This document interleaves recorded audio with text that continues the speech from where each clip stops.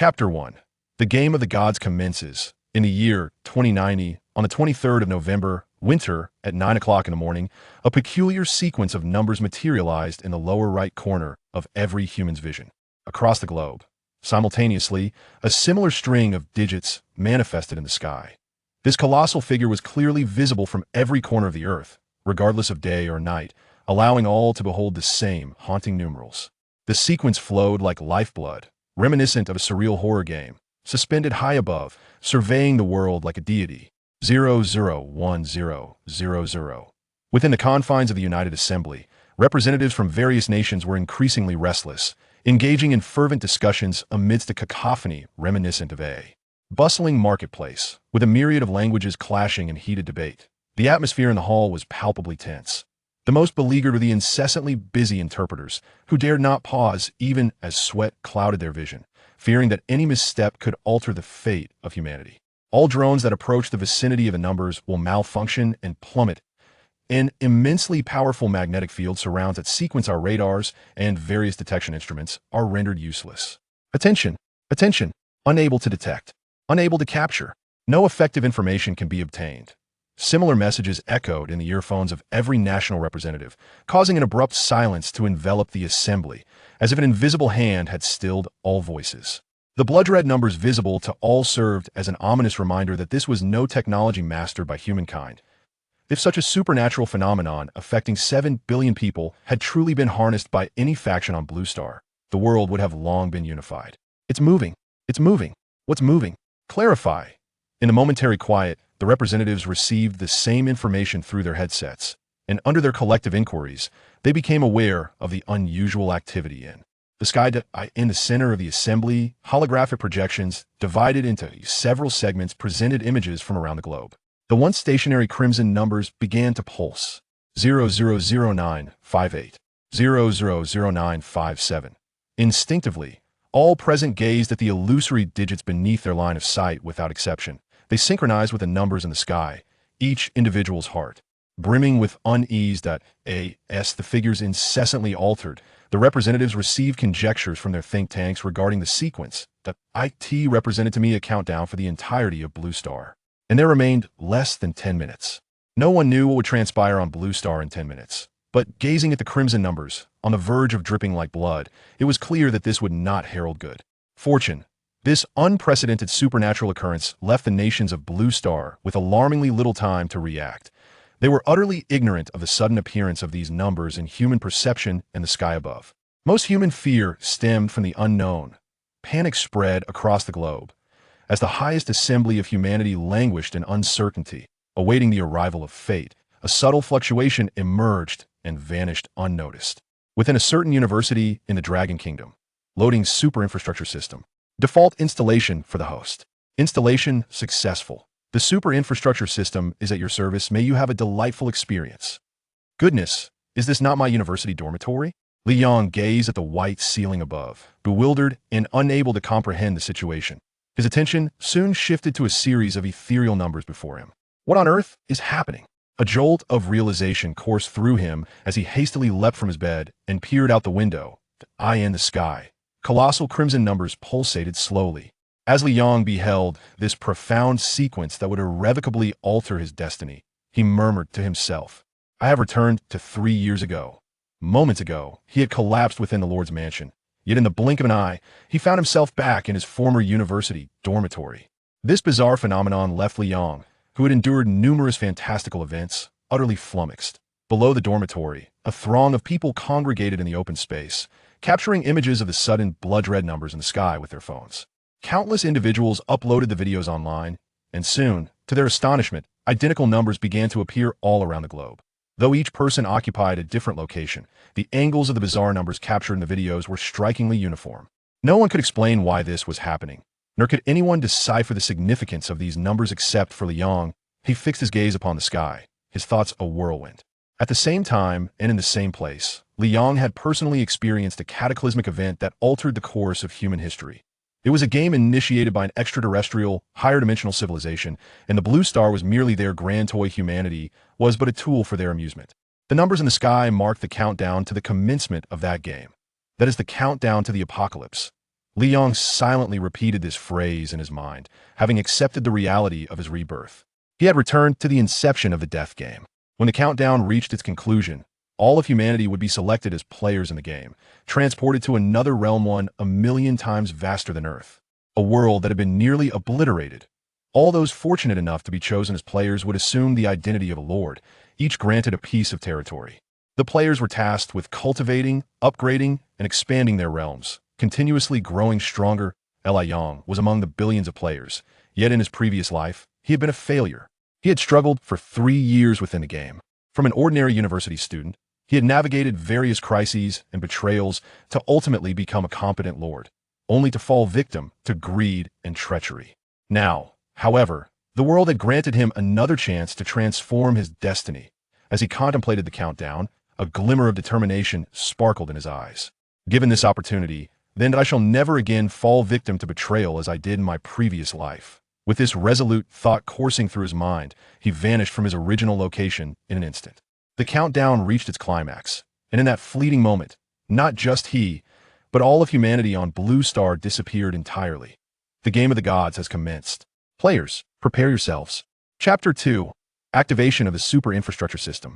Above the ravaged world, billions of meteors streaked across the sky, scattering across the lands. When Li Yong opened his eyes, he found himself in a place both familiar and alien.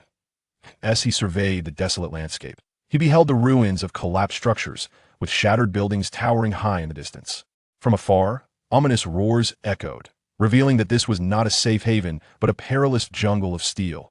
This was undoubtedly a civilization infinitely more powerful than Earth, yet it too could not escape the clutches of death. Here lay the very beginning of Li Yang's gaming journey in his former life. As his consciousness awakened, a uniquely designed watch materialized on his wrist, followed by a translucent screen appearing above it, displaying a flurry of system notifications. Welcome, players, to the World of the Gods. The World of the Gods is a game that cherishes peace and unity. We have endowed each player with the same lordly identity and granted them a territory uniquely their own. Players, please diligently cultivate your lands and upgrade your territories. Our comprehensive reward system will bestow bountiful rewards upon every outstanding player. An ultimate grand gift awaits the mightiest player. To express our gratitude for your support of the Game of the Gods, the system will distribute a starter package to all players 10 minutes from now. Please be sure to claim it on time. The character attribute panel has been activated. The spatial backpack has been activated. Players are encouraged to explore the remaining features on their own. We wish you all a delightful gaming experience. Attention! Each player has only 3 chances at life. Exceeding this limit carries dire consequences. Players, safeguard yourselves and cherish your lives. The vivid red text mirrored the digits appearing in the skies above Blue Star, particularly the last warning, which echoed thrice, ensuring all players comprehended that death in. This world bore a price. As the game system's announcement concluded, players began to explore their territories while awaiting their starter packages. However, Li Yong heard a voice resonate within his mind. The super infrastructure system has been activated. The lottery system has been activated, delivering starter package to the host. Starter package has been received. Please claim it promptly. The voice, distinctly different from that of the game system, left Li Yong somewhat bewildered. Yet, when he noticed a red package icon pulsating beneath his viewpoint, he instinctively focused his attention upon it. Opening starter package. Congratulations! You have acquired 5,000 square kilometers of land. Congratulations! You have received 10 tons of building materials. Cement, sand, steel bars. Congratulations! You have acquired an S-class nuclear reactor sufficient to power a city of 5 million for 500 years. Congratulations! You have obtained architectural blueprints for buildings. Congratulations!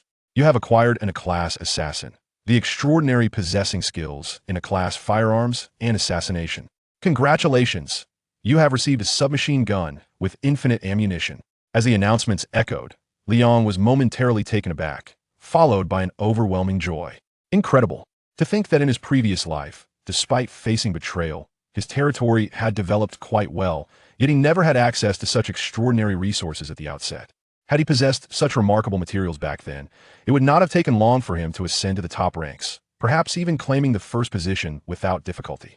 Moreover, with the presence of the extraordinary assassin within the super infrastructure system, he was afforded significant advantages in swiftly eliminating zombies at the beginning.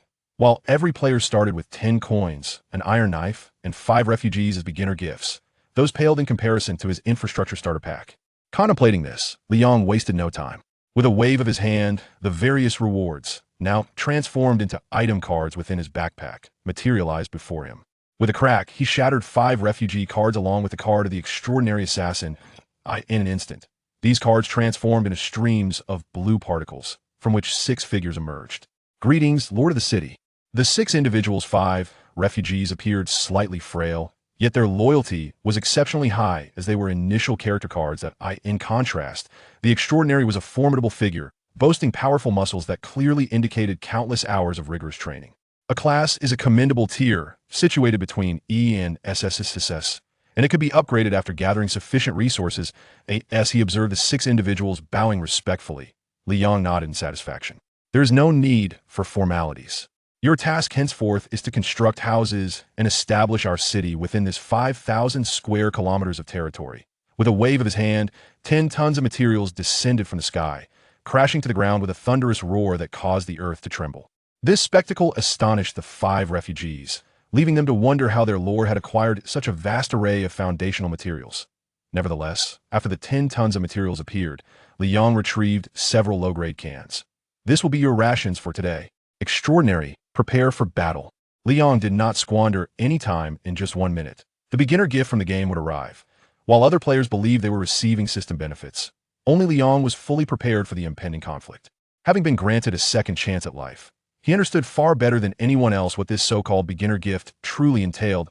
It heralded the arrival of monstrous siege.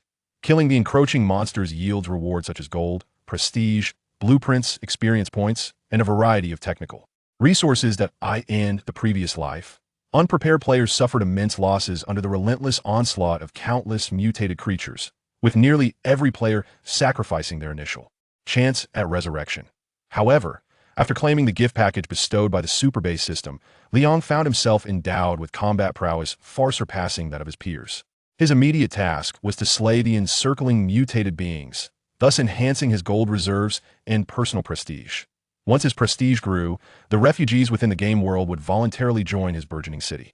At that juncture, the numbers would swell, potentially including experts and scholars from various fields. Should a high-level engineer among the refugees emerge, the speed of his construction endeavors would accelerate significantly. Understood, the others nodded in agreement.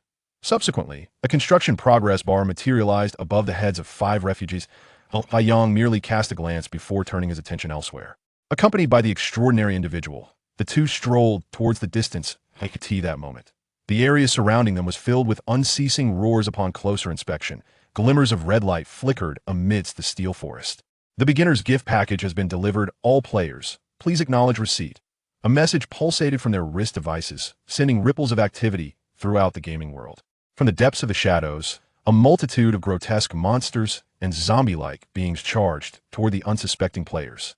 Chapter 3. The First Player.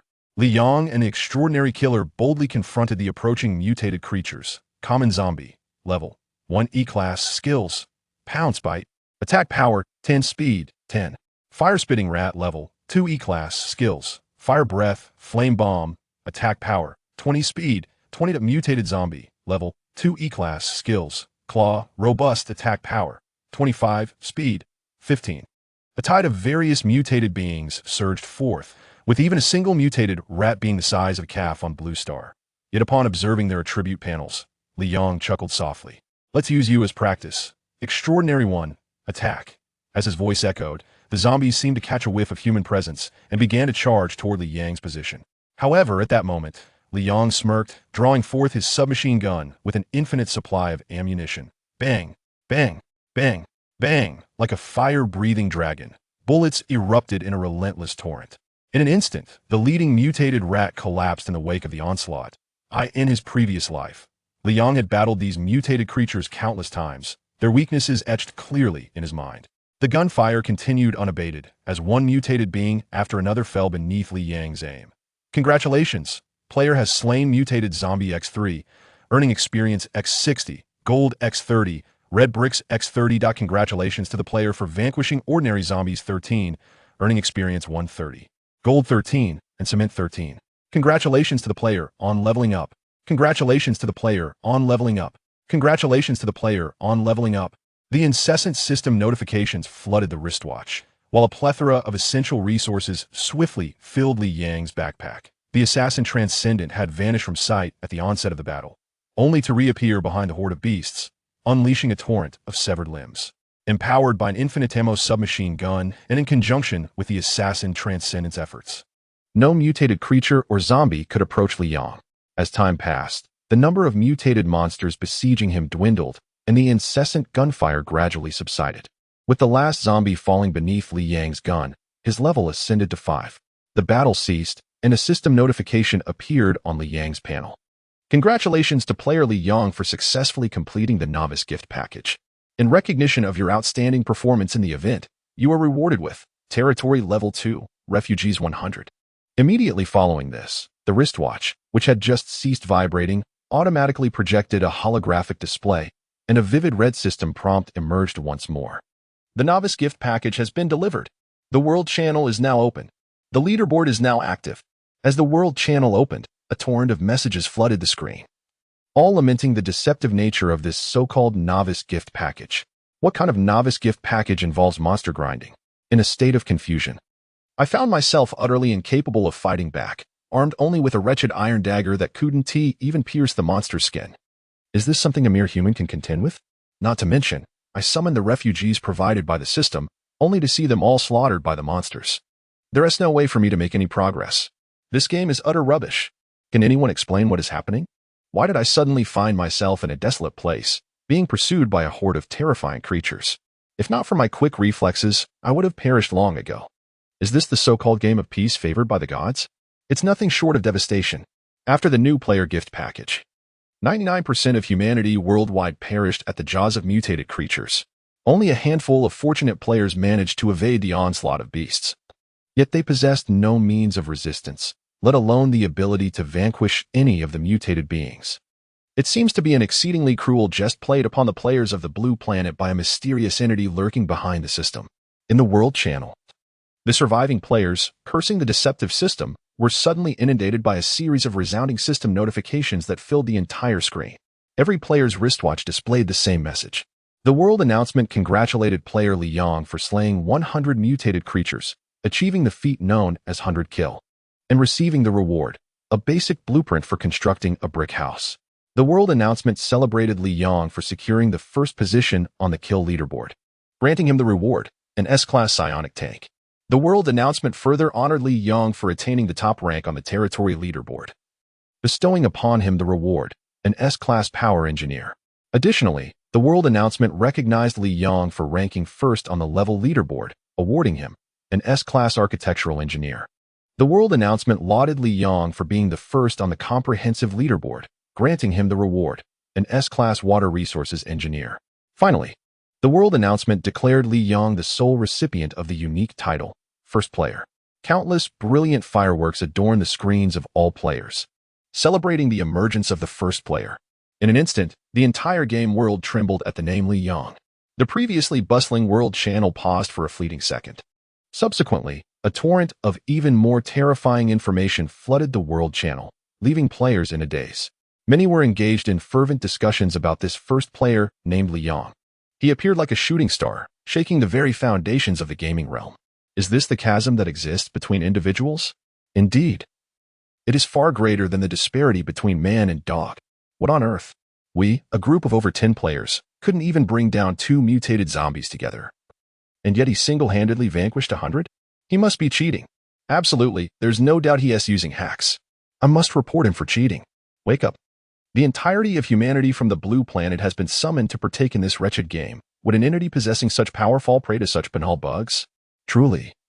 Trash is merely trash and will only ever deride the mighty, regardless of the world. Such a person must undoubtedly be a citizen of our esteemed nation. A true hero. Scram. The cosmic nation is indeed shameless. The system must belong to your kind.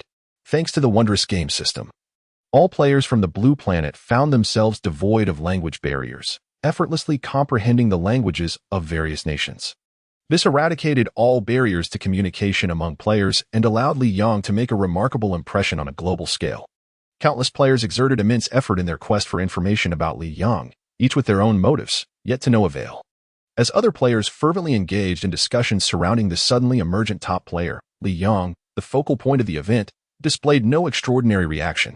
He cast a glance at the incessantly scrolling world channel, the multitude of messages causing him a slight headache. After closing the world channel interface, Li Yong accessed the leaderboard.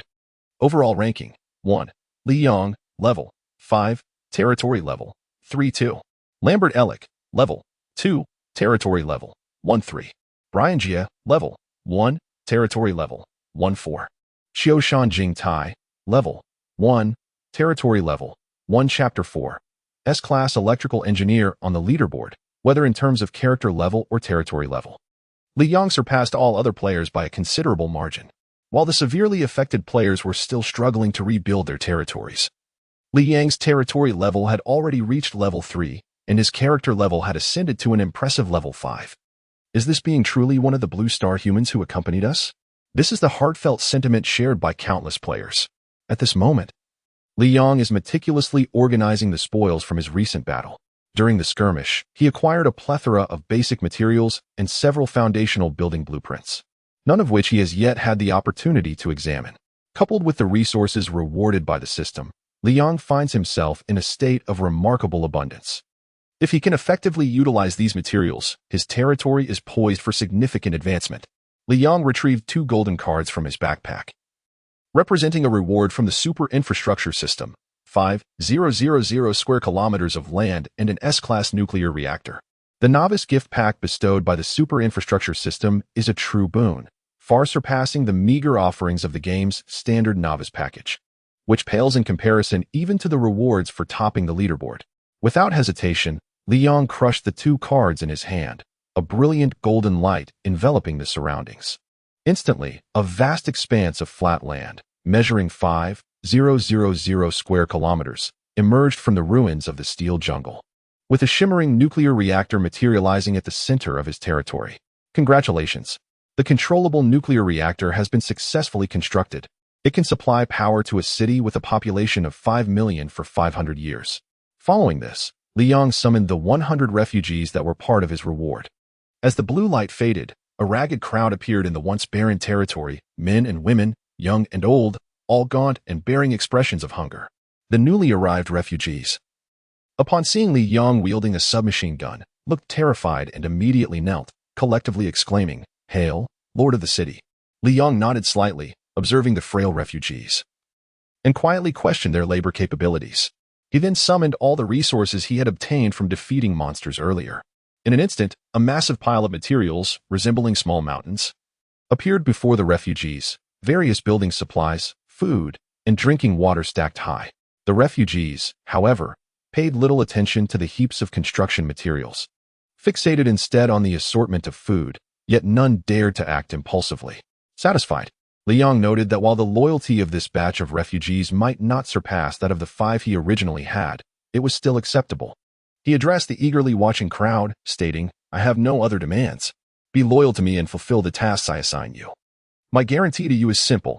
As long as I remain the lord of this city, each of you will have food to eat, clothes to wear, and a roof over your heads. Now, let's start preparing meals."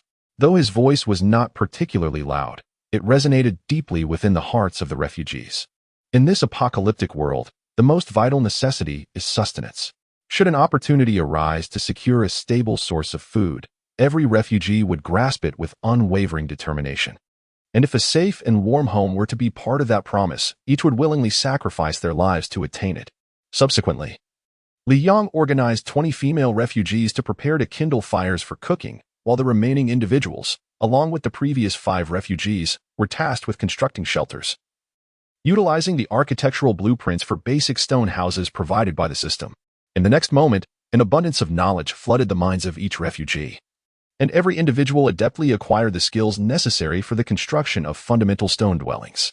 This miraculous ability instilled a profound reverence among the refugees towards Li Yong, as they all gravitated towards the amassed supplies at the mountainside, diligently toiling away.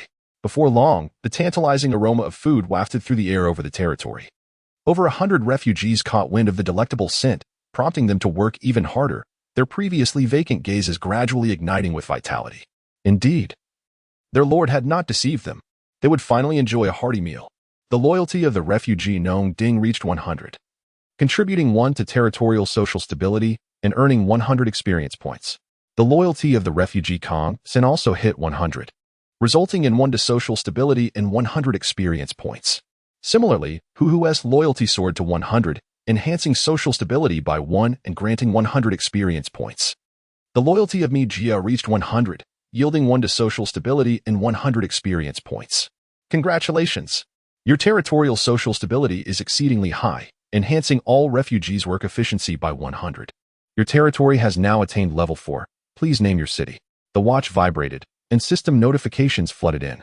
To his astonishment, Li Yang's territory had upgraded so swiftly. After a moment of contemplation, he declared, Yang City. The city identified as 738-155-4 has now been renamed. Players are encouraged to check their data panel. Thus, Li Yang accessed his data panel. Player, Li Yang identity, Lord of the City race, human age, 22 level, 5 strength, 15, 10, constitution, 16, 10, spirit, 24, 10, agility, 17, 10, note. The maximum attributes for Earth humans are capped at 10. Each level up grants 2 to all attributes. Equipment, QCW-05 submachine gun, unlimited ammunition, resource cards, S-level psionic tank X1, S-level electrical engineer X1, S-level construction engineer X1, S-level hydraulic engineer X1 city, Yang City territory level. For territorial range, 5,000 square kilometers city residence, 106 prosperity, 80 social stability, 100 gazing at the remaining 3 S-level character cards in his resource pool. Li Yang felt a surge of excitement. The A-level assassin had already proven immensely powerful, aiding him significantly during the monster siege. How formidable must these S-level characters be? With a snap, 3 beams of golden light erupted from Li Yang's hand, cascading to the ground. Emerging from the golden radiance were 3 figures. One donned a hard hat. Another wielded a wrench, and the final one brandished a surveying instrument. 3 middle-aged men, clad in simple attire and equipped with various tools, materialized before Li Yang. Greetings, Lord. Li Yang gazed at the 3 unassuming men before him, a quiet joy swelling within his heart. These 3 individuals were the most precious treasures within his domain. In his previous life, after toiling for 3 arduous years in this game, he had managed to acquire merely 1 S-rank character, a feat that had demanded immense effort. Yet, even that singular S-rank character had propelled the development of his territory at an accelerated pace, doubling its growth. Now, however, less than a day into the game, he found himself in possession of 3 S-rank characters, an utterly fantastical beginning. With a flick of his hand, Li Yang opened the attribute panels of the 3 men. Name, Illusion level, 5, upgradable, identity, S-rank electrical engineer skills, advanced proficiency in electrical systems, intermediate electrical facility development attributes. Electrical facility output power increased by 100. Electrical energy loss reduced by 100. Truly, as expected of an S-rank character, although he possessed only 2 skills, each surpassed the last in prowess. In the realm of the gods game, all characters endowed with advanced professional system skills were adept at understanding blueprints from the foundational to the expert level. Henceforth, Li Yang would no longer need to laboriously hunt for blueprints related to electricity. Moreover, the intrinsic intermediate development capability marked the greatest advantage of S-rank characters over A-rank ones.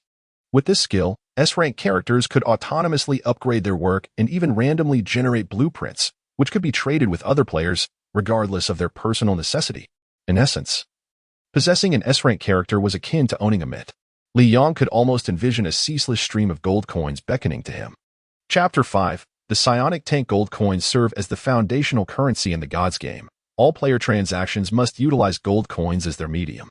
Additionally, should a character possessing special attributes within his territory perish, a substantial amount of gold coins would be required for resurrection. Beyond this, gold coins hold another significant purpose. One unbeknownst to any player at this time, Li Yang, of course, being the exception. Once a player's territory reaches level 5, a gold coin shop will emerge. This coin shop is accessible to all players. However, it only manifests on a player's panel once their territory reaches level 5. Within it lies a diverse array of essential resources that can be acquired with coins, all of which are crucial for the development of a player's territory. Yet, the most invaluable asset is a complete military production line. While all players are wielding blades and battling monsters, A fully operational military production line can catapult a player's territory into unprecedented growth. Such an item could truly drive players into a frenzy. Moreover, all of these items are limited in quantity. Once purchased by players, they will not be restocked. In his previous life, when the gold shop refreshed, Liang was merely a lowly level 3 lord. When he finally ascended to level 5, he beheld the military production line, already marked as out of stock in the gold shop, and tears of envy streamed down his cheeks. Gazing at the out-of-stock label on the shop panel, Liang still harbored a glimmer of hope that the shop would replenish its inventory. He waited and waited for the shop's refresh. Yet he did not receive what he longed for until the moment of his rebirth. 3 long years. Undoubtedly, this is yet another cruel jest played by the game system. Presently, Liang's territory level far surpasses that of all other players, making him the most promising candidate to acquire that coveted production line. The only means to earn gold coins is by vanquishing mutated monsters, yet ordinary players face immense challenges in this pursuit. Those armed with mere scraps of metal find it exceedingly arduous to defeat even a single creature. Moreover, the prospect of earning gold is not guaranteed, resulting in players currently possessing a pitifully small amount of additional gold, aside from what is graciously bestowed by the system. The foremost priority now remains the construction of their own cities. With this thought in mind, Liang continued to examine the attributes of the remaining 2 individuals. Name: Du Jiang level 5, upgradable, identity, S-class hydraulic engineer skills, mastery of advanced hydraulic systems, intermediate development of hydraulic facilities attributes, water source discovery rate increased by 100. Water resource consumption reduced by 100. Name: Gaosu level 5, upgradable, identity, S-class architectural engineer skills, mastery of advanced engineering systems. Intermediate development of engineering facilities attributes, construction efficiency of engineering facilities increased by 100, engineering material consumption reduced by 100. Gazing at the splendid attribute panels of the 3 individuals before him, Liang looked on with eager eyes at the 3 middle-aged men. This is truly a treasure. The development of the territory relies entirely on you. The piercing gazes of 3 weathered middle-aged men caused them to instinctively retreat a step. Subsequently, Liang instructed the electrical engineer Luzhen to assemble a team to head to the central nuclear reactor of the territory to establish the entire power system. Architect Gaosu coordinated the overall construction of the territory, while hydraulic engineer Du Jiang led 5 homeless individuals to scout for available water sources. Upon discovering these sources, they would assist the engineers in constructing the territory's water supply system. After a series of commands were relayed, everyone worked fervently, and the 109 city residents operated with machine-like efficiency. The entire city transformed at a visible pace. Ding. To ensure the safety of the town's inhabitants, expel the repulsive mutated creatures from your territory. Eliminate the surrounding mutated beings 0500 for a reward, basic medical expansion pack. The prompt from the super infrastructure system echoed in his mind. Having experienced the power of the super infrastructure system, Liang found himself coveting the basic medical expansion pack reward.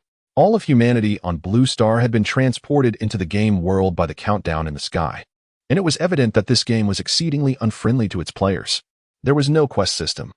Only relentless monster sieges forced players to develop their territories and enhance their levels.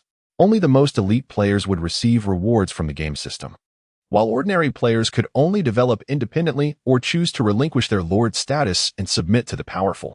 Compared to his super-based system, the system of the gods game was nothing short of trash, and a rather unpleasant kind of trash at that. How fortuitous. It was just the right time to test the strength of the psychic tank rewarded by the system. Silently lamenting the game system, Liang summoned the S-rank psychic tank bestowed upon him. Though he verbally derided the game system, his body remained decidedly honest. Disdain aside, he could not refuse the reward. Boom. The ground trembled violently, and after a dazzling display of golden light, a colossal entity measuring 4 meters in height and 8 meters in width materialized before Liang. Psychic tank level, S attack power, 500 weight, 30 T attributes, damage splash, targets within a 10-meter radius of the explosion center suffer damage after firing a shell. Infinite ammunition, the number of shells fired is correlated with the driver's mental strength. Precision, 100. Is this the power of psychic equipment? The attributes of the psychic tank did not disappoint Liang. Its formidable attack power would reduce any mutated creature within its firepower range to ashes. The more than 100 mutated beings Liang had painstakingly defeated previously could be dispatched with just a few shots from the psychic tank. The inherent damage splash made it a veritable artifact for monster hunting. The remarkably enhanced precision allows Li Yong to effortlessly strike with unerring accuracy. 500 mutated creatures are merely a trivial challenge. This is indeed a piece of psychic equipment. Psychic equipment is a distinctive feature of the middle world, possessing immense power even among the civilizations that once thrived in the realm of the gods. The essence of psychic energy is unique to this world. It is this very energy that has allowed for the flourishing of an exceptionally brilliant civilization. The physical capabilities of humanity in this world far surpass those of the inhabitants of Blue Star, not to mention the animals. In the early stages of the game, any Blue Star human who encounters a wild animal would be easily able to carry it away. In his previous life, Li Yong was merely an ordinary lord who had only heard tales of psychic weapons, never having laid eyes upon one. Such weapons ought to be discovered by players only in the mid-game, yet they have prematurely manifested in the hands of Li Yong. Thus, from the very beginning of the game, Li Yong exists as if he were endowed with extraordinary powers. He summoned a silent A-class assassin, an extraordinary being, to operate the psionic tank, while he himself took charge of the cannon's aim. For others who have just entered the game, confronting 500 mutated beasts would be an arduous task. However, for the reborn Li Yong, it was but a trivial matter. He possessed an intimate knowledge of the mutated creature nests surrounding his territory. With a thunderous rumble, the psionic tank lurched into motion. Mastery of various vehicles in the realm of the gods is an indispensable skill for every player. In his previous life, Li Yong had an exceptional familiarity with tank operation. Under his command, the extraordinary being gradually acclimated to the entire tank's operational system. Slowly, the initially awkwardly moving psionic tank began to pick up speed, surging forward with an unstoppable momentum toward the distant, echoing ruins of the city. Chapter 6. Territorial Invasion Boom. The cannon fire reverberated through the city ruins. Amidst the flickering flames, a horde of zombies fell around the gaping chasms. Congratulations to the player for slaying E-level mutated zombies 10, earning experience 200, gold 100, with 30. Congratulations to the player for slaying E-level ordinary zombies 20, earning experience 200, gold 20, stone 3. Congratulations to the player for slaying E-level mutated rats 3, earning experience 60, gold 30, wrought iron 1. Congratulations to player Li Yong for leveling up to level 7. A barrage of system notifications flooded the holographic display on Li Yang's wristwatch, but he merely cast a glance and chose to disregard them. This marks the 5th monster lair that Li Yong has cleansed, with each lair harboring over 30 mutated creatures, resulting in a bounty of culinary and construction materials. The task of eliminating the surrounding mutated beings, 158, 500, comes with the reward of a basic medical expansion pack. Glancing at the task progress, Li Yong beckoned to his extraordinary companions to proceed to the next monster lair. With a thunderous roar, the psionic tank surged through the ruins of the city, its massive frame crashing through the heaps of dilapidated vehicles scattered across the ground. Amidst the debris, the roars of the mutated creatures seemed to wane in intensity.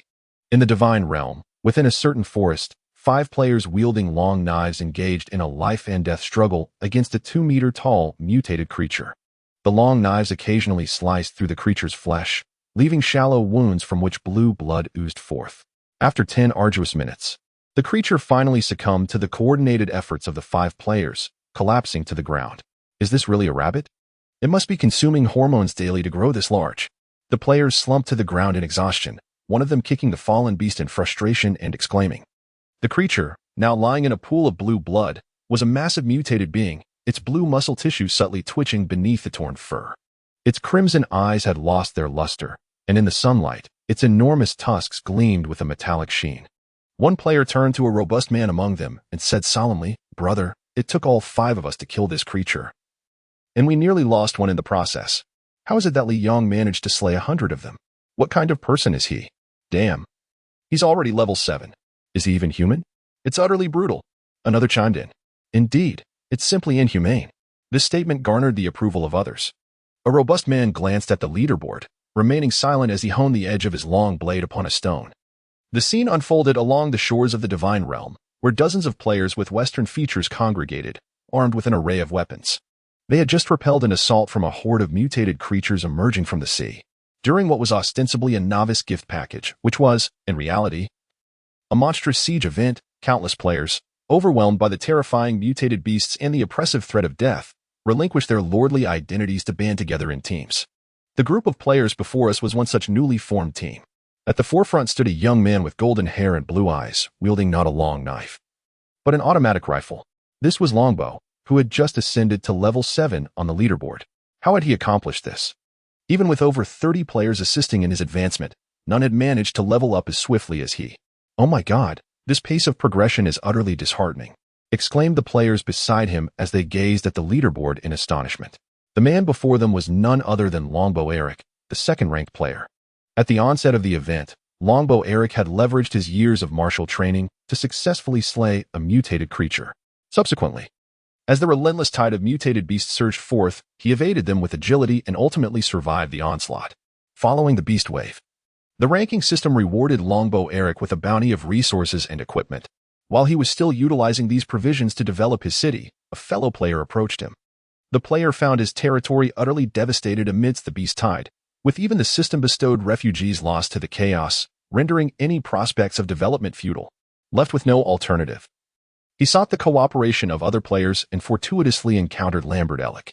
Upon hearing Lambert Ellick's name, he fervently implored for refuge. Lambert Ellick graciously acquiesced. Having realized that the most vital assets in this world were, in fact, the players themselves, as only they could procure resources by vanquishing mutated creatures. NPCs received no rewards for their efforts against monsters. Subsequently, players who had faced similar predicaments began to appear within Lambert Ellick's territory, and gradually, their numbers swelled to form the formidable group that exists today. With the increase in personnel came an enhancement in combat prowess, prompting Lambert Ellick to lead his team in hunting monsters for resource collection. During the skirmishes, all members could only inflict severe injuries upon the creatures, with Lambert Ellick tasked to deliver the final blows. Throughout this endeavor, over a dozen players met their demise. Even with the assistance of more than 30 players, Lambert Ellick had only managed to reach level 3.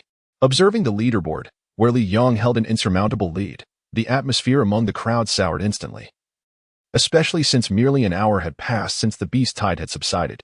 It is crucial to note that experience required for leveling up increases exponentially. Advancing from level 5 to level 7 demands far more experience than that needed to progress from level 1 to level 5. As he gazed at the ever-changing rankings of Li Yong, Lambert Ellick quietly closed the panel and turned to his companions, stating that Li Yong must have gathered over 100 players to elevate his status, as he was currently the top player in the game, a title he rightfully earned. However, Lambert Ellick firmly believed that Li Yang's reign was merely temporary, and that their team would ultimately rise to be the most powerful. "I shall become the foremost player in this game. Let us all strive together." Meanwhile, within the ruins of the city, players sporadically appeared around Li Yang's territory. Unbeknownst to him, a gathering of more than a dozen players had amassed outside his domain, yet none dared to trespass within its confines. These players were not interested in developing their own territories, but rather sought to latch onto a prominent figure. For to intrude upon another's territory without the owner's consent could be deemed an act of war. Their desire was solely to find a strong ally, avoiding any unnecessary conflict, especially upon witnessing the expanse of well-maintained land, suggesting that the players within were not to be trifled with. However, not all players shared this sentiment. Deep within the city ruins, as Li Yong had just dispatched the final mutated creature required for his quest, his wristwatch began to tremble violently. A transparent holographic screen materialized, displaying 3 lines of ominous red text at its center. "Warning. Your territory is under invasion by other players. Please respond promptly." "Warning. Your territory is under invasion by other players. Please respond promptly." "Warning. Your territory is facing an invasion from other players. Please address this matter promptly." Chapter 7. The invasion is underway 10 minutes ago, outside the territory of Yang City. As time progressed, the number of gathered players increased significantly, soon surpassing 20. These players gathered in small clusters, yet the majority remained solitary, vigilant, and quietly observing. Among them, a group of 5 or 6 individuals, both male and female, congregated, led by a robust bald man. The robust man, wielding a shotgun in his right hand, had his left arm wrapped around a scantily clad woman. Behind him stood 3 or 4 players, seemingly having just arrived at this location. Observing the scattered players before him, the brawny man turned to one of the players behind him and inquired, "Old 3, could you find out what is going on?" "Certainly, brother," replied the bespectacled player, whose demeanor exuded an air of sophistication. After a gentle nod in response to the man's request, he approached a solitary player and engaged in cheerful conversation. After 3 to 5 minutes, the player known as Old 3 returned, a disdainful grin on his face as he addressed the robust man. A bunch of losers. Utterly crushed by the beast tide, nothing but trash, hoping to cling to someone else's success. The robust man scoffed, preparing to respond, but paused. A look of confusion crossing his face as he asked, "Why don't they venture inside? I heard that the area ahead is claimed territory." They were warned by the system as soon as they approached, and they dared not enter, Old 3 replied. What a pack of cowards. These pathetic creatures outside are truly a nuisance. Wasting bullets on them would be futile. Let us venture forth ourselves, declared the brawny man, lifting his shotgun and releasing the young woman from his embrace, playfully patting her backside as she let out a soft yelp. With both hands now gripping the weapon, he strode toward the gathering crowd, followed closely by the other players who brandished their knives. As this group entered the throng, several players visibly paled, with one or two turning on their heels to flee. The remaining players exchanged hushed whispers, speculating about the newcomers. Who are these individuals? Why do those few look as if they've seen a ghost? They are a band of robbers. They stole my supplies. I only resurrected for the second time because of them. Damn it, how can we tolerate this? Let us fight back. But they are armed. The once eager players, now brimming with righteous indignation, hesitated as the reality of the situation dawned upon them. They quietly retreated a few steps, fearing that their earlier bravado might attract unwanted attention. Although they currently held no value, it was evident that these individuals were not to be trifled with. A single misstep could cost them their lives. Everyone present had perished at least once, and given the game's unforgiving realism, no one yearned to experience death again. The crowd instinctively parted before the robust man, who chuckled with satisfaction as he caressed his shotgun. In that moment, he felt akin to a lion surveying his territory. He unconsciously straightened his posture, accentuating his imposing physique. The crowd, intimidated by his presence, recoiled further, eliciting a smile of contentment from the brawny man. Ignoring the onlookers, he boldly stepped onto Li Yang's territory. Warning, you have entered another player's territory. Please exit immediately unless permitted. Failure to comply will be considered an act of war. What a remarkable territory this is. Truly a domain for players. The robust man felt a surge of astonishment. The land before him appeared remarkably flat, a stark contrast to the ruins scattered around.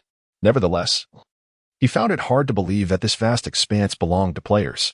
The sheer size was astounding. There was not a single structure in sight, just an endless stretch of level ground. In the early stages of the game, while other players were confined to a few dilapidated straw huts, such a vast territory was simply unimaginable. The robust man did not dare to venture forward recklessly. He took a step back, recalling Li Yang's territory. With such a large area, it would be impulsive for just a few of them to charge in. He turned to his companions behind him to confer, then pivoted back, leveling his weapon at the players who were leisurely enjoying their snacks, while his comrades quietly fanned out around them. The remaining group of over 10 players, initially pleased to see the robust man's faction charging towards Li Yang's territory, felt a wave of dread as they found themselves suddenly confronted by the barrel of a gun. Their expressions shifted to one of concern. The robust man stroked his bald head, raising his weapon slightly, and with a grin addressed the tense players. I am Lin Hu, and while I may not possess many virtues, I pride myself on my generosity. Whenever there is something good to be had, I relish sharing it with others. What was that saying? Ah, yes. Win-win. Now, an opportunity for wealth lies before us. How about we all prosper together? Though Lin Hu wore a smile, the shotgun in his hands remained steadfast, his finger poised on the trigger, suggesting that any disagreement might lead to dire consequences. The players gazed at this formidable bald figure, cursing inwardly. Wealth? He simply seeks to use us as scouts, treating us like fools. Truly inhumane. In response to Lin Hu's invitation, the atmosphere among the players grew somber. As silence enveloped the gathering, no one dared to speak, and the tension was palpable. At this moment, a voice emerged from the crowd. Brother Lin, I just remembered I have some matters to attend to at home. I shall relinquish this opportunity for wealth to others. I will take my leave now, if that is agreeable. Of course, I, Lin Hu, am not a tyrannical person. Upon hearing this, the individual's expression brightened with joy, and he excitedly sprang forward, bowing and expressing his gratitude as he turned to rush outside. Suddenly, a gunshot rang out. The player who had dashed from the crowd trembled violently and collapsed to the ground, blood slowly seeping from his body. The spectators gasped in shock. swiftly turning to see that Lin Hu's accomplices had encircled the group of players. Among them, the bespectacled accomplice known as Old 3 brandished a handgun. Smoke still wafting from the barrel. It was evident that the gunshot had originated from him. These brigands actually possessed 2 firearms. The remaining players gazed at their empty hands, their faces ashen. On the outskirts of Yang City, a group gradually stepped into Li Yang's territory, completely disregarding the system's warnings. Lin Hu, armed with a gun in both hands, brought up the rear. Ultimately, these dozen or so players entered Li Yang's domain under the threat of force. Over 20 players walked nervously within Li Yang's territory, having wandered for several minutes without sighting any structures. With each step, Lin Hu's anxiety deepened. The expanse of this territory was staggering. Could this truly be a player's domain? After another 10 minutes, Lin Hu finally spotted the rising smoke from distant cooking fires and a towering nuclear power plant, exclaiming in astonishment, "What on earth is this?" Chapter 8. Defeat beside the nuclear power plant. Lin Hu could hardly believe his eyes. Dozens of vagrants were bustling around the colossal structure, which was visibly being completed at an astonishing pace, as if a fast-forward button had been pressed. Nearby, a middle-aged man wearing a hard hat was directing the workers. Under his guidance, the vagrants executed their tasks with remarkable efficiency, making not a single mistake. Scattered around were heaps of construction materials and food supplies, and the aroma of cooking wafted from the rising smoke. Gurgle. A player's stomach betrayed him, and after a moment of stunned silence, Lin Hu's gaze fell upon the abundance of resources, his eyes lighting up with greed. A singular thought consumed his mind. This is it. After this haul, I'll be set for life. Meanwhile, the S-rank architectural supervisor, Gao Su, turned to notice the players behind him, assuming they were newly arrived vagrants. He had no time to inquire before witnessing the group rush towards the supplies like rabid dogs. Those peculiar individuals, with hands outstretched, caused large quantities of resources to vanish in an instant. Enemy attack. Someone stealing the food. With a piercing shout, all the vagrants surged towards the players, frantically gathering supplies. Nearly 100 of them charged forth, and as Lin Hu was engrossed in collecting resources, he looked up to see the frenzied vagrants barreling towards him. Startled, Lin Hu felt a wave of relief wash over him when he realized they were merely vagrants. What a scare! Did they dare to retaliate? He had long used the system's built-in scanner to determine that this place was teeming with NPCs, devoid of any players.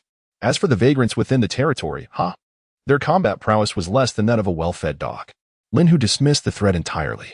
However, as soon as the skirmish commenced, the situation unfolded in a manner that Lin Hu had not anticipated. Rat-a-tat-tat. What is this?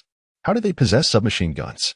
Lin Hu beheld a middle-aged man at the forefront, wielding a submachine gun, the flames erupting from the muzzle resembling a dragon, unceasing in their ferocity.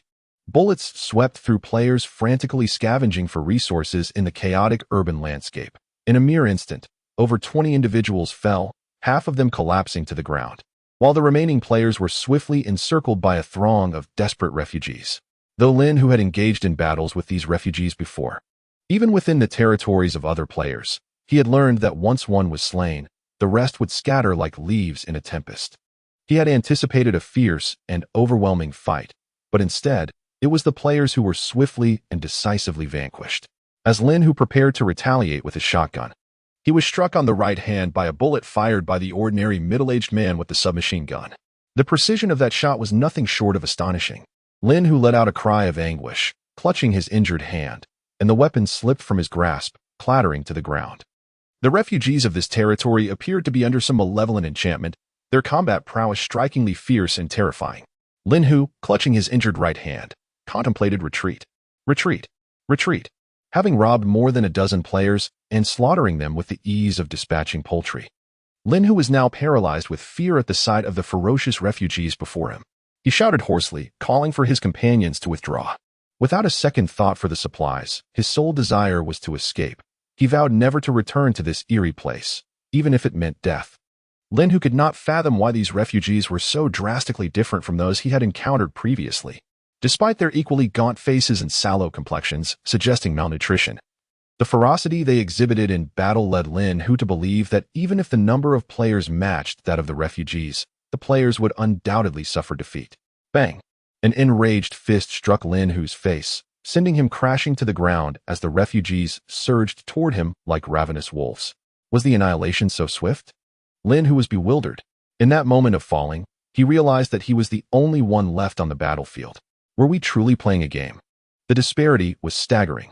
As he lay there, regret flooded his heart. If heaven granted him another chance, he would never set foot in this territory again. From the onset of battle to its conclusion, no more than 5 minutes had elapsed, resulting in the obliteration of over 20 invading players. Among the more than 100 refugees on Li Yang's territory, the most severely injured had suffered a skin abrasion during the charge. S-class architect Gao Su surveyed the fallen players, his expression one of confusion as he turned to a nearby refugee. Have you encountered these fools before? Are they also refugees? The refugee quickly shook his head, urgently replying, how could that be? They are certainly not. Generally, those this foolish do not survive beyond a day and cannot become refugees. His anxious demeanor suggested a fear that Gao Su might mistakenly believe all refugees were similarly foolish, tarnishing their reputation. With this thought in mind, the questioned refugee angrily kicked Lin Hu's body, causing him to shudder in pain and let out a muffled groan, yet he remained unconscious. Everyone disperse. Leave a few to bind those who can still breathe, and await the Lord's return for further instructions. Gao Su glanced at Lin Hu and continued. The rest of you return to your tasks. We must complete our work before the Lord returns. The refugees responded in unison, turning back to diligently resume their labor. The entire territory resumed its activities as if nothing had occurred, save for the multitude of bound players. This is a battle that Li Yang anticipated. From the very moment he received the information from the system, he grasped the general situation. He understood well the nature of these players. Their insatiable greed for valuable resources was evident. In such a vast territory, it was impossible to conceal anything without it being discovered. However, Li Yang felt no apprehension. He glanced at the system notification and dismissively closed it, continuing to eliminate the mutated creatures before him, having no intention of retreating. It is worth noting that in the early stages of the game, the physical prowess of the Blue Star humans was vastly inferior to that of the indigenous denizens of the Divine Realm. Even though those denizens had endured prolonged hunger, their physical capabilities alone could easily surpass those of a player. The only factor restraining their combat effectiveness was their unwavering will to fight. Yet all of Li Yang's denizens were imbued with complete loyalty. Such loyalty granted them an extraordinary allegiance to the city, and when the city faced an attack, that loyalty naturally transformed into an indomitable fighting spirit. It was a resolute determination to defend their homeland. In his previous life, Li Yang had personally experienced the terrifying might of fully loyal denizens when he led an armed force to ambush the territory of other players. Brimming with confidence, he was overwhelmed and forced to flee by denizens of equal numbers, only to later discover that the territory was populated entirely by fully loyal denizens. Thus, upon witnessing that his own denizens were all of full loyalty, he left behind his infinite ammo submachine gun at the construction site and boldly ventured forth to complete his tasks. Congratulations, host, for eliminating the surrounding mutated creatures, 500500, and receiving the reward, Basic Medical Expansion Pack 1. As the voice resonated in his mind, Li Yang called upon the extraordinary beings to deal with the last mutated zombie and said, let us go home. Chapter 9, 300 pounds of seeds. The astonished denizens at the same time, not far from Li Yang's territory, in another realm, a middle-aged man shouldering a stone axe wore a troubled expression. Who exactly was Li Yang? How could he have completed the task so swiftly? Moreover, how was it possible for him to annihilate those players without even guarding his own city? The middle-aged man was taken aback. The recent world announcement had disrupted his plans for further leveling up. This was rather unusual. The one called Li Yang must possess certain unknown elements. Boss, I believe we should refrain from seeking trouble with Li Yang for the time being and observe his actions. He is capable of annihilating others, and he could do the same to us. Now is not the time to engage in battle. The game has only just commenced, and we must expedite our progression. A figure nearby, wielding a stone spear, spoke in a low voice. This individual was none other than the military strategist. Presently, they had established a guild. Everyone was astute enough to understand that in such a vast and challenging game, only by uniting could they advance more swiftly. Should they each fight independently without the formation of a cohesive team, these solitary players would soon be surpassed by the guilds. The middle-aged man nodded gravely at the strategist's words. He was no fool and recognized the validity of the strategist's counsel. Thus, they decided to observe for a while. However, as they conversed, an explosive message erupted in the nearby regional channel. Do not provoke that fellow, Li Yang. He has already ascended to the modern era. He possesses a massive nuclear reactor that provides him with electrical energy. His subordinates are armed with firearms. Do not engage him unless employing a human wave tactic. Otherwise, a small number of players attacking together would only meet with demise. The information broadcasted in the regional channel caused the expressions of those leveling up and battling in the vicinity to change dramatically. Is what you say true? A nuclear reactor? This cannot be a jest. I assure you, it is no jest. I was just taken down by Li Yang's band of outcasts and respawned at the fountain. I am weak, not even level 1. They deemed me of no value and let me go. Others, however, had no chance to respawn and became Li Yang's slaves. What? Slaves? Indeed. They are laboring for him. Our people are all toiling away. Goodness. At this moment, the individuals within the region are in a state of utter turmoil. The nuclear reactor, the modern city, firearms. These few keywords are sufficient to reveal a multitude of truths. How did he develop to this point? This individual must harbor secrets. If we could unearth his mysteries, acquiring valuable resources would become a straightforward endeavor. However, we must not act rashly. Did that previous player not mention that Li Yang possesses a firearm? Thus, we must deliberate carefully. Currently, there are merely two strategies regarding Li Yang: to collaborate or to unite, and employ a strategy of overwhelming numbers to eliminate him. If we can force him back to the spring, all of his equipment shall belong to us. Personally, I lean towards the former option. Forcing him back to the spring seems implausible, as he wields a gun that could eliminate us in an instant. Indeed, we should not overthink this. Let us observe for now. At this juncture, the players are engaged in continuous communication, even pausing the game to cease their assault on the zombies. Gradually, after several minutes of discussion, they begin to resume their tasks. Everyone is acutely aware that for the time being, they cannot take action against Li Yang. Any attempt must await the enhancement of their strength or a united front. Otherwise, it would be their demise. However, this message is currently circulating only within the regional channel. The global channel remains untouched, as the public has yet to communicate about it.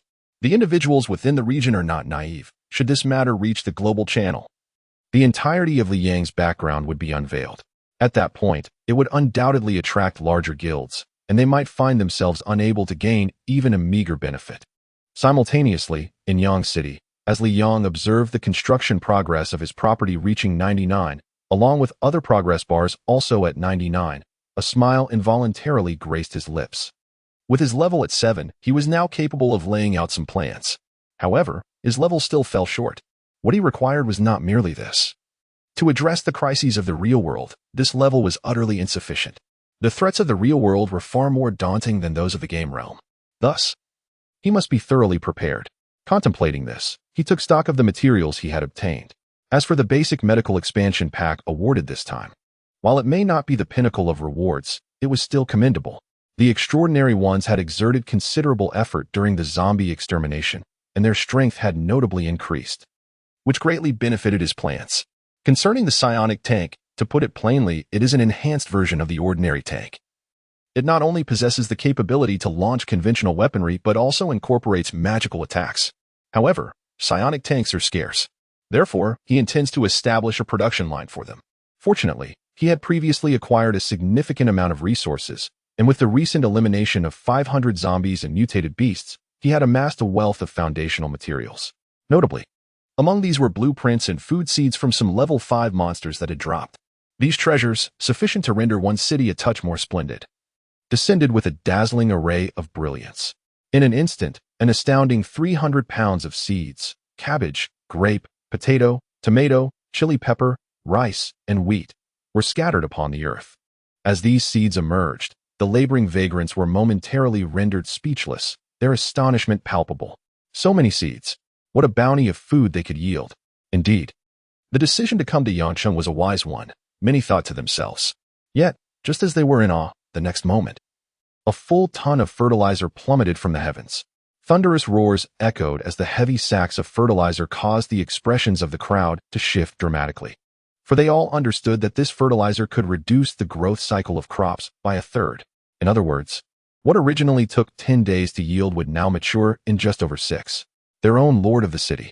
What transpired during this outing that yielded such remarkable benefits? In an instant, the refugees found themselves at a loss for words in the presence of Li Yang. Chapter 10. Continuous Astonishment. The Eruption of the World Announcement. Simultaneously, The world announcement was abruptly refreshed. World announcement. Player Li Yong has successfully constructed two 30-story residential complexes, now fully electrified. This player's city has officially entered the era of electricity. Let us extend our congratulations to him. World announcement. Player Li Yong has successfully constructed two 30-story residential complexes, now fully electrified. This player's city has officially entered the era of electricity. Let us extend our congratulations to him. World announcement. Player Li Yong. Let us extend our congratulations to him. In a flurry, 3 world announcements erupted forth. In this moment, countless individuals engaged in game development and upgrades were momentarily taken aback. What? A 30-story residential complex? How much cement, sand, and steel is required for such a feat? These materials must be shaped by a production line, mustn't they? Could it be that this fellow named Li Yong has already mastered the art of steel smelting? It seems far too simplistic. I even suspect he possesses a cement factory. Otherwise, such rapid progress would be inconceivable, especially since the city has been electrified, which signifies the capability to produce heating systems and fans. For a residential complex to ensure comfort, these facilities are indispensable. Without them, the sweltering heat of summer and the biting cold of winter, coupled with various extreme weather conditions, could prove fatal. In the absence of adequate infrastructure, the fate awaiting these displaced individuals would still be death. Therefore, I am certain that this Li Yong possesses the knowledge of these foundational facilities, or, shall I say, the construction plans. Indeed, in the global chat, countless individuals have begun to fervently discuss this matter. There is no avoiding it. The first electrified city, the inaugural residential complex. This represents the pinnacle of the entire gaming universe. To be first signifies surpassing others, enabling swifter advancement. This indeed conflicts with the interests of others. It is important to recognize that within the game, the majority of players are generally at levels 2 to 3. There are those who have reached exceptional levels, but even the highest among them is barely at level 4. As for level 5, that threshold does not exist. The game is exceedingly challenging, particularly in the primitive era, where one can only wield weapons crafted from fire, wood, traps, and stones. Of course, there are individuals who possess the skills of a metallurgist, as they have such expertise in the real world. However, the smelting of iron is an arduous task. The process is lengthy, and the solidification and shaping of the material cannot be achieved in a short span of time. Moreover, the separation of raw materials adds to the complexity of the endeavor. Thus, at this stage, the Iron Age cannot take form.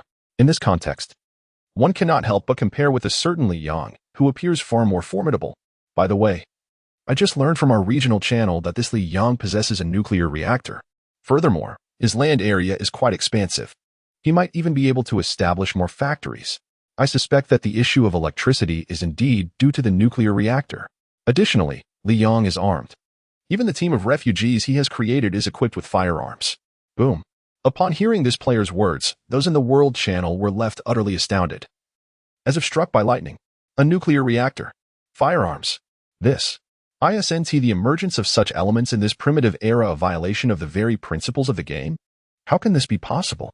This individual is quite extraordinary. He harbors a significant secret. I believe we must delve deeper into the one known as Li Yong. Perhaps, if we thoroughly investigate him, we might uncover greater advantages within the realm of the game. Indeed, let us first focus on our own progress. It is imperative that we swiftly level up and observe the global rankings. Currently, that individual named Li Yong has reached level 7. If we do not advance our levels, the disparity between his level 7 and our level 4 will be quite pronounced. Very well, let us set aside thoughts of Li Yong for now.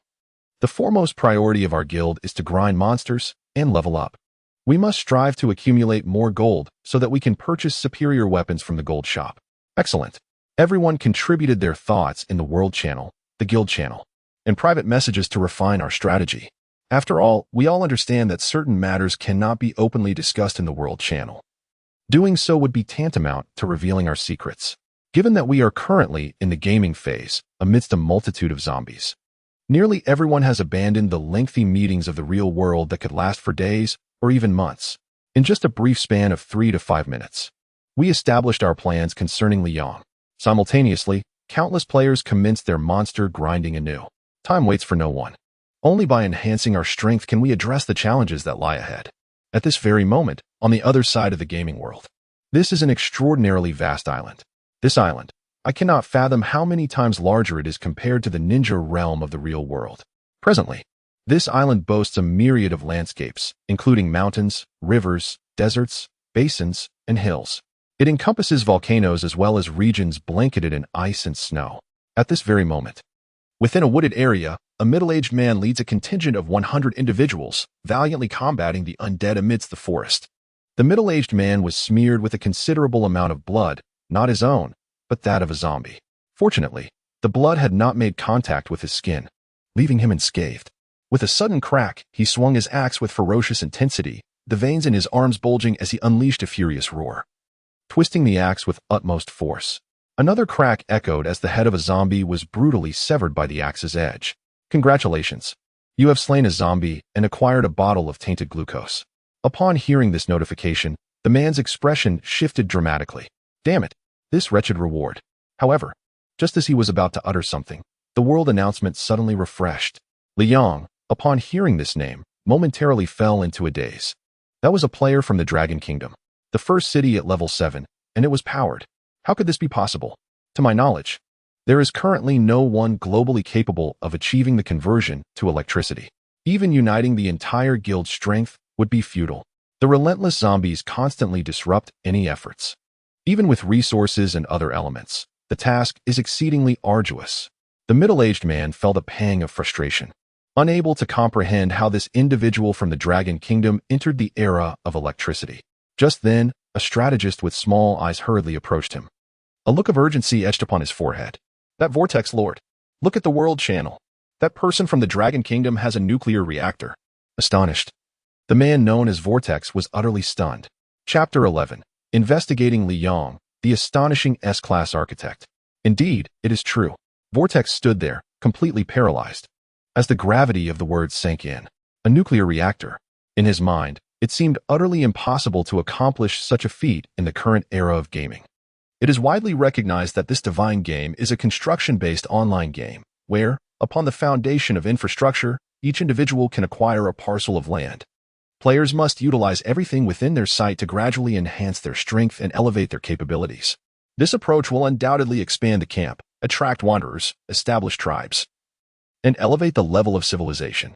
However, in my impression, no matter how extraordinary these players may be, it seems implausible that they could surpass others to such an immense degree, does it not? A nuclear reactor. In comparison to the primitive society, this is indeed a realm apart. They are worlds away from each other, utterly incomparable. I implore you to investigate thoroughly and uncover every detail regarding that individual, Liang. You have but half a day to deliver the findings to me, as I must decide whether to eliminate him or to forge an alliance. At this very moment, the middle-aged man, known as Xuanhua, did not explicitly state his intention to eliminate Liang. This is the most foolish of actions.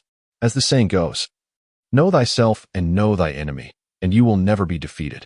At times, when one has ascertained the enemy's intelligence, it may be that collaboration, rather than annihilation, emerges as the superior choice, does it not? Understood, Lord Vortex. I shall attend to this matter forthwith. The strategist beside him nodded gravely, comprehending the situation as articulated by Lord Vortex. Simultaneously, he felt a quiet sense of relief that this time, their leader was not as foolish as before. He recalled an instance in the real world, while serving under another superior who, in a moment of folly, had activated a bomb detonator during a military operation. The result was catastrophic. That superior perished, along with 50 members of their unit, leaving only himself and another cook unharmed. From that day forth, he bore a profound psychological scar from the incompetence of foolish leaders. In retrospect, his current superior was not so bad after all. In the land of ninjas, it was not solely Lord Vortex who was taking action. Several prominent figures from various cities had also set their clandestine operatives into motion, initiating investigations into Liang. Furthermore, it was not just them. Players from the Cosmic Kingdom, Bear Nation, the empire on which the sun never sets, the United States, the Third World Nation, and the Ice Shard Nation had also begun their inquiries. Notably, at this moment, within the game, there existed teleportation arrays. For a certain price, one could traverse these arrays to reach a designated area of their choosing. However, due to the nascent stage of the game, the cost of utilizing these teleportation arrays was exorbitantly high.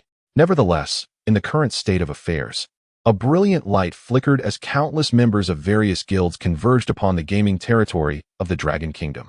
This time, the purpose is self-evident. Meanwhile, the World Channel has begun to stir with activity. I sense that Li Yong may soon find himself in a predicament. What do you understand? I, on the contrary, perceive this not as a dilemma, but as an enormous advantage. This is power. The nuclear reactor, if other guilds or cities were to merge into Li Yang's domain, how significantly would their development timeline be accelerated? Therefore, I believe the potential for collaboration between Li Yong and others will significantly increase. Let us await the outcome.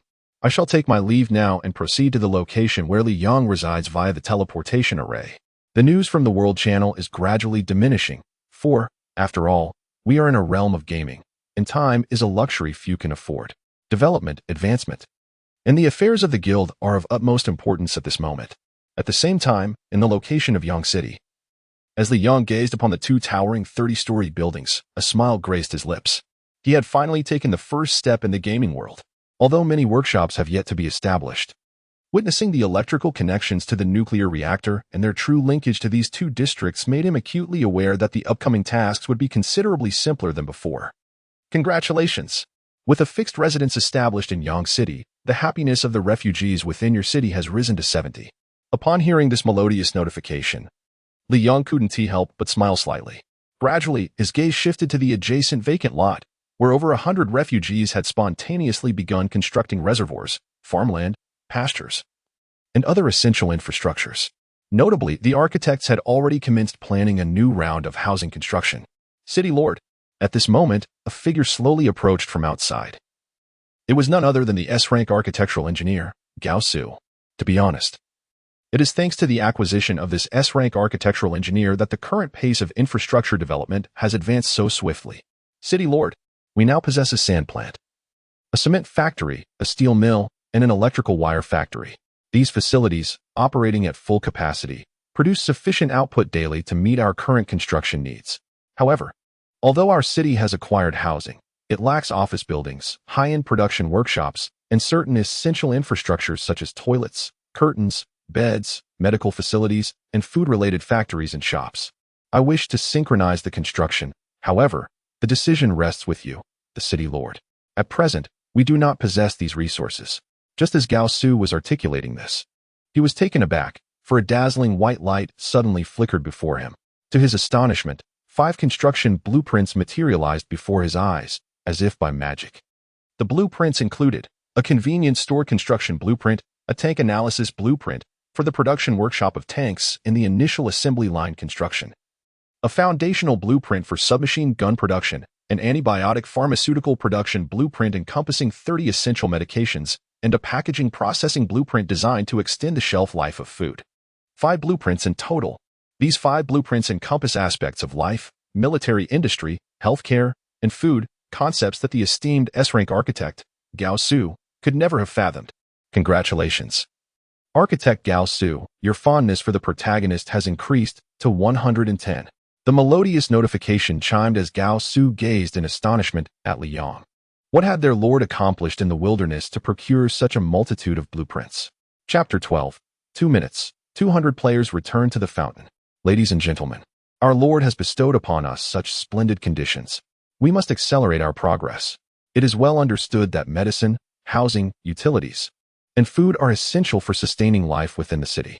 Our esteemed Lord has exerted every effort to provide us with these invaluable blueprints. If we can bring them to fruition, the city will function seamlessly. We will have sustenance, clothing, and shelter. This state of affairs is immensely superior to any previous conditions. The S-rank architect, Gao Su, observed the resting construction workers, his face alight with excitement. The workers, upon seeing the radiant blueprints in Gao Su's hands, could not conceal the glimmer in their eyes. Indeed, they were acutely aware of the veracity of Gao Su's words. Once these production lines and workshops are established, they will serve a monumental purpose for the entire Yang City. These displaced individuals had previously faced uncertainty, enduring hardship and the peril of tetanus infection in this apocalyptic world filled with zombies. Now, gazing at the 30-story skyscraper and the burgeoning production lines leading to a brighter future, they felt invigorated. Particularly, the blueprints for submachine guns, tanks, and medical supplies would ensure the city remains undisturbed by the undead. These are indispensable artifacts of security. With a sense of safety, what could we not produce? Congratulations. The displaced Shan Shishan's fondness for you has increased to 100. Congratulations. The displaced Binzi's fondness for you has increased to 100. Congratulations. The displaced Xiaosan's fondness for you has increased to 100. The melodious notifications resonated continuously in Li Yang's ears. At that moment, the leader of the group, named Shan Shishan, rose from the ground, no longer resting. Everyone, we must hasten our efforts. For the future. For our young city. Yes. Indeed, the refugees swiftly rose from the ground. No longer wasting time. Under the mobilization of Shang Shishan, they re-engaged in the construction efforts. Simultaneously, Gao Su wore a face of pure excitement, crushing several blueprints in his hands. In an instant, plans, construction methods, necessary materials, and more flooded the minds of every infrastructure enthusiast. They embarked on a new phase of productivity. Before Li Yang, progress bars began to materialize. The tank production assembly line had commenced construction. Progress 1, special note. Due to the refugees' affinity for player Li Yang and Yang City reaching 100, construction speed increased by 20. The medical supply production line had commenced construction. Progress 2, special note. Construction speed increased by 20. The convenience store began construction. Progress 10, special note. Construction speed increased by 20. As each notification appeared, a subtle smile graced Li Yang's lips. This marks a most auspicious beginning. In his previous life, he recalled vividly that this so-called divine game presented challenges of the utmost severity. Even a level 1 zombie possessed the capability to eliminate a solitary player in an instant.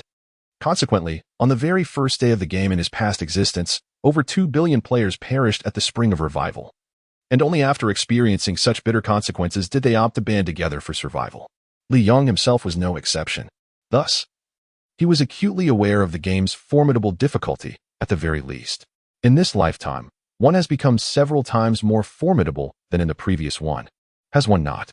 However, as he pondered this, his gaze shifted to his private messages and friend notifications, where the content had amassed to an impressive count of over 9,999.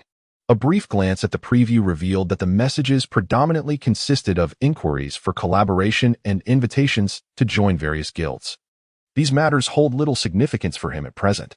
Hence, he promptly rejected all friend requests with a single click and restricted his settings to permit only designated individuals to send friend requests, thereby dismissing any further attention to the matter. Of course, Li Yang was not naive. He understood that more individuals would inevitably come to witness his city in the nuclear reactor, bringing with them a host of troubles. Yet, he remained indifferent. Armed with tanks and assault rifles, he felt that those reckless individuals seeking benefits would be courting death. As he contemplated this, a sudden flash of white light caught his attention. In the distance, a few figures began to converge, gradually approaching the periphery of his city. It is noteworthy that at this moment, Yang City was expansive, yet its true value lay in the location of the nuclear reactor and the 2 towering skyscrapers. The rest was merely a construction site. Thus, while it was referred to as a city, it was essentially a parcel of land demarcated. When these individuals finally stood before Li Yang, their astonishment upon witnessing the shimmering blue light emanating from the nuclear reactor and the diligent labor of the refugees was akin to experiencing a cataclysmic earthquake of immense magnitude. "Lord Li, your prowess is truly remarkable," exclaimed a middle-aged man clad in leather attire and sunglasses, stepping forward with palpable excitement. "However, we wish to propose a collaboration. As you can see, I have over 100 guild members at my back, although we may not match your level 7. We represent the pinnacle of levels 3 to 4. Yet, before he could finish his statement, a gunshot rang out. Before anyone could react, the middle-aged man's body disintegrated into a cascade of blue light, vanishing from sight. On the ground, a scattered array of equipment and antibiotics remained. Player Immortal God was slain by Li Yang. This player is now marked as a criminal and cannot exit combat for 10 minutes. Everyone, attack him. In an instant, a notification appeared for the nearby players. However, the expressions of those present turned grim and fearful. "They have guns." One player, awkwardly attempting to excuse himself, remarked, "I was just passing by, hoping to admire Lord Li's city." Bang! Another gunshot echoed. Yet, before the sound fully dissipated, they noticed a figure had suddenly materialized around them. Before they could react, they too transformed into beams of light, returning to the fountain. In less than 3 minutes, under the coordination of Li Yong and the extraordinary beings. Over 200 players in close proximity were dispatched back to the fountain. Only stunned gazes remained among the other players at the edge, who quickly retreated several steps in fear, apprehensive that Li Yong might turn his wrath upon them too. Chapter 13. Comparing people can be infuriating. At this moment, everyone was taken aback. They had not anticipated that events would culminate in such a result. A mere disagreement leading to murder? Is this the attitude expected in collaboration? Yet, at this very moment, all manner of individuals from various nations dare not utter a word. They are even hesitant to approach. This is solely due to the fact that Li Yong wields a firearm. Moreover, they have caught sight of an imposing shadow looming behind him. The massive tank instills a palpable fear within their hearts. They finally grasp the reason behind Li Yang's domineering demeanor. Power. He possesses a gun, a tank, and that exceedingly enigmatic assassin. With such formidable protection, does Li Yong truly need to collaborate with anyone? The answer is evidently clear. Ah, Mr. Li Yong. What a remarkable display of tactics. However, regardless of your willingness to collaborate, our sincerity has been conveyed. The Ninja Nation is prepared to offer you resources. Everything you require is open for negotiation. Indeed, our Ice Crust Nation can also provide resources. We are all individuals, calling out to Li Yong from a distance. Yet, Li Yong does not cast even a glance in their direction. Instead, the enormous tank begins to gather radiant blue light at its muzzle. In an instant, the crowd is momentarily stunned. Another attack. Fear grips them, prompting their swift retreat. However, as they step back, they are assailed by a nauseating stench. It is the odor of zombies. Countless pairs of eyes widen in horror as they turn around. To their terror, they see over 100 level 4 and 5 zombies, clawing and snapping, rushing towards them with terrifying speed. In that moment, the realization dawns upon them. At the point of their demise, they comprehend that they are the prime sustenance for the zombies. The more people gather here, the greater the attraction for the undead. Yet, at present, they are merely level 4 players. Can they withstand the onslaught of these zombies? Thus, the scent of blood begins to permeate the air. Simultaneously, Li Yang's tank opens fire. Boom, boom, boom. The cacophony of artillery and gunfire, accompanied by the anguished cries of humanity, results in the annihilation of the zombies within a mere 3 minutes. A sharp crack echoes through the smoke-filled air as coins, equipment, and various items dropped by players scatter across the ground. The glimmering gold resembles a lavish scene from an online game, dazzling in its brilliance. With a single action, Li Yong collects everything. Congratulations. You have acquired 20,000 gold coins. Congratulations. You have obtained 10 boxes of instant noodles. Congratulations. You have received a complete box of antibiotics. Congratulations. You have acquired a box of cephalosporins. Congratulations. Congratulations. You have obtained the blueprint for milk processing. This blueprint can enhance the quality of cows, increasing the value of milk. Upon first consumption, it boosts all attributes by 10. Subsequent uses will strengthen the body and enhance immunity. Upon seeing this blueprint, Li Yong was initially taken aback, followed by a surge of joy. He had not anticipated such a delightful surprise among the 100 zombies. Although the milk processing blueprint was neither a vaccine for the zombie virus nor any other vaccine, its existence was commendable. Especially the fact that the first consumption could raise all attributes by 10 was already quite remarkable. After organizing these items, Li Yong wasted no time and sold all his low-level equipment, garnering 20,000 gold coins in return. Subsequently, he converted these 20,000 gold coins into countless buildings and fundamental materials required for production. After all, exploring various metal or deposits was still quite challenging at this stage, particularly since blueprints for mining machines and radars had yet to be discovered. Thus, he could only temporarily procure materials with money. Nevertheless, it mattered little, as he was adept at earning swiftly. He was extravagant and affluent. What was there to fear? Meanwhile, in the spring water, a player dispatched from the Ninja Nation, Sakakaze, wore a grim expression. He had not anticipated that this individual named Li Yong would be so unyielding, despite having laid out his conditions. The other party had unceremoniously taken his life without a second thought. This individual is exceedingly ruthless. Asakura-kun, do not be overly enraged. Have we not just witnessed Li Yang's concealed arsenal? Tanks and submachine guns, these are achievements we are currently incapable of replicating. However, it does not necessarily mean he can perpetually advance at this pace. At this juncture, Our objective is not to eliminate him directly, but to swiftly transition into the age of firearms. Setting aside electricity, once we acquire explosives and cannons, he will be left with merely one tank. If we possess 100 cannons, can he still behave so arrogantly? At that point, in accordance with the adage from their dragon country, we shall compel them to kneel and sing the song of conquest. Indeed, heeding the words of his subordinates, the wrath of Asakura F diminished considerably. Yet, at that very moment, an unwelcome alert sounded ominously. Danger! Please take heed. The host has not received treatment for an extended period. Even in the spring water, the body remains gravely injured. Please replenish stamina and restore health immediately. Otherwise, within 30 seconds, the player's strength will diminish by 1 level. Damn it! Upon hearing this, everyone in the spring water lost their composure. In an instant, they resurrected and began to recover rapidly. However, what vexed them greatly was that while their levels remained intact, they lost nearly 70% of their experience. This meant they would need to slay several more zombies to regain their peak at level 4. This back and forth would consume a considerable amount of time. Li Yang, just you wait, someone seethed within. Meanwhile, at this very moment, accurate information regarding Li Yang's possession of tanks, submachine guns, and a nuclear reactor began to spread like wildfire across the game. The previously tranquil world channel erupted once more into a flurry of activity. Tanks, submachine guns, and a nuclear reactor. These remarkable items have left many astonished. It is essential to note that players from top-tier nations, such as the Land of Ninjas, the country of A, the United States, and the empire on which the sun never sets, are currently languishing in the Stone Age, with some barely advancing into the Iron Age, while the chasm to the modern weaponry era remains vast. In stark contrast, others have already emerged into contemporary society. Remarkably, this all unfolds within the span of less than a day in the game world. How could it not astonish these international players? Motivated by this impetus, countless individuals have begun to fervently strive for upgrades and monster hunting. After all, the competitive nature of humanity can be quite exasperating. Chapter 14. The next step in the plan, vaccines. Indeed, it must be said that Li Yang's prowess, albeit bluntly, positions him as the foremost player in the game universe. At this level, it is utterly impossible for others to contend with him, to say nothing of other factors.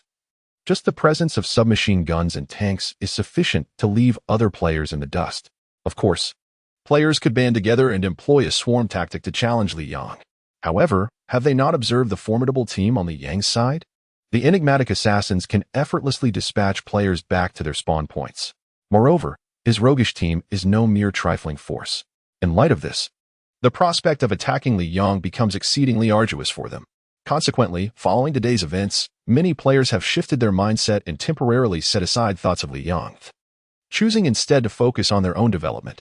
This is merely the early stage of the game, the moment when everything is just beginning. Although Li Yang may possess considerable strength, can he truly rival an entire team or a large guild? Consequently, many individuals began to consciously forge cooperative relationships, gradually advancing from the perspective of a guild. At the same time, as Li Yang observed the retreating waves of people, a faint smile graced his lips. Casually, he handed over the milk processing blueprint to Gao Su and, accompanied by the extraordinary beings, was just about to depart the city for a new phase of development when, at that very moment, a melodious notification sound flickered into existence. Congratulations! As you are the first player to integrate modern technology in the Divine game, you are rewarded with an S-Class special treasure chest. Please open it promptly. A special treasure chest? Upon hearing the notification, Li Yang's lips curled into a slight smirk. He had presumed that this so-called special treasure chest would be awarded to him upon his return to the real world.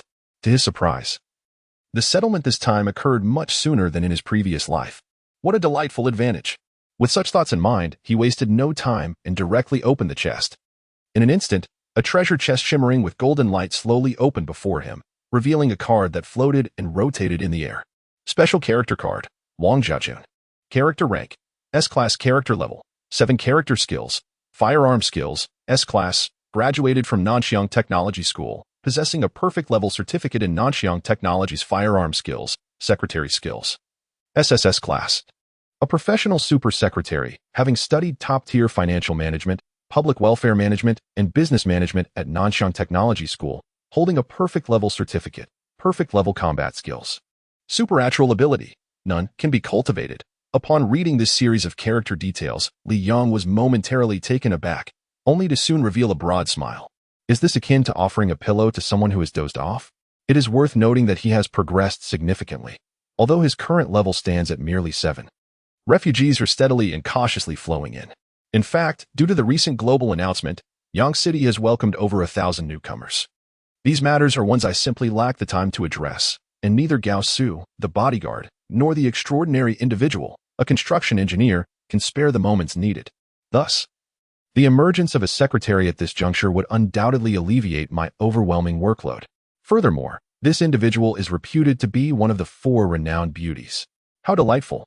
With such thoughts swirling in my mind, I decisively crushed the card. In an instant, amidst the gathering of azure light, a charming figure, standing at 1.65 meters, materialized before me. She donned a white dress, her legs adorned with black stockings. This eclectic style rendered her uniquely striking. Greetings, City Lord. From now on, you may focus on developing the city, while I shall manage affairs here in Yang City, she declared. We are merely at the beginning, as the number of refugees increases. I shall cultivate an elite cadre of secretaries, making your tasks far more manageable. Congratulations! Wang Xiaojun has become your dedicated secretary. Her favor towards you has increased to 100. An enchanting notification resonated, and at that moment, I glanced to the side to find Gao Su appearing somewhat dazed. While even the extraordinary bodyguard seemed momentarily lost in thought, it is evident just how captivating Wang Xiaojun truly is. Very well, let us proceed with our tasks. Li Yong, without wasting a moment, swiftly roused Gao Su and the extraordinary individuals with a firm slap. Once everything was meticulously arranged, he set forth with the extraordinary beings and the psychic tank, heading into the distance. Meanwhile, Wang Xiaojun also did not squander any time. She began visiting the key members of Yang City while simultaneously addressing the matters concerning the newly arrived refugees. Their actions flowed seamlessly, exhibiting no hint of wasted time whatsoever. This time, Li Yong ventured to a location inhabited by a level 7 boss. This is a rather unique boss. In a previous life, Li Yong and a few companions stumbled upon this location, where they faced utter annihilation several times. Typically, in the realm of gaming, boss characters appear in levels such as 5, 10, 15, or 20, each corresponding to a hierarchical progression. However, this particular level 7 boss is an anomaly, having unexpectedly evolved into a more formidable foe due to an unforeseen catalyst, a vaccine. Indeed, a vaccine, although the gaming world has devolved into a terrifying zombie apocalypse. Prior to this cataclysm, numerous research facilities and large cities thrived. The boss that Li Yong and his companions fought was originally a creature residing within an underground laboratory. It was supposed to be at level 5, but after inadvertently ingesting a certain performance-enhancing vaccine and a variant vaccine, it mutated and ascended to level 7. Coincidentally, this laboratory was dedicated to the research of vaccines targeting the zombie virus, possessing complete design schematics, development materials, and a wealth of information. Furthermore, the laboratory concealed research materials pertaining to the development of extraordinary ability vaccines, conducted by certain doctors. Although only 2 experimental doses of the extraordinary ability vaccine existed. In the previous life, Li Yong and his allies, over 90 skilled players from more than 30 guilds, totaling thousands, perished 5 times before ultimately defeating this boss. Upon further investigation, they discovered that the extraordinary ability vaccine was indeed real and had the potential to endow individuals with extraordinary powers. Despite the experimental direction of those 2 doses being flawed, the underlying data was accurate. It was precisely because of this correctness that, after expending over 6 months, the development of both the extraordinary ability vaccine and the zombie immunity vaccine elevated the entire gaming world to a new echelon. In the previous life, the competition for the benefits of the vaccines and extraordinary abilities nearly sparked the First World War within the gaming realm, resulting in countless casualties and significant losses. In this life, Li Yong intends to firmly grasp both the boss and the vaccine within his control, allowing him to further his own development. He understands all too well the monumental changes that the vaccine can bring to both the gaming world and the apocalyptic reality. Chapter 15, Confronting the Boss. The powerful Li Yong thus, Li Yong did not waste any time. Seizing the opportunity before anyone else could discover this boss, he struck first and vanquished it. In his previous life, he met his demise 5 times, particularly as Li Yong held a pivotal role in this battle. Consequently, he had conducted extensive analyses of this boss, possessing a profound understanding of it. Thus, this time, he did not assemble a team of refugees. Instead, he brought only an extraordinary individual and a psychic tank, which sufficed. Boom. With a sharp crack, Li Yong wielded a submachine gun, effortlessly dispatching the 3 level 5 zombies that obstructed his path. These zombies possessed distinct attributes, each exhibiting unique speed and abilities. However, they are insufficient when confronted by Li Yong. In the distance, numerous zombies lay scattered, defeated.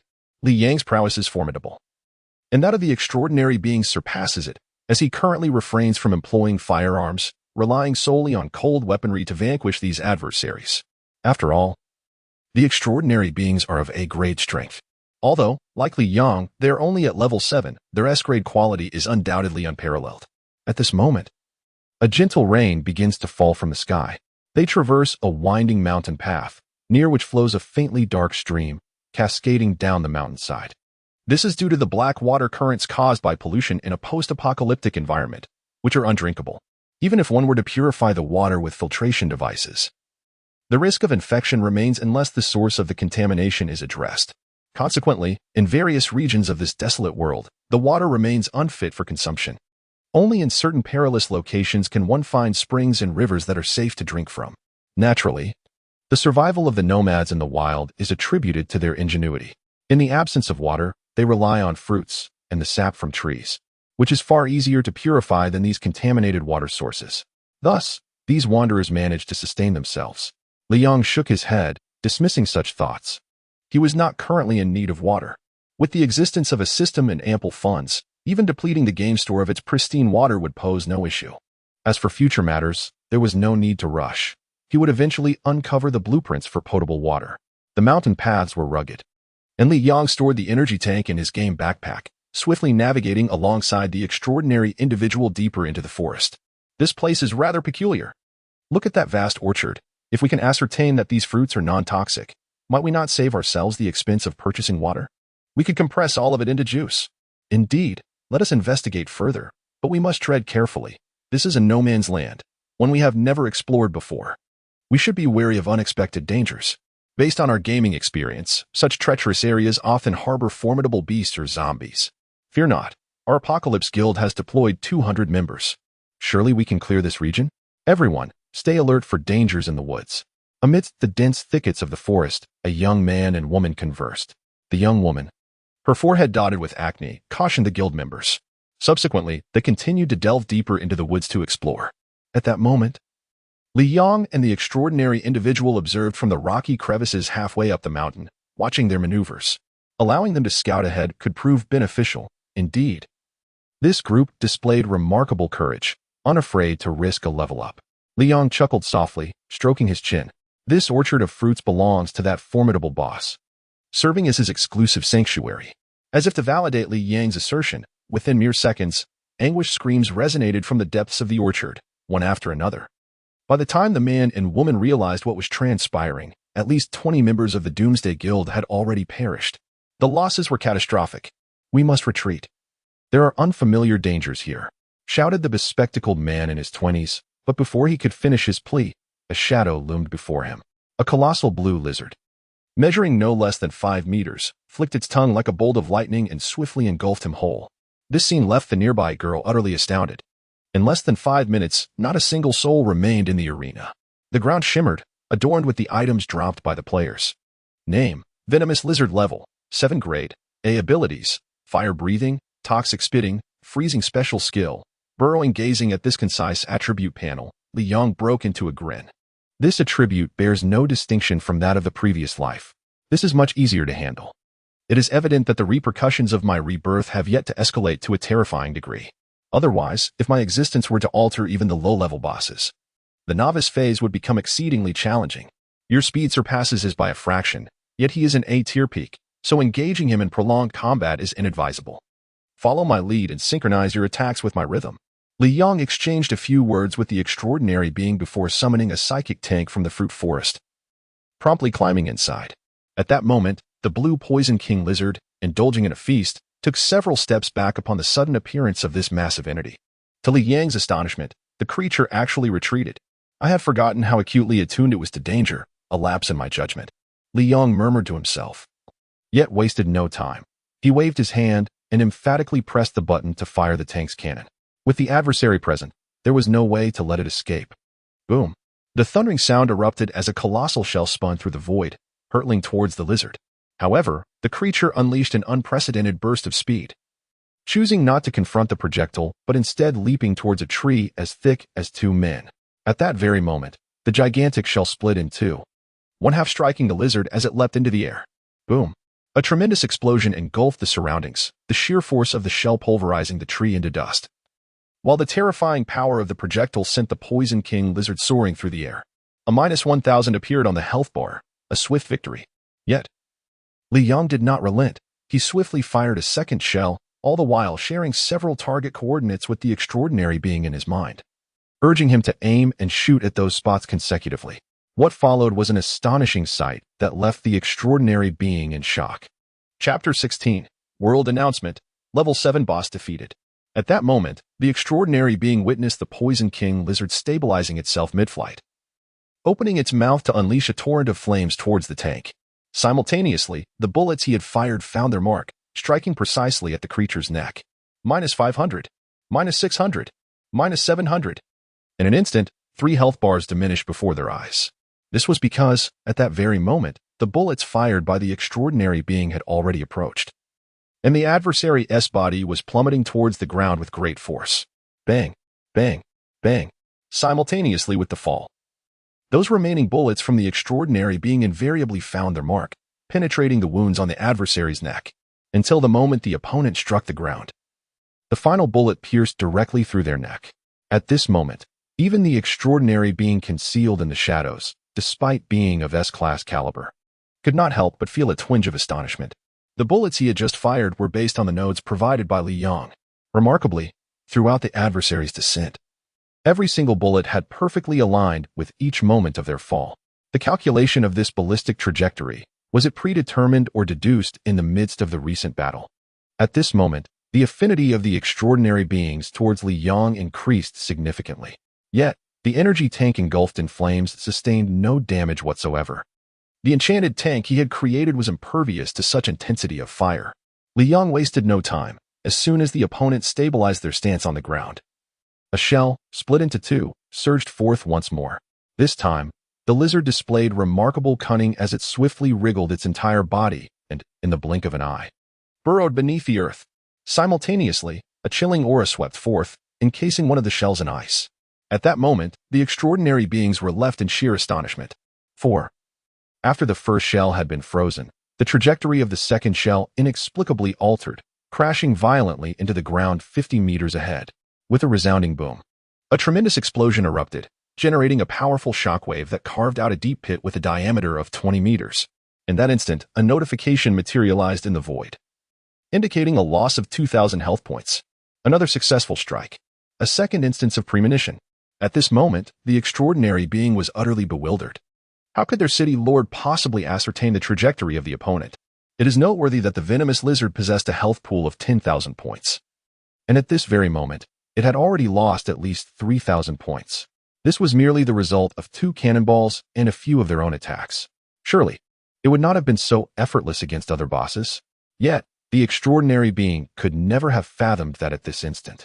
Li Yang was a reborn soul from the apocalypse. He was fully aware of the so-called venomous lizard. Predicting its movements was a rather straightforward task. Continuing this endeavor, he instructed an attack aimed at the 3 o'clock direction, followed by another at 3:15 after 5 seconds, and then targeting the energy tank cannon after 10 seconds. Li Yang calmly issued his commands, and at the same moment, the cannonballs were launched once more. Boom, boom. 2 enormous projectiles, one after the other, descended upon the ground in both left and right directions, unleashing their assault. This time, it is not a mere division, but a complete cannonball. Boom. At that moment, the shell did not detonate. Instead, the spot where it landed transformed into a towering ice column, ensnaring it in a firm embrace of frost. However, in the next instant, a second shell, merely 3 meters to the left of the first, erupted with explosive force.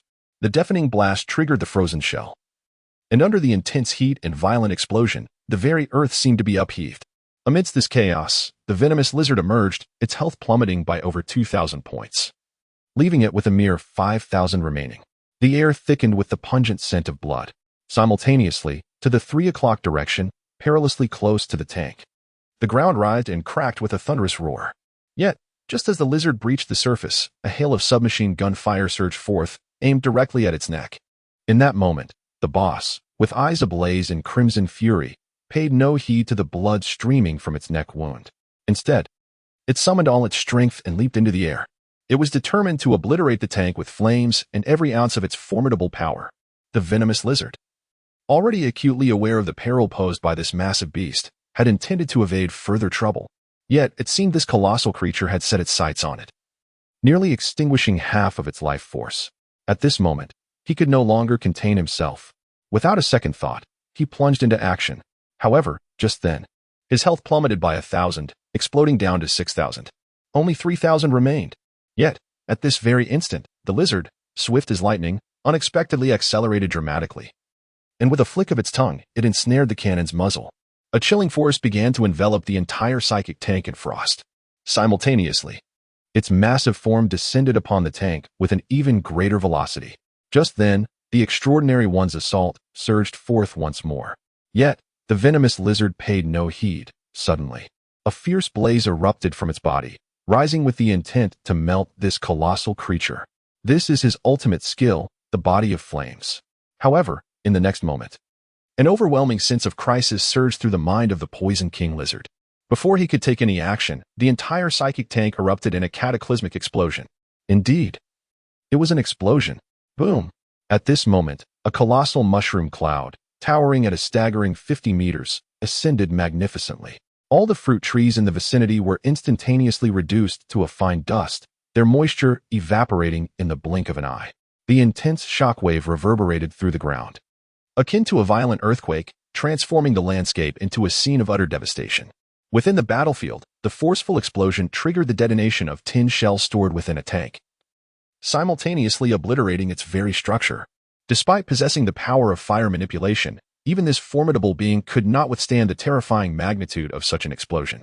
In the void, a crimson notification materialized, indicating a tenfold critical hit, causing the adversary's health to plummet to 0. At this moment, the extraordinary being did not even initiate the final assault on the cannon. The so-called Poison King lizard was vanquished effortlessly. The self-destructing tank left everyone in a state of astonishment. Is it possible to engage in such tactics? Ignoring the shock of the extraordinary beings, Li Yang, who had long since disembarked from the tank and taken refuge in a corner, slowly emerged. He gazed at the diverse materials scattered across the ground, a subtle smile playing on his lips. Let us proceed to collect the spoils of war. Simultaneously, a world announcement reverberated, shaking the very fabric of the realm. Chapter 17. The Player's Reactions, Entering the Experimental Base. World Announcement. Player Li Yang achieves the first kill of the Level 7 boss, Poison King Lizard, S-grade quality. In just 5 minutes. Let us extend our congratulations to him. World Announcement. Player Li Yang, first to slay a Level 7 boss. Let us congratulate him. World Announcement. Player Li Yang, let us extend our congratulations to him. A series of 3 world announcements flashed before the eyes of every player, the blood-red text searing into their minds. At this moment, a profound expression of shock appeared on countless faces. Meanwhile, the global channel erupted in chaos. The American player exclaimed, "Is it truly possible to defeat a Level 7 boss with a nuclear reactor, heralding the dawn of the electrical age? Is this some kind of jest? How many firearms does he possess? Surely, he cannot be a trained Special Forces operative? How is this feasible?" Some players from other nations were astonished, unable to comprehend the sheer incredibility of the situation. The ninja from the Land of Shadows remarked, "Indeed. Moreover, the crucial detail is the 5 minutes. Just 5 minutes. And at an S-grade quality. While it is true that Li Yang himself is also Level 7, the distinction between an ordinary Level 7 and one of S-grade quality is monumental. How has he achieved this?" Smirkalina interjected, "It must be the tank. The tank that Li Yang possesses." The fiery dragon retorted, "Are you out of your mind? A tank? The danger posed by a boss of this caliber is exceedingly formidable. Especially considering the boss level, do not underestimate its mobility. If even the tank shells cannot evade its attacks, then what kind of boss is this? There must be some extraordinary means at play. Moreover, Li Yang has secured the first kill of this Level 7 boss. Wasn't it stated that bosses in the game appear in increments of 5? Why has a Level 7 emerged this time? Perhaps it is a special boss? I cannot say for certain. We cannot afford to waste any more time. Li Yang's recent display was rather alarming. We must level up swiftly. He has achieved the first kill of a level 7 boss, and we must secure the first kill of a level 10 boss. Once we surpass level 10, we can devise a plan to eliminate Li Yang. This individual will inevitably become a menace. Within the global channel, Western players were imbued with a palpable sense of hostility. They recognized that Li Yang's progression had far surpassed their own, and if they did not strive earnestly, they would fall further behind. Particularly alarming was the fact that this was merely the early phase of the game. Should they reach levels 10 or 20 without advancing to a civilization of modern technological prowess, the consequences could be dire. Therefore, all matters must be attended to with utmost urgency. In this realm, within the global forum, discussions have arisen regarding the matter of the world announcement made by Li Yang.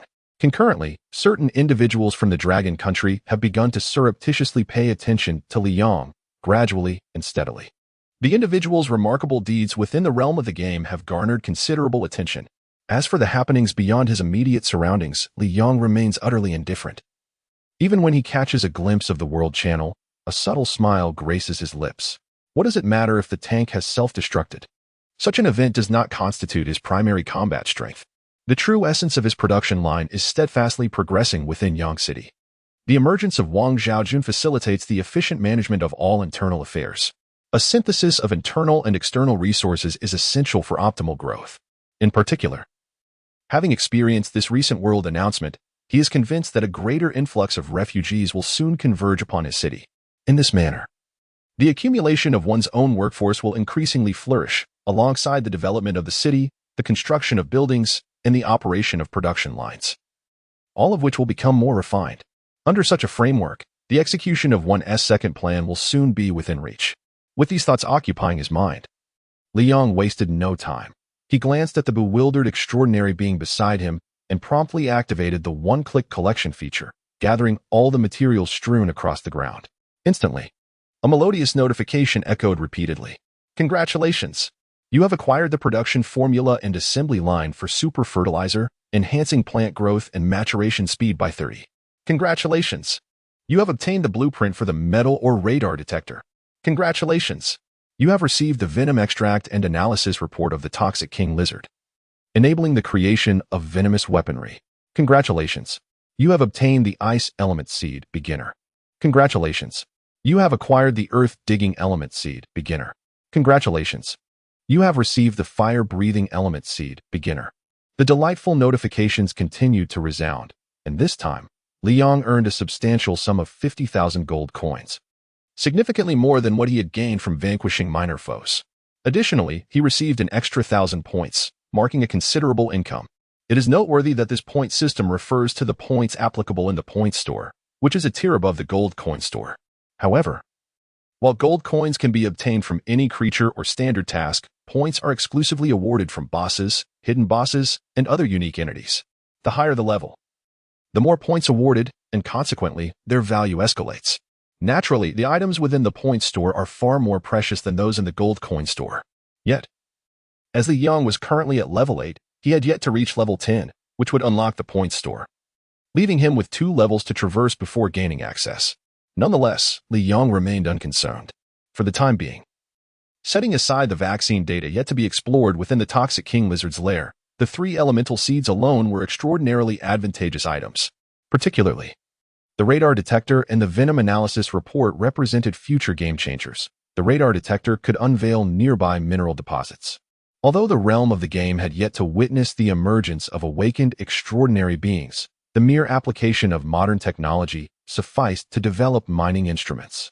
Thus, with the radar detector in hand, there was no longer any concern regarding the metallic mineral resources essential for urban development.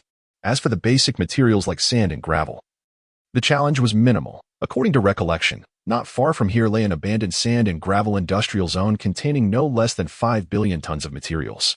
Once this area was secured, there would be no worries regarding resources. Contemplating this, he smiled and, accompanied by the extraordinary beings, ventured deeper into the forest. Although the fruit trees had been utterly ravaged by explosions, the subterranean facilities remained unscathed. Prior to the cataclysm, the constructions beneath the surface had been built to the highest seismic standards. Hence, when Li Yang and the extraordinary beings arrived at an entrance and descended 20 meters underground, A vast laboratory reminiscent of a science fiction realm unfolded before their eyes. Remarkably, within this space, 10 figures were bound by a repulsive, viscous substance. These individuals caused Li Yang to pause momentarily. In his previous life, he had not encountered these people upon entering this place. Chapter 18.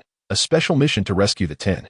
Those repugnant secretions were undoubtedly the substances expelled by the toxic king lizard. These individuals, if Li Yang's conjecture holds true, are likely those captured by the lizard king, intended as sustenance. Yet, why did this creature refrain from consuming them earlier, opting instead to prey upon others outside? As these thoughts swirled in his mind, an urgent voice pierced the air. Young brother, you must flee. That great lizard will soon return. You cannot save us. Return. Inform the main force that we have failed in our research and have been taken hostage by the great lizard. Tell them not to approach. Coming here will only lead them into this fiend's trap. It is imperative to clarify that this great lizard possesses intelligence. It can discern certain things. Thus, taken aback by their words, Li Yang was suddenly confronted with a unique game interface before him. Congratulations. Player Li Yang has discovered a special hidden quest, Rescue the Gene Research Team. Background: this gene research team, led by Spider-Man, Peter Parker, consists of 10 members. Initially dispatched by Tony Stark to seek out rare plants for the creation of a novel genetic serum, they were ultimately captured by the Lizard King. Due to the Lizard King's sentience, he recognized their identities as researchers and sought to detain them to uncover the secrets of the laboratory. Quest objective: rescue the 10-member research team led by Peter Parker, earning 50,000 gold coins and 1,000 points. Upon gazing at this extraordinary hidden quest, an unusual expression suddenly emerged on Li Yang's face. Is this what they call being offered a pillow when one dozes off? He originally thought that acquiring the so-called vaccine research data and samples would suffice. To his astonishment, he was presented with an entire team of 10. Moreover, led by none other than Spider-Man himself. Li Yang was no fool. He possessed a clear understanding of the animated, cinematic, and comic portrayals of Spider-Man and Iron Man. Thus, he recognized the immense value of this little spider. By harnessing its power, he could not only forge a formidable force but also potentially recruit that armored man. The master of Stark Industries, Iron Man. Once he had both of them under his command, his city would undergo a revolutionary transformation. With these thoughts swirling in his mind, Li Yang smiled and said to Peter Parker, "No worries, take your time. The Lizard King has already been vanquished." As he spoke, he waved his hand. Boom. Before the astonished eyes of Peter Parker and his companions, the severed hind leg of the lizard appeared in view. Not only that, but an egg also materialized on the ground, shimmering with a blue glow. This was the hidden reward Li Yang had obtained, the Lizard King's egg, which could be claimed directly from his inbox. Indeed, if he could successfully hatch the egg, the situation in Yang City would transcend mere simplicity. Who on earth are you? At that moment, Peter Parker found his words stumbling, utterly bewildered. This is a situation they had never anticipated. The towering, formidable lizard, capable of outmaneuvering Spider-Man, has been so easily resolved? Yet, gazing at the visage of this young man, it seemed improbable that he was lying. For Li Yang exuded an unwavering confidence. I am Li Yang, the Lord of Yang City, where currently 1,000 refugees have gathered. Our city has progressed into the era of electricity, boasting essential production lines and farms, and is continually expanding. Coincidentally, Yang City is in dire need of skilled professionals to construct and enhance the urban landscape amidst the apocalypse. Would you consider joining us? However, merely listening to Li Yang's one-sided narrative left them somewhat skeptical. After all, it felt rather ethereal. Nevertheless, Li Yang offered them no time for idle chatter. With a swift motion of his hand, a holographic projection materialized before him. The display depicted the ongoing development of Yang City, particularly showcasing two 30-story buildings alongside a farm lush with eggplants, cabbages, and other vegetables. For a moment, they were momentarily taken aback. I must confer with Tony. I cannot make this decision alone. That is only natural, Li Yang replied with a smile. He waved his hand, and in an instant, an extraordinary being wielding a long sword appeared, moving with an uncanny swiftness. With several deft strikes, all the viscous chains binding those individuals were severed completely. Go now, speak with Tony, and take this recording crystal with you. Let him see it. I am confident that both of you will come to an agreement. Li Yang tossed the recording crystal to Spider-Man, knowing full well that it had been exchanged from a gaming store for a mere few coins and held little intrinsic value. Discarding it was of no consequence. Moreover, he was certain that upon witnessing these images, Tony would be irresistibly drawn in. 4. These individuals, including Spider-Man and Tony Stark, are profoundly aware of each other's personalities. The apocalypse is their greatest aversion, and a perfect utopia, a world devoid of cataclysms, zombies, and incessant conflicts, is the very essence of their aspirations. These so-called superheroes, depicted in various cinematic records, possess a profound connection with the populace. Therefore, when this city unfolds before Tony, he is bound to make his appearance. Can you truly trust us? As he prepared to depart, Peter Parker hesitated momentarily. However, Li Yong offered him no opportunity to linger, dismissing his concerns with a wave of his hand as he strode deliberately toward the entrance of the sci-fi laboratory. Congratulations! Peter Parker, the Spider-Man, has increased his affinity towards you, reaching 30. Congratulations! Peter Parker, the Spider-Man, has increased his affinity towards you, reaching 50. The melodious notification resonated through the air, and as the presence of the 10-member team vanished completely, Li Yong thoughtfully stroked his chin and suddenly broke into a smile. This time, it is indeed an unexpected gain. I still remember that in my previous life, Peter Parker and the others only made their appearance during the second login to the game world, yet now they have manifested upon the very first entry. This occurrence may very well be attributed to my prior resolution of the lizard, the villainous king of toxins. Nevertheless, upon discovering these individuals, how could Li Yong possibly resist the urge to recruit them? He relishes exceptional talents and valuable assets. With such thoughts occupying his mind, he grasped the handle of the office door. With a creak, and amidst a swirl of dust, the long-sealed office door finally swung open. Chapter 19. Iron Man and Spider-Man join forces. Dust swirled and particles danced in the air. Despite being a remarkably futuristic laboratory and office, it had fallen into a state of disrepair due to its prolonged inactivity. Li Yong surveyed his surroundings and located the light switch. However, upon attempting to activate it, he found it unresponsive. This aligns with Li Yang's psychological expectations. The laboratory, long shrouded in silence for countless years, has long since depleted its power supply, rendering the emergence of any source of electricity utterly impossible. The situation mirrored that of his previous life. Upon arriving here, Li Yong felt remarkably at ease. In his past life, he encountered no peril in this location, as the most formidable adversary was the Poison King Lizard. During his previous existence, he and his companions battled the Poison King Lizard within this very cave. The confined space had hindered their ability to maneuver effectively, resulting in considerable early losses. Moreover, within the 3 days of his previous life, few had progressed to the Fire Age or even the Steam Age, leading most to engage the boss with primitive methods, which contributed to the heavy losses suffered by other players. In summary, the circumstances of his previous life were intricate and grave. However, this life was different. Armed with a psionic tank and submachine guns, coupled with his foresight, vanquishing this foe became a straightforward task. Of course, Li Yong was ruthless. Had he not self-destructed the psionic tank, the Poison King Lizard might have survived. Yet, Li Yang's decisiveness ensured the creature's demise. After all, one must sacrifice to gain. And at this stage, the production line for psionic tanks was already in progress, making the loss of a single tank a negligible matter. Li Yong and the extraordinary being split their efforts and swiftly scavenged every piece of data, experimental equipment, and reagents from the laboratory. Both possessed backpacks, and Li Yong had intentionally invested in expanding his, making the accommodation of these materials a trivial task. Additionally, it is noteworthy that the extraordinary beings, including Gao Su and even Wang Zhaojun, possessed system backpacks as well. Therefore, Li Yang's storage capacity during his excursions was on par with that of the guild members. Naturally, gold coins and other forms of currency did not occupy backpack space, leaving more room for equipment and similar items. The two moved intermittently, spending a full 5 hours within the laboratory, significantly longer than the time spent battling monsters or farming.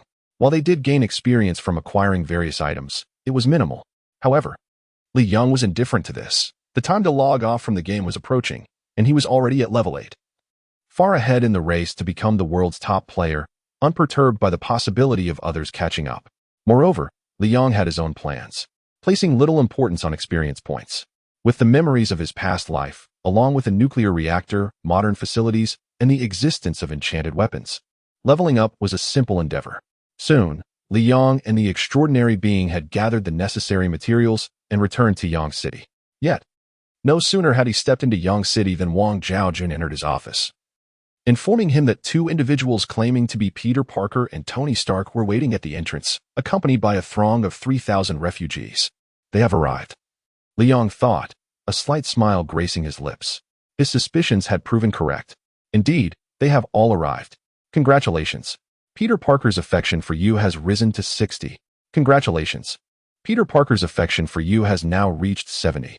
Congratulations. Peter Parker's affection for you has ascended to 75. Congratulations. Tony Stark's affection for you has increased to 30. Congratulations. Tony Stark's affection for you has now reached 40. Congratulations. Tony Stark's affection for you has risen to 50. Amidst the melodious chime, Liang has already departed the office with Wang Zhaojun, making their way towards the gates of Yang City. At this very moment, at the entrance, Tony Stark and Peter Parker stand in astonishment. To be frank, they had greatly overestimated Liang, yet even their wildest assumptions could not have prepared them for this reality. Not only skyscrapers have been erected, but the office itself has also seen considerable construction, particularly amidst the cacophony of various machinery. Thousands of construction workers are diligently refining production workshops and assembly lines. In the distance, they even behold an endless expanse of farmland, seemingly without end. The fields are teeming with an array of vegetables, and the aroma of certain produce, such as cucumbers and even fruits like watermelons, wafts through the air. This scent truly captivates them. More importantly, they perceive hope. Yes, indeed. Within Yang City, there are no underhanded schemes, no quarrels. All the workers are industriously engaged in their tasks, their faces reflecting a sense of excitement. The discussions among them do not revolve around meager rewards for their labor, but rather the prospect of being well-fed, warmly clothed, living in decent homes, and even having access to clean water. They harbor no grievances. Instead, they express gratitude for all that Liang has provided. Is this harmonious city not precisely what they have longed for? Merely, at this moment. Upon seeing Liang and Wang Zhaojun approach, Tony Stark smiled. He extended his hand and firmly shook Liang's. I have joined your city. I can see your determination to expand it and create a post-apocalyptic utopia. I am here to assist you in realizing this vision. To be honest, the presence of electricity enables us to resolve numerous issues. Currently, both Spider-Man and I are unable to unleash even a fraction of our former prowess due to the absence of power, without energy to support it. My iron armor is rendered useless, and Spider-Man's web shooters, along with his nanotech suit, cannot function. You have truly provided us with an excellent opportunity. Listening to these words, Liang said little.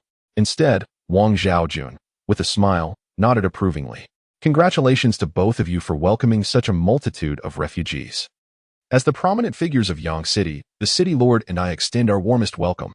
Furthermore, here are the latest materials we've obtained. I believe you will be utterly astonished. As Wang Zhaojun spoke, she tossed several blueprints to Tony Stark. Upon seeing them, Tony was completely taken aback. Data on a vaccine for virus immunity, capable of neutralizing the zombie virus interference. How did you, City Lordly, acquire this? With this, our city, no. All the refugees will no longer face the peril of zombie infection. Chapter 20. A shock to the entire server. Tony gazed at the blueprint in his hand, utterly dumbfounded.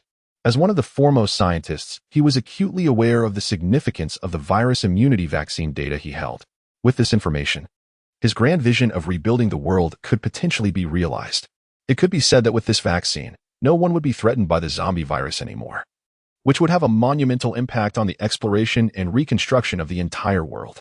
In this moment, he felt an immense sense of gratitude for being able to join Yang City. Congratulations. Tony Stark's affinity for you has risen to an unwavering 100.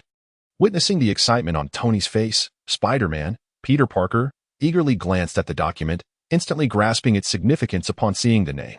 Peter had always regarded Tony as an idol. His every action profoundly influenced the young hero, instilling in him a heartfelt desire to forge a brand new world. Thus, he fully comprehended the allure this document held for Tony, which mirrored his own sentiments. Congratulations. Peter Parker's affinity for you has also reached an unwavering 100. The 3,000 refugees accompanying them were electrified upon hearing Tony mention the existence of information regarding a vaccine for virus immunity, although the vaccine had yet to be produced. Possessing the information implied that it was merely a matter of time. Consequently, all the refugees erupted with excitement. My goodness! There's actually information on a vaccine for virus immunity here. Does that mean we need no longer fear being infected by zombies? We shall not transform into those terrifying creatures. Did I hear correctly? This is indeed information on a vaccine for immunity. How wonderful. Our safety is assured. Why did we not arrive sooner? Had we come earlier, perhaps the vaccine would have already been produced. My daughter would still be alive. Initially, the towering skyscrapers here seemed an incredible marvel, yet little did I expect to encounter such legendary resources. I have resolved to settle here. I shall not leave. Come what may. Indeed, perhaps this is what the fabled paradise is like. Just look at the fields overflowing with rice. And they even cultivate fruits on precious land. Such an abundance of food is simply unimaginable. Amidst the discussions of the multitude of refugees, the affinity of the 3,000 newcomers to Yang City instantly surged to 100. The notifications echoed incessantly in Li Yang's ears. Congratulations. Refugee Xiao Xi's loyalty has reached 100. Experience 100. Congratulations. Refugee Jian Hai's loyalty has reached 100. Experience 100. Congratulations.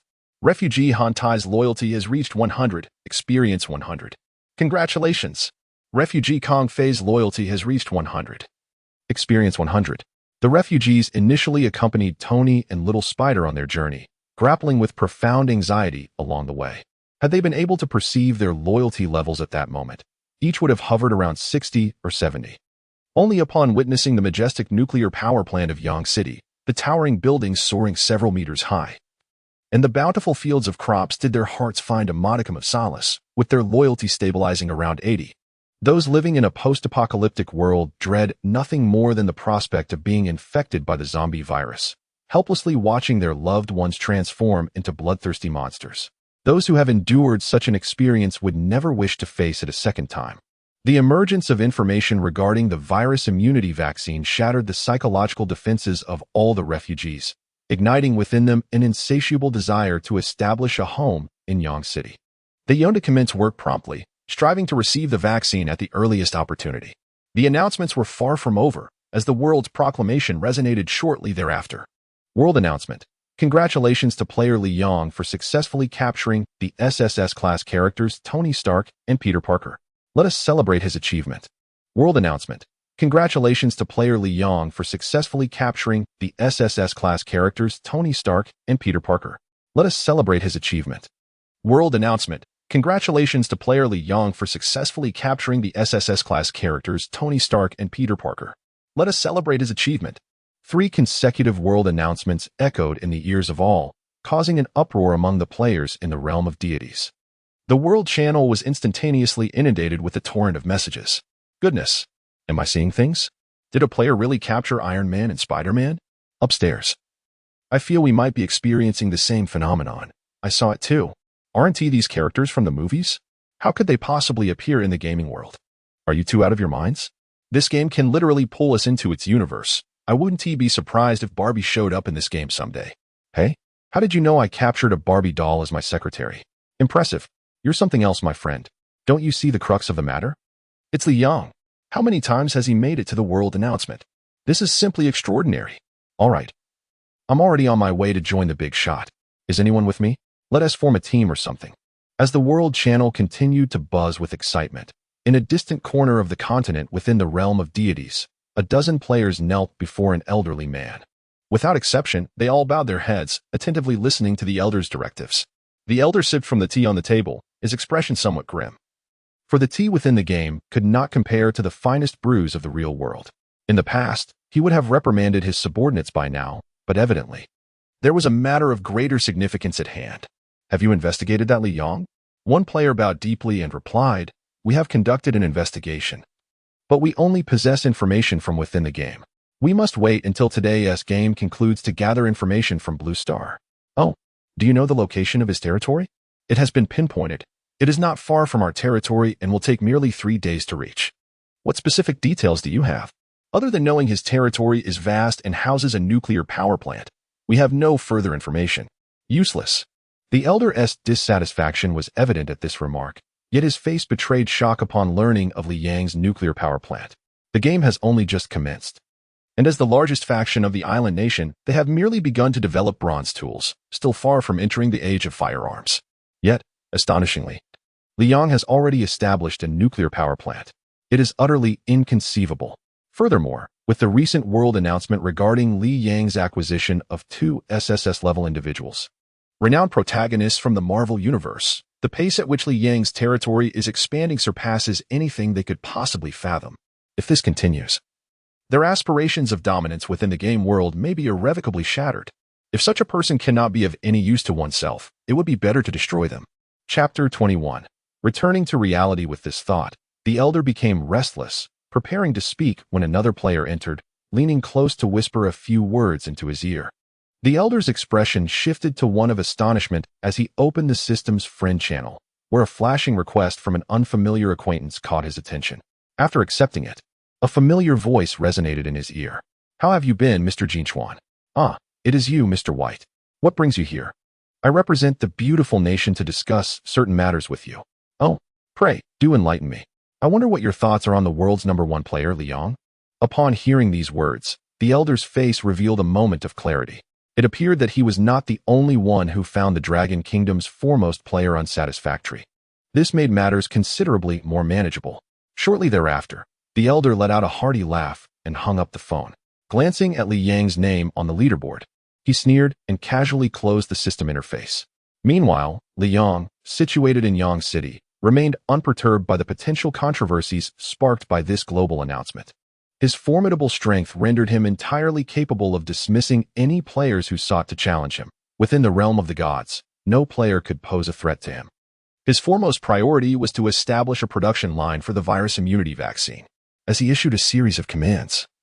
The 3,000 loyal refugees who had recently joined Yang City swiftly immersed themselves in its construction. Tony, alongside his research team, delved into the study of the relevant data, eagerly awaiting the factory's completion to commence vaccine production. Meanwhile, Little Spider focused on researching the anomalous seeds, ensuring the development of Yang City proceeded in an orderly fashion. Just as Chen Fan finalized all arrangements, a countdown appeared in the sky. The style of the text bore an uncanny resemblance to the countdown that had emerged above Blue Star at the onset of the game. Li Yang glanced up, his expression calm.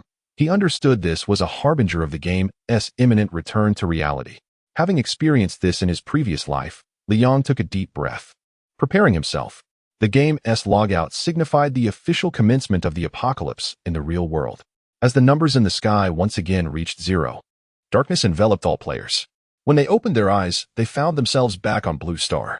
Everyone reappeared precisely where they had been upon entering the game, as though the events within had been mere illusions. Yet the crimson numbers hanging in the sky confirmed the reality of their situation, with the original 001,0000 transformed into 720,000. Based on prior experiences, this seemed to foretell that humanity had only 72 hours in the real world, equating to 3 days. Just as everyone reveled in their return from the game world, the sky suddenly darkened with dense clouds. The rising sun was swiftly obscured by the ominous overcast, plunging the entire world into darkness. Soon, tumultuous clouds rolled in, torrential rain fell, and fierce winds raged. Massive tornadoes erupted from the ground, claiming those unable to evade them, who vanished into the sky. Accompanied by cries of despair, a flash of red light appeared amidst the dark clouds. Shortly thereafter, a colossal, visibly fiery meteor descended from the heavens, trailing billowing red smoke. The blazing meteor pierced through the thick clouds, scattering the relentless tornadoes. Yet, among the crowd, there was no joy, only despair. While there might have been a sliver of hope amidst the tornado's wrath, the meteor streaking across the sky was undoubtedly a cataclysmic disaster. Such scenes unfolded in every corner of the world. Boom! Accompanied by a thunderous explosion, a colossal mushroom cloud ascended into the heavens, shaking the very earth beneath it. Countless dark fissures spread across the ground, as what was once an impregnable land cracked like fragile porcelain. New York, Tokyo, Paris, and all the super cities upon the blue planet were annihilated by the meteorite. Yet, this was merely the beginning. Within the remnants of humanity, a zombie virus erupted. Without warning or pattern, anyone within the sphere of human activity could instantaneously transform into a zombie, rendering the entire blue planet a veritable hellscape.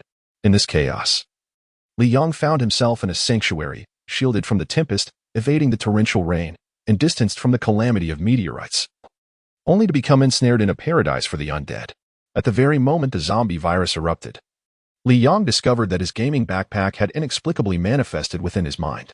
Just as he was about to be overwhelmed by the relentless horde of zombies, he summoned from the void a submachine gun. This was the enchanted weapon, laden with infinite ammunition, that had accompanied him since the game's inception. With a rapid succession of gunfire, the trigger was pulled, and countless bullets, engulfed in flames, accurately pierced the foreheads of each approaching zombie. In a mere 10 minutes, over 100 assailants had been reduced to lifeless corpses within the building.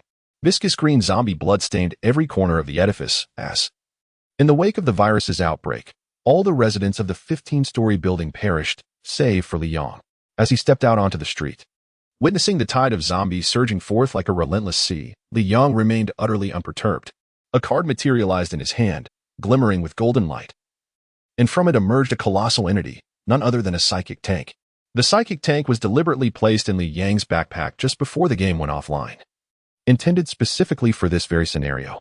As he swiftly turned and entered the tank, Li Yang aimed its cannon at the horde of zombies. Boom, boom, boom. The deafening explosions resonated through the desolate streets, and smoke enveloped the area as the fierce tongues of fire belched from the cannon's mouth. Hundreds, even thousands, of zombies were instantaneously obliterated in the series of blasts, none daring to approach within a meter of Li Yang. As the entire block was cleared of the undead, a familiar voice echoed in Li Yang's ear. Congratulations, player Li Yang, for successfully eliminating all nearby zombies and completing the descent mission. Your territory is about to descend upon Blue Star. Please prepare yourself. No sooner had the words faded than a colossal silhouette of a building materialized in the void, resembling a grand painting. In mere seconds, the immense structure shifted from illusion to reality, as if stepping out from the canvas, instantly clearing the surrounding edifices. The City of Light has descended. Countless residents of this newly emerged city appeared seemingly out of thin air, their faces etched with shock as they gazed at Li Yang, bewildered by the unfolding events. Meanwhile, a military official in a jeep laden with weaponry stared in astonishment at the miraculous scene before him.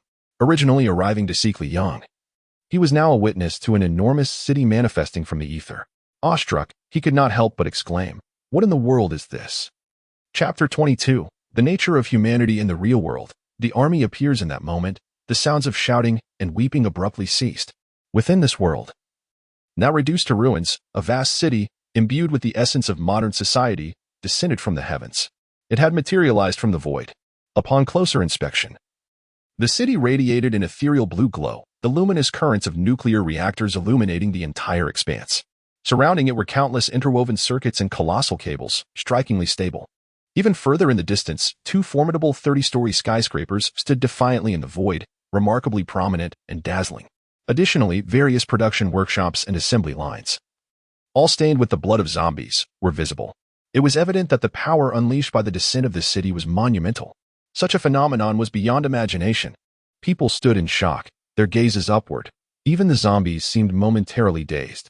Then, to the astonishment of the onlookers, those zombies that had intended to attack Li Yang abruptly changed direction and fled. This left countless individuals utterly astonished. Could it be that these rudimentary zombies possess a semblance of intelligence? Upon witnessing the might of the strong, they ceased to expend their energy recklessly. When they changed direction, their resolve was palpable, as though they were acutely aware that Li Yang harbored the power to annihilate them. Good heavens, these zombies are truly astonishing. We must flee. At our current level, we are utterly incapable of confronting such a multitude of zombies. My wife and children remain vulnerable. I must protect them. Shadows darted backward at great speed, evading any direct contact with the encroaching zombies. Although some individuals had managed to elevate their levels, the sheer number of zombies was overwhelming. Hundreds, if not thousands, roamed the city. The state of what could only be described as a zombie tide rendered any direct confrontation unthinkable. Soon, these individuals vanished from sight. Naturally, the journey was not without casualties. Yet, what was even more terrifying was the moment when the darker aspects of human nature were laid bare. True companions, who had strived together in the game, vanquishing foes and achieving glory, now found themselves in a starkly different reality. For these inseparable confidants, the person behind unexpectedly seized hold of one's arm and, with a forceful tug, sent them stumbling to the ground. "I'm sorry, I just want to survive." The man utilized the body of his close companion to fend off the relentless horde of zombies, granting him precious moments to escape swiftly. Meanwhile, the boy who had been thrown to the ground could do naught but stare in disbelief at his departing comrade. The agony of impending doom from the zombie bites forgotten in the face of betrayal. Why? Why would you, despite our strong bond, resort to using me as a means to secure your own survival? In his confusion and disbelief, he perished, leaving behind nothing but bones and blood, his consciousness extinguished.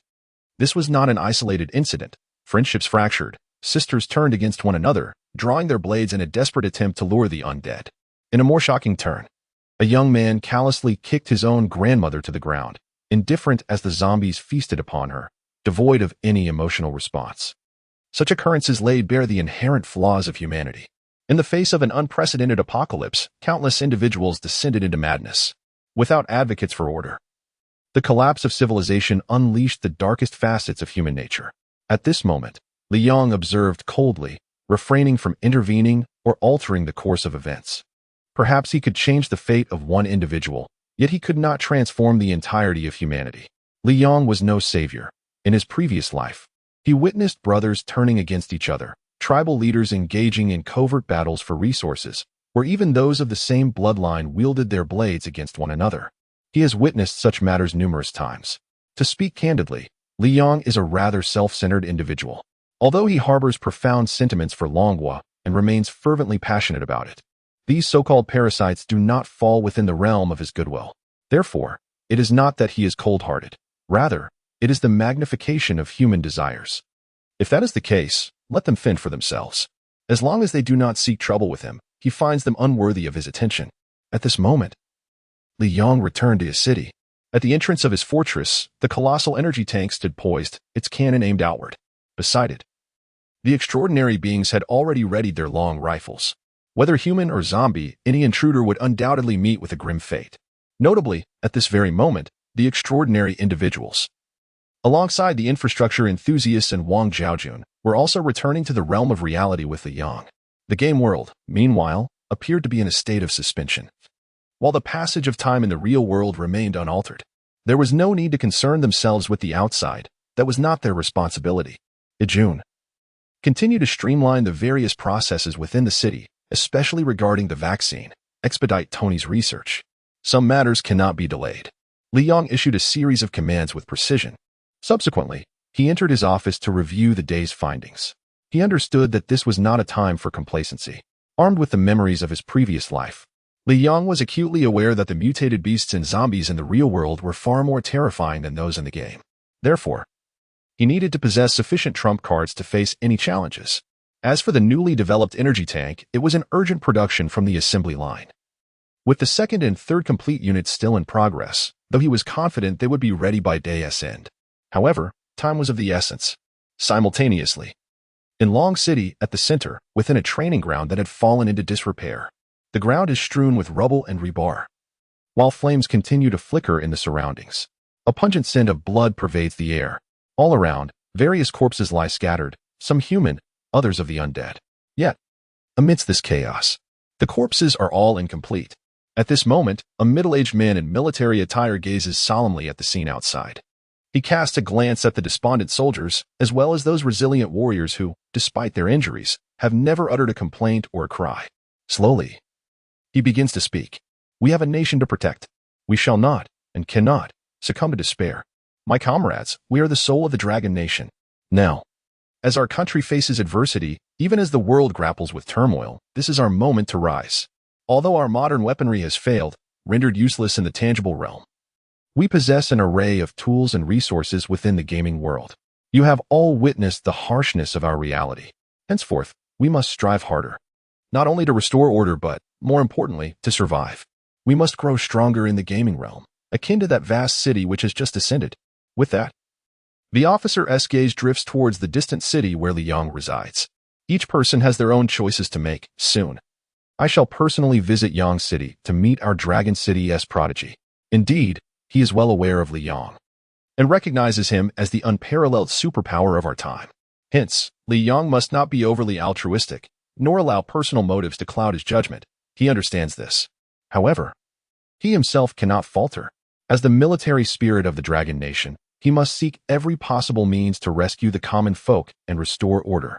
Presently, apart from imploring Li Yong, he has no other recourse. Chapter 23. What benefits will you offer me? At this very moment, within Dragon City, the area where Li Yong resides is enveloped by the manifested Yang City. However, from all directions, the lowly zombies dare not approach. After all, The power Li Yang has displayed is far too formidable, and undoubtedly, there exists a highly intelligent zombie here, akin to a boss-level entity. Otherwise, such a situation where zombies refrain from invading Li Yang's city would be inconceivable. Indeed, with a leader present, the zombies would likely reconsider their approach. At this moment, Li Yang sits in his office, pondering the circumstances of his previous life, following his return to the real world. The first great battle resulted in the staggering loss of at least 200 million lives globally, as later statistics revealed. This, of course, refers to the worldwide toll. Faced with the initial collapse of order, everything had spiraled out of control. When those who had returned from the game realized that the zombies in the real world were far more terrifying than those in the gaming realm, the gravity of their situation truly set in. These individuals, naturally, are filled with trepidation. Moreover, this is somewhat tied to geographical factors. After all, there are times when guilds formed in the realm of gaming do not imply that all members are physically present in the real world. Consequently, some individuals have suffered substantial losses. However, amidst the chaos, there are certainly astute individuals who opt to collaborate, temporarily forming squads in the real world to combat the undead. Of course, among the good, there exists malevolence, those who were once ruthless criminals, and those released from prison who, upon witnessing the turmoil, rekindle their desires, inevitably magnifying their wickedness by abducting women and coercing men into servitude, and so forth. To put it bluntly, it may be that in this altered reality, the more ruthless outlaws find themselves faring slightly better. These cumulative reasons have led to the tragic demise of 200 million individuals in the initial wave. As for distinguishing right from wrong, or discerning the good from the bad, Li Yang has never formed a judgment. It holds no significance for him. At present, while contemplating certain matters, he is also focused on the production lines of psychic tanks and submachine guns. Although due to resource constraints, some items cannot be mass-produced at this time, the fabrication of thousands of firearms and 10 psychic tanks remains feasible. Thus, he awaits an opportunity. Just then, as he ponders, Wang Zhejun enters. At this moment, she has dispensed with her gown, opting instead for a streamlined outfit of golden combat attire. In this apocalyptic age, all embellishments become cumbersome distractions. When one's strength has not reached a certain level, the trinkets favored by young women are momentarily cast aside. As a seasoned and certified secretary, Wang Zhaojun possesses a formidable grasp of various affairs. The military representatives from Long City have arrived. They bear no ill intent, even voluntarily disarming themselves, donning only shorts and shirts while awaiting your response at the gates of Yang City. Upon hearing this, Li Yang nodded. He was not surprised by the arrival of the military. His own formidable presence has been acknowledged by many, both in the real world and the gaming realm.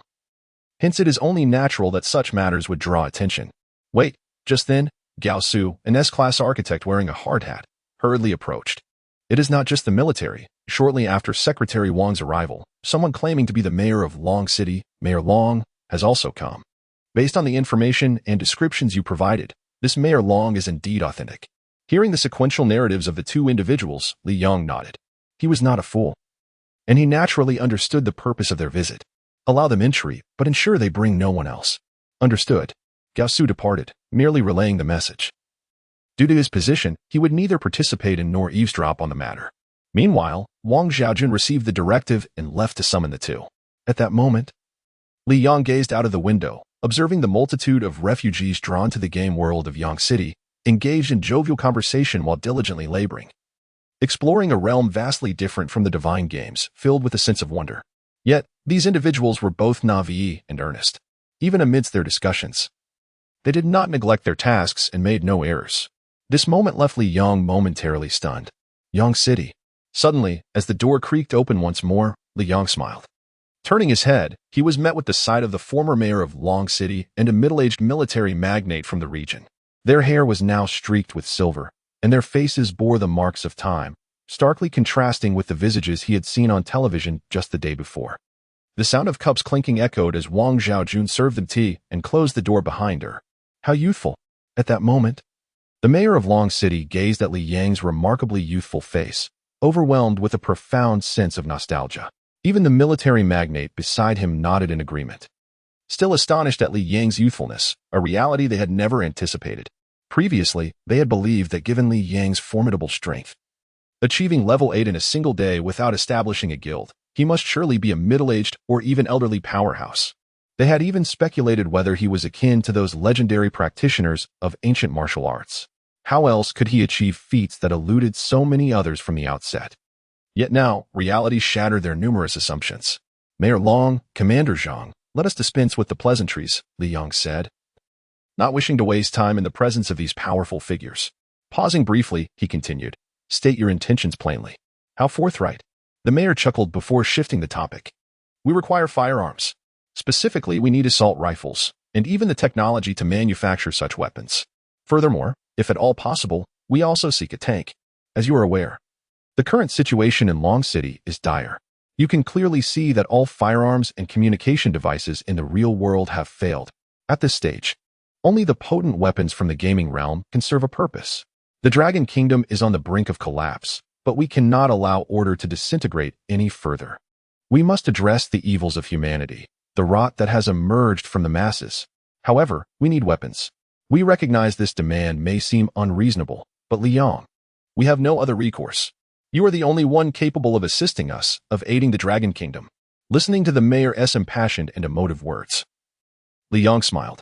Undeniably, perhaps in his past life, such fervor would have compelled him to acquiesce. But now, he slowly shook his head. It is true that I cherish, even adore, the Dragon Kingdom. However, that does not serve as a justification for moral coercion. Speak plainly. I may be inclined to assist you. But what are the benefits?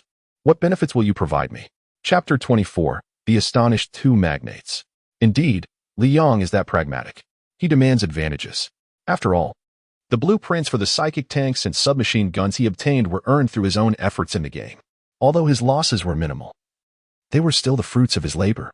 Mayor Long and the military district magnate hoped to sway him merely with patriotic sentiments.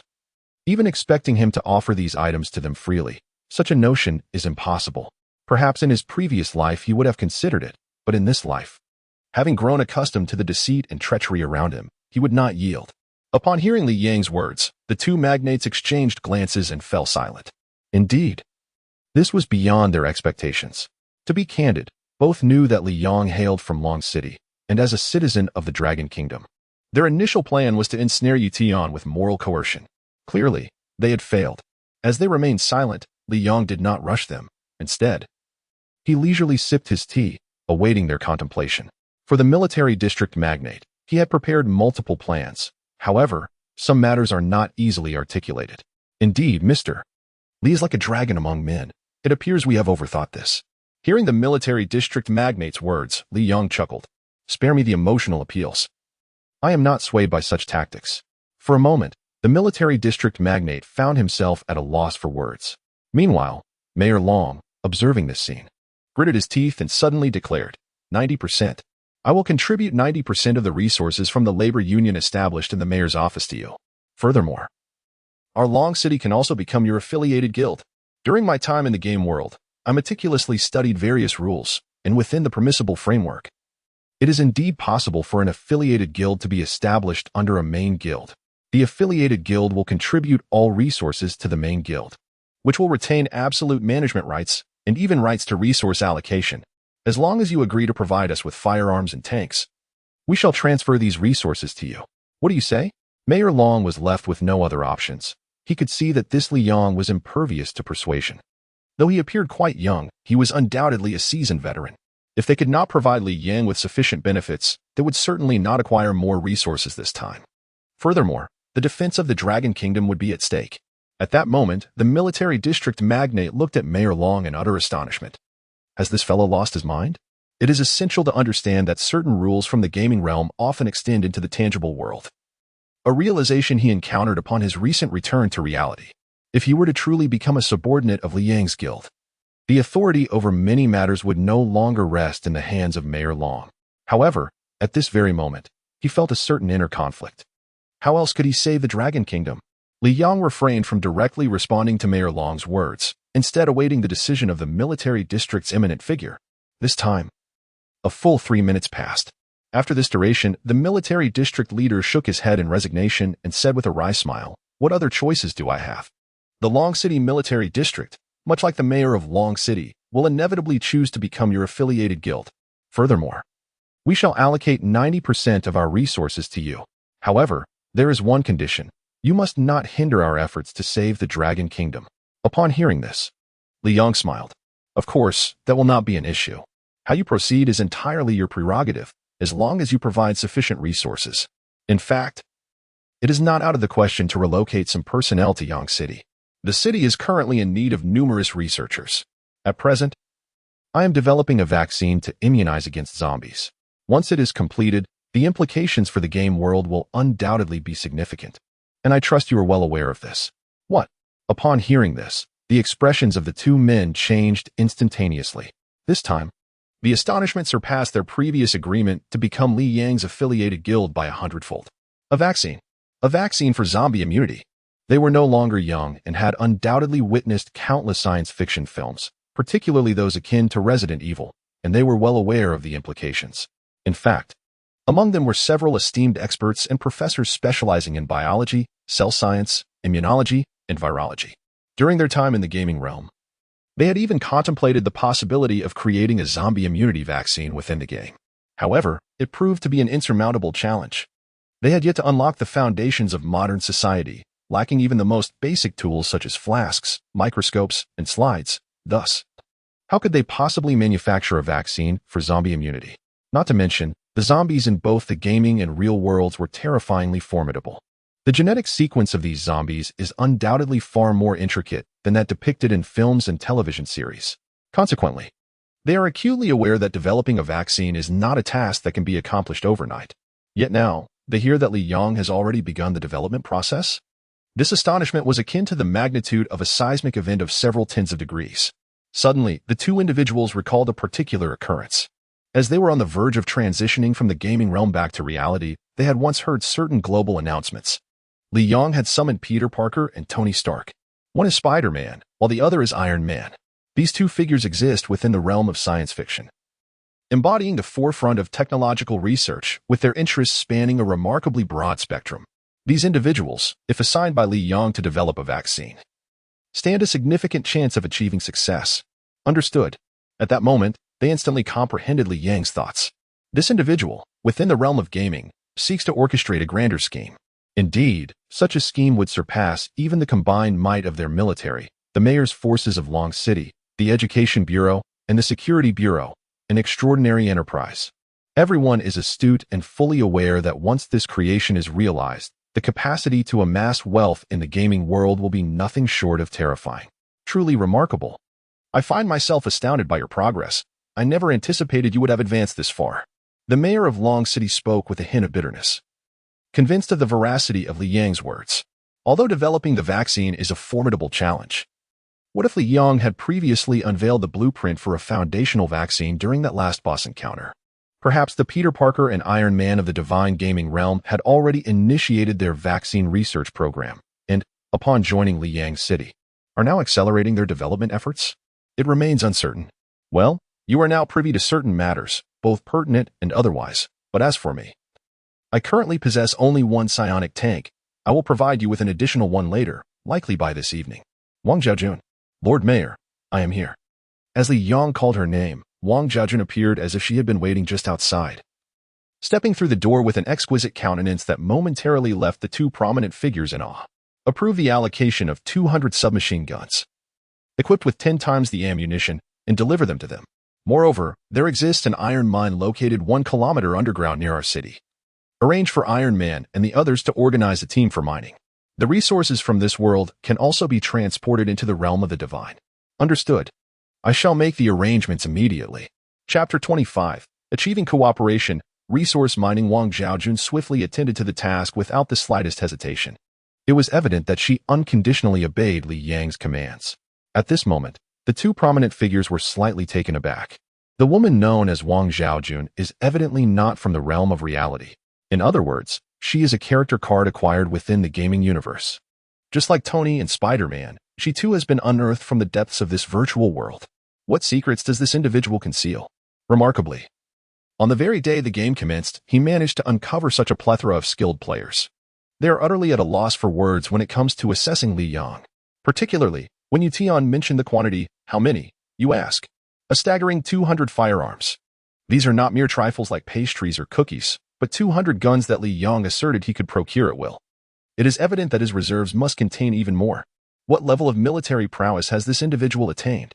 They dare not contemplate any further.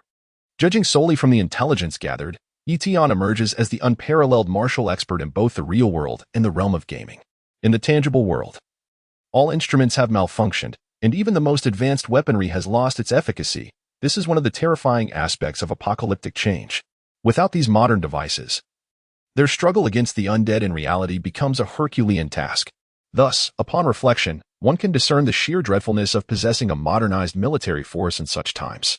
My gratitude extends to Mr. Li Yang.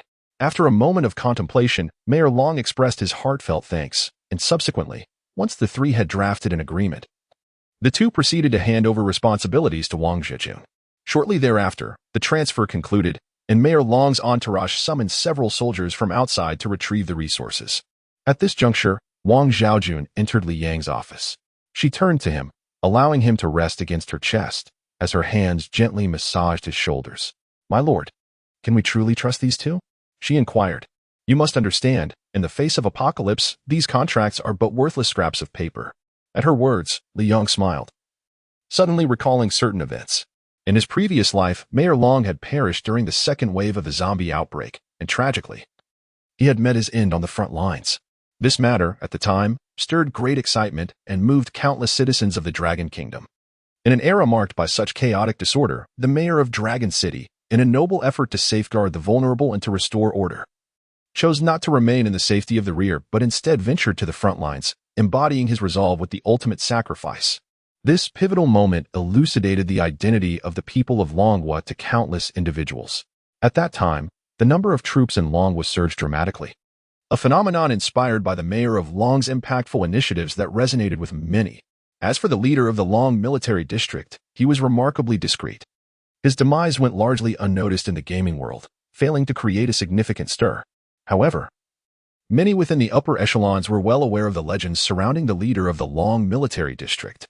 In his previous life, he too met his end, not on the battlefield, but amidst the collaborative onslaught of the United States, the land of the rising sun, and the empire on which the sun never sets. At that time, this military leader had acquired a unique sample of a zombie immunity vaccine, a coveted item dropped by a formidable boss in the gaming realm. Unfortunately, in the real world, he found himself isolated on an island, engaged in the extermination of monstrous beasts. Thus, upon returning to reality, he was virtually defenseless. Nevertheless, he employed all the clandestine techniques he had learned in the military district. Enduring 7 days without sustenance, his body drenched in blood, and his organs already compromised by infection. In this dire state, he evaded countless adversaries who sought to seize the vaccine sample. Ultimately, against all odds, he returned to the mainland of Longhua, but not before encountering his comrades. At that moment, a sniper's bullet was aimed at the vaccine sample he held in his hand.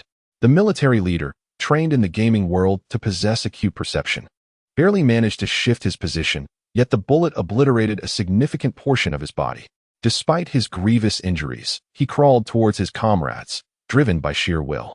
The Longhua army, stationed at the edge of the mainland, witnessed his plight, but before they could render assistance, the events unfolded too swiftly, resulting in tragedy. Just before the second sniper shot was fired, a multitude of smoke grenades enveloped the military leader, shielding him from a second fatal attempt. The vaccine sample was delivered, yet he succumbed to his injuries. With much of his body destroyed, the prevailing state of medical technology in the city at that time rendered any hope of repair impossible. Thus, within the military district and certain circles, many remembered him. Li Yang, in his previous life, happened to possess some knowledge of them. Therefore, he was acutely aware that these two individuals were worthy of trust. Rest assured, they would not breach their commitments and would strive even harder in the gaming realm to establish their value for the benefit of Long City. Li Yang is not a savior. He shall rescue no one. Thus, let these two individuals tend to the chaotic and intricate matters at hand. With this thought lingering in his mind, Li Yang raised his gaze to the heavens. A pall of gloom enveloped the firmament, the dense fog resembling volcanic ash that obscured the sun entirely. The light could not penetrate, and everything in the tangible world appeared to be shrouded in a dark age. Even the flora began to wilt, succumbing to despondency. Times are changing. An era of turmoil approaches, Li Yang murmured. He then turned his attention to Wang Zhaojun. How many energy tanks have been produced on the assembly line? Has the city defense army been established? Upon hearing this, Wang Zhaojun waved her hand. and a stack of documents materialized in her grip. Currently, the energy tank can produce only one vehicle per day due to limited resources, which slows down the manufacturing process. However, prior to our arrival in your world, we secured certain resources from the divine realm, allowing us to expedite the production of 2 vehicles today. As for the military, it has been formed, with the first batch comprising 100 refugees, trained by extraordinary individuals acting as instructors. Moreover, the mining area, after being pinpointed by radar, perfectly aligns with the location you mentioned. We have dispatched 1,000 personnel, along with some explosives acquired from the divine realm, and are prepared to commence mining. Good. Li Yong nodded upon hearing this. He intended to personally visit the mining area this time. Furthermore, he planned to take the energy tanks, along with Tony Stark, Spider-Man, and even the 100 soldiers along. This was not merely for the sake of exploration. The source of the zombie outbreak that erupted today in the realm of Long City originated from that very mining site. Perhaps today's expedition to the mines would yield unexpected rewards as well. Chapter 26. We can reap him. At the same moment, in the land of ninjas, a deluge of seawater continuously inundated the territory. Numerous cities had succumbed entirely to the ocean's grasp. Coastal cities vanished, claiming many lives. Some individuals, however, managed to return to the interior of the land of ninjas using emergency rafts, lifeboats, and various other means. As for venturing towards the Dragon Country or neighboring nations, that was utterly impossible. The distance was too great, compounded by the emergence of ominous black mist in the ocean, within which tentacles intermittently appeared. This profound sense of crisis has rendered them hesitant to traverse the oceans in the real world. As for airplanes and even large vessels, all means of transportation are now beyond their reach. The malfunctioning of equipment extends beyond mere firearms. All modes of transport, as well as radio waves and satellite communications, have ceased to function. At present, only items brought from the realm of gaming seem to possess any utility. In this very moment, deep within the heart of the ninja country, a group of individuals, their expressions grim, has gathered amidst the mountains and forests. There appears to be no alternative. Currently, the situation in the urban world is far more terrifying than that in the wilderness. While we have nearly completed our investigations concerning the great whirlpool lord in the gaming realm, our focus now must shift to our survival in the real world. This is a bonfire, and nearby lies a cave. Above the fire, wild boar meat sizzles on the grill. Here, a multitude of individuals, numbering well over 1,000, has gathered. They appear disheveled and worn, clearly having endured significant losses upon their return to the real world. For the next 72 hours, survival must take precedence above all else. We must devise a strategic plan for our development within the game. Modern technology serves as the foundation for everything. Our primary objective, upon re-entering the game world, must be to establish wired telecommunication and even to develop firearms. It is crucial, even if we cannot immediately acquire handguns or submachine guns, that we possess at least rudimentary firearms in this initial phase. The expression on Su NW's face darkens. He is acutely aware that among those thriving in the real world, the player known as Li Yong from the Dragon Kingdom stands out. Frankly, during their time in the game, he had not anticipated that Li Yong would be so resistant to collaboration. Consequently, many polarized issues must be addressed and amended. Without these changes, greater turmoil looms ahead. I understand. Among this multitude, there are numerous professors. We can conduct evolutionary experiments in the real world, even utilizing certain resources for testing. Once we achieve success in our experiments, even if the phones we create are initially non-functional, the familiarity of our techniques will enable us to replicate them in the game world with remarkable speed. Upon hearing this, Su NW nodded in agreement. We must ensure the safety of these professors. The real world will not be tranquil. We should seek out multiple caves and even continue to excavate. In this apocalyptic scenario, maintaining appearances is of little consequence. These individuals engaged in communication, discussing matters of sheer survival. They now fully comprehend that contemplating external assistance is futile, with all communications severed. Their current ninja nation is merely a small country with a population of around 200 million. What significant decisions can be made in such circumstances? The West, at this moment, is shrouded in darkness. Beneath the veil of black mist, the night has deepened further. There are no stars, no moonlight. Even the glow of artificial satellites has vanished. A middle-aged player from the American Federation stood upon a relatively intact rooftop, his expression indifferent. Master, I have brought them. Suddenly, 3 figures emerged from the door of the rooftop. It soon became evident that 2 individuals, a middle-aged man and a young man, were bound and unceremoniously thrown onto the ground. The third figure, with a somewhat shadowy gaze, respectfully addressed the middle-aged player, Master. Our investigation reveals that these two individuals bear a striking resemblance, both in appearance and voice, to Tony Stark and Peter Parker from the gaming world. And their names are identical. While it is true that Iron Man and Spider-Man originate from our American Federation's animation and film industry, it is merely a coincidence that these two happen to be players from our vicinity. Upon hearing this, the middle-aged man slowly turned his head. He gazed at the two individuals, whose faces closely matched the transmitted portrait data from the spy, and a faint smile crept across his lips. Have they been tested? Any reactions? In response, the shadowy-eyed figure shook his head. These two are worthless. They possess no extraordinary abilities or unique DNA sequences. They are merely ordinary players. At level 1 in the gaming world, not even having reached level 2. Oh, the middle-aged man chuckled, shaking his head. In that case, they hold no value for us. Eliminate them. I had assumed they might share some commonality with Tony Stark and Spider-Man from the gaming world. Or perhaps they were mere manifestations of the gaming world's characters and reality. It seems my assumptions were mistaken. There is no connection between the individuals of the gaming world and those of reality. Therefore, we shall test a few more individuals later. And if the results remain the same, this plan shall be abandoned. Understood. The shadowy, gaunt youth nodded, his hand waving. In an instant, a dagger gleaming with cold light appeared in his grasp. Please, do not kill us.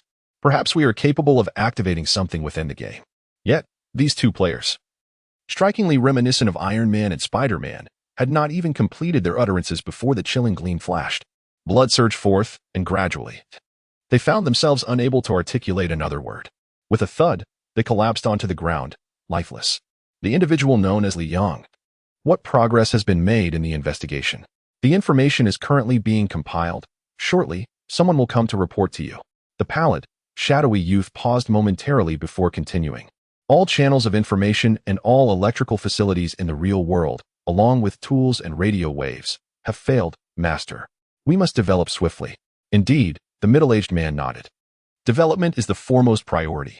Moreover, we must keep a vigilant eye on that individual named Li Yang. When the time is right, we shall reap the rewards. Chapter 27. Drowsiness approaches with comforts of home. The apocalypse. This is the essence of the end of the world. In a certain location, a group of ordinary people gathered around a campfire, roasting amidst the flickering flames, their faces still etched with terror that had yet to dissipate. These individuals have yet to fully comprehend the sensation of a world at peace in one fleeting moment, only to be engulfed in a scene of devastation. With lifeless bodies strewn across the ground, buildings reduced to rubble, and flames consuming the sky in the next. Everything has changed so rapidly. Indeed, I have personally witnessed my classmates transform, their mouths agape, their bodies taking on a gray hue, an utterly unbelievable sight. Zhao Gang, what a wonderful person he was. We can never return to the past. Previously, while immersed in the game, I believed it was merely a dream, a surreal experience of the apocalypse. But now, the dream has dissipated, and our world has irrevocably altered. Someone interjected, a hint of melancholy crossing their face. His garments still bore remnants of blood. These are the marks left by his axe as he struck down the zombies. Fortunately, none of it dripped onto his skin.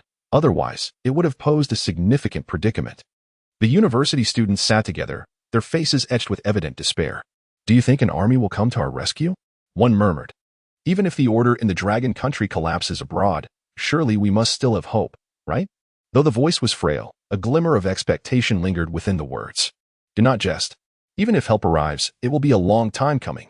You have witnessed in the gaming world that only that individual, named Li Yang, possesses the unparalleled might of the world's foremost firearms. Such a person is undoubtedly ruthless. He openly targets players without a hint of concern for the consequences. Do you truly believe someone like that can save us?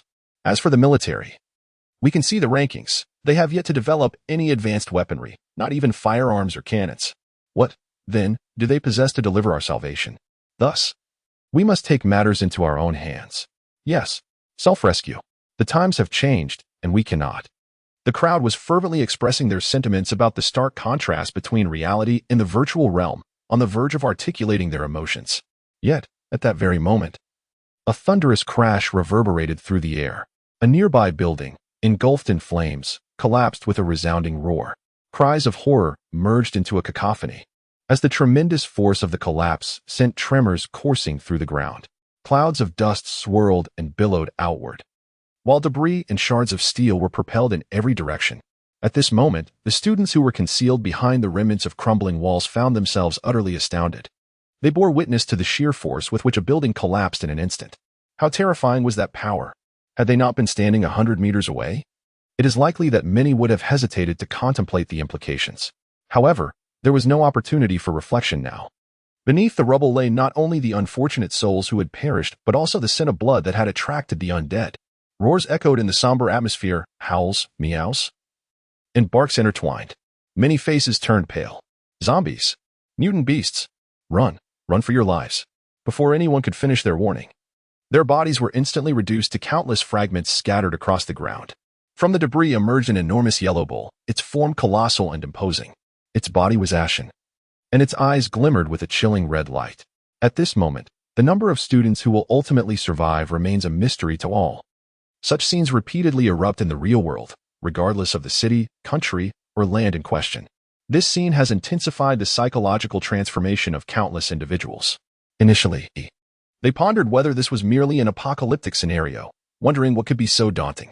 However, now, confronted by the emergence of true mutated beasts and zombies, they find themselves grappling with the visceral realities of bloodshed and fear. The mental shifts in some have already begun. As for those melancholic girls who frequently pin their thoughts online, their despondency has dissipated in the face of terror. Some were so frightened that they lost control, while others met their demise at the jaws of these beasts. There were those who bartered their bodies and souls to more ruthless men in exchange for a semblance of protection. Yet, some women wielded long knives, bravely confronting the undead, their blades severing zombie heads. Others banded together, laying traps to encircle and eliminate the scattered zombies. Among these women, not all were merely the naive scribes of melancholic prose. As for the men, their plight is even more evident. Although the apocalypse has birthed a multitude of despairing souls, it has also awakened a savage instinct in some. The world is undeniably transforming. At this moment, Li Yang chose not to observe these occurrences, feeling indifferent to the chaos surrounding him. His foremost concern was the acute shortage of various minerals and essential materials. The stone and sand factories, along with other processing plants, had already been established, and even some furnaces had been constructed using the available resources. Presently, amidst the heavy footsteps, 100 armed individuals stood vigilant, while within their ranks 1,000 workers donned safety helmets, equipped with basic tools and newly fabricated modern implements, making their way toward the designated mining area. For Liang, this was a reluctant necessity. There was no alternative. After all, the blueprints for vehicles had yet to be revealed.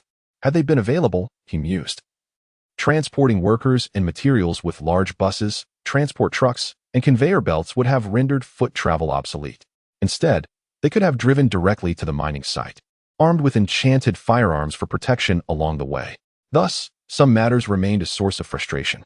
Upon returning to the realm of the gods, his next endeavor would be to develop vehicles and other modes of transportation. Otherwise, the situation would be exceedingly cumbersome. Li Yang rubbed his forehead, muttering to himself, Vehicles? Nearby, the little spider and Tony Stark paused at his words. Tony instinctively replied, "We have vehicles.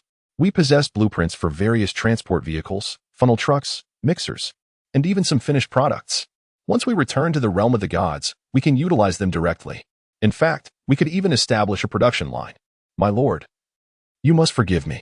I have only recently arrived in Yang City and have been assigned to the laboratory to conduct research on vaccines. I have not paid much attention to the matters concerning vehicles." Hearing Tony's words, Li Yang felt a wave of speechlessness wash over him. It seems he has been granted a reprieve. However, he soon regained his composure. After all, Tony is a scientist and indeed the proprietor of a formidable arms enterprise. How could he possibly lack these resources? He had previously been contemplating that this was a post-apocalyptic world where many things had already been lost, and he had subconsciously defined the disappearance of vehicles as an element of the apocalypse. In retrospect, it seems he had been overly fixated on this notion and had forgotten about the matter at hand. Given this revelation, his subsequent plans could expand boundlessly. Chapter 28. The battle commences. Boom. A shell was unleashed, and in an instant, the ground trembled, creating a massive crater. Smoke billowed, and the acrid scent of gunpowder permeated the air, leaving behind a foul stench. As for the zombies that had been in the vicinity, The core group had been utterly obliterated, reduced to mere fragments of flesh, with not a single intact bone to be found. Those slightly farther away were either missing limbs or had sustained severe injuries, with their heads or chests shattered, clearly indicating they were gravely wounded or deceased. With that single cannonade, over 100 zombies had been annihilated. This is the power of the psychic tank. Presently, Li Yang, accompanied by Wang Zhaojun and others, has arrived at the location of the mine. However, in terms of combat capability, most of the zombies here are at a level 5 state, which is rather insignificant. By classifying Li Yang's level as an 8 within the gaming realm, these level 5 zombies are hardly a concern. Furthermore, the extraordinary individuals possess a minimum quality of S rank. There is no need for continued bombardment. A single shot suffices. The assault rifle squad should follow, while the extraordinary ones will train their reflexes. Understood. Observing the thousands of zombies surging from behind, the extraordinary individuals, without hesitation, raised their hands and sounded the horn of attack. In an instant, the rapid gunfire erupted, with flames spewing from the barrels. Although the flames were not blue, their attack power was substantial, especially since these firearms were developed within the game, already possessing certain enhancement effects. However, due to the imperfections in the production lines, they have yet to be modified into enchanted weapons. If, akin to the psychic tank, enchanted arrays were inscribed upon the bullets or the firearms themselves, the resulting magical enhancement would be nothing to scoff at. Of course, this process requires patience, and Li Yang is in no rush. The flames continue to rise. At this moment, while he allows the extraordinary individuals to train, he himself, alongside Wang Zhaojun, swiftly darts towards the core area of the mine.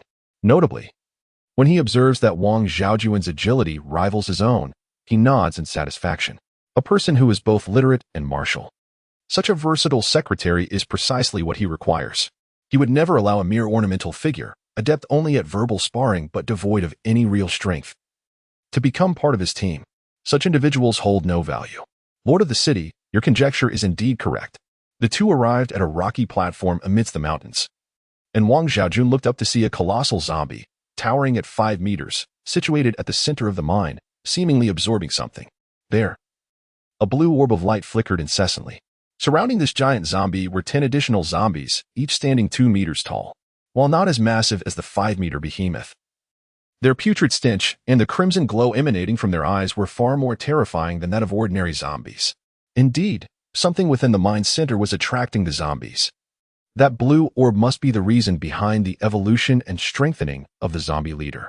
Listening to Wang Zhaojun's analysis, Li Yang nodded in agreement. That is the core of the mine, a substance that can only be generated after the resources exceed 1 billion tons. This crystal core, devoid of consciousness, is nonetheless a crystalline product of mineral deposits. The energy it harbors not only has the capacity to enhance the strength of zombies but, when harnessed by the superhumans among humanity, yields effects that surpass those of ordinary zombie cores by several magnitudes. Indeed, the sole distinction between the real world and the gaming realm lies in the latter's ability for zombies to drop various forms of experience points, equipment, and even gold. In the reality we inhabit, however, the only substance resonating within these undead beings is the crystal core. The cores of low-level zombies are red, corresponding to levels 1 through 5. In contrast, the cores of mid-tier zombies are blue, appearing in the range of levels 5 to 15. Boss zombies are classified differently. Furthermore, the colors and sizes of the cores from zombies with special attributes vary significantly. Only once a human ascends to become a superhuman can these cores be absorbed. Attempting to consume them prior to this transformation would result in the individual being assimilated into a zombie. Of course, exceptions exist, contingent upon the strength of one's will. A resolute ordinary individual may also evolve into a superhuman after consuming a core, albeit with a rather slim probability. Reflecting on the distinctions from his previous life, Li Yang shook his head lightly. His gaze fell upon the palm-sized circular mineral core, a subtle smile gracing his lips. According to his memories from the past, this particular gem was the first mineral core unearthed in the reality he now occupied. Moreover, the first person in this world to consume a crystal core would awaken a remarkably powerful supernatural ability. This is akin to a first-kill mission within the realm of gaming. Upon the successful completion of such a feat, the rewards are invariably substantial. Prepare yourself, you instruct the extraordinary beings, urging them to provide us with cover. You will take down those 10 adversaries, while I shall confront the zombie overlord. Li Yang swiftly made his decision, unwilling to squander precious time. Very well. Wang Zhaojun nodded in agreement, relaying the command through her earpiece with remarkable speed. Immediately, whoosh. Not far away, a brilliant azure light surged forth, accompanied by an overwhelming and terrifying pressure, relentlessly assaulting the zombie overlord at the core. The projectile of the psychic tank. Such a formidable surge of energy could not escape the notice of the zombie overlord. He slightly raised his head, gazing at the blue light. And with a swift motion of his hand, he instigated a retreat. In an instant, he, along with the 2-meter-tall zombies beside him, was propelled backward. The zombie overlord, now possessing intelligence, could discern the considerable threat posed by the psychic tank's projectile. Whoosh. The figure, large in stature yet remarkably agile, vanished in an instant. A mere flicker of movement leaving no trace behind. In contrast, the 10 zombies lagged behind in their response. Boom. A shell descended upon the center of the mineral deposit. And at that moment, the 10 zombies finally reacted, hastily retreating. Consequently, a colossal mushroom cloud erupted into existence from the void, and in a heartbeat, an immensely powerful shockwave transformed into a tangible force, radiating outward in all directions. The 10 zombies, unable to evade in time, were violently propelled into the air. Clang! The resonant sound of metal echoed, as not far away, the zombie leader was also struck by the shockwave. However, it did not send him airborne. Instead, a radiant blue light emanated from his body, effectively countering the force of the blast. Just as this thought crossed his mind, a more formidable threat loomed overhead. As the zombie leader looked up, he beheld a figure descending from the sky. A figure descended, wielding a blue lightsaber, radiating a unique wave of energy. Chapter 29, The Zombie Leader with a Dull Mind. Boom. A powerful surge manifested. At that moment, the enormous zombie forcefully struck Li Yang's lightsaber with its fist. The sound of an explosion resonated, yet the fist showed no signs of fracture. Similarly, the power of the lightsaber in Li Yang's grasp, despite the tremor, failed to breach the surface of its adversary. Not even a drop of blood was shed. The damage inflicted was minimal. If anyone were to witness this scene, they would undoubtedly fall silent, deeming Li Yang to be utterly foolish for his actions, lacking any supernatural abilities and relying solely on the cutting power of a lightsaber. How could one possibly inflict harm upon a creature of the zombie leader's caliber? Yet, in this fleeting moment, Li Yang found himself smiling. As his opponent launched an attack, Li Yang's figure swiftly darted, akin to a nimble monkey, evading the incoming fist and aiming directly for the vulnerable area of the creature's throat, striking with tremendous force. Swiftly, exceedingly swiftly. At that moment, the zombie leader did not even have time to react. With a swift motion, a glimmer of sword light emerged, accompanied by an intense sensation of searing heat, which directly tore open a gash at the creature's throat. Blood splattered forth. This provoked the zombie leader, whose fist surged with energy, and at that moment, a fiery red beam of light emerged from his mouth. Whoosh! Li Yang, having achieved his objective, did not linger in battle. He swiftly retreated, executing a series of rolls to narrowly evade the oncoming beam and the powerful fists. At this juncture, the zombie leader appeared to have entered a state of rage, accelerating his pursuit of Li Yang. For he had not anticipated that this seemingly insignificant and feeble human would be aware of his vulnerabilities, unlike other zombies, whose weaknesses resided in their hearts or heads. Rendering them powerless upon destruction, this leader, having attained a semblance of intelligence, could not possess such frailties. Upon awakening and absorbing the mineral cores earlier, he had already reconfigured his weaknesses. For him, the throat became the most defensible point, one that would elude detection by others. Endowed with intelligence, he retained fragments of memories from his human existence, which led him to discern these vulnerabilities through various films and dramas, thus motivating his alteration of weak points. Boom. Yet, just as he pursued, a sharp crack was heard, and a small explosion erupted. The recent shockwave, though not as formidable as the projectiles from the psychic tanks of yore, momentarily halted the assault of the zombie leader. This interruption occurred because one of his 10 zombie sentinels had inexplicably lost its connection. In other words, one of the zombie guardians had perished. This filled him with incredulity, for the zombie guardian possessed nearly 70% of its original strength. How little time has passed?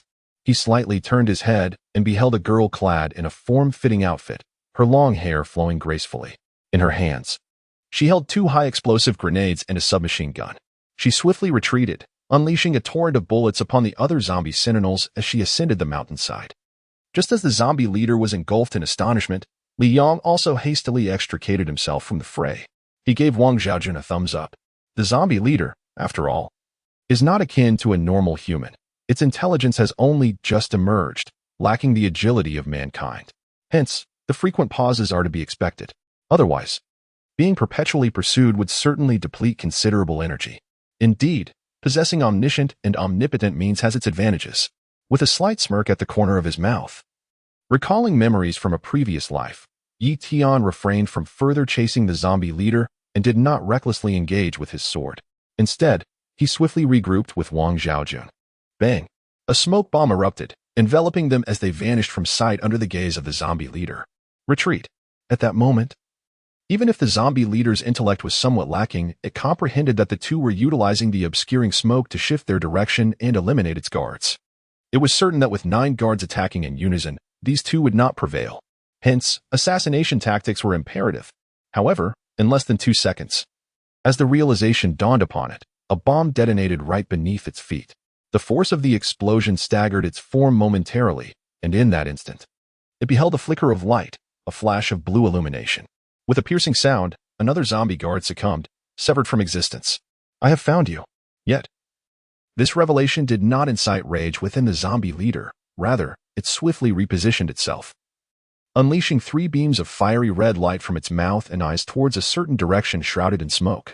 At the same time, the zombie leader, as if teleporting, appeared in an instant at the location of another zombie guard. Just then, this was also the next target for Li Yong and Wang Xiaojun. Boom. Anticipating his opponent's position, the zombie leader wasted no time. Flames ignited in his palms, exuding an intense heat, and with formidable power, he struck fiercely at the two. Clang. Caught off guard by the leader's ability to predict their attack, the duo quickly attempted to evade. However, their speed fell short compared to that of the zombie leader. Boom. The powerful strike collided violently with their bodies. Splutter. Blood gushed forth, their garments set ablaze. The two were propelled backward. In that moment, the relentless zombie leader seized the advantage, unleashing 2 beams aimed directly at them, erupting with thunderous roars. Yet, just as the beams were unleashed, 3 colossal explosions resounded simultaneously.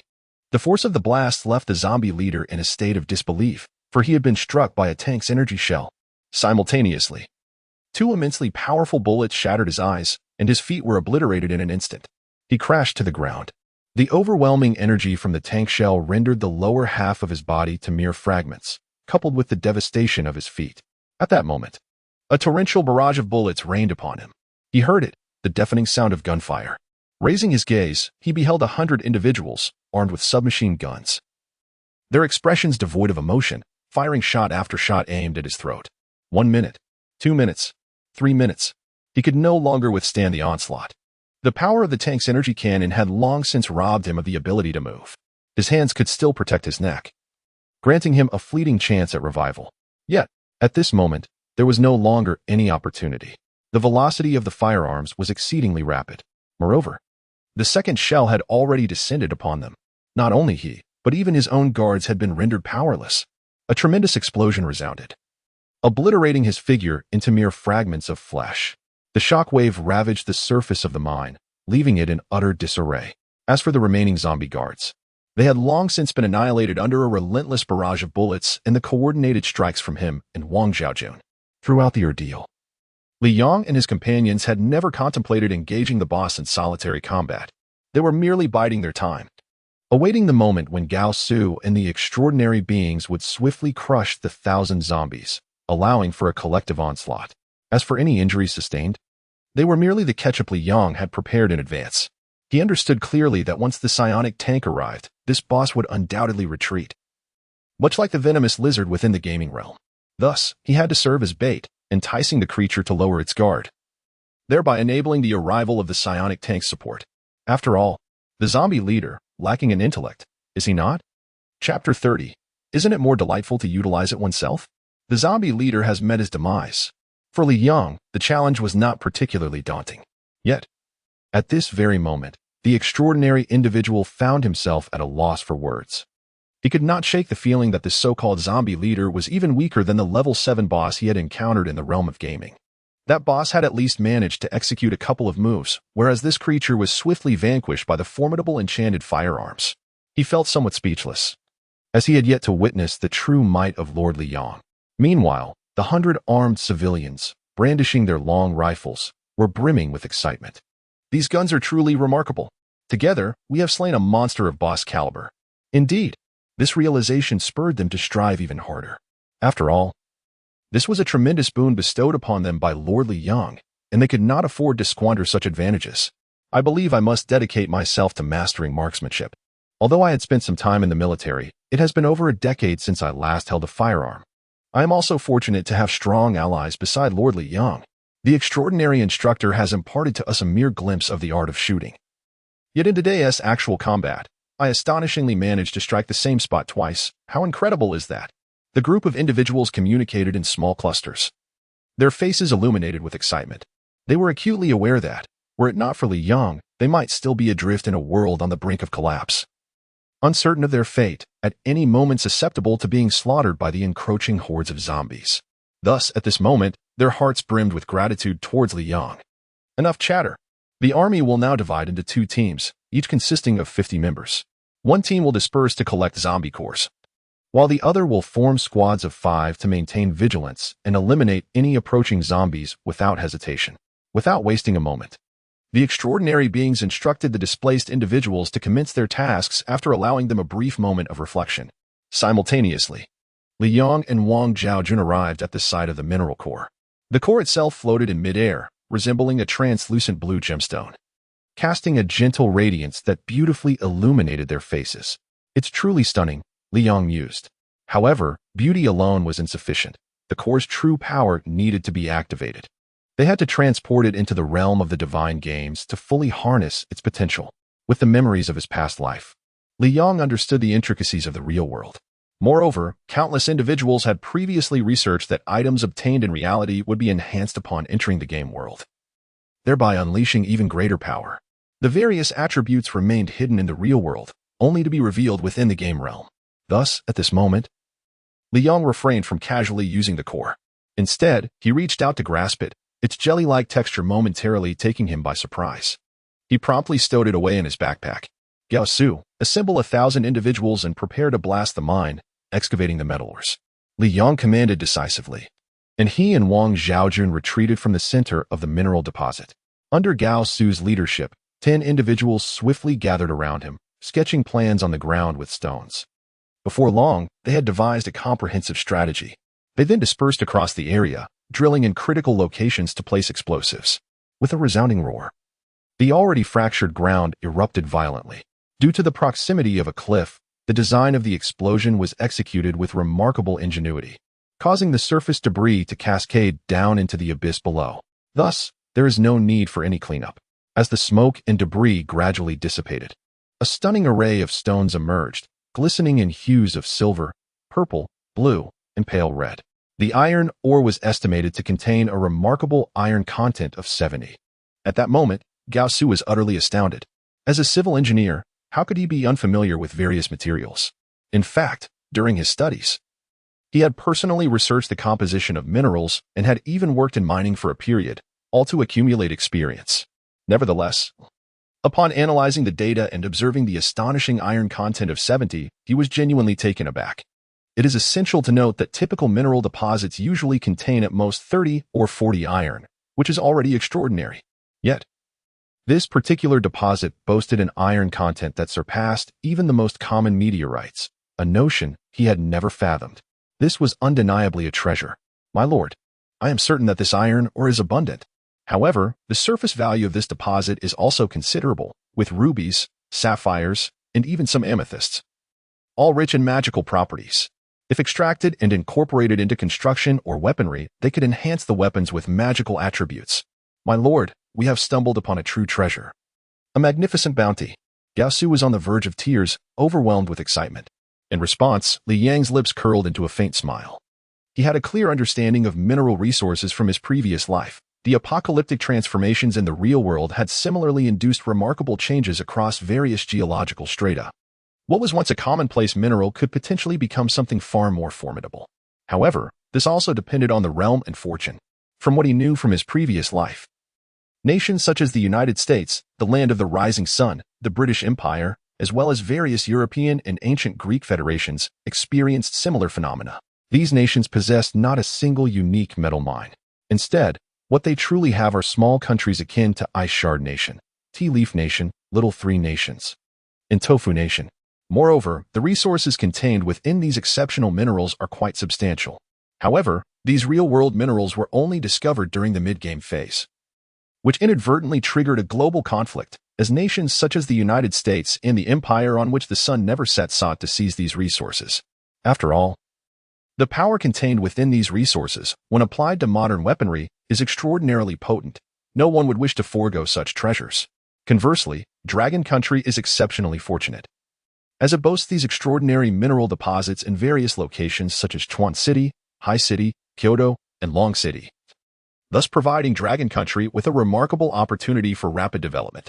Given that Li Yong had already unearthed this mineral wealth due to his memories from a past life, why would he publicly announce it or even share it with others? Surely, using it for himself is far more alluring. Chapter 31. Lifting a stone to smash one's own foot. Dragon Country. Long City. Within the city center, the mayor of Long City and his associates had long since returned to the temporary military district, armed and prepared. At that moment, the mayor's forces were directly integrated into the ranks of the military district overseen by the district commander. Given the wartime status, it was far too cumbersome to maintain separate identities. Unification was essential to avoid myriad complications. Hence, after discussions, they decided to amalgamate the mayor's forces with the military districts, forming a more formidable army. However, both the military district commander and the mayor of Long City were visibly stunned. Just moments ago, upon their return, they encountered a horde of zombies blocking their path. In response to this perilous situation, the military district commander, without hesitation, brandished his submachine gun and engaged the zombies. Yet, the instant the gunfire erupted, he was taken aback. He had initially believed that a full magazine would be required to eliminate these undead foes. However, with just a single shot, he witnessed the first bullet from the submachine gun strike the zombie's eye, resulting in a thunderous explosion that reduced the entire creature's head to mere powder. Indeed, it was powder. The power of this submachine gun is comparable to that of certain advanced sniper rifles of modern times, even rivaling the potency of explosives. Not only he, but also the soldiers carrying the resources and Mayor Long, who stood nearby, were rendered speechless in astonishment. Ultimately, as they returned to the war zone to clear the battlefield, they adjusted the submachine guns to a semi-automatic mode, sparing no bullet. There was no choice. They were in dire straits now, impoverished to a degree far exceeding that of Li Yong. These resources are merely items they can economize on. Thus, at this very moment, upon their return, they can reflect with composure. What exactly did Li Yong do during the development of these firearms to achieve such immense power? If all submachine guns possessed such combat capabilities, then with merely 100 individuals, it would suffice to vanquish thousands, even tens of thousands of zombies. Upon hearing this, the district commander of the military region nodded in agreement. Once we enter the game world, we must first align ourselves as a subordinate guild to Li Yong, for it is he who has provided us with these resources. Having a plan necessitates execution. Indeed, and furthermore, we can now initiate the rescue plan. Simultaneously, while we are in the game world, we must strive to seize some mineral resources. Accumulating a greater wealth of gold will enable us to fully activate the production lines for firearms and ammunition. With the professors on board, this new batch of firearms and ammunition will allow us to swiftly develop the corresponding assembly lines. Precisely, these individuals engaged in conversation, their faces illuminated by a flicker of excitement. At this moment, they would no longer hesitate due to the absence of modern weaponry. Let us set forth, distributing firearms as per previous arrangements to rescue the civilians. Simultaneously, we shall instruct the populace to operate under wartime protocols, safeguarding the elderly and children, while urging the youth and middle-aged individuals, regardless of gender, to enlist. Those who defy orders. At this point, the military district commander suddenly recalled Yang Cheng and some of Li Yang's maneuvers, and coldly declared, "Those who disobey will face military justice." Understood. At this moment, the first counteroffensive army within Long City sounded the clarion call for attack. Li Yong was meticulously organizing all the tasks at hand, including the assessment of mineral resources. As for the affairs of the military district, he deemed them unworthy of his consideration, as long as they did not complicate his life and provided him with sufficient benefits. That was all that mattered. He had neither the time nor inclination to manage their chaotic endeavors. His singular focus was on strengthening himself, growing stronger, and becoming ever more powerful. With the next foray into the gaming world imminent, players had begun to acclimatize to its rhythm following their initial experiences. Consequently, a formidable crisis awaited within the game. Without adequate strength, this terrifying challenge could regress many players by 2 or even 3 levels, a toll far too steep for the average individual to bear. The novice phase was of paramount importance. As for Li Yong, what he desperately needed was to secure substantial benefits during this looming crisis. Memories from his past life lingered, recalling the final battle and the shadowy figures behind it, including extraordinarily powerful individuals and certain entities whose might was utterly daunting. If he did not elevate his capabilities swiftly, he would ultimately confront an even more terrifying cataclysm. Thus, preparation in advance was imperative for Li Yong. Notably, awakening his abilities and advancing vaccine research were paramount priorities. Li Yong was exhausting every means to amplify his available leverage. Meanwhile, in the West, within the Sun Never Sets Empire, a temporary laboratory had been erected. At this very moment, on an experimental table, lay a lifeless body. The lifeless corpse lay before them, blood oozing profusely, staining both the floor and the sheets a deep, ominous black. The air was thick with an acrid stench, reminiscent of a slaughterhouse. This body, reclined upon the bed, was bereft of flesh and viscera from its chest, leaving merely a collection of bones tethered to the remaining form. On a nearby table, several large glass vessels were arranged, each containing a transparent liquid in which a heart and various other internal organs were submerged.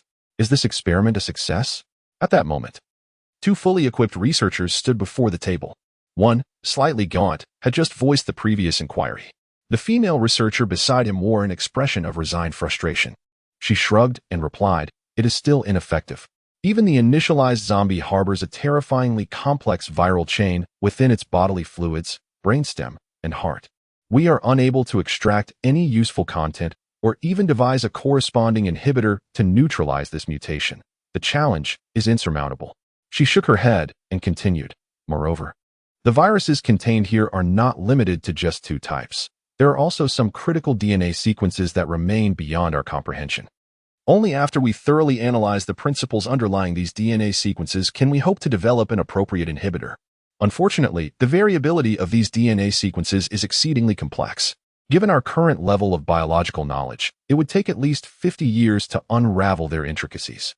Upon hearing this, the man scratched his head in exasperation. 50 years was far beyond his expectations. Just as he pondered this, an unexpected sensation of suffocation gripped his neck. In the next instant, he realized that the female researcher's gloved hand had tightened around his throat. A crimson glint flickered in her eyes. A zombie. His mentor had mutated. Before he could fully process the thought, darkness enveloped his consciousness. In this experimental base, the zombie crisis has erupted in its entirety. Chapter 32, a second foray into the game. It is noteworthy that all acquisitions made within the game realm, whether they pertain to power, character cards, or even potent weaponry, can indeed be transposed into the real world. Naturally, these character cards, including the so-called vagrants, are cognizant of their circumstances. They are aware that they exist as figures within the pantheon of the gaming universe. However, this revelation does not strike them as peculiar. It appears that the developers of this so-called divine gaming network had meticulously crafted these parameters, ensuring that characters would not feel disoriented upon their emergence into reality. In the heart of the empire on which the sun never sets, alarms blared. The news spread swiftly, for the empire is not devoid of astuteness. The moment the zombies erupted from the research facility, the alarms had already sounded. Yet, they underestimated the formidable power of these zombies. The caliber of threat they posed was far beyond that of the lowly zombies found in the gaming realm. 100-strong squad, employing fire, stones, wooden clubs, and even explosives, failed to vanquish the zombie that had once been a female doctor. Instead, their attempts merely resulted in the infection of more individuals. The ordeal persisted for over 2 hours, culminating in more than 50 fatalities and nearly 300 infections before it finally subsided. Upon our final assessment, we discovered traces of several zombies that had fled. These creatures were likely heading towards populated areas. We must expedite our efforts to evacuate the populace, otherwise, the increasing number of civilian infections will inevitably worsen our predicament within the game world. This situation was indeed a miscalculation on my part, and I extend my sincerest apologies to Your Majesty, the Queen. A figure resembling a steward stood beside a middle-aged woman, his tone earnest, imbued with profound regret. This expression springs from the depths of the heart, devoid of any pretentiousness. You have performed admirably, despite the severed communication and the malfunctioning of firearms. You managed to confine the situation to such a degree within a mere 2 hours. The queen of the empire on which the sun never sets did not reproach the steward. Instead, with a grave countenance, she instructed, "Send a few individuals to notify the remaining clusters of the empire's populace to exercise caution against the zombies." According to the records you provided, it appears that the female doctor has undergone experimentation more than twice, including certain exceptional trials, which could sufficiently expose her to complete infection or even mutation. Should she become a host and transmit the affliction to others, those individuals would undoubtedly differ significantly from ordinary zombies, posing a formidable threat. At present, we cannot directly confront this danger. Let us inform the Deadpools to take action. For now, all we can do is wait, biding our time until the days pass and we can log into the game once more. Upon uttering these words, even the butler beside her expressed a sense of helplessness. The intricacies of the game world and the circumstances surrounding the extraction of items from it were utterly astonishing.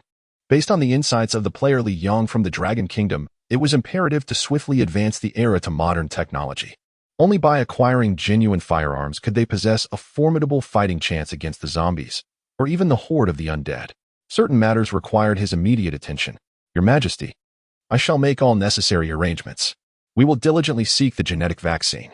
If we can restore your youth, or even bestow upon you special capabilities, you shall regain the splendor of your youth. Go ahead." The Queen of the Eternal Empire did not heed the butler's flattery. Instead, she clapped her hands, signaling him to depart. As the sound of footsteps faded and the door closed, the Queen of the Eternal Empire, seated on the sofa, suddenly exhibited a glimmer of red in her eyes. In that instant, her visage transformed momentarily into one reminiscent of a black cat.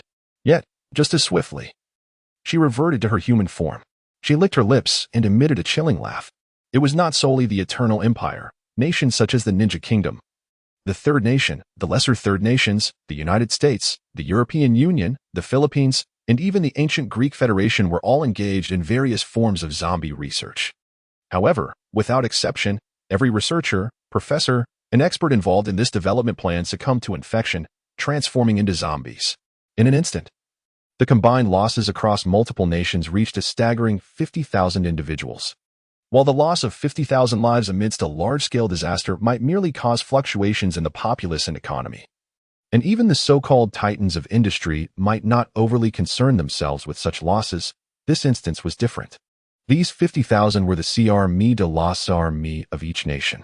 The deaths of so many had instilled a sense of heightened caution among many. Concurrently, like the Eternal Empire, they contemplated Li Yang's Yang City, a modernized urban center.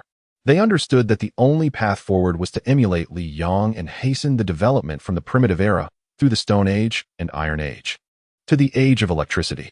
At the very least, they needed to reach the age of steam. Possessing some modern firearms would undoubtedly alleviate numerous troubles. At this very moment, in the Dragon Kingdom, within the confines of Long Province and Long City, vast pits have been excavated in the nearby mining area. Currently, due to the absence of a rapid mineral separation production line, these resources can only be processed on-site, necessitating separation and subsequent transportation by vehicles, which presents a degree of inconvenience. Nevertheless, the advent of these vehicles marks a significant improvement, although they are merely the first generation of freight trucks. They have been developed through the combined expertise of Tony Stark and Peter Parker, boasting exceptional practicality and functionality. Thus, these vehicles are playing a crucial role at this juncture. The first batch of minerals, once transported to Yang City, is entrusted to the hands of migrant workers who place them into furnaces and decomposition pools. Employing rudimentary methods to extract an initial array of iron ore, watermarks, gold, silver, copper, aluminum, and various other metallic resources. It is heartening to note that the reserves of these resources are substantial, leading to a consensus that utilizing the entirety of the first batch to establish a vehicle production line is the most cost-effective strategy. Once the inventory of vehicles swells, reaching thousands, the logistics of transporting goods will become a trivial matter. As time gradually ticks away, in the blink of an eye, 3 days have passed, leaving less than 5 minutes remaining, with countless individuals gazing at the countdown suspended in the void. All work comes to a halt as they await the commencement of this gaming session with mixed emotions. A new round of the game is about to begin. Some are exhilarated, others are in tears, and many remain in solemn silence. However, as the final countdown reaches 0, a blue wristband suddenly materializes on each person's wrist. The wristband fastens itself securely, accompanied by a melodious notification sound, heralding the arrival of the login device. From this point onward, the login device will grant access to the game. As the announcement resonates, the blue light flickers on their wrists, gradually enveloping each individual. In the next instant, whoosh. Everyone vanishes from the realm of reality. The second login to the game has commenced. Chapter 33, Major Game Update, Li Yang's Contemplation Whoosh. The brilliance flickers as everyone returns to the game world. This time, as the multitude opened their eyes within the realm of the game. They did not encounter the familiar interface for character selection and attribute modification as they had during their initial foray. Instead, they were thrust directly into the game, precisely at the moment before their departure from this virtual world. At that instant, the leaves hung motionless in the sky, and the waters of the river ceased to flow. Even the myriad creatures, zombies, mutated beasts, and others, froze in place, as though time itself had come to a standstill. Just 3 seconds after the players made this observation, a sudden crack echoed through the air. It was as if someone had pressed the play button, and the entire game resumed its course. Dark clouds churned ominously, the overcast sky illuminated by flashes of blue lightning. The ferocious roars of zombies and mutated beasts rose and fell, creating a haunting symphony of chaos. At that moment, they discovered that all the creatures surrounding them seemed to come to life anew, a truly wondrous phenomenon. How marvelous! I felt as though I had entered a cinematic realm, where the pause button had been disengaged by someone from beyond this world, and everything resumed its course. Your description is remarkably apt. The scene we just witnessed made me briefly believe the game had frozen. Logically, when one enters a game, time should continue to flow, should it not? I am uncertain of the peculiarities of this game, but now that it has recommenced, we must strive onward. This time, I intend to advance into the age of electricity ahead of schedule. Is there anyone willing to join me? As a physics student, I recognize the necessity of crafting some primitive electrodes and sources of power, whether through coal-fired generation or even manually operated generators. While I possess a mental schematic of generator operation and mechanics, we currently lack the materials necessary for construction. Thus, let us set aside thoughts of generators for now and explore alternative methods to usher in the age of electricity. I believe that upon the upgrade of our era, the game world will surely bestow rewards. Indeed, I share the same sentiment. Therefore, let us not dwell on other matters for the time being, but rather focus our efforts on advancing into the age of electricity. That is the way forward. Countless individuals are communicating in the world and guild channels, each formulating their own plans and strategies. Compared to the initial foray into the game, there is now a greater familiarity with the present circumstances. Consequently, many are psychologically prepared for what lies ahead. However, amidst the discussions in the World Channel, a sudden world announcement refreshed the atmosphere. World announcement: the Gods game has completed its update. The update includes the following key points. 1. The Gods game will alter the method and timing of login. The new login procedure is based on Longwa time. Every morning at 9 o'clock is the time to log into the game, and at 6 o'clock in the evening, players will return to the real world. This login and logout from the game is mandatory. The Gods game will forcibly log all players in and out via the wristbands they wear. 2. The flow of time within the game will now align with that of the real world. Currently, according to Longwa time, it is 8 o'clock in the morning. Henceforth, players will spend a full day in the game world. At 6 o'clock this afternoon, players will log off punctually. Additionally, as the Gods game has rectified various bugs, the flow of time within the game will be consistent with that of the real world. During the initial login, the Gods game had paused the game time until your return this time. However, this time, game time will not be paused. For instance, if you enter the game tomorrow at 9 o'clock in the morning, then after logging off tonight, the game will continue to run without pause. Thus, in the nocturnal realm of the game, devoid of player leadership, it becomes perilously treacherous. Therefore, it is imperative for each player to focus on nurturing their cities and forging a formidable army, ensuring their safety through the night's embrace. The game world will randomly refresh night game login vouchers in certain locations, categorized into 2-hour, 3-hour, 5-hour, 9-hour, and 24-hour vouchers. The 24-hour voucher, as the name suggests, allows one to dwell within the game world for an entire day. A newly devised reward mechanism enhances the gaming experience, complemented by improved data systems. Further details can be found in the Novice Assistance section. Numerous known bugs have been rectified, resulting in a smoother gameplay experience, alongside the introduction of a natural weather system.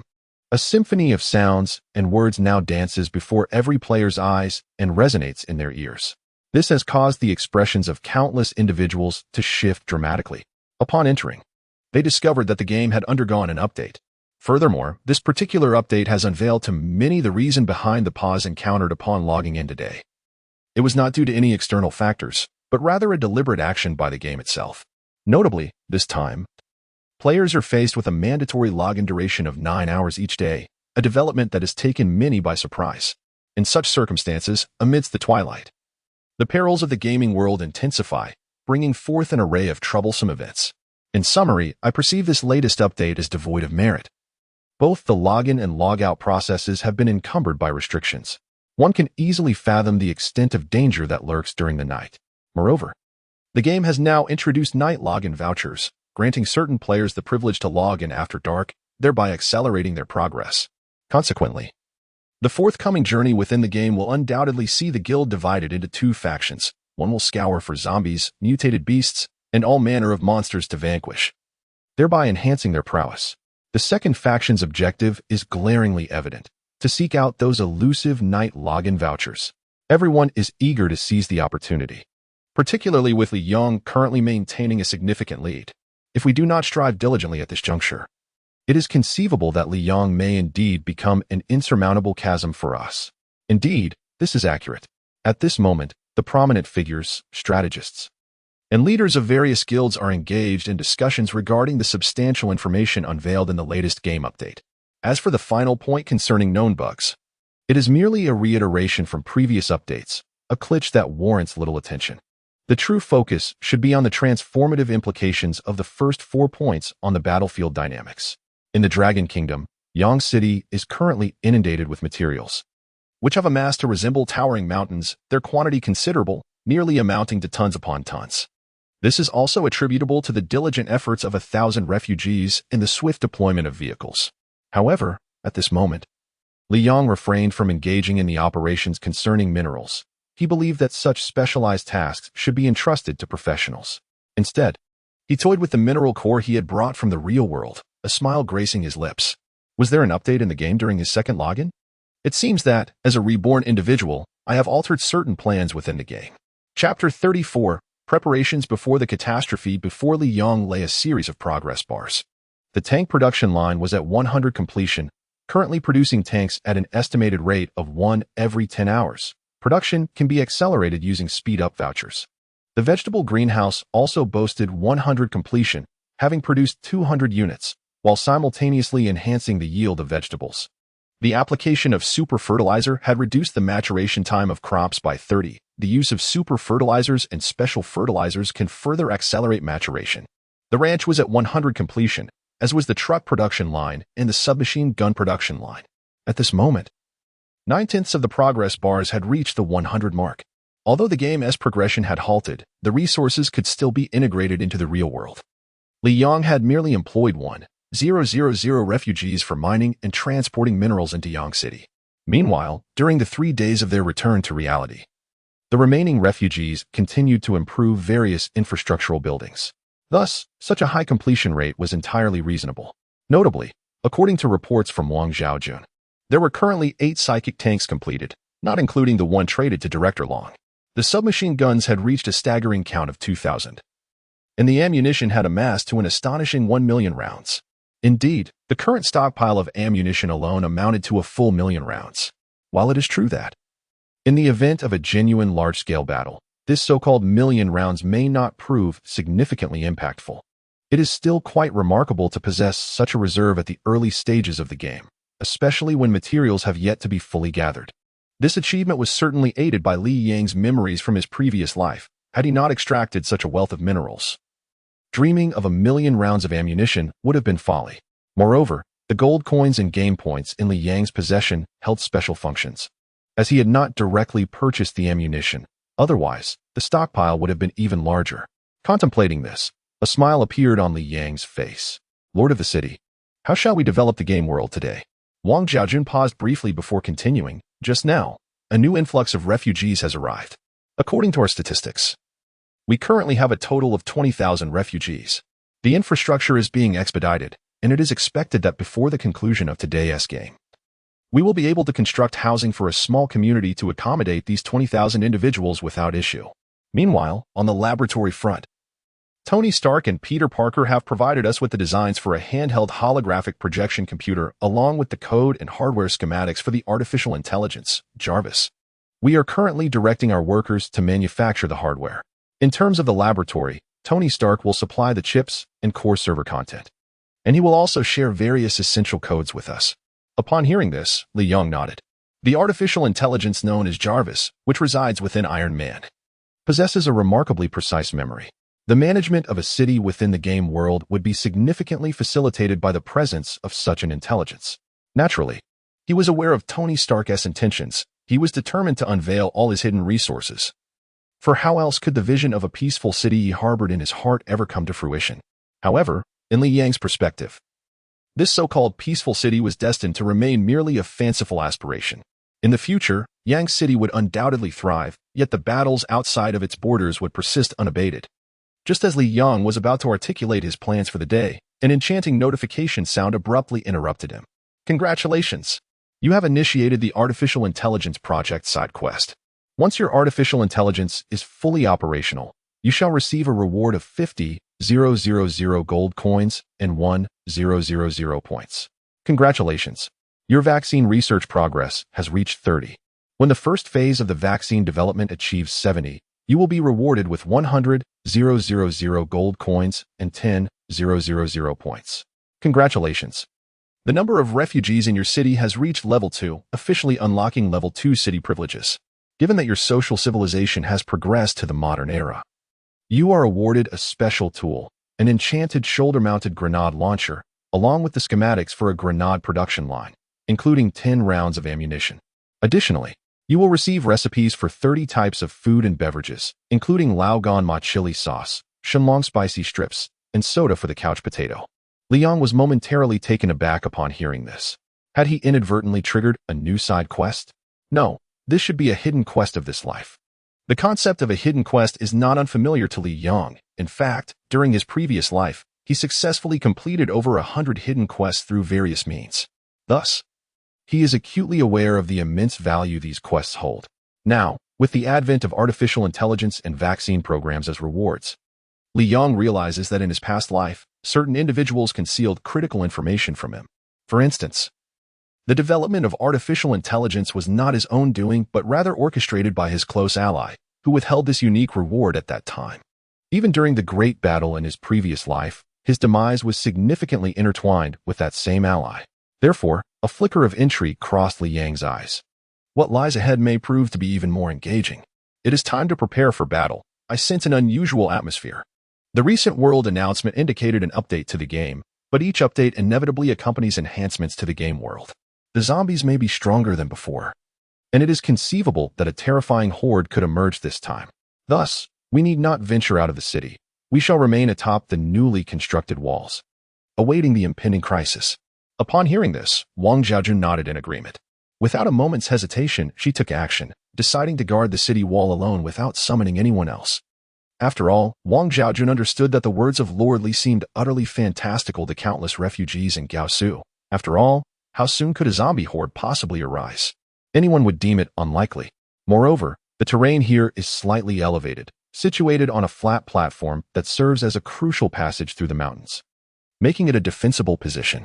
Even if a horde were to appear, there would be no need for such alarm, right? Wang Xiaojun was aware that many would share this sentiment, which is why she chose to remain vigilant without notifying anyone. Currently, surveillance equipment had yet to be produced. Otherwise, she would not have needed to take such measures. Observing Wang Xiaojun's actions, Li Yang was momentarily taken aback, but he soon grasped her intentions.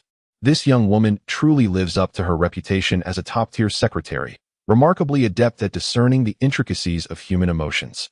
Possessing the memories of a previous life, Li Yang is acutely aware that a zombie tide will soon descend upon them.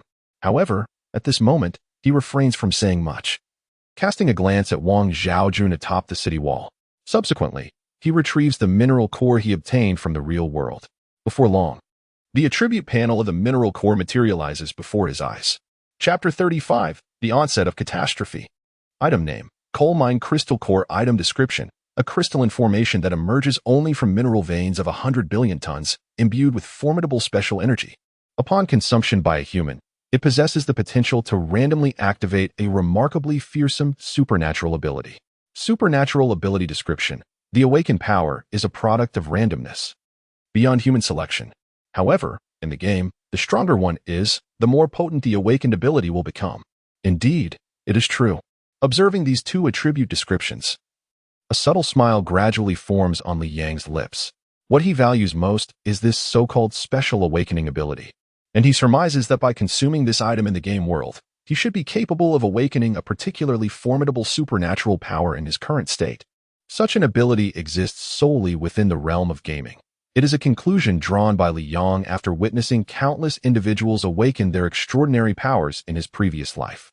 In this present existence, no one has yet possessed the innate advantages that Li Yang enjoys. Contemplating this, Li Yang wasted no time. He grasped the shimmering blue crystal core of the mineral vein and consumed it whole. In an instant, a brilliant blue radiance enveloped him like a cocoon, completely surrounding Li Yang. In this moment, the once tranquil and unchanging colossal nuclear reactor within Yang City began to exhibit a disarray of energy. What on earth is happening? The reactor's power output surged dramatically. Quickly, stabilize the current. Little Spider, attend to this matter. Direct the electricity towards the electronics factory and activate 2 additional production lines. Store the surplus energy using the latest battery technology and create magnetic storm bombs. Hurry, hurry, hurry. Inside the laboratory, Tony Stark, who was engrossed in vaccine research, was rendered utterly dumbfounded upon witnessing the scene. Being the Iron Man himself, he was particularly adept at manipulating nuclear reactors. Indeed, one could even argue that he was a pioneer in the field. Yet, in the face of this chaotic energy emanating from the reactor, he was genuinely taken aback.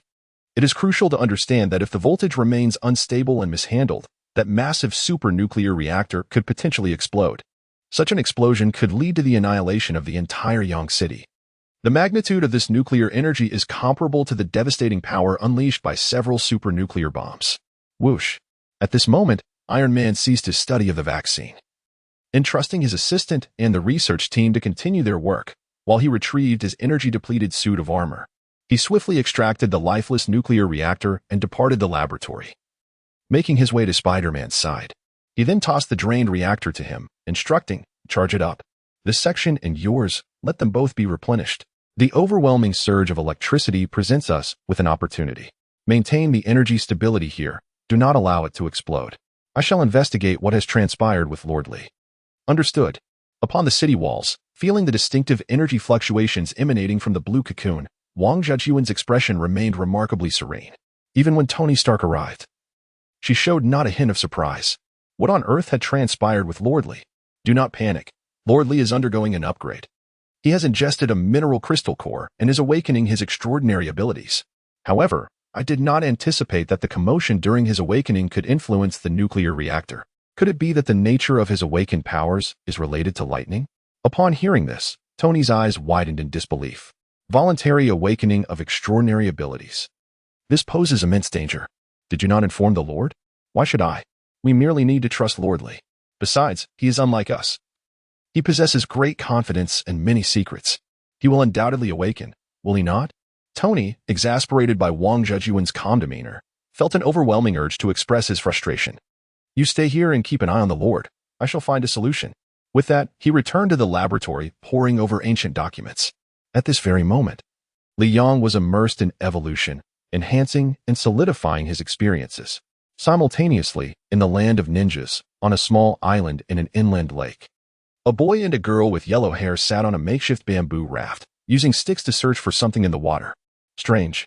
Just a while ago, my stone flickered for quite some time as I approached here. It is certain that the treasure lies within this lake. Yet, despite our prolonged search, how can we not find it? The boy, perplexed, halted his efforts. The girl regarded him thoughtfully before suggesting, shall we try another location? I believe it best not to stray too far from the guild. Moreover, this is a pivotal moment in the development of the electric age. Once the guild harnesses electricity, Our personal marketplace will evolve from a primitive society's bazaar to one befitting the electric era. At that moment, purchasing firearms with gold coins seemed a far more advantageous proposition. We could not find the corresponding treasure for this stone, however, before the girl could finish her sentence. The stone in the boy's hand once again emitted a brilliant yellow radiance. At this moment, the brilliance flickers more rapidly than ever before, swift and terrifying. It resembles a peculiar alarm, alerting one to impending urgency. This sensation left the two individuals momentarily stunned. Perhaps this was not a treasure, but rather an alarm. We must depart swiftly from this place. Without a second thought, they hastily grasped their paddles and maneuvered the wooden raft towards the shore with great urgency. Feeling their pace was insufficient, they discarded the paddles and plunged into the lake, swimming fervently towards land. As they frantically navigated the waters, a thick black mist began to ripple from the depths of the lake, accompanied by a resonant, thunderous roar that surged through the water. At that moment, suddenly, whoosh! A tentacle sprang forth from the lake with the swiftness of lightning, piercing through the boy's back and emerging from his chest. Ack! The boy's anguished scream and the girl's terrified shriek echoed simultaneously. At this moment, the girl wandered even more swiftly. Meanwhile, the boy, under the harrowing condition of tendrils piercing through his body, found his flesh and blood completely absorbed within a mere 3 seconds. He was transformed into nothing more than a desiccated husk, a mere shell of skin and bones. The girl, drenched to the skin, finally managed to crawl ashore. Yet, a deafening sound revealed to her the tragic state of the boy's body still lying ahead.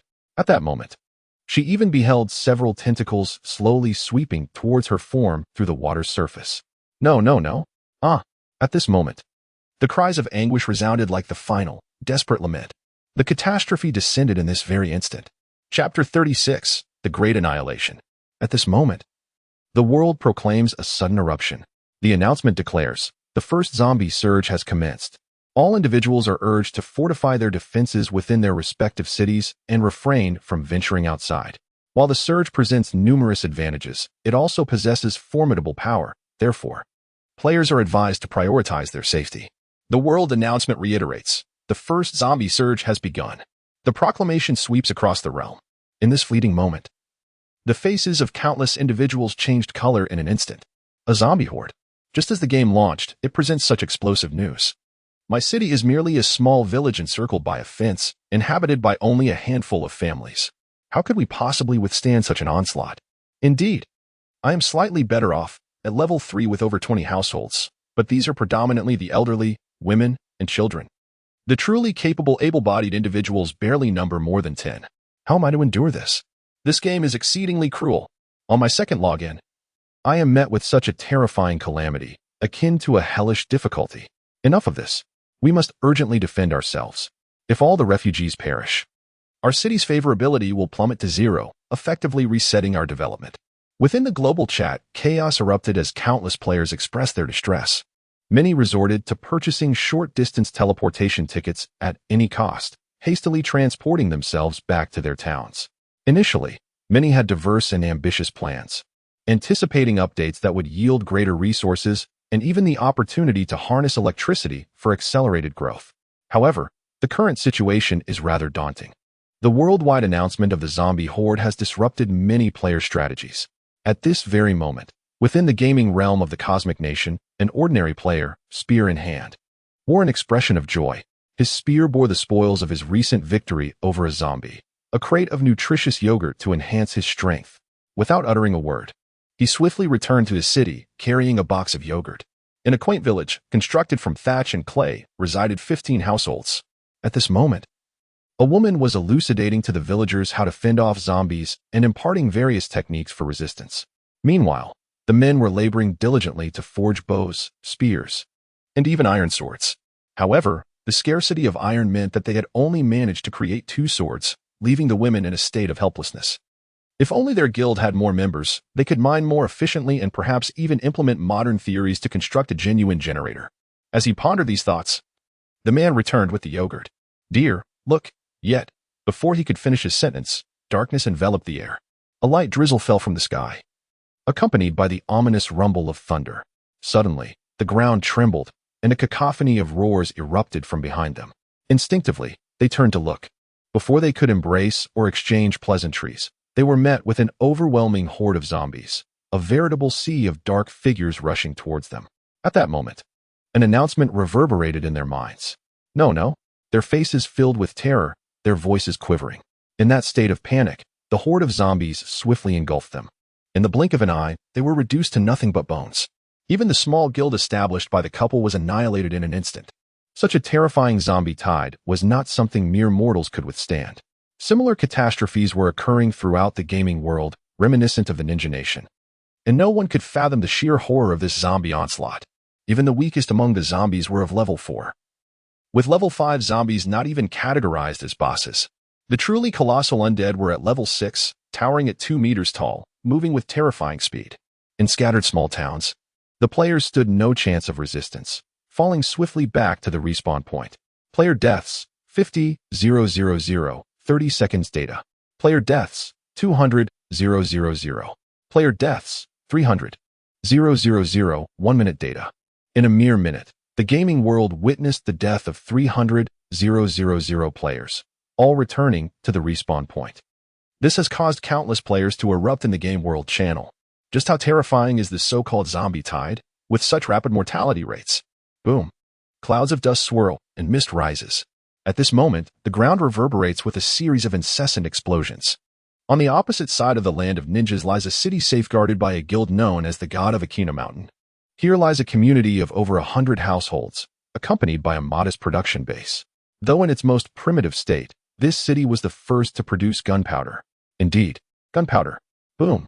The resounding explosions erupted, as several ordinary zombies were instantaneously reduced to mere fragments. Cursed be these zombies. There are too many of them. Boss of Car God number 1. What shall we do? Our stockpile of explosives is nearly depleted. A subordinate, veins protruding on his forehead, stood atop the earthen city wall, gazing at the ominous swarm of zombies that continued to advance, leaving no time for fear. Upon hearing this, the guild leader of Car God number 1, who was busy hurling gunpowder, also felt beads of sweat forming on his forehead. He had not anticipated that events would unfold in such a bizarre manner. This is on an entirely different level compared to the holographic projection games they played in the past. Continue the casting. All men, women, and children in the city, regardless of age or any other factors, must partake in the production of gunpowder, and they must do so swiftly. Only by hastening its creation can we hope to withstand the impending tide of zombies. As the man spoke, he was suddenly struck dumb, for at that very moment, a colossal zombie, towering at a height of 2 meters, leaped into view directly before him. In the next instant, the player known as God of Cars No. 1 found himself ensnared in darkness, retreating back to the fountain. The others, witnessing this scene, were instantly rendered speechless. Before the zombies were dealt with, the boss has already met his demise. How formidable are these 2-meter-tall zombies? Before they could fully contemplate the situation, an array of zombies unleashed their unique abilities, swiftly breaching the defenses of their guild. Annihilation loomed once more. Chapter 37. Masterful Coordination, Li Yang's Awakening. The number of deceased players returning to the fountain continued to rise.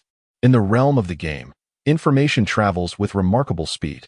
Furthermore, within the global channel, the game features special announcements. Each guild's destruction and every citywide player obliteration are broadcasted instantaneously.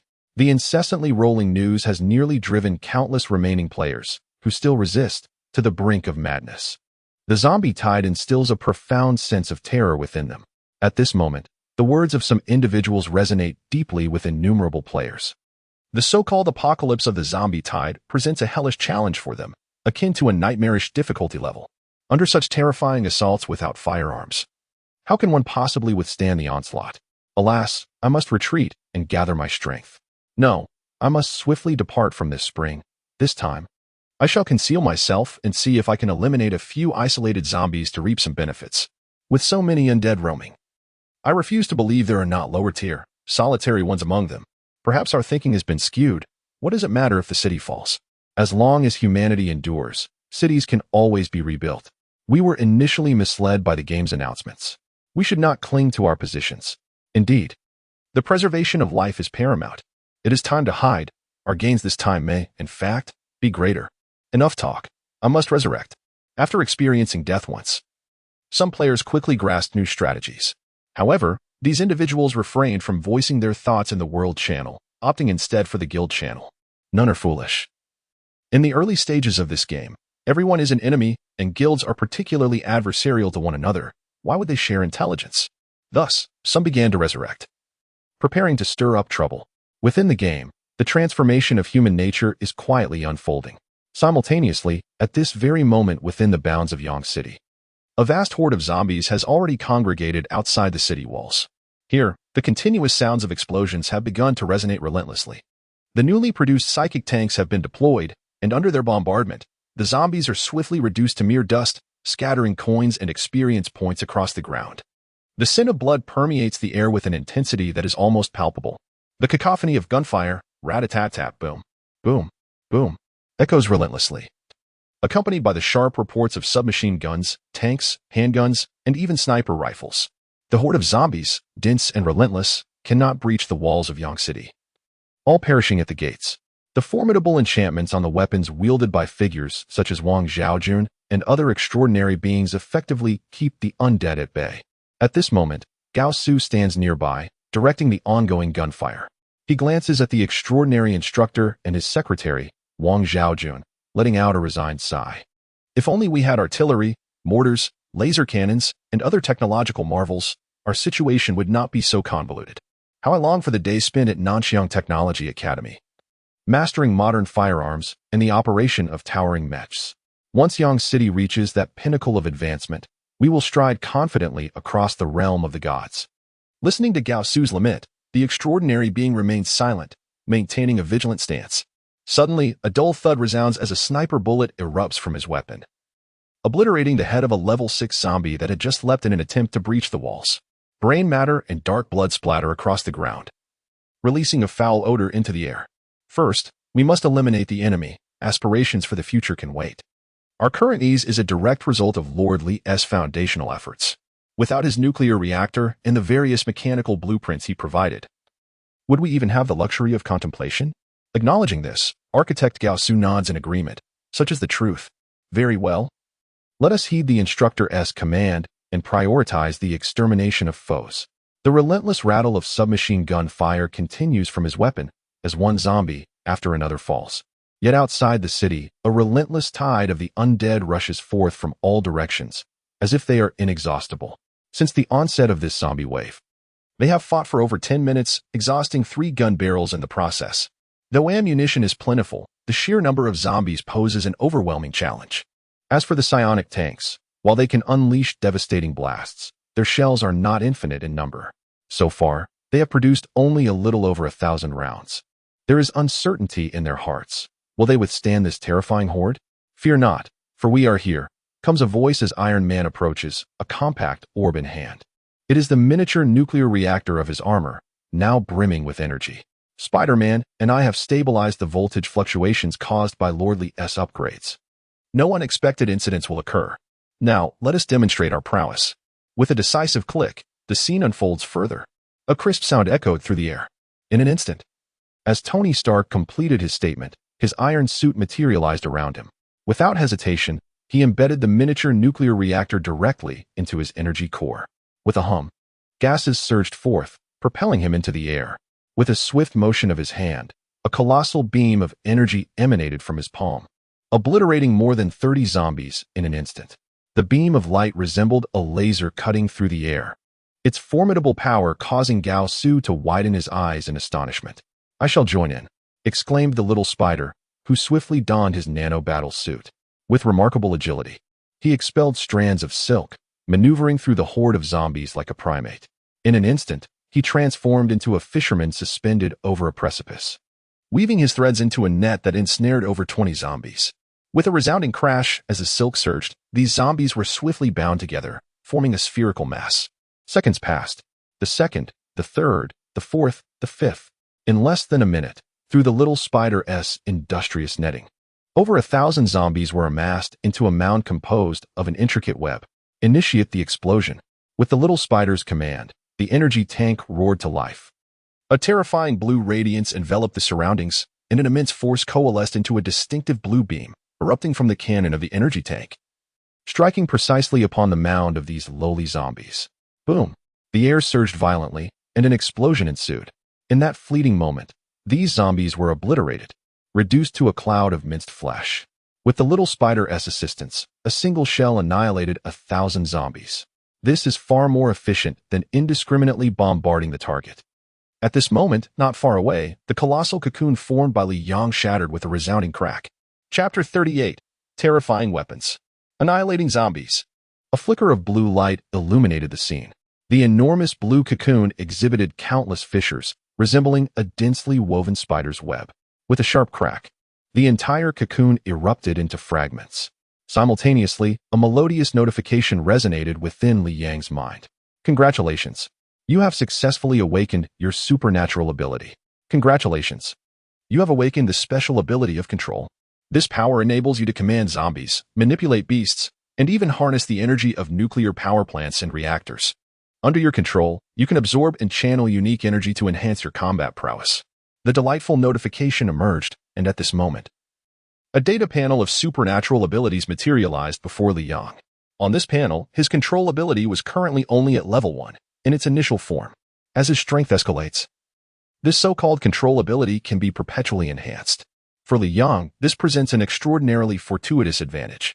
In his previous life, he had knowledge of a formidable expert named Zerwins, who, upon reaching level 59, unexpectedly acquired a remarkably potent vein of ore. From this extraordinary mine, he obtained the core of the ore vein. At that time, being the foremost expert in the gaming world, he awakened this so-called control ability under circumstances unimaginable to others. It was indeed a time when he could vanquish gods and Buddhas alike, due to his immense strength. Coupled with the injection of a vaccine that rendered him immune to zombies, he commanded a staggering number of over 10,000 zombies, thereby establishing a zombie tribe that waged war against other zombies, significantly conserving human combat power. However, in the end, Zerwin became arrogant. His overwhelming power in both the gaming and real worlds led him to become inflated with pride, even attempting to declare himself a king and monopolize all the spoils. Ultimately, he was besieged and annihilated by Iron Man, Spider-Man, The Flash, and 99 other elite humans, who collectively unleashed 99 unparalleled nuclear strikes within the game to obliterate him. Severely injured, he found himself no match for humanity in the real world, and despite his ability to simulate the essence of zombies and transform into one, certain inherent traits of humanity allowed the strong to identify him, leading to his demise. Abilities vary in strength and classification, each possessing distinct attributes and effects. In such a state, there is no absolute distinction between the strengths of abilities when power reaches a certain magnitude. Even ice abilities can manifest the force of 1,000 miles of frozen wasteland, and flames can unleash endless infernos. Even illusionary abilities can kill invisibly, allowing one to perish quietly within a dream. It can only be stated that the strength of an ability primarily hinges on the wielder's proficiency. The reason for Zerwin's defeat, as Li Yang had studied in his former life, was twofold: his arrogance, dismissing humanity, and his overestimation of the strength conferred by the zombie and mutant beast legions. He relied on sheer numbers, lacking the necessary tactical finesse, and his inflated ego led many to resent his presence. United, even the mightiest skills would succumb to inevitable downfall. Contemplating this, Li Yang could not help but sigh and shake his head. Had that individual not succumbed to arrogance, perhaps the battle in his previous life would have unfolded differently. He shook his head once more and swiftly ascended to the city wall. The tide of zombies approached rapidly. What was the casualty situation within the city? Upon witnessing Li Yang awaken, Wang Zhaojun beside him let out a sigh of relief. Although she had been directing the refugees and extraordinary beings in their assault against the zombies during the battle, her true concern had always been for Li Yang. Previously, she had expressed unwavering confidence in him, yet the formidable energy of the so-called Mind Crystal Core had inevitably caused her some anxiety. Now, seeing Li Yang safe and sound, she smiled and remarked, "There have been no casualties within the city. It has now transformed into a wartime structure, with the elderly and children being safeguarded while the young and able-bodied are hastening the production of military goods. Furthermore, my lord, we have developed a cutting-edge enchanted lightsaber. The previous lightsabers, akin to those you purchased in the game store, could merely serve as laser longswords. However, our city's latest production can synergize with one's own strength, unleashing even greater power. Currently, the samples of extraordinary powers are scarce, yet we have conducted theoretical data analysis. If we could infuse the unique abilities from the zombies into the lightsaber, the blade's light would embody elemental fire, ice, and more. In essence, we have crafted enchanted lightsabers. ideally suited for the creation of a formidable melee extraordinary force. Upon hearing this, Li Yang smiled. With Wang Xiaojun by his side, he felt remarkably at ease. Let us proceed with that plan. Present me with the latest lightsaber. I shall experiment with the potency of the weapon you have forged. Certainly. Wang Xiaojun nodded, retrieving a blue lightsaber from behind her and tossing it to Li Yang. Extraordinary beings, let us advance together. The battlefield was engulfed in chaos, with shells continuing to rain down upon the zombies from the city walls in relentless bombardment. Meanwhile, the diminutive spider had tirelessly labored as a porter on the battlefield for a good 10 minutes, even with his current physique. Transporting supplies for over 10,000 individuals alongside the tank assaults had left him somewhat fatigued. At that moment, upon seeing the Lord of the City awaken, he couldn't help but feel a surge of excitement. Lord, catch. With a sudden burst of energy, he waved his hand, ensnaring two towering 6-level zombies in midair with his webbing, hurling them towards Li Yang. Li Yang remained silent, raising his hand as a distinctive energy surged from his palm into the lightsaber. In the next instant, with a swift motion of his wrist, he unleashed a powerful slash of sword light. In the eyes of countless spectators filled with trepidation, they beheld a colossal blue sword light, 10 meters in length, slicing through the air like a razor-sharp blade, swiftly piercing the two zombies. With a crack, the two 6-level zombies had barely the time to unleash their abilities before being reduced to mere fragments of flesh beneath the might of the sword light. Boom. Beneath the explosion, an array of coins and equipment lay scattered across the ground. At that moment, the sword light remained unyielding, delivering a formidable impact upon the earth. In an instant, the colossal 10-meter sword light, akin to a cutting machine, obliterated every zombie within a 10-meter radius, reducing them to mere dust and transforming the scene into a shower of rewards. With a single strike, 32 zombies were vanquished. Could the efficacy of this weapon, infused with supernatural abilities, truly be this potent? Gao Su, who stood nearby, wielding a submachine gun, gazed at the scene with a sense of astonishment. The lightsaber wielded by the Lord of Leaf City is truly formidable. Chapter 39. The Emergence of the Rankings and the Cruelty of the West Survival Rankings for the Zombie Tide. 1. Yang City, Electric Era, Lord, Li Yang, Casualties, 0. Zombie Kills, 99, 981 2. Dragon City, Steam Era, Lord, Mayor Long, Casualties, 301, Zombie Kills, 77, 781 3. Kyoto of the Dragon Kingdom, Steam Era, Lord, Number 1 Boss. Casualties, 301, Zombie Kills, 77, 784.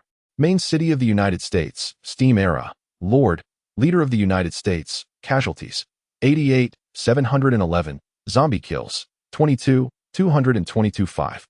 The City That Never Sets, Steam Era, Lord, Queen of the Never-Setting Sun, Casualties, 99, 111, Zombie Kills, 22, 226. At this very moment, a brand new survival ranking for the current zombie tide appeared on everyone's wrist under the system's refresh. Everyone could see clearly that in this brief half hour, the data for the world leader, Yang City, spoke for itself. However, what was truly surprising was that the top 3 positions in the game world were entirely dominated by the Dragon Kingdom, causing countless faces to change in an instant. The fact that Li Yang could become the world number 1 was well understood by all. This was because Li Yang had entered the Electric Era ahead of everyone else, boasting advanced weaponry and a significant number of refugees, all at the highest level globally. With such sophisticated weaponry and tanks, achieving the top position was inevitable. Nevertheless, players were puzzled by the rankings of Dragon City and Kyoto of the Dragon Kingdom. Dragon City, if nothing unexpected occurred, was likely the real-world Long City of the Dragon Kingdom, while Kyoto referred to the capital city. How could these two cities, which have yet to enter the era of electricity, possibly vanquish so many zombies and ascend to the ranks of 2nd and 3rd? In contrast, the situation in the primary cities of the United States appears much more plausible, where the ratio of losses exceeds the number of kills, a reflection of the current stage that is quite normal. Particularly among the top 5, apart from Liang's city, the others are all rooted in the Steam Age. This data is rather perplexing. It matters little that my humble city remains unlisted. However, the disparity between the Dragon Kingdom and the United States, both in the Steam Age, raises questions. Why is the gap so pronounced? Could there be an expert willing to elucidate this matter? Is it possible that, at the inception of the game, Ution engaged in trade with certain cities in the Dragon Kingdom, selling firearms to them? If that were the case, the era may not have shifted. Yet possessing modern weaponry would indeed be unsurprising. How infuriating that Li Yong, a true patriot, has not bestowed upon us such arms. If we had access to these formidable tools, would we still need to respawn at the spring? Let us refrain from complaints. Perhaps their trading ventures are substantial. Or perhaps there are undisclosed intricacies at play. As ordinary individuals, how could we ever hope to gain Li Yang's favor? Nevertheless, it is time to move on. I intend to resurrect at the spring. This time I shall choose assassination. The current difficulty is exceedingly high, and if matters are not handled with care, we risk total chaos. Countless players engaged in discourse found their sentiments growing increasingly bizarre, an unprecedented situation for them. Why is the disparity so vast? Not only ordinary players but also within the realm of the game in the United States, the current cities have transformed into mere brick structures, encircled by formidable walls of the same material. Individuals stand atop these walls, wielding stones, flamethrowers, bows, and various other means, relentlessly slaying zombies. Yet, despite these efforts, some zombies endowed with extraordinary powers breached a section of the wall, leading to fierce confrontations within the confines of the city. Boss, our losses this time are catastrophic. Nearly 100,000 in casualties. This situation is untenable for us. One individual stood before the formidable leader, observing the battlefield with a furrowed brow. Do not concern yourself with the losses. Continue the assault. Even if we perish, we can respawn. Now is the opportune moment to analyze and study the zombies. The types of their powers and data must have been recorded, correct? This is crucial information for our forthcoming research. Moreover, I am certain that this wave of zombies will not linger for long. Otherwise, it may disrupt the game's normal operations. Should players continue to die, leading their levels to plummet to zero, it is a scenario the game developers would dread to witness. Thus, we simply need to hold our ground. Do we not still have an army of 100,000? Let us press forward. Accelerate the production of gunpowder. Utilize the fire guns and make the most of the newly developed crude projectiles. At this moment, the American magnate is ruthless, completely disregarding the fatalities among his personnel. For him, the acquisition of diverse zombie data represents an unparalleled opportunity. Furthermore, as long as there are survivors within his city, the rewards accrued from exterminating zombies during the onslaught will ultimately be reaped by him once the chaos subsides. Regardless of the extent of the losses sustained, they can be recuperated. However, the most crucial aspect remains the data. Once it is meticulously organized, it heralds a golden era for the development of the game in America. Upon reflection, should he obtain a detailed classification of the various zombie abilities, combat techniques, and speed metrics, the subsequent coordinated efforts to vanquish zombies will allow for the strategic allocation of combat teams and formidable survivors to engage in battle. If you possess speed, I shall employ an even swifter approach to defeat you. If your power enables you to breathe fire, I will endeavor to devise ice weaponry to freeze your flames at their source, subduing you before you can resist. Thus, this encapsulates the mindset of America. However, the means employed are exceedingly brutal, as they seem to tread upon the corpses of players to amass such data. A nearby individual listened intently to the magnate's words, nodding gravely.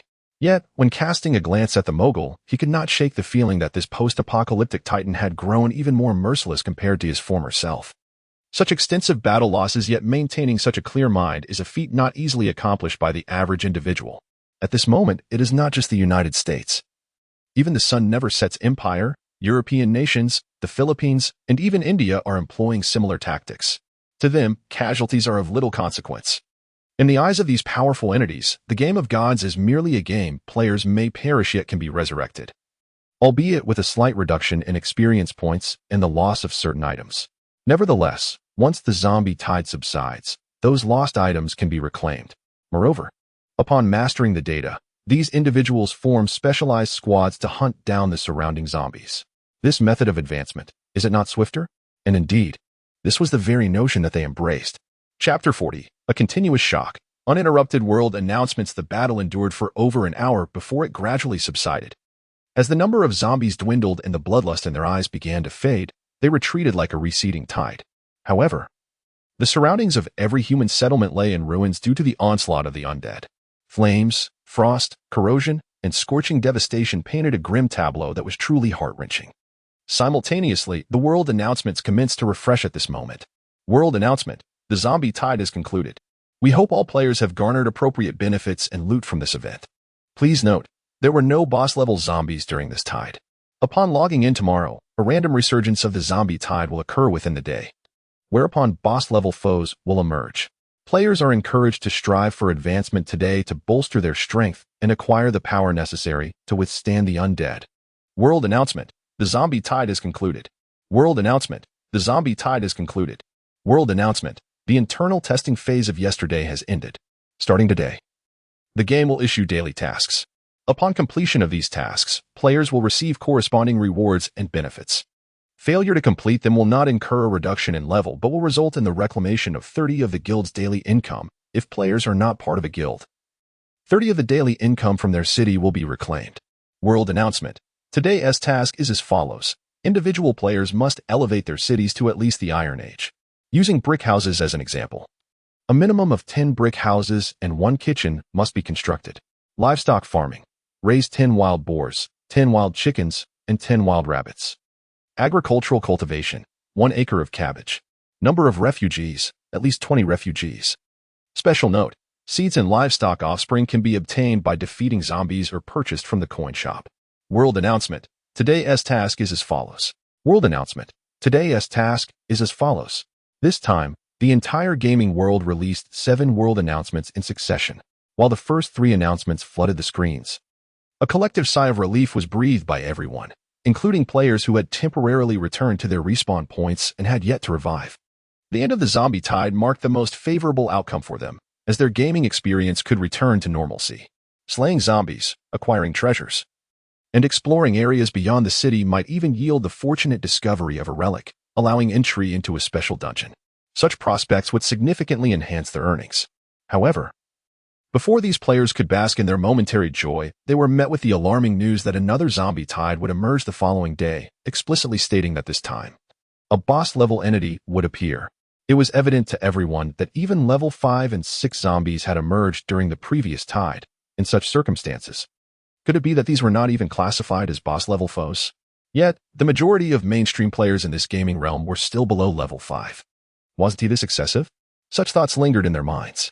Nonetheless, this was a world announcement within the game, and despite their frustration, they had no choice but to accept it. However, while the notion of a random zombie tide the next day was somewhat palatable, the simultaneous appearance of daily quests today was truly pushing countless players to the brink. What is this chaotic nonsense?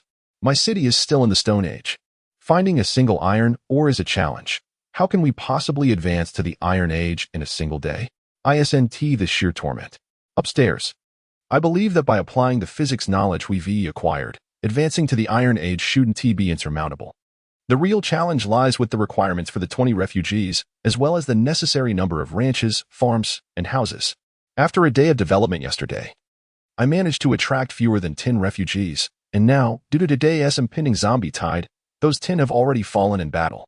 My city's attractiveness has plummeted, and I am the one who is left in tears. I just glanced at the character cards in the game's gold shop, and they are exorbitantly priced. A basic farmer card costs a staggering 500 gold coins. What a blatant robbery. The crucial point is that the world announcement notes that characters purchased from the game shop do not count towards the refugee tally. One must attract external refugees through city development. Thus, I find myself in quite a predicament. There is much to accomplish today: developing the city, constructing houses, defending against zombie attacks, and establishing farms and ranches. I must join a guild. If we develop together, our cities will merge. Although the number of members required for a guild exceeds that of a personal city by 3-fold or more, there is strength in numbers, and at the very least, there will be an opportunity for growth. I share the same sentiment. However, the cost of teleportation arrays is quite steep, rendering it impossible for us to traverse greater distances at this time. We can only seek nearby players to form a guild. Alas, this so-called game of the gods is exceedingly outrageous. The infamous game has sparked a wave of complaints among countless players in the world channel, with various tasks at hand. Coupled with the urgent need to enhance our strength in preparation for the zombie bosses of tomorrow, it is utterly exhausting, akin to being worked to the bone. Yet, amidst the multitude of grievances, the world announcement resounded once more. World announcement: Player Li Yong has successfully developed 10,000 refugees, exceeding the requirements for tomorrow's refugee task. World announcement: Player Li Yong has successfully cultivated 100 acres of farmland, generating 100 varieties of crops, including fruits and vegetables, thus surpassing the demands of tomorrow's assignment. World announcement: Player Li Yong has successfully constructed a residential complex featuring 5 buildings, each with 30 stories. World announcement. Player Li Yong, during today's zombie wave, led the entire Yang City team to fend off the zombies, achieving 0 casualties and 0 deaths, while establishing a world record with 138,776 zombies slain. He has earned an A-grade treasure chest. Let us extend our congratulations to him. World announcement. Due to player Li Yang's exceptional completion of multiple tasks and his entry into the era of electricity, he has obtained a fragment of a nuclear power plant. Collecting 10 fragments will allow for the evolution into a complete nuclear power plant via a nuclear reactor, along with access to the construction methods, blueprints, and various materials for an SS-grade nuclear power plant. The cascade of world announcements has left countless individuals utterly astonished. The circumstances surrounding Li Yong, who could possibly rival him. I believe it would be wiser for us to tend to our own fields at home rather than engage in this game, for it is disheartening beyond measure. The ramifications of the world announcement concerning Li Yong have shattered the dreams of countless individuals. Chapter 41. The bitter players and Li Yang's new strategy at this moment. The lower-tier players have begun to experience a surge of competition, as the impact of this event is undeniably significant. For many who have dabbled in gaming, this initiation resembles a hellish entry mode. Today is further compounded by the impending zombie frenzy of the next 2 days. Such a beginning is insufferable for any rational individual. Were this a pay-to-play model, the mere cycle of death and resurrection would deter any potential buyers, as the financial demands would be exorbitant. Fortunately, this divine game, which allows real players to participate, does not operate on a pay-per-play basis, and it permits the acquisition of items to be brought back to reality in preparation for the apocalypse. Thus, regardless of the daunting challenges and task requirements, players must swallow their pride and endure. Nevertheless, it must be noted that following the emergence of this world announcement, a multitude of individuals has grown envious of Li Yang's situation. Some have even remarked in the global chat that his rapid ascension to the age of electricity on the very first day of the game can only be attributed to cheating. Otherwise, it is unfathomable how he could possess a nuclear reactor at the game's outset. Indeed, it must be that Li Yong is utilizing illicit advantages to cheat within such a formidable game. I can only surmise that the developers of the divine game will impose severe penalties upon him. Therefore, let us file a report.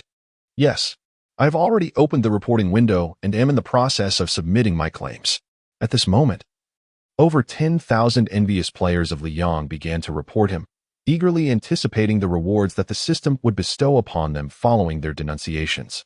Hoping for a generous bounty of 1,000 gold coins, the first reporter, lost in such thoughts, gazed upon the ravaged city, feeling neither the ache in his back nor the fatigue in his legs, and promptly rolled up his sleeves to commence the restoration of the town. However, scarcely had 5 minutes passed when a notification from the system materialized before him.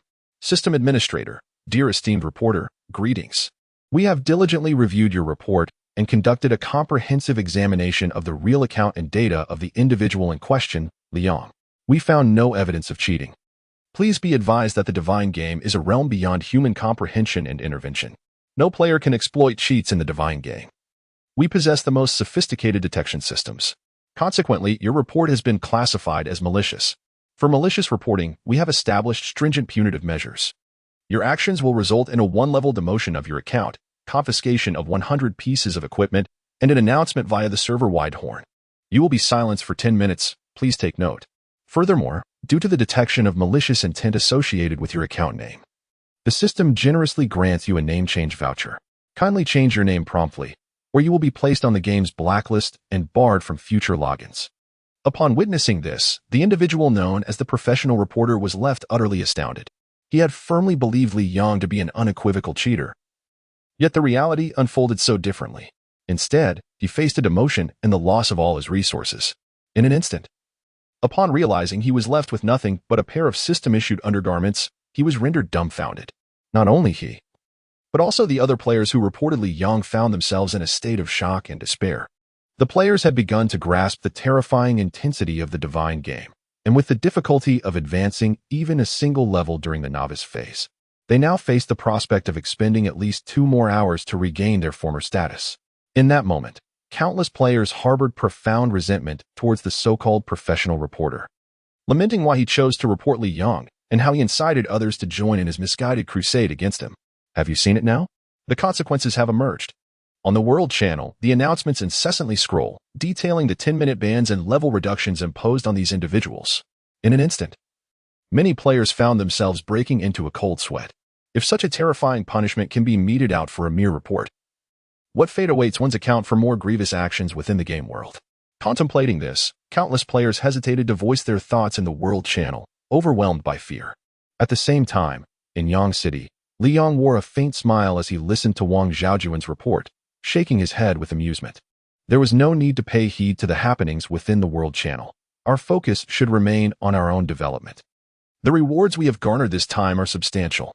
Although we did not receive any boss-level rewards, the numerous blueprints we acquired are sufficient to further enhance Yang City.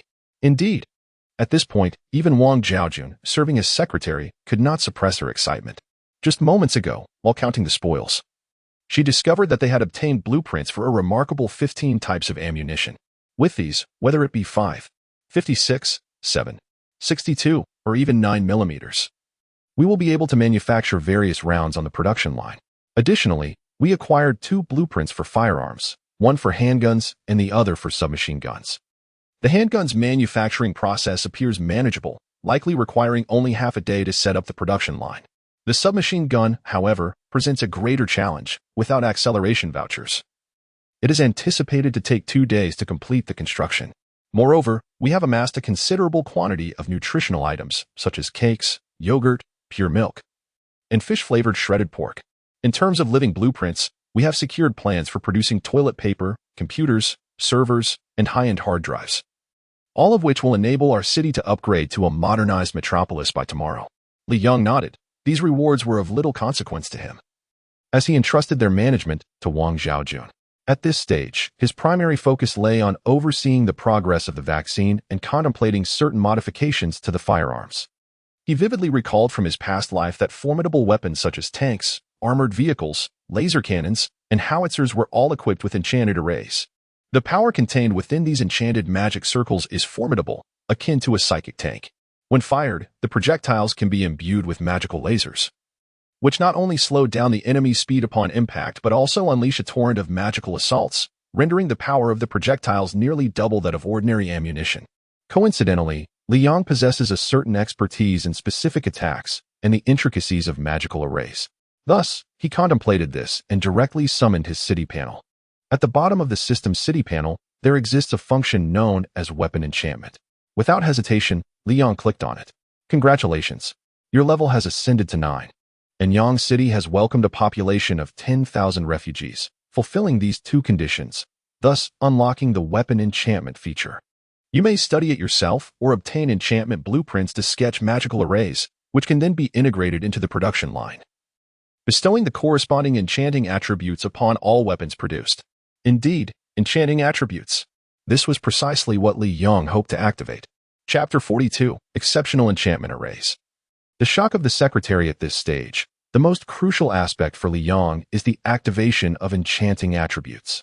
The enchanting attributes of the psychic tank were a fortuitous discovery, yielding extraordinary treasures, but the current situation is markedly different. True enchanting attributes can be engraved onto any weapon, even a lightsaber, especially since the enchanting attributes are diverse, including those that can slow enemy movements, induce paralysis, or even double the attack power. The myriad effects they produce in combat are equally varied. Li Yong vividly recalls his previous life, where he served in one of the 3 major guilds of formidable warriors, leading an army of 30,000 enchanted weapons. With a single shot from a psychic cannon, the enemy was rendered instantly paralyzed. Simultaneously, enchanted arrows and bullets from enchanted submachine guns rained down, obliterating the enemy's forces of 50,000, even up to 100,000. Transforming them into a spectacle of explosive orbs of light. The scene resembled a grand fireworks display, breathtaking in its splendor. That single achievement was enough to astound. In that battle, our losses were fewer than 1,000, while the enemy's zombie horde suffered casualties exceeding 300,000. Moreover, several boss-level experts perished under the dual effects of enchanted weapons and extraordinary abilities, with a total of 15 lives lost. That battle was even recorded among the top 3 in the global combat rankings of Blue Star, underscoring the immense impact that such an enchanted army can wield in battle. Reflecting on the events of his previous life, A faint smile graced Li Yang's lips as he deftly waved his fingers, instantly conjuring a small chamber before him. What is this? Upon observing the azure-hued cottage, Wang Xiaojun exhibited a hint of curiosity. The Enchantment Array Recording Room, also referred to as the Enchantment Array Research Chamber, serves as a function of the system, housing comprehensive array recording equipment. It is a space that all individuals may access free of charge after reaching level 9. However, the art of array recording necessitates an exceptionally potent talent and an intricate understanding of enchantment arrays, qualities that, as indicated by the game manual, may only manifest in one among 100,000 individuals. As Li Yang spoke, he gradually stepped into the research chamber, with Wang Xiaojun closely following. With a decisive thud, the door to the blue room sealed shut, and in an instant, the lights activated, revealing a scene reminiscent of a laboratory. Before Li Yang, 2 experimental platforms appeared, adorned with various array recording devices and instructional manuals. Thanks to the memories of his previous life, Li Yang required no reference. He deftly retrieved a brush-like pen from the table, and instantly, the platform shimmered with light. The surface opened automatically, revealing a special piece of parchment made from cowhide. Suddenly, a holographic projection materialized before them, depicting a humanoid robot of feminine form. She gazed at Li Yang and greeted him with a smile. "Greetings. I am the operational steward of this laboratory. Please proceed to inscribe the array you have developed onto the cowhide paper. I will evaluate the strength and quality of your array based on your inscription." Arrays are categorized into B, A, and S grades, with S being the pinnacle of arrays. Anything below B is considered a flawed array. Although flawed arrays can still be utilized, they pose various dangers, such as mid-array failures or catastrophic weapon malfunctions, leading to self-destruction. Upon hearing the robotic steward's words, Li Yang remained unfazed. Yet Wang Xiaojun's expression shifted dramatically. Goodness, a flawed array could lead to catastrophic failure. If such an array were inscribed upon a psychic tank or an extraordinarily powerful grenade launcher, the consequences of a failure would be dire, resulting in the immediate demise of the wielder. In the realm of the game, this might be tolerable, but in reality, such risks are tantamount to courting death. It is far too perilous. City Lord, are you certain you can forge a B-grade array? Or even one above that? I believe it prudent to delay this endeavor until we have discovered array recording blueprints within the game world. Wang Xiaojun's face was etched with concern, unaware that Li Yang was a reborn individual. A single misstep during the array recording process could result in an explosion, endangering not only this room but also their city lord. "Fear not, I am well aware of what I am doing," Li Yang reassured. Li Yang casually waved his hand, and with a beaming smile, he lifted his hand to gesture. The luxurious brush in his grasp danced gracefully, swiftly inscribing a series of intricate lines upon the coarse parchment. These lines danced gracefully, reminiscent of a beautiful ballet, evoking a sense of elation. Standing before Li Yang, Wang Xiaojun felt as though the masterful strokes on the paper were performing a delicate dance. A sense of liberation surpassing even that of relief after enduring 10 days of constipation. Each line intertwined, forming a circular moon formation on the parchment. Within this circle, the lines divided the space into 5 sections, resembling a spider's web, with a unique symbol etched at its center. The other 4 directions bore intricately complex characters. However, just as these characters were on the verge of completion, the small steward's expression shifted dramatically. Indeed, even a mechanical steward could not maintain its earlier composure at that moment. System check. System check. Alarm. Alarm. The embryonic form of an extraordinary formation has emerged. This formation is a power-enhancing array. Initial detection indicates that when inscribed on a weapon, it can double the magical attack power of the original weapon. Should the formation unleash its full potential, the weapon may achieve 5 instances of ultimate eruption, amplifying the enchanted power by 5-fold. However, after 5 eruptions, the weapon will be irreparably damaged. Formation rating: S.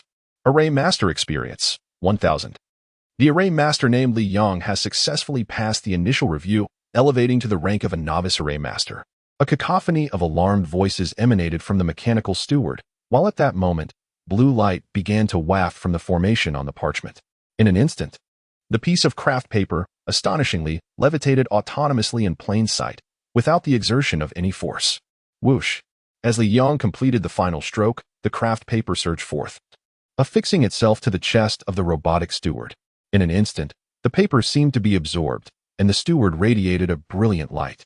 Almost uncontrollably, her hand waved, conjuring forth a sniper rifle. Simultaneously, 50 meters away from the little secretary, the silhouette of a level 7 silver-furred wolf materialized. Bang! Without a moment's hesitation, the steward pulled the trigger. On Wang Zhaojuan's terrified face, she witnessed the moment the bullet was fired, as the rifle's formation sparked with a fleeting blue light. The next instant, boom! The silver wolf was undoubtedly struck, yet at the moment of impact, 5 blue beams materialized on its forehead, chest, and body. Thunderous! In an instant, 5 blue flames engulfed it, reducing the creature to mere dust. One shot, the level 7 wolf was dispatched in an instant. How terrifyingly potent was this enchanted formation? Chapter 43, a series of unending shocks, stunned players simultaneously. The world announcement suddenly refreshed. World announcement, congratulations! Player Li Yong has successfully completed today's city construction task. Achieving the first kill of the day, he has earned a reward of 50,000 gold coins and a mysterious A-grade treasure chest. Let us extend our congratulations to him. World announcement, congratulations! Player Li Yong. World announcement, congratulations! Player Li Yong. The announcement surged forth, and for a moment, the world channel fell into silence. Then it erupted. Completed ahead of schedule? What the heck? How many vagrants has that Li Yong accumulated? Is vegetable planting truly so simple? Why is it that I have several rotten fruits this time, and my leaves have been nibbled by some pests? This is utterly unscientific. You ask me, I ask whom? I am currently plagued by my dairy cow, which is covered in ulcers. None of the forage in this post-apocalyptic world is good. All of it is toxic. How can one resolve this toxicity to ensure my cow can graze on quality grass? Li Yang's premature completion instigated a peculiar sentiment among countless individuals, causing an immediate sense of imbalance within them. Consequently, they began to lament and voice their grievances in the channel. However, before they could grumble for long, merely a minute passed, when the world announcement refreshed once more. World announcement. Player Li Yong has successfully leveled up to level 9. With the activation of the Enchanting Array inscription feature, he has developed the first S-grade top-tier enchanting array within the game world in just 5 minutes. This enchanting array can be applied to firearms, enabling them to not only retain their original magical attack but also to double their magical power. As he achieved the first kill, he has been rewarded with 100,000 gold coins and 1 A-grade treasure chest. World announcement, Player Li Yong. World announcement, what on earth? Enchanted weapons. Enchanting arrays? Can someone step forward and explain what is happening here? Upon hearing the newly emerged world announcement, the world channel has erupted in chaos, particularly the individual known as the Prince of Firearms, who appears utterly bewildered. He has never encountered the concept of enchanting arrays within the game world before. I suggest you peruse the game's newcomer introduction and functionality manual more thoroughly, as it contains a clear explanation.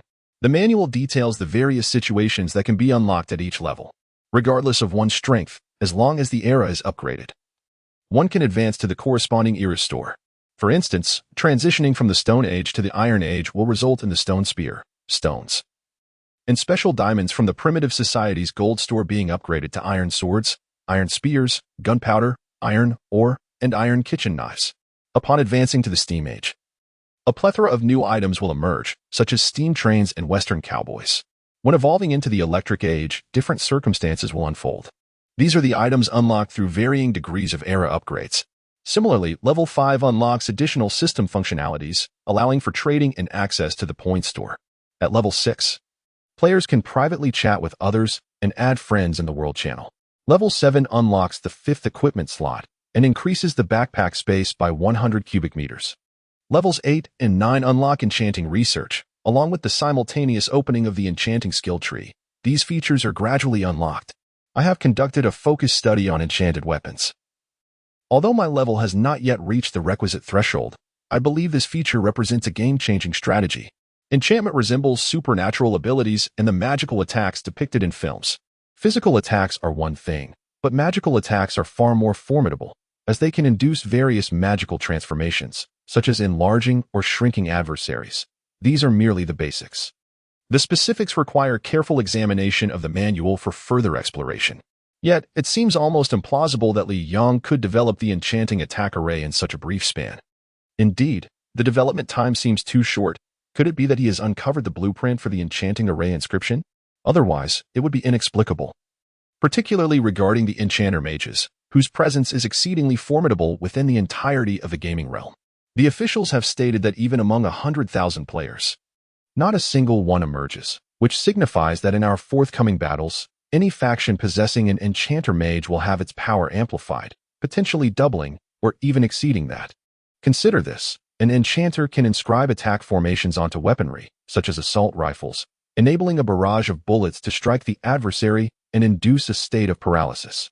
In such a scenario, regardless of how long the paralysis lasts, the enemy would be utterly vulnerable. Do you comprehend the gravity of this? Such a terrifying prospect implies that the capabilities of this individual named Li Yang are thus considerably augmented. How shall we contend with him? His rate of advancement is alarmingly rapid. If this continues, I foresee that this Li Yang will undoubtedly ascend to the pinnacle of the global rankings. It is also plausible that this player named Li Yang is not merely a solitary figure. Despite having recruited Spider-Man and Iron Man, it does not imply he can withstand the might of an entire city or nation. I am certain that the various guilds lurking in the shadows have reaped significant benefits from this recent onslaught of zombies, and with such advantages, they will swiftly enhance their strength today, perhaps even by this afternoon, leading to a transformation in the dynamics of the game. Be aware that the one who stands out may attract the envious gaze of many. The greater Li Yang's power, the more it will incite the covetousness of countless others. It is not that the gaming world lacks formidable adversaries. Rather, it is a matter of sufficient interest. Once the stakes are high enough, others will undoubtedly seek to collaborate with Li Yang. Even within the Dragon Kingdom, it is conceivable that individuals have already begun to reach out to him for clandestine alliances. Alas, regardless, none of this pertains to us. Why ponder such matters? We must swiftly accomplish the system tasks assigned for today. The gaming forum has been activated, allowing us to engage in discourse regarding strategies for city and agricultural development. By pooling our ideas and collectively exploring these topics, we can achieve progress far more expediently than if each guild were to navigate trial and error independently. The conflicts among the upper echelons are their own affairs, bearing no relevance to us. Our primary focus should indeed be on development. The news from the global announcement has certainly been staggering. However, for ordinary players, it is not imperative to place excessive emphasis on it. Li Yang has progressed at an astonishing pace, and aspiring to match his achievements may ultimately squander a significant amount of time. Consequently, discussions within the global channel have dwindled. At this juncture, rather than being astonished by Li Yang's advancement, it is far more crucial to concentrate on reconstructing their cities and swiftly enhancing their strengths in preparation for the impending zombie tide accompanied by a boss. This is what truly matters. Chapter 44. The audacity of earning money at this moment. Countless individuals have resumed their development efforts. The disputes among the upper tiers are not matters that these common folk can partake in. Therefore, there is no necessity for them to engage in such chaotic affairs. Dedicating their time to leveling up is far more beneficial than anything else. Concurrently, a multitude of ordinary players, in addition to rebuilding their cities within their territories, have also taken a keen interest in a brand new feature that has emerged, the Game Forum. The forum represents the latest functionality introduced to the entire gaming world. With its advent, players are no longer confined to the global channel of the game. Presently, these forums are divided into several sections, namely, experience exchange, equipment exchange, leveling secrets, special functions, ability awakening, and boss analysis. The various sections encompass a comprehensive array of content. However, they notably omit the black market exchange and the so-called equipment trading zone. These two locations exist within the realm of the game. As it stands, the trading zone has yet to be accessible to ordinary players, as it will only be formally opened once players achieve the milestone of level 10. According to the game's beginner manual, the trading zone operates under regulations akin to those found in certain online games modified PK arenas, where players are prohibited from attacking one another, and their abilities are constrained to specific tiers. In this space, aside from trading, no other activities may be conducted. Naturally, the trading zone is equipped with various stalls, each distinctly marked with its respective pricing. These stalls are categorized into daily, monthly, yearly rentals, and outright purchases, with the pricing varying based on rental duration, location desirability, and stall size. This is a method employed by developers to subtly reclaim gold coins, ensuring the stability of the game's tightly controlled market without excessive inflation. Consequently, the so-called forum lacks a trading area. However, the black market operates under a distinct set of rules. In this realm, the victor reigns supreme. If one ascends to the rank of a black market overlord, the true underground sovereign, they are empowered to establish the trading regulations. which can only be manipulated and altered by this underground monarch, leaving others without authority. Moreover, unlike the trading area, the black market imposes no restrictions beyond the principle of might makes right. One could upheave the market or even obliterate it entirely without consequence. Both trading zones, however, are accessible only after players reach level 10, a milestone that currently remains unattainable for anyone, including Li Yang, due to insufficient experience. At this moment, the most vibrant activity within the forum is found in the experience exchange section. Today, the post count in this segment has surged to over 500,000, with some posts even being pinned for a fee, highlighted for prominence. Notably, certain posts can occupy top positions without any monetary incentive. For instance, the three most popular posts are: highlighted player, Li Yang, has logged into the world announcement multiple times and is ranked first globally. The reports indicate that Li Yang is not cheating. Just how formidable is this individual? Highlighted and alarming.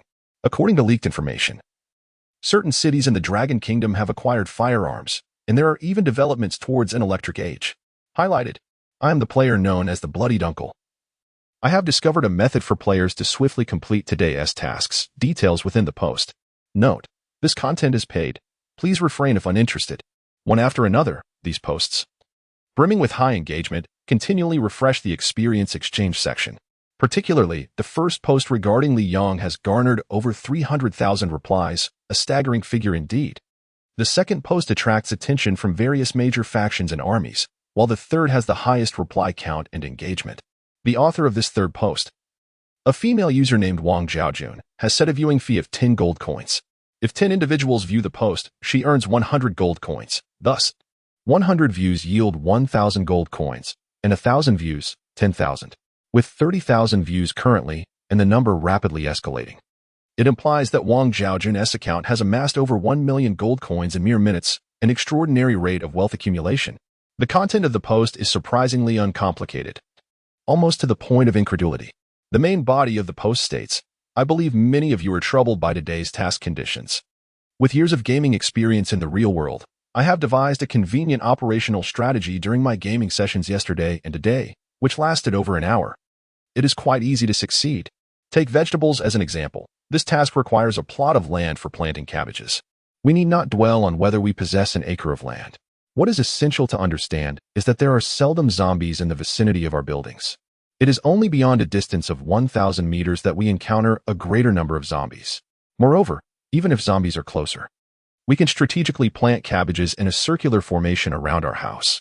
An acre's worth of cabbage seeds can be procured from the shop for a mere 10 gold coins, and then cultivated in a fan-like arrangement. It would be prudent to don attire that envelopes the entire body, smeared with zombie blood, as this will lead the zombies to mistake us for one of their own, thus preventing them from attacking. In such circumstances, we can indeed cultivate vegetables, as their allure to zombies is negligible. Therefore, we need only to exercise a modicum of caution around the periphery, ensuring we are not trampled. If necessary, we can plant additional seeds, expanding to 2 acres, for there must be areas beyond their reach.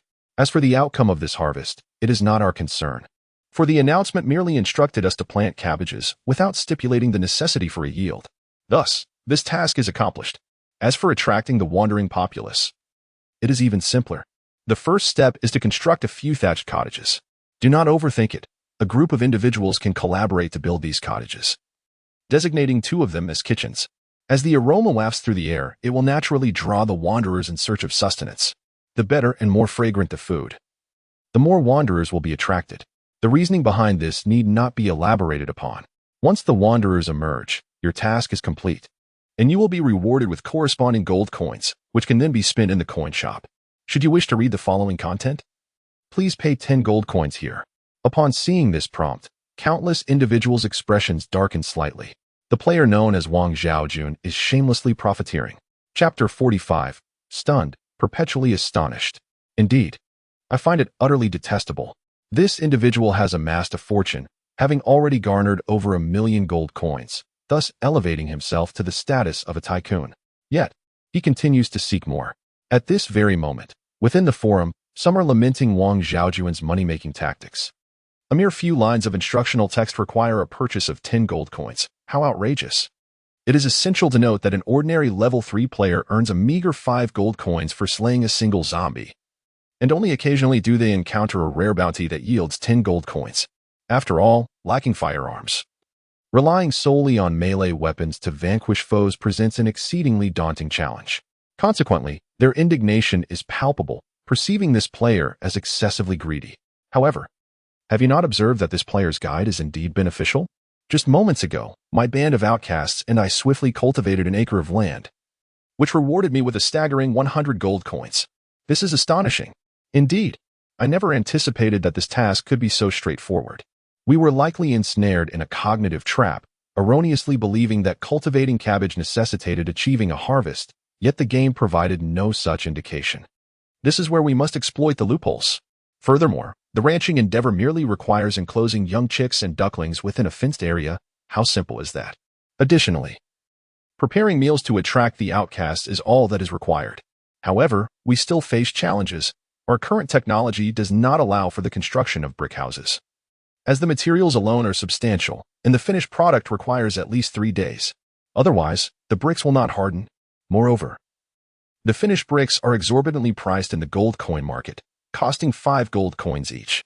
Therein lies no opportunity for exploitation. Thus, I believe continued investment is necessary. Upon reflection, this pricing is rather reasonable. Combining the two tasks, we have earned 200 gold coins, and the subsequent establishment of brick houses may yield even greater profits. Spending 10 gold coins to purchase a strategy for a task that could earn 200 gold coins is, in fact, quite advantageous. Yet, I still hesitate to make the purchase. Perhaps you should buy it, and after acquiring the guide, share it in the global chat or on the forum, allowing us to benefit without cost. How can you even suggest such a thing? Everyone would hoard the strategy. There could even arise a situation involving resellers, who may charge a higher price. Of course, there could be lower-priced offers, such as selling it for 5 gold coins, but the penalties for reselling are severe. Have you not read the manual? Before the trading area was established, transactions were utterly impossible. Even attempting to charge for a secondary strategy on the forum would be futile. The system can detect such actions. Once discovered, the punishment is 100-fold in gold coins, a terrifying consequence. Should you wish to benefit without cost, proceed at your own discretion. The reply to this player's post shattered the hopes of those who sought to exploit the game without investment. Yet, some remained unconvinced and ventured to peruse the beginner's manual, only to discover the truth for themselves. This left countless individuals feeling utterly helpless. Does this game truly interfere with personal choices? It is astonishing that secondary sales are not permitted. This is utterly detestable for those unscrupulous resellers and scalpers. Swiftly ascend to level 10. Once you achieve that, you may venture into the black market, where no restrictions will apply. At that point, even engaging in resale will be inconsequential. Enough with the trivialities. I must continue my purchases. With that declaration, a group of individuals proceeded to acquire the final segment of this posting for 10 gold coins each. Subsequently, when a multitude of spectators beheld the last guide regarding the brick-and-mortar houses included in the post, they were nearly driven to shatter the holographic screen in their excitement. They were even left in disbelief. The recent 10 gold coin feels utterly unworthy. This guide to building a brick house is alarmingly simplistic, to the point of being surreal. Constructing a brick house is, in fact, quite straightforward. The system demands merely 10 brick houses, and we require only slightly over 30 bricks or even fewer to accomplish this task.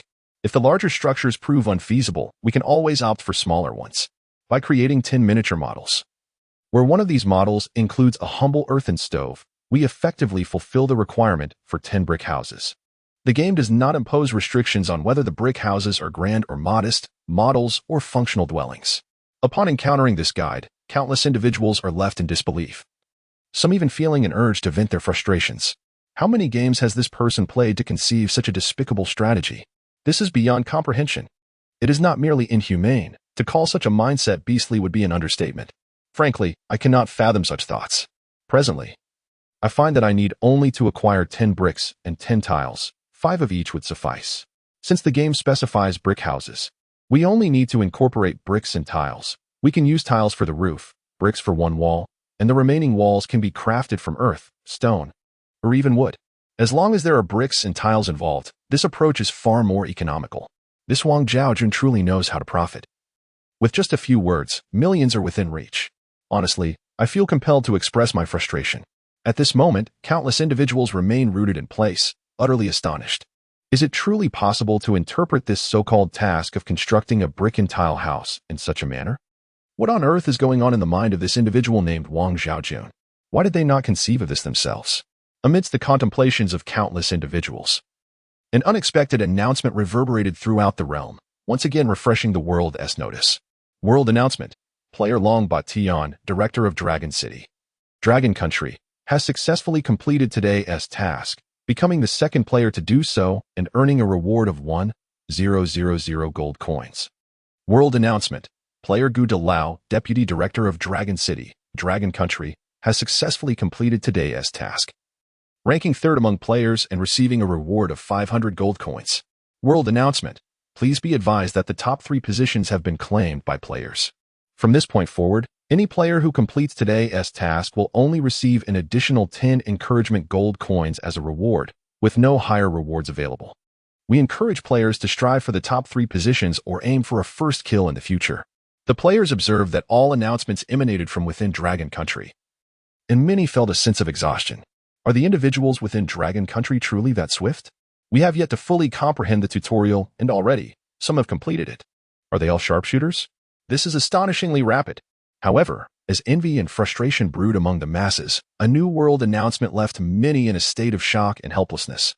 They had never anticipated that the one accumulating their gold coins would be him. Chapter 46. The title of Tycoon Gold, Ticket to Adventure. World announcement. Player Liang has, thanks to Secretary Wang Xiaojun's publication of a guide on leveling experience, earned his first 5 million gold coins through the post, becoming the first player in history to amass such a fortune. Let us extend our congratulations to him for achieving the title of Tycoon Gold. World announcement. Player Li Yang has achieved the title of Tycoon Gold due to the announcement made by Secretary Wang Xiaojun. Let us congratulate him. World announcement. Player Li Yang has attained the Tycoon Gold achievement, as announced by Secretary Wang Xiaojun. Let us congratulate him. A series of 3 world announcements materialized, and in an instant, countless players who had previously purchased these tutorial posts, including players from the Ninja Nation, the United States, and other federated empires, felt a wave of nausea wash over them. Is this a joke? This individual named Wang Xiaojun is actually Li Yang's secretary. It has become clear to me why this Wang Xiaojun possesses such a plethora of ideas and insights. And I now understand how Li Yang has been able to rapidly develop his city. Relying solely on such loophole exploitation is nothing short of extraordinary. It's as if they are a walking cheat. Nevertheless, it remains incredibly disheartening. After all, this time, it is Li Yang who has profited, suddenly earning an additional 5 million gold coins. How long would it take us to generate such income? We are doomed. His city is undoubtedly on the brink of a rapid development phase. Alas, my blood pressure is somewhat elevated at the moment. I must consume some mint to alleviate it. Can't you, upstairs, take some anti-hypertensive medication? Mint is of no practical use in this regard. I must ask, do you have a hole in your head? My city has yet to evolve into a modern society, let alone anti-hypertensive drugs. We lack even penicillin. We have merely a few rudimentary herbal remedies at our disposal. What are we to do about this? Please, elucidate. The players are in an uproar on the World Channel, not merely venting their frustrations, but utilizing this chat as a means to express their disdain for Li Yang. There is no denying that Li Yang is quite unscrupulous.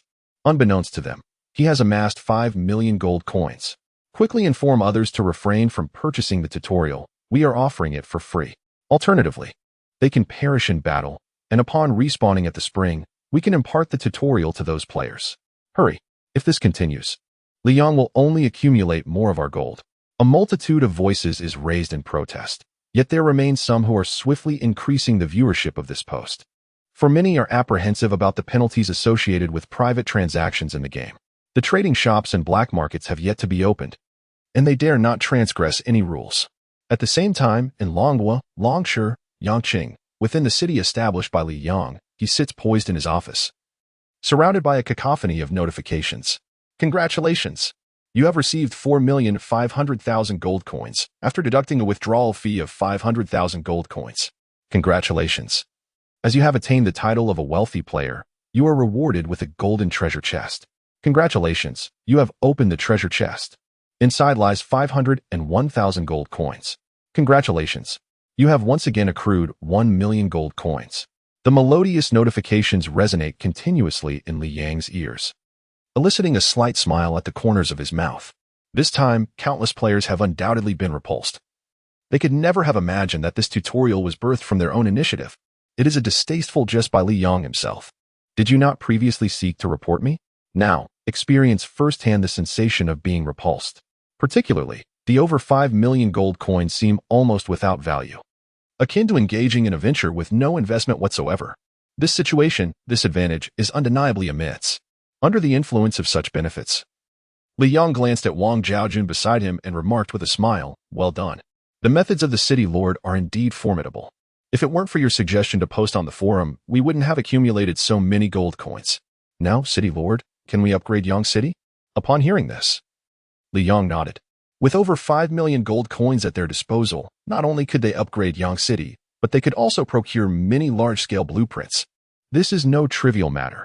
If they were to exhaust all 5 million gold coins, the transformation it would bring to the entire Yang City would be nothing short of revolutionary.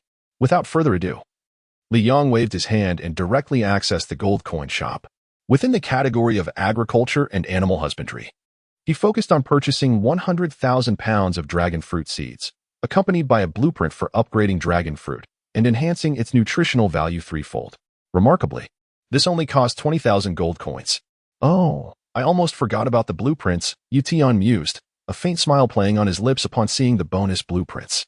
Without hesitation, he spent 200,000 gold coins to acquire a variety of seeds for fruits and vegetables, totaling 100,000 pounds, as well as 500 young livestock of various kinds.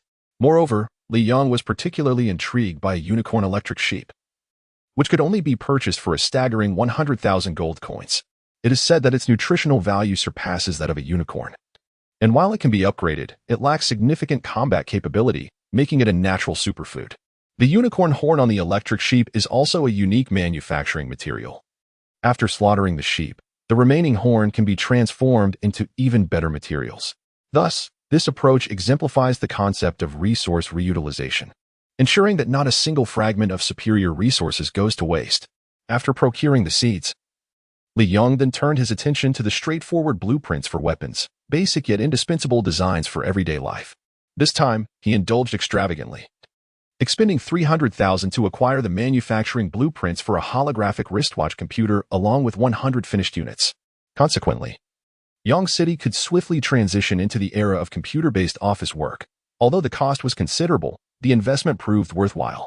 Ultimately, after perusing a substantial 20 pages, Li Yong finally discovered the coveted item, a 12-hour night gaming voucher.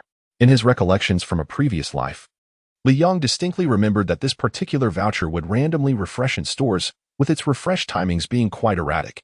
Consequently, it was rare for anyone to purchase a login voucher from the gold shop, as it was deemed excessively unprofitable. After all, a 12-hour login voucher required a minimum of 1 million gold coins, and few would be willing to be such a foolhardy spender. However, for Li Yong, it presented an exceptionally advantageous trade. He understood fully what possessing this login voucher would signify for him.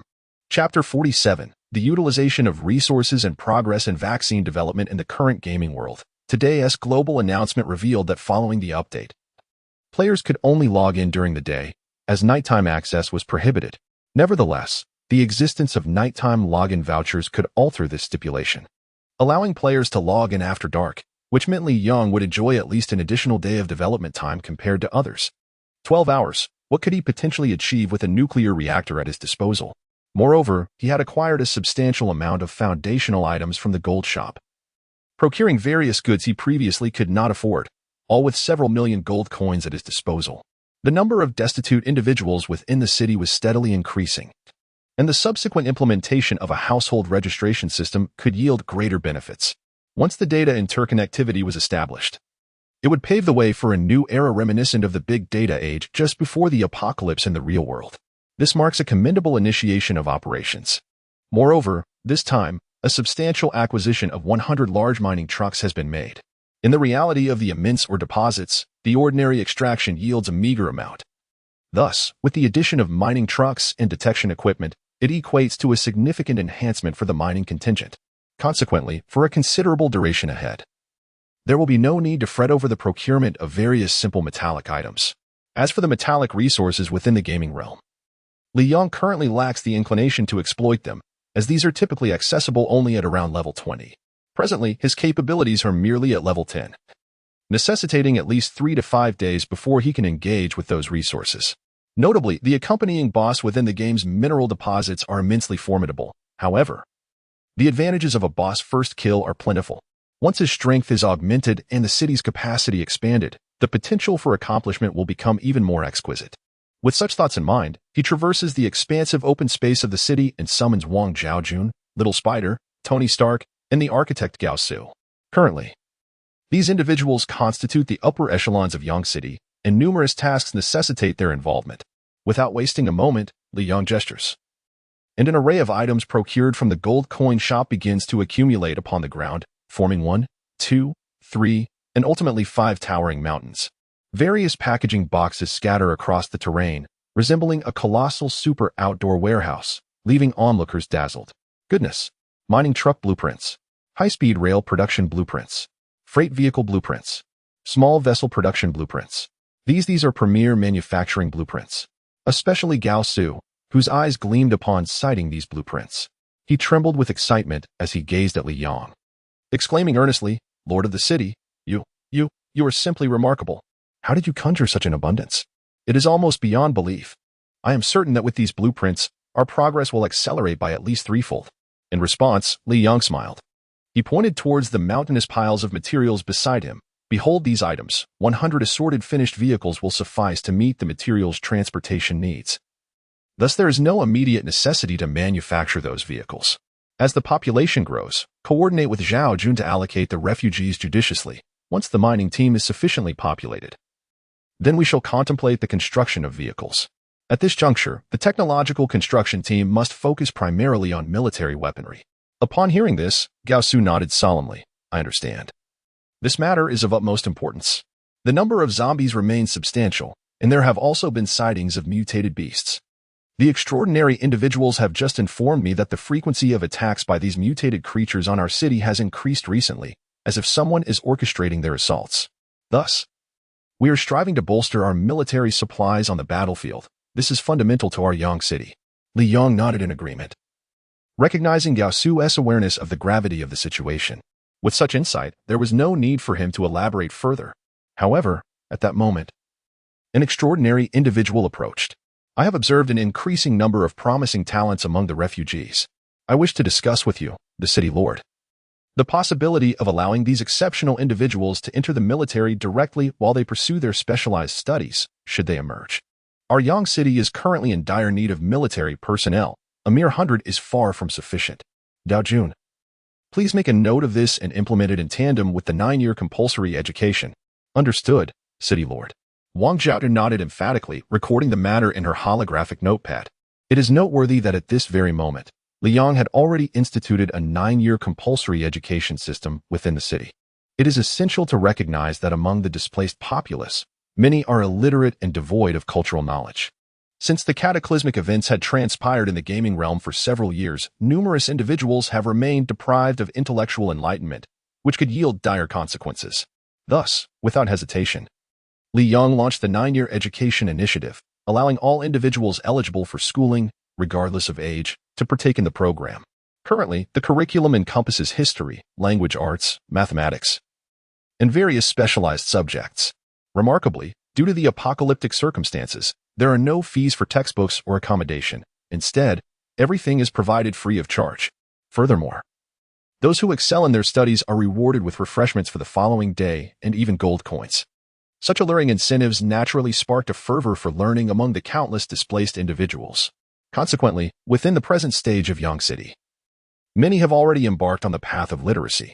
Moreover, the implementation of the 9-year compulsory education policy has availed Li Yang of tangible benefits. For instance, his affinity level with the populace has surpassed its previous limits, escalating from a base of 100 to an astonishing 150, and even reaching an extraordinary 200. This remarkable increase has led to a rapid expansion of his city's territory. Initially, Li Yang's domain spanned merely 5,000 square meters. It has now burgeoned to the size of a town. Once a sufficient number of displaced individuals congregate, the town-sized area will undoubtedly transition into a county-level city in no time. Please ensure you account for your belongings, and if there are any issues, Do not hesitate to inform me, Li Yang addressed the crowd, who seemed to grasp the situation adequately. As resources began to be allocated and utilized normally, he was ready to depart. However, Tony Stark interjected, halting Li Yang's departure. Lord of the city, the vaccine research with Little Spider has progressed. The first immunization vaccine has achieved a 70% efficacy rate.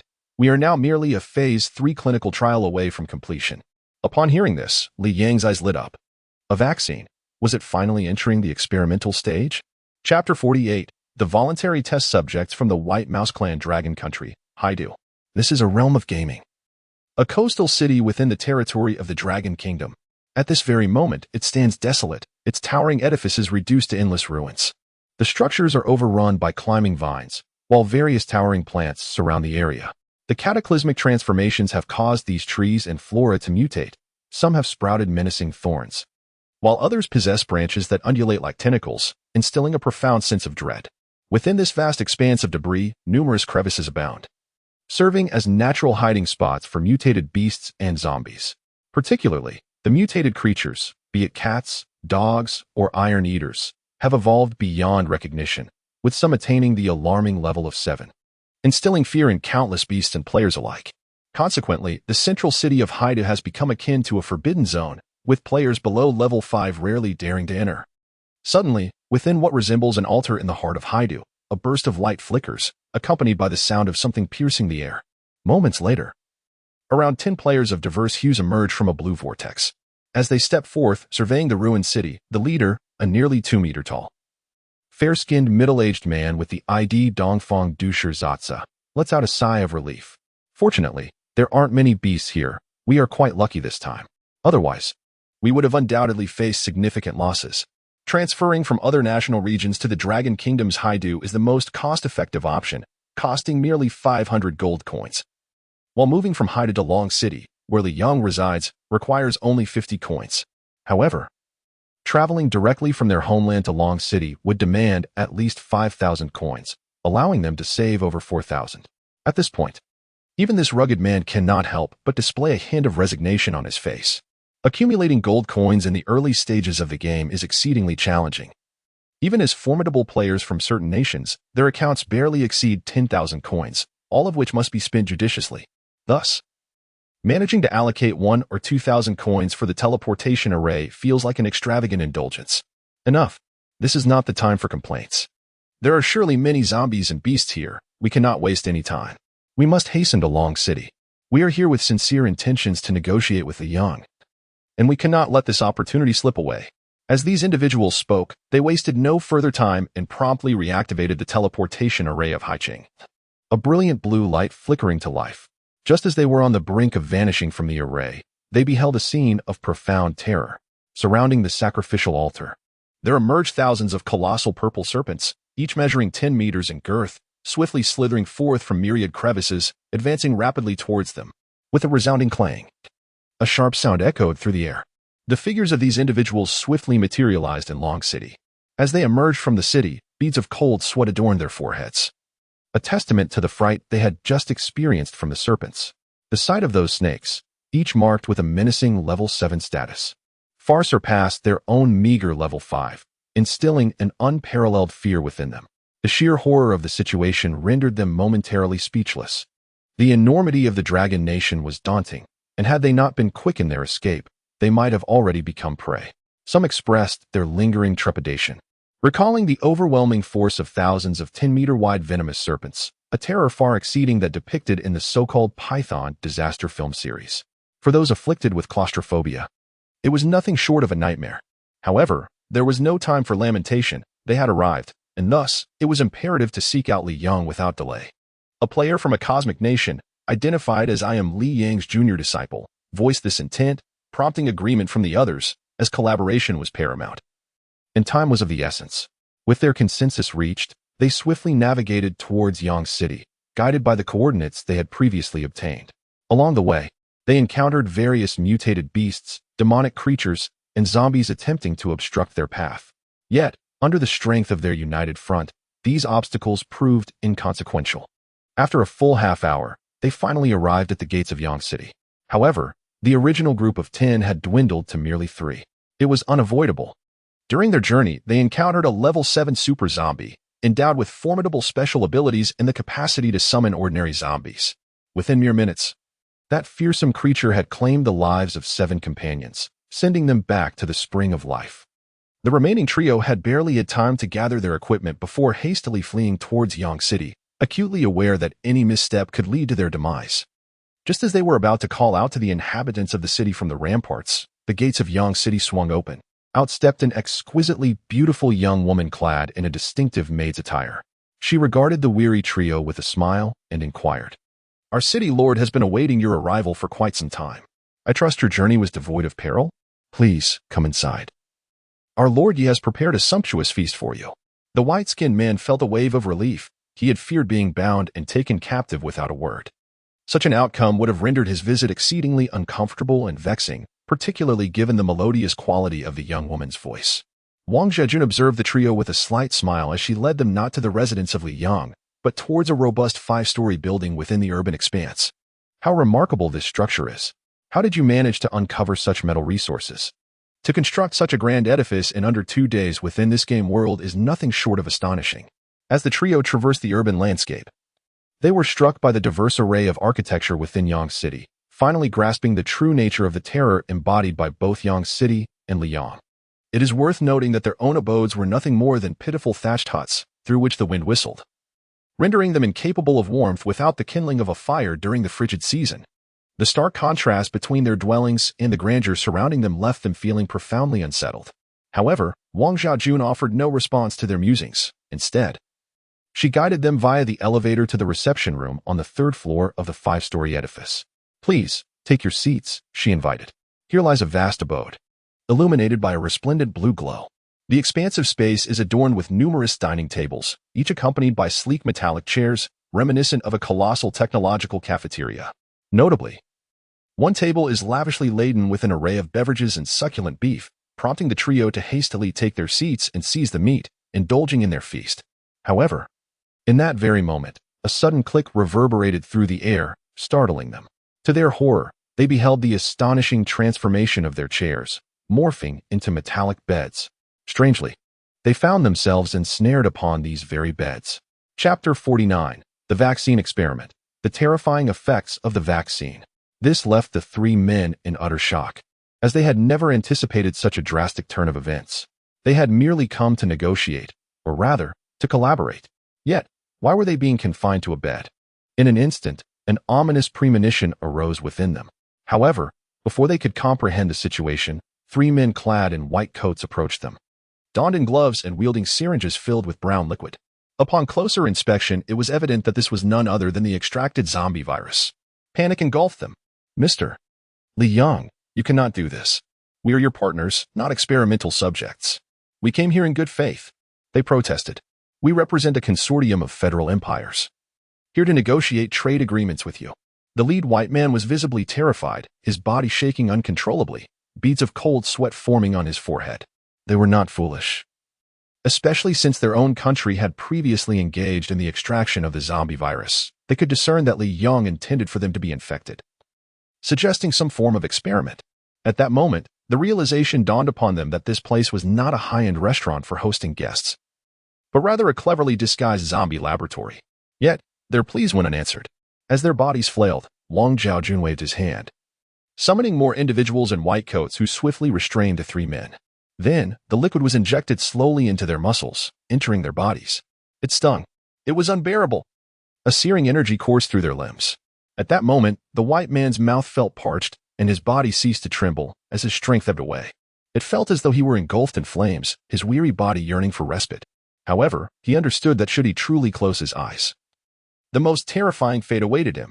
With great effort, he summoned the remnants of his consciousness to open a private chat channel, hastily typing a message to send. Yet, just as he attempted to dispatch a second message, an overwhelming wave of drowsiness seized his entire mind, plunging his awareness into darkness. The other 2 men, lying on the bed, met the same fate.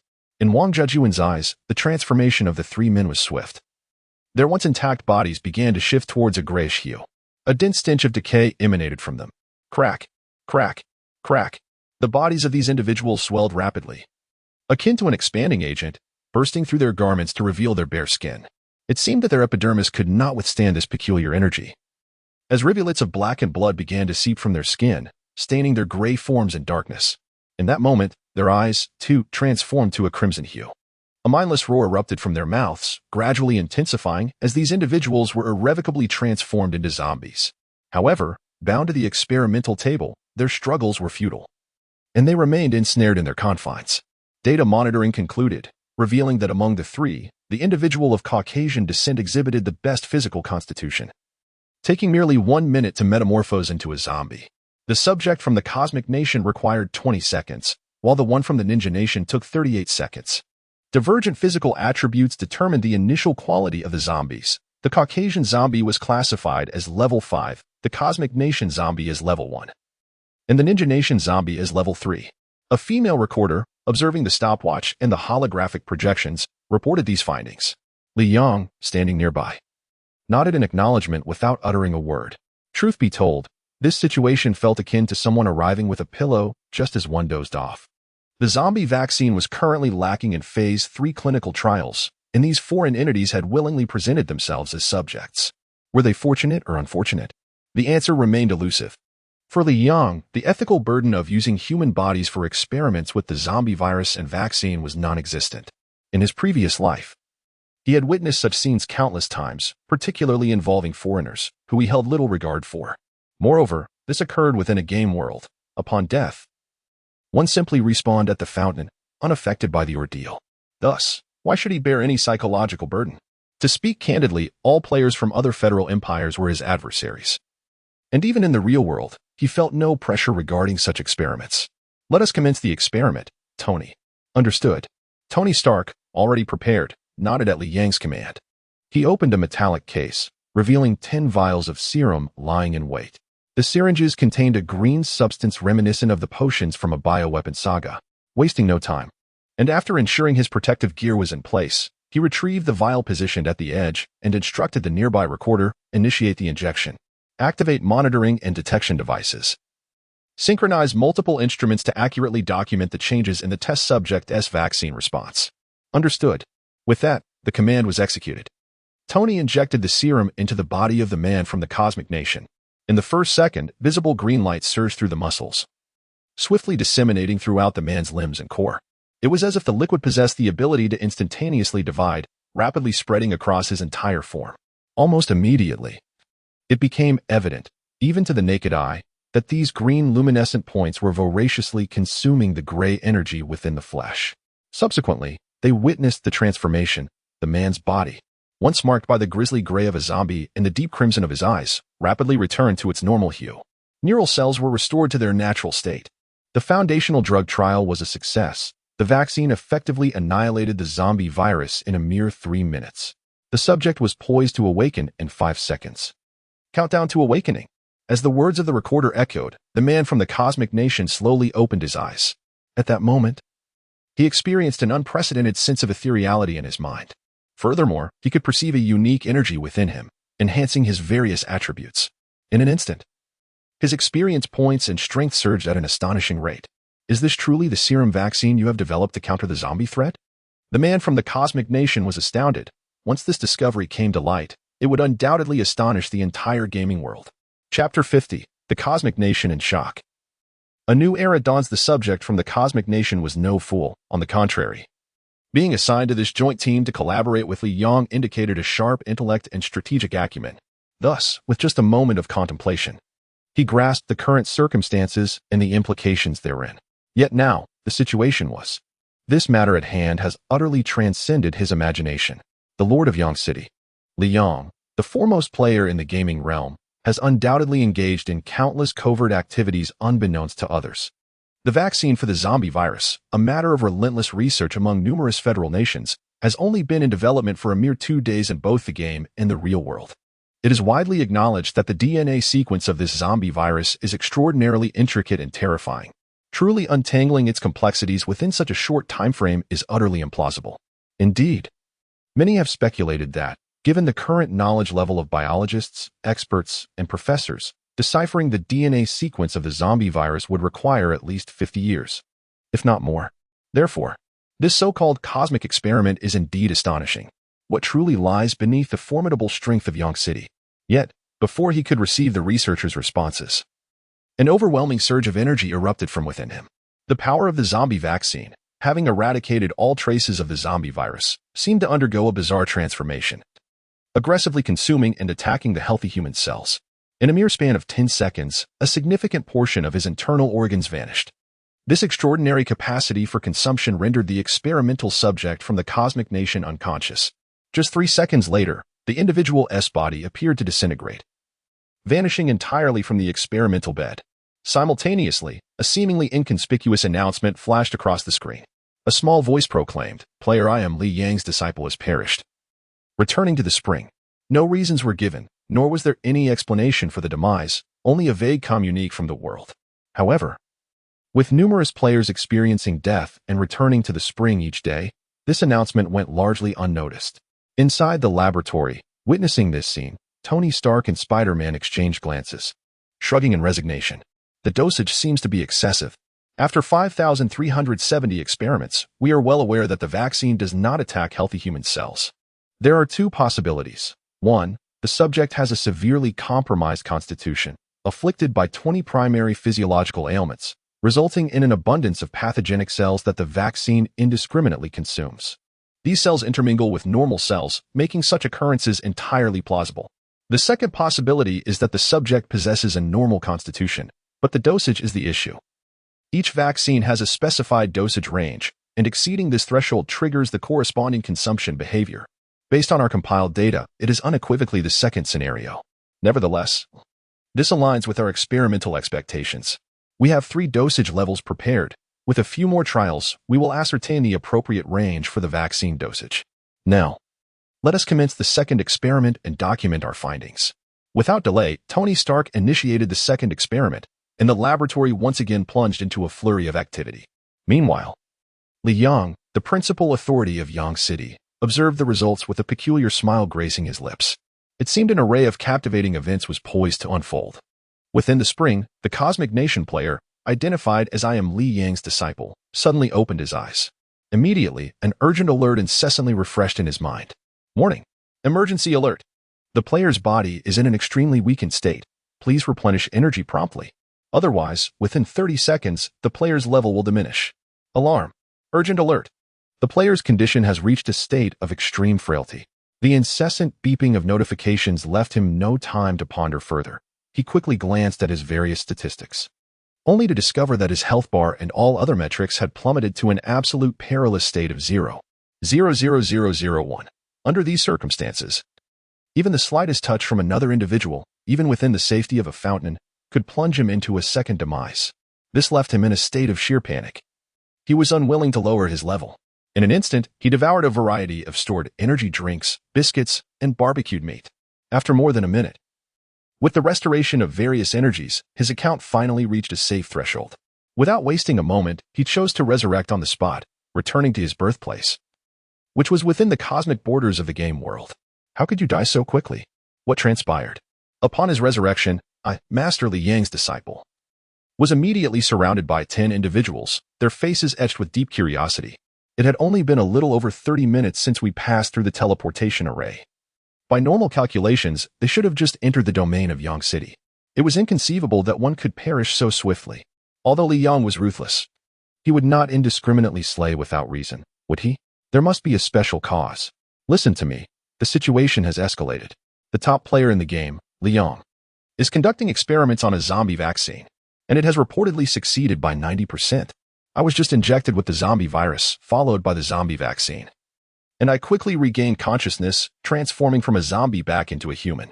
However, the experiment is evidently not yet perfected, as the potency of the vaccine was overwhelming, sending me back to the spring. What? A zombie vaccine? This is no trivial matter. Wait, I must promptly report to the super authority. One middle-aged man, seemingly of considerable influence, declared, swiftly vanishing from sight. After a full 2 minutes, he returned in haste and grasped my arm, saying, "Come. Let us use the teleportation array to head to our Cosmic Nation's headquarters. Our super authority and the director of the Vaccine Research Institute are waiting for you. You must recount everything that just transpired in detail." As he spoke, the middle-aged man scratched his head and sighed.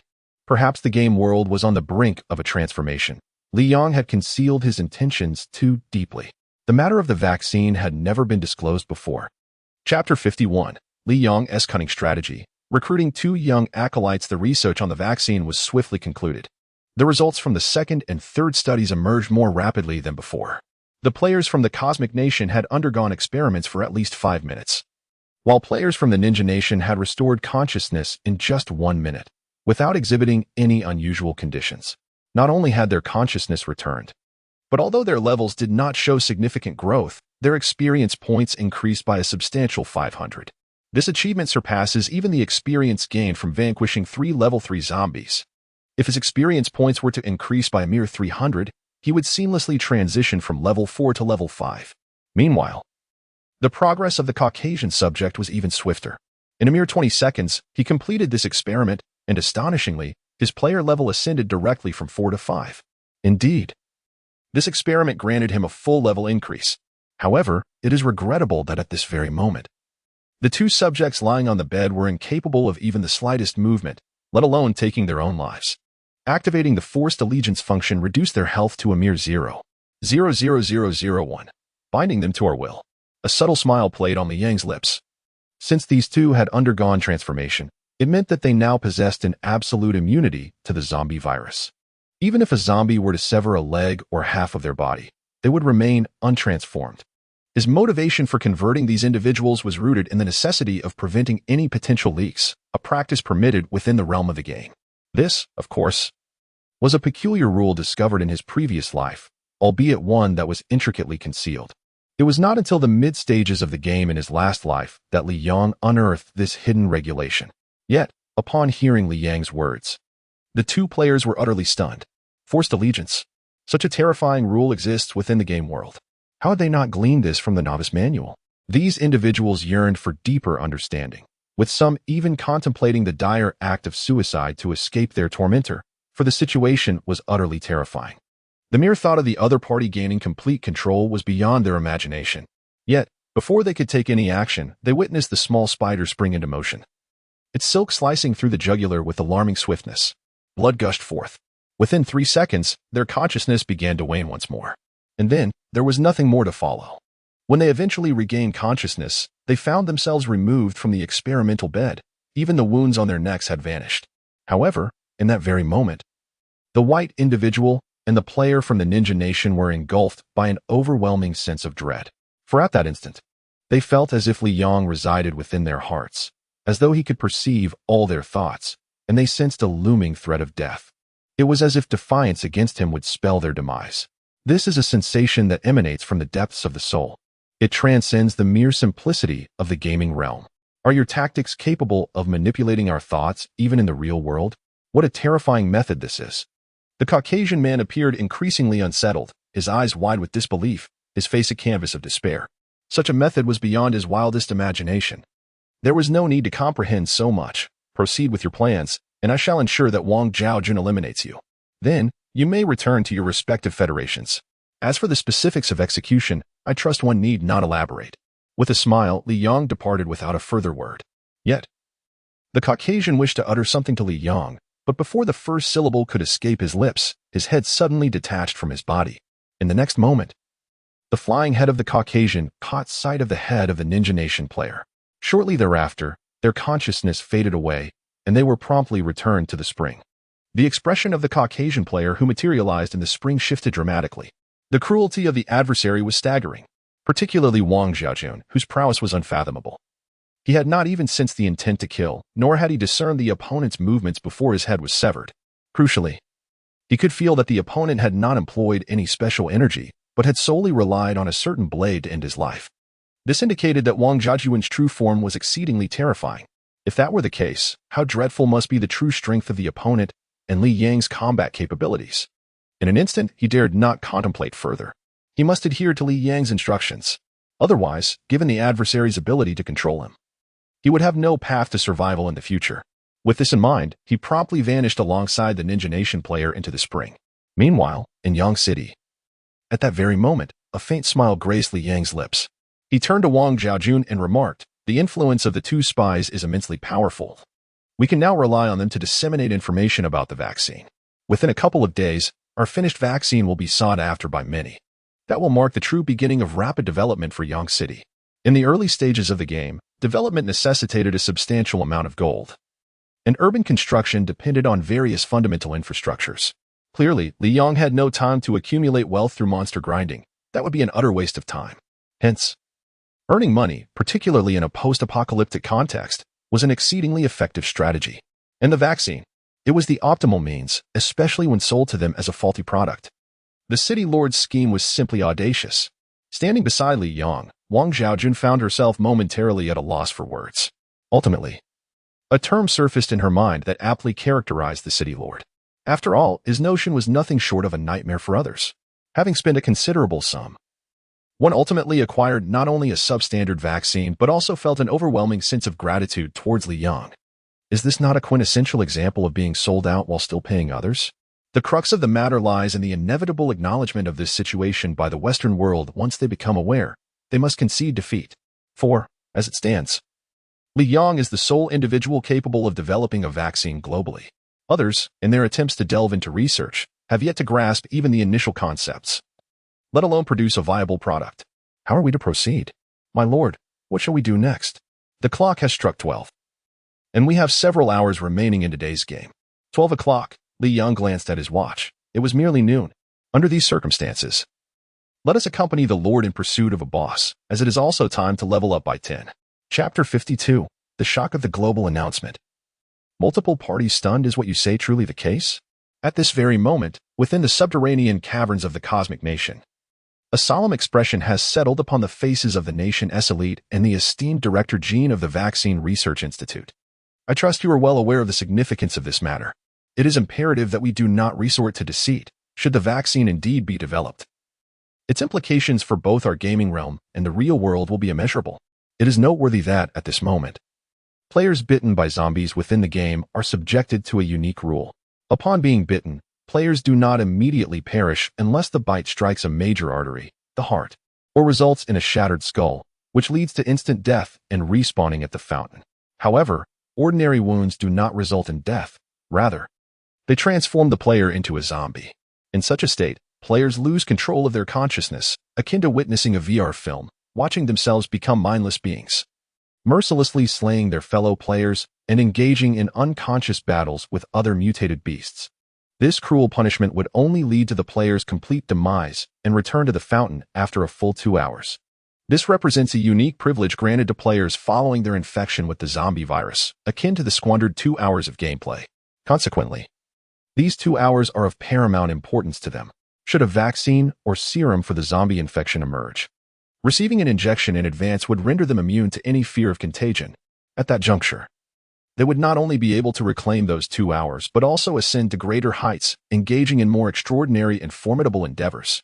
Especially, the financial allure of this vaccine, once it is unveiled, is undeniably substantial. I would stake my word on it. This matter is indeed true. Moreover, there are 2 individuals involved. One is a master player from the United States, and the other hails from the land of ninjas. Both have transcended the ordinary to become extraordinary experts, having also participated in this experiment. Notably, their experiments occurred subsequent to mine, and I have just discovered that both have fallen victim to Wang Xiaojun's prowess. It appears their experiments have reached completion. Should you harbor doubts, feel free to consult them. Upon hearing this, the prominent figure from the cosmic nation instantly adopted a grave expression. This matter must remain confidential. I shall contact the other dignitaries through special channels. The implications are monumental. If mishandled, it could precipitate a cataclysmic upheaval in the entire gaming realm. Understood. Esteemed leader, I am aware of the course of action. With that, the individual known as Li Yang's disciple nodded earnestly before departing. Once he left, the distinguished figure from the cosmic nation wasted no time. Swiftly activating the holographic data panel of the game, he directly accessed a group channel for a joint negotiation team, where, at that moment, merely 6 members remained. This signifies that several players who had previously perished had their qualifications revoked by the United States, resulting in their expulsion from this group channel. However, upon sending his initial message, "Is anyone there, esteemed leaders?" he suddenly found himself taken aback. At that moment, he encountered a message that turned his expression ashen. "We regret to inform you, esteemed player Park Bomb, that you have been removed from the group chat and are unable to send messages. Please contact the group owner to rejoin. In an instant, the prominent figure of the cosmic nation, Park Bomb, was utterly flabbergasted. How could such a distinguished leader of a grand federal empire be ousted, revoked of his qualifications? It is essential to note that their cosmic nation has claimed various resources from the Dragon Country, even asserting that Li Yong belongs to them. Humph. He let out a cold snort and fell silent. Possessing great foresight, he dared not confront the superiors of the American Federation. Fear consumed him. Simultaneously, within the United Negotiation Group, the prominent figure from the Ninja Nation shared a message. Ninja, I believe we must keep this matter confidential. We cannot allow the general populace to know. Otherwise, the profits that Li Yong stands to gain will be excessively vast. The allure of the ninja vaccine is monumental for all players. Once administered, one can disregard the zombie infection while simultaneously gaining experience and leveling up. This is not mere propaganda. Selling 1 billion gold coins in a single day is entirely feasible. Hence, it is imperative that we secure the agency rights and proceed cautiously. We must engage in thorough negotiations with Li Yong and devise a strategy to extract a portion of the vaccine profits from his grasp. Furthermore, we must obtain their formula, enabling us to manufacture the vaccine ourselves. The Great Bear interjected, this endeavor is fraught with difficulty. What we can envision, Li Yong can undoubtedly anticipate as well. Moreover, I am reluctant to involve myself in your affairs. I shall play alone. Thus, the Great Bear exited the chat. Meanwhile, the representatives of the ancient Greek Federation continued. Let us observe the thoughts of the American Federation. We must not judge Li Yong with simplistic reasoning. He is formidable and possesses a high intellect. Otherwise, it would be impossible for him to manage a city with 20,000 refugees so efficiently. Indeed, concurred the Rice Federation. Therefore, we must first demonstrate ample sincerity in our collaboration, even if it means purchasing the vaccine at a high price. We must ensure that the vaccine does not flow directly into the market. Otherwise, we could encounter significant issues. If the Americans proceed in such a manner, the current balance of the game will be disrupted, which would be detrimental to the development of our large federal nations. Therefore, we must make a significant sacrifice this time. The pressing question now is how much it will cost and how to persuade Li Yong to agree to keep this matter confidential. Furthermore, speed is of the essence. If we delay, this situation will inevitably be exposed. However, as soon as this thought was uttered, the global announcement was unexpectedly refreshed. World announcement, player Li Yong. Accompanied by S-Class researcher Tony Stark, Peter Parker, and several other esteemed researchers, has successfully developed a vaccine for the zombie virus. This vaccine can neutralize the virus and is already in mass production. Let us extend our congratulations to him. Congratulations on achieving the special accomplishment of vaccine development. He has been awarded an S-Class treasure chest. The world announcement reverberated, and in an instant, a flurry of ellipses appeared in the group chat. Goodness, we hadn't even finished discussing this matter, and they completely overlooked this detail. The world announcement does not heed any of their negotiations. Chapter 53, an astonishing turn of events. The world left dumbfounded in an instant. The prominent figures, led by the United States, wore expressions akin to those suffering from severe constipation. The world announcement had completely slipped their minds. The emergence of this announcement disrupted all their plans, rendering countless schemes utterly futile. We must urgently reach out to Li Yong. Since this matter can no longer be concealed, we must contact him at once and purchase as many vaccines as possible. By stockpiling a substantial quantity of vaccines and reselling them at a premium, we can minimize our losses and potentially reap significant profits. In that moment, the super elites of the United States swiftly revised their strategy and reached a decisive conclusion. These individuals are not foolish. Should the initial plan fail, a change is imperative. However, at this moment, they have come to a disheartening realization. Li Yong has restricted everyone from adding him as a friend. In other words, unless Li Yong takes the initiative to reach out to others, no one can hope to contact him. The alliance formed by these formidable titans finds itself in a rather constricted position at this moment. However, the world channel has erupted into chaos. No one anticipated that Li Yong had successfully completed the vaccine experiment. It's time to level up. Engaging in transactions within the game is challenging. We must wait until we reach level 10 for the trading market to become available, allowing for normal exchanges. For the next few days, I shall not concern myself with anything else. Focusing on leveling up is of utmost importance. After all, this is a vaccine against the zombie virus. I am certain that Li Yong has begun mass production by now. For the sake of profit, he would undoubtedly sell it. Hence, we must expedite our leveling up. Let's secure a dose without delay. However, does that mean that all the hard-earned gold coins we have accumulated will end up in Li Yang's pockets? Are you still pondering this issue? Tell me, what is truly more valuable, the life in the real world or the gold coins in the game world? The World Channel has plunged into fervent discussion, as this development is something no one could have foreseen. Yet, many understand that from a personal standpoint, regardless of the cost or the amount of gold spent, once one has received the zombie virus vaccine, they shall remain immune to infection. This will save a significant amount of time for leveling up in the game. Simultaneously, one need no longer tread so cautiously in the real world. After all, the constant anxiety of being infected and assimilated by the zombie virus can be quite distressing. Thus, at this very moment, players have begun to exert themselves fervently in their quest for advancement, akin to wild stallions breaking free. In a flash, the data on the personal leaderboard is rapidly shifting. At the same time, in Long City, the mayor and military leaders stand together, gazing at the global announcements while eyeing the firearms in their possession. Suddenly, they find the weapons in their hands to be less appealing. The progress of Li Yang is simply astonishing. We are merely one step away from entering the age of electricity. Yet he has already developed a vaccine for the zombie virus. The military leader utters these words with a hint of bitterness. The comparison is truly disheartening.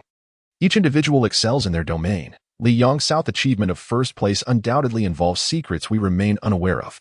Therefore, there is no need for excessive contemplation. What matters most now is to hasten the onset of the electrical era and fulfill the promise made to Li Yang yesterday. At this moment, the mayor's thoughts are remarkably clear, as he understands that the weaponry information exchanged by his team must come at a cost. The military leader nods in agreement. Neither of them continues to slay zombies directly. Instead, they enter a large earthen room within the guild. Inside, 5 bespectacled professors are gathered around a small machine, diligently tinkering with it. Almost there. Just one more minute. Wait, the resilience of the coil may not be sufficient. If the current surges, what if the coil cannot withstand it and explodes? One professor cautions. I believe we should wrap more copper wire around it for added safety. The individuals engaged in animated conversation. Before long, as the resounding roar emerged, one of the nearby wheels, in contact with the copper wire, suddenly began to rotate. Moreover, this will spun increasingly faster, until ultimately, it even set the second wheel into motion. This brought a smile to the faces of Director Long and the military magnate. The power had been successfully harnessed. The world announcement declared, players Dragon Guardian and Military Guardian, alongside 7 esteemed professors, have successfully developed a miniature generator, thus ushering the Divine Dragon Guild into the era of electricity. Their guild has leveled up. Concurrently, the gold shop for all members of the Divine Dragon Guild will be updated to feature goods befitting the electrical age. Let us extend our congratulations to them. World announcement, Player Dragon Guardian. World announcement, Player Dragon Guardian. The announcement reverberated throughout the realm. At this moment, countless individuals found themselves momentarily taken aback. The Electric Age? Is this truly the second guild to enter the Electric Age on a global scale? Presently, no third entity can be found worldwide. Indeed, this second guild is still one from the Dragon Nation. One must ponder, could this be mere coincidence? Who can say? Let us set aside such contemplations and hasten our own upgrades. As others have already embraced the Electric Age, we too must expedite our progress. Otherwise, if we fall too far behind, we will struggle to manage the ensuing matters. However, as these individuals concluded their discussions in the World Channel, a sudden new round of global announcements left everyone utterly astonished once more. They could hardly fathom that such a significant transformation would transpire. World announcement, the Divine Dragon Guild, founded by players Long Guardian and Military Guardian, has officially joined Li Yang's Yang City, becoming an affiliated guild of Yang City. Let us extend our congratulations to them. World announcement, players have officially joined Yang City, becoming an affiliated guild of Yang City. World announcement, the announcement reverberated widely. At this moment, countless minds remain in a state of bewilderment. Not only that, but the entire global channel, upon the resounding announcement echoed across the world, seemed as though it had been abruptly paused, with no new messages refreshing the feed. Li Yang is truly ascending to greatness. With such a formidable guild, what enchantment could compel these individuals to pledge their allegiance to him? Chapter 54, The Transformation of the Titans. The moniker of the level 10 boss, Dragon Guardian, is reminiscent of the mayor of Long City in the real world. He has astonishingly become the president of Li Yang's affiliated guild, the Divine Dragon Guild, and has made such a monumental decision. Could it be that a collaboration is on the horizon? Yet, I have never witnessed such an occurrence before. Regardless, this matter holds little significance for us ordinary folk. What is of utmost importance now is to strive for advancement. With the Divine Dragon Guild now an affiliate of Li Yang, it is inevitable that his home city, Yang City, will enter a phase of rapid development, which will undoubtedly place immense pressure upon us. However, I have a question. How can the player Li Yang expand an affiliated guild without having established one of his own? Of course, this is a fundamental feature outlined in the Novice Handbook, designed to accommodate players who are formidable yet prefer not to form their own guilds. Oh, I see. At this instant, within the global channel, countless ordinary citizens of the Dragon Kingdom are momentarily transfixed. After all, Mayor Long's proactive assumption of the presidency of Li Yang's affiliated guild, along with his leadership of 50,000 public players joining, is a maneuver that could reverberate throughout the entire world. And this is merely the inception of the game. Simultaneously, in the Ninja Country, Maple Leaf City, amidst a vast expanse of maple trees, several earthen houses stand.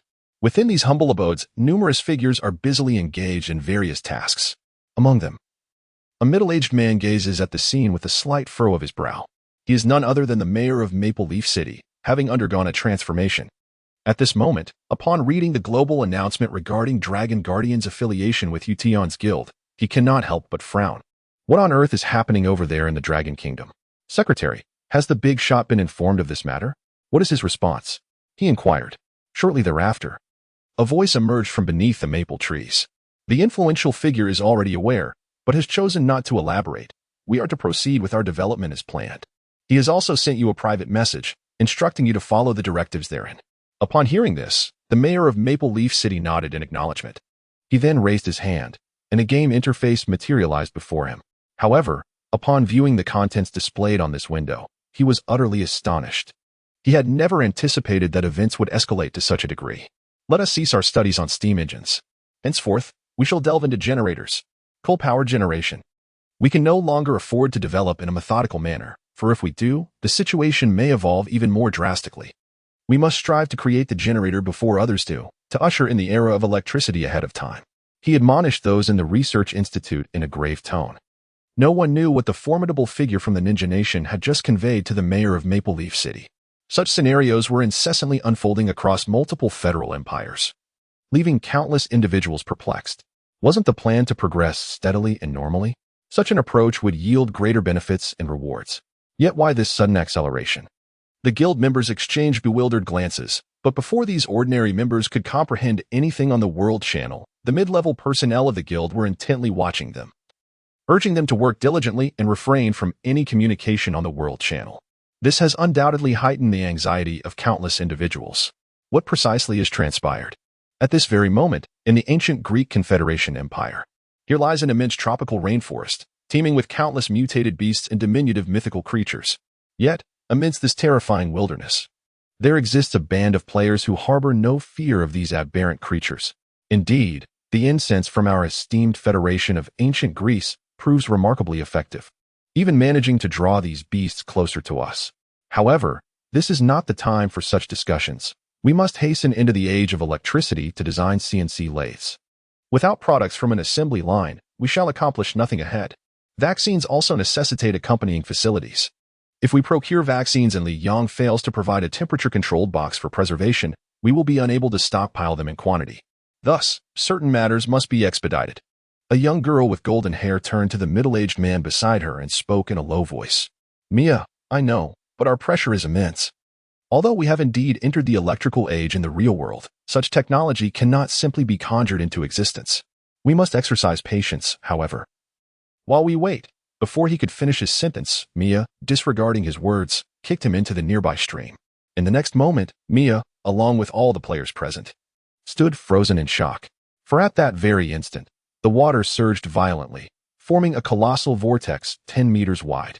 Within the whirlpool, a monstrous crocodile, measuring a staggering 15 meters in length, burst forth from the water like a ravenous tiger, charging directly at Mia. She could even see the bones of the middle-aged man within the creature's jaws. Clearly, he had met a grim fate. The incense had proven ineffective against such a monster. With a swift roll, Mia evaded the attack, her body moving with the agility of a nimble monkey as she swung through the trees in a desperate bid for escape. Meanwhile, the ordinary players around her began to scatter in terror. The scene was truly horrifying. 15 meters. Name: Venomous Crocodile level. 10 rank. S-Class age: 517 years. Mutation level: high. Mutation. Gazing at the creature's status panel, Mia was left in a state of disbelief, causing her to tumble from her perch in the branches. Level 10. How could this be? Why has a level 10 boss appeared now? Isn't this too swift? It has barely been 2 days since the game's inception, and within this brief period, they have already encountered the highest level adversaries, namely the level 5 boss and the level 6 ordinary zombies. Logically speaking, the likelihood of encountering a level 10 boss should be non-existent. Why has this individual suddenly manifested? As she plummeted to the ground, she began to flee incessantly, pondering while evading the onslaught of attacks. Yet, a full 3 minutes later, the world announcement quietly refreshed. World announcement: the Athena Guild, led by Mia, has been utterly annihilated. Chapter 55. The Steel Gorilla. The world announcement regarding the annihilation of the Athena Guild sent shockwaves through the player community, flooding the global channel in an instant. How could this be possible? The Athena Guild is the most formidable faction within the ancient Greek Federal Empire, and surely no player could have achieved such a feat. However, it might not be entirely impossible. I would argue that Li Yang possesses the capability. Yet one is situated in the Dragon Nation while the other in the ancient Greek Federation, making an encounter improbable. TCH, another exaggeration of Li Yang. He's merely a fortunate player from the Dragon Nation, yet they truly regard him as a deity? Such foolishness. What nonsense. If you have the audacity, say that in front of Li Yang. He would surely make you regret it. Breaking news. The Athena Guild encountered a level 10 wild boss, which led to their complete obliteration. The scene was nothing short of brutal.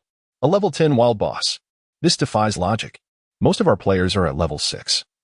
How can we contend with a level 10 boss? Ha ha ha. I told you so. The Athena Guild could never be vanquished by players. Look. They faced a level 10 wild boss. It's entirely understandable that they were wiped out. Even that Li Yang would surely meet his demise in such a scenario. Exactly. All they do is boast about this Li Yang. I've yet to witness any remarkable achievements from him. If he can single-handedly defeat a level 10 boss, then I shall concede my admiration. What shameless rhetoric. The entire Athena Guild has been annihilated, and you expect Li Yang to single-handedly confront a boss? Truly. Not everyone possesses common sense. While players from various nations debated vigorously in the World Channel, 2 additional world announcements once again dominated the attention of all players. World announcement: the Yada Guild, led by Zwamuzi, has been annihilated. World announcement: the Daylight Guild, led by Park Jinsu, has been annihilated. Upon receiving the 2 global announcements, the entire World Channel fell into an immediate silence. All players were rendered speechless, with not a single voice daring to break the stillness. The Athena Guild of ancient Greece had just suffered a complete annihilation, barely a minute having passed, when 2 more guilds faced the same fate. The formidable guilds of the island nation, Yaki, and the great son of the Goryeo kingdom, both renowned for their immense strength within the game, found themselves vanquished simultaneously. This is utterly shocking. Within mere minutes, 3 powerful guilds, far exceeding the capabilities of ordinary ones, were completely annihilated. Most astonishingly, these guilds did not issue a single message prior to their demise, rendering this event one of the most bizarre occurrences since the game's inception. It took a full half-hour before a player managed to reach out to a member of the obliterated guild, unveiling the entire truth of the incident, which was subsequently shared on a forum organized by the players themselves. During this interval, 5 or 6 other guilds from various countries inexplicably met the same fate. In less than a minute, the post garnered over 10 million views, skyrocketing in popularity to claim the top spot on the forum's trending list. From this post, players discovered that all the guilds that had been wiped out had encountered a level 10 outdoor boss during their exploration. After reading the post, players were left with a singular question: when did level 10 outdoor bosses become so commonplace? It felt as though they were abundantly scattered across the landscape. Clearly, in an era where the highest level for ordinary players is merely 6, the sudden emergence of level 10 outdoor bosses poses a lethal threat to any players they encounter. What folly is this? Without venturing into the wilderness, one cannot procure the resources necessary for advancement. Yet, once one dares to explore, one encounters level 10 wild bosses. It is a vicious cycle. The sudden emergence of these formidable level 10 bosses utterly disrupts the equilibrium of the game, leaving ordinary players bereft of any opportunity for growth. In an uproar, players united in protest against the system. True to the system's nature, these dissenting players harbored no expectations for resolution. They merely sought an outlet for their frustrations. To their astonishment, the system issued a formal announcement. Attention, all players. In light of the accelerated advancements within various federations as they strive to enter the electric era at full throttle, such actions have distorted the natural ecology of societal development, severely undermining the balance of the game and resulting in the frequent appearance of wild bosses. Each federation will randomly spawn a boss. Players and guilds that successfully vanquish these wild bosses will be rewarded handsomely. We urge players to approach the development of the societal era with rationality to prevent the recurrence of similar situations. Upon reading this announcement, players exchanged bewildered glances, never suspecting that the emergence of these overpowering level 10 wild bosses was a consequence of players advancing too swiftly. The system is utterly ridiculous, resorting to such methods to stifle player development, which is nothing short of shameless. Yet, while players' protests might prompt the system to issue an announcement clarifying its stance, they remain powerless to alter its decisions, resigned to accept their fate. Nevertheless, some defiant players attempted to venture forth in secret, including several guilds brimming with confidence in their strength, who endeavored to unite in tackling the formidable boss. However, the outcome was invariably disastrous, with every attempt resulting in complete annihilation. Not a single player or guild succeeded in vanquishing the boss. Consequently, all players within the Federation ceased their exploration endeavors, save for Liang.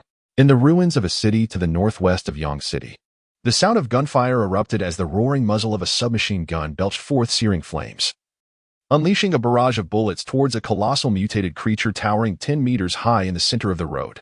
Its sleek black fur glimmered with a metallic sheen, complemented by an imposing chest, revealing that this sudden assailant was none other than a giant gorilla. The sheer size of this 10-meter behemoth exuded an overwhelming sense of dread, as armor-piercing rounds smashed against its ebony hide, leaving not a single dent. All were deflected with ease. Name: Steel Gorilla Level 10 Grade. Li Yang cast a calm glance at the information that refreshed on the system panel, realizing that this gargantuan gorilla was indeed the wild map boss referred to by the system. Its terrifying defense was impervious even to armor-piercing ammunition, truly deserving of its status as a level 10 boss. However, Liang remained unfazed. He nonchalantly stowed away his submachine gun and entered the psychic tank. Simultaneously, the poised extraordinary individuals surrounding him, along with Wang Zhaojun, swiftly drew their weapons, aiming at the roaring steel gorilla before them. Boom! The tank's energy cannon roared to life, unleashing its projectile in an instant. Chapter 56. Level 10 First Kill. Stunned players. The so-called gorilla, adorned with an exceptionally dense coat of fur, had previously withstood the barrage of artillery that Li Yang had entrusted to the extraordinary beings. Yet, despite such formidable firepower, it had inflicted not a single scratch upon the creature. This signifies a profound understanding on Li Yang's part. In his previous life, he had not encountered this particular boss, although he had come across discussions about it in forums. Intriguingly, he contemplated experimenting with the enchanted projectiles of the psionic tank. A faint smile graced Li Yang's lips. During his past existence, he had faced numerous wild map bosses, yet this gorilla was one he had never encountered. The trajectory of events in that life diverged significantly from this one, as the pace of progression was far slower. Thus, by the time all players reached level 10, it had already been half a month. At that point, Li Yang had ascended to one of the elite players, rendering it improbable for him to concern himself with a mere level 10 boss, despite being just a level 29 player at the time. Coincidentally, Li Yang was of a meticulous nature, which led him to retain a wealth of knowledge regarding the bosses that others had encountered in the forums. This wild level 10 gorilla was among those he remembered. Activate the enchantment effect, he commanded. First, bombard its fur with enchanted attacks, and then await the assault from my psionic tank. Understood, came the responses from several voices in the headset. After all, Li Yang had previously established an enchantment research institute and had even developed an exquisite enchantment array. Li Yang has refrained from elaborating on this matter, deeming it unnecessary. The engraving of the enchantment array unfolds slowly in the shadows, poised to deliver a thunderous strike when the moment is ripe. Particularly, this so-called enchantment array wields formidable magical attacks. Roar! Boom! At this very moment, the gorilla pounded its chest with mighty fists, and then, with a powerful leap, lunged towards Wang Zhaojun, who was swaying before him, ensnared in ropes. This little creature, swaying back and forth before him, was undeniably irksome. Yet, in that very moment, The chimpanzee was rendered dumbfounded. For, clad in a skin-tight attire, Wang Zhaojun had suddenly vanished. Huh. Before he could even process this, he was met head-on with a colossal beam of light, measuring half a meter in diameter. Boom! Within this luminous column, 6 distinct forces intertwined, as if 6 extraordinary projectiles had been directly launched into his chest. An explosion erupted instantaneously. Fearsome shockwaves radiated from the chimpanzee's torso, shattering every glass pane in the surrounding structures and dispersing all the dust in an instant. Even the trees nearby swayed momentarily. The chimpanzee's very form was hurled backwards by the immense shockwave, landing several meters away, blood slowly trickling down from his chest. A gaping wound, the size of a half-fist, appeared on his left chest, a mere 5 centimeters from his heart. Blood gushed forth from this grievous injury. Roar! In an instant, the chimpanzee was consumed by rage. He had not anticipated that these despicable insects would dare to strike him in such a manner. That peculiar beam of light had been nothing short of torment for him. It was a sensation wholly unlike that of bullets or grenades striking his body. He immediately sprang into action, his eyes unleashing dual lasers, one pursuing Wang Zhaojun while the other raced towards the extraordinary being who had launched the enchanted grenade attack. Boom! Boom! 2 tremendous explosions resounded, and simultaneously, the chimpanzee lunged towards the psychic tank where Li Yang was stationed, his hands reaching out. In his current perception, he deemed that metallic contraption the most perilous. Thus, as the attacks materialized, his hands coalesced with arcs of lightning, weaving into a net of blue electrical arcs. He then seized the tank. Thunder crackled, enveloping the psychic tank in an instant, and amidst the astonished gazes of all present, the tank was instantly scorched, its formidable super-armored material crumpling into a spherical form. However, in that fleeting moment, an acute sense of foreboding gripped his heart, as though he had just committed an act he would soon regret. Whoosh! In a flash of electric light, he attempted to discard the psychic tank, only to discover that the sphere he had created clung to him like an unyielding adhesive. How could this be? However, before his thoughts could fully coalesce, a cataclysmic explosion erupted with deafening ferocity. Boom! Boom! Boom! Boom! Boom! Boom! The projectiles of the psionic tank are inherently formidable, and with Li Yang directly inscribing runes of enhanced combat power upon the tank and all its munitions, the magical assault unleashed this time is nothing short of terrifying. The explosion utterly obliterated his chest, leaving nothing but a severed head behind. Yet, at that moment, the world announcement did not materialize, signifying that his adversary was still alive. Thus, within the depths of the gorilla's despairing gaze, he discerned 3 more super explosions, identical to the previous one, engulfing his head entirely. Could it be that this terrifying entity, possessed in abundance by that monkey, eludes comprehension? No matter how much he ponders, he cannot arrive at an answer in this moment. The relentless waves of energy surged forth, obliterating all surrounding structures into mere fragments. Fortunately, as all present were members of Li Yang's faction, who enjoyed a damage immunity effect, none were inadvertently harmed. However, several lesser zombies and mutated beasts were reduced to mere dust in the explosion, scattering an array of equipment and resources across the ground. Among the spoils, the items dropped by the great gorilla were the most plentiful and conspicuous. At this moment, the world announcement began to refresh gradually. World announcement: player Li Yang has successfully achieved the first kill of the boss, Steel Gorilla, in just 10 minutes. He has also accomplished the first kill of the game's inaugural level 10 boss, earning him an S-rank treasure chest. Let us extend our congratulations to him. World announcement: player Li Yang, let us congratulate him. World announcement: player Li Yang, let us congratulate him. World announcement: player Li Yang has successfully leveled up to level 10, unlocking additional functionalities. He has also gained access to the black market and trading market. We hope all players will strive diligently to enter the trading market soon. The announcements reverberated through the realm. At this moment, the entire gaming world erupted in astonishment. How is this possible? Countless players exchanged incredulous glances, their faces a canvas of disbelief. Just a second ago, they all thought that Li Yang lacked the capability, and in the next instant, they were thoroughly slapped in the face by the unfolding reality. Moreover, the battle concluded with astonishing swiftness. Chapter 57. S-rank pet egg, am I mistaken? Did Li Yang truly slay a level 10 wild boss? Is it possible that only I am in error, while every player in the world shares the same misconception? How laughable. What of those who claimed Li Yang possessed no prowess? Does this still equate to a lack of strength, when entire guilds have been obliterated? Unbelievable. The satisfaction of this face-slapping moment is exquisite. Just moments prior, there were murmurs of Li Yang's inadequacy, and now he has decisively vanquished the boss and denounced it to the world. How infuriating. Goodness, is Li Yang truly that formidable? This is the level 10 wild boss that has decimated numerous large guilds. Could it be that Li Yang's strength rivals that of an entire guild? This seems rather implausible. Nevertheless, I must concede that this individual is undeniably powerful. It appears that he harbors numerous secrets, likely closely tied to modern weaponry. Thus, we must persist in our efforts to advance our era. However, as previously noted in the world announcement, all player guilds are transcending into other eras, directly progressing toward the Electric Age, which disrupts the natural balance of game development, thus summoning the level 10 boss to rectify this chaos. How then are we to evolve? I believe it wise to remain observant, and it would be prudent to converse with leaders from larger guilds, otherwise Li Yang's dominance, alongside the looming threat of the Electric Age and even nuclear power, is far too great. The world channel buzzed with unprecedented activity due to Li Yang. Even with his triumph over the level 10 boss, there were still players who could not abide him, illustrating that contrarians and individuals of limited intellect will always abound.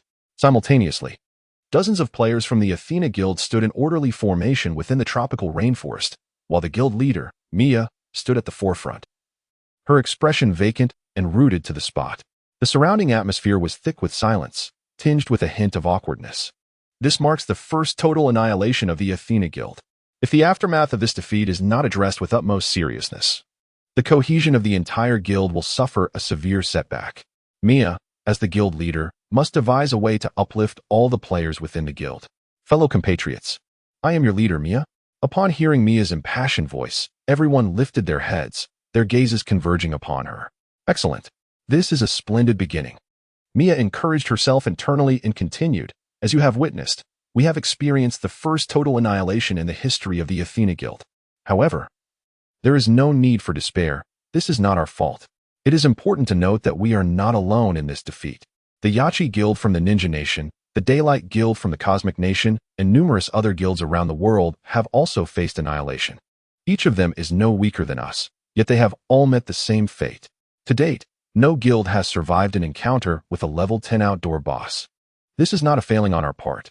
In the time ahead, I urge everyone to focus on developing your territories and diligently raising your levels. We must swiftly eliminate the level 10 outdoor boss to demonstrate our strength. However, just as the members of the Athena Guild were stirred into a fervor of determination by Mia's words, a world announcement resounded. World announcement. Player Li Yang has achieved victory in just 10 minutes. Let us congratulate him. In an instant, the previously fervent members of the Athena Guild fell silent. The tropical rainforest became so quiet that one could hear a pin drop. In front, Mia stood as if frozen in place, rigid and unmoving. An atmosphere of profound awkwardness spread among the crowd. To be fair, Mia could certainly be considered a competent guild leader. With her eloquent rhetoric, she successfully transformed the collective sorrow of the Athena Guild's players into strength.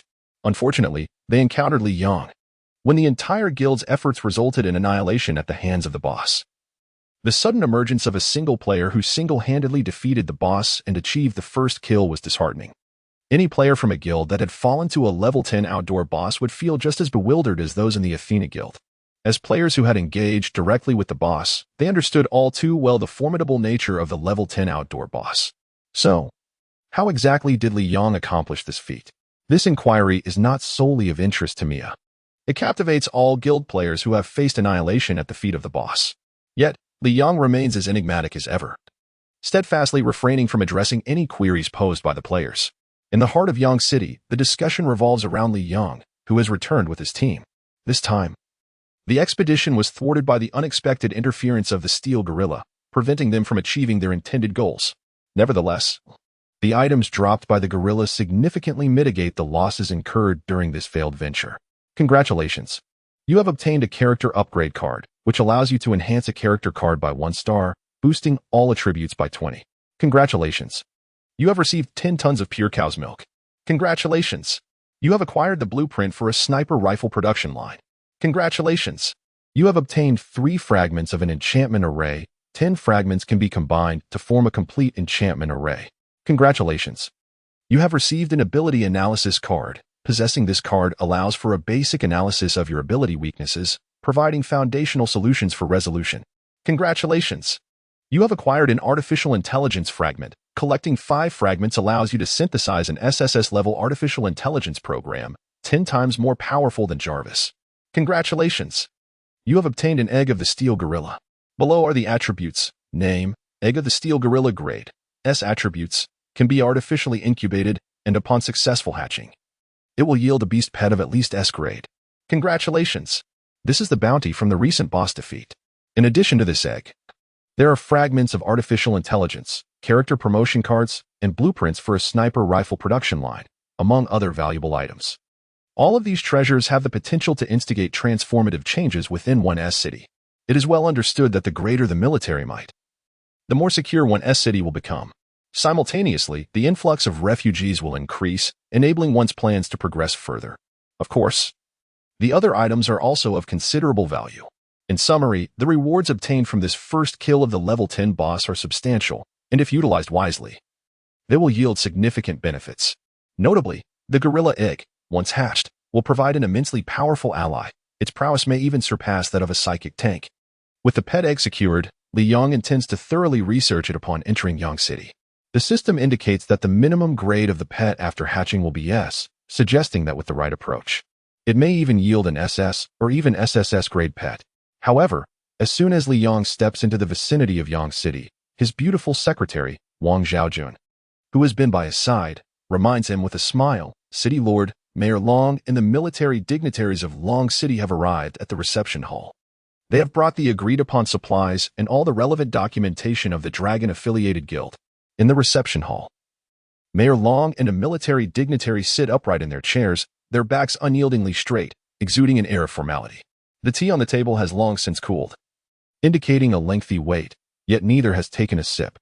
Mayor Long glances around the exceedingly modern reception area. Were it not for the system interface reminding him that this is a game, he might believe himself to be on Blue Star. The sophistication of merely a reception hall hints at the rapid development of Li Yang's territory. It is noteworthy that most players today have yet to construct even a modest brick house. Seated in this impressive room, Mayor Long and the military dignitary are constantly grateful for the decisions they made earlier. At last, the doors of the reception hall quietly swing open. Li Yong, clad in combat attire with still-drying bloodstains, strides in. The chilling aura surrounding him leaves even the military dignitary of Long City momentarily stunned.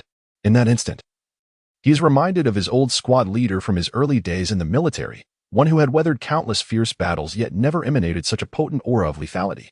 How many times must one wade through corpses and rivers of blood to cultivate such a terrifying presence? As Li Yong passed by, he instinctively rose to his feet and saluted him. Mayor Long, witnessing this, immediately stood up as well and offered a slight bow to Li Yong. However, Li Yong paid them no heed and directly proceeded to take his seat at the head of the table. Following closely behind, Wang Xiaojun gracefully presented a cup of cool tea, placing it beside Li Yang's right hand, then stood obediently at his side. Without uttering a word, Li Yong acknowledged Mayor Long and the military dignitary with a subtle nod, a gesture of greeting. Only after Li Yong took a sip of tea did Mayor Long step forward, respectfully briefing Li Yong on the current state of the Divine Dragon Guild. Lord City Master, the Divine Dragon Guild has fully entered the Electric Age, with the number of guild members reaching 5,000 and still rising. We anticipate it will reach 10,000 within half a day. Li Yong nodded gently, indicating he was already aware of the situation. Subsequently, the military dignitary, standing upright, saluted Li Yong and proceeded with his report. Report to the City Master. 90% of the supplies for the Divine Dragon Guild have been packed and will arrive in Yang City in 3 minutes. The inventory list is here, and I kindly request you to designate someone to review and accept it. The military dignitary produced a sheet of paper densely filled with the names and quantities of various supplies. Before Li Yong could take it, Wang Xiaojun, who had been standing by, took the inventory list and spoke softly to both the military dignitary and Mayor Long. Please follow me.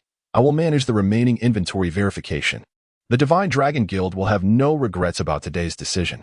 With that, Wang Xiaojun exited with the inventory list, and Mayor Long, along with the military dignitary, offered a slight bow before departing the conference hall. As the two left, Li Yong prepared to exit the room when a guard hastily approached him. My Lord City Master, there is news from the vaccine factory. Please come with me. Upon hearing this, Li Yong was taken aback. Could it be that the vaccines had completed mass production? That would indeed be monumental news. Let us go and see what the situation is, he said, leading the soldier towards the vaccine factory. Upon entering, Li Yong immediately spotted Tony Stark and Spider-Man, who were engrossed in recording something on a tablet. As soon as Tony saw Li Yong enter, he rushed over, his eyes brimming with uncontainable excitement. City Master Li, we did it. The first batch of vaccines has successfully entered mass production. This is simply marvelous. On behalf of all the suffering refugees, I thank you. Li Yong, observing the exuberant Tony Stark, curtailed his enthusiastic speech, saying, "First, show me the finished product." "Oh, my apologies. I got too carried away. Allow me to take you to see it right away." As he spoke, Tony Stark ushered Li Yong to a bustling assembly line, where the young Spider-Man had been waiting nearby. Upon seeing Li Yong approach, he immediately greeted him and, with a hint of nervousness, proceeded to introduce the freshly produced vaccines. Within the futuristic-looking crates lining the assembly line, vials containing a crystalline green liquid lay quietly within glass tubes. The young Spider-Man first gestured towards a crate on the right.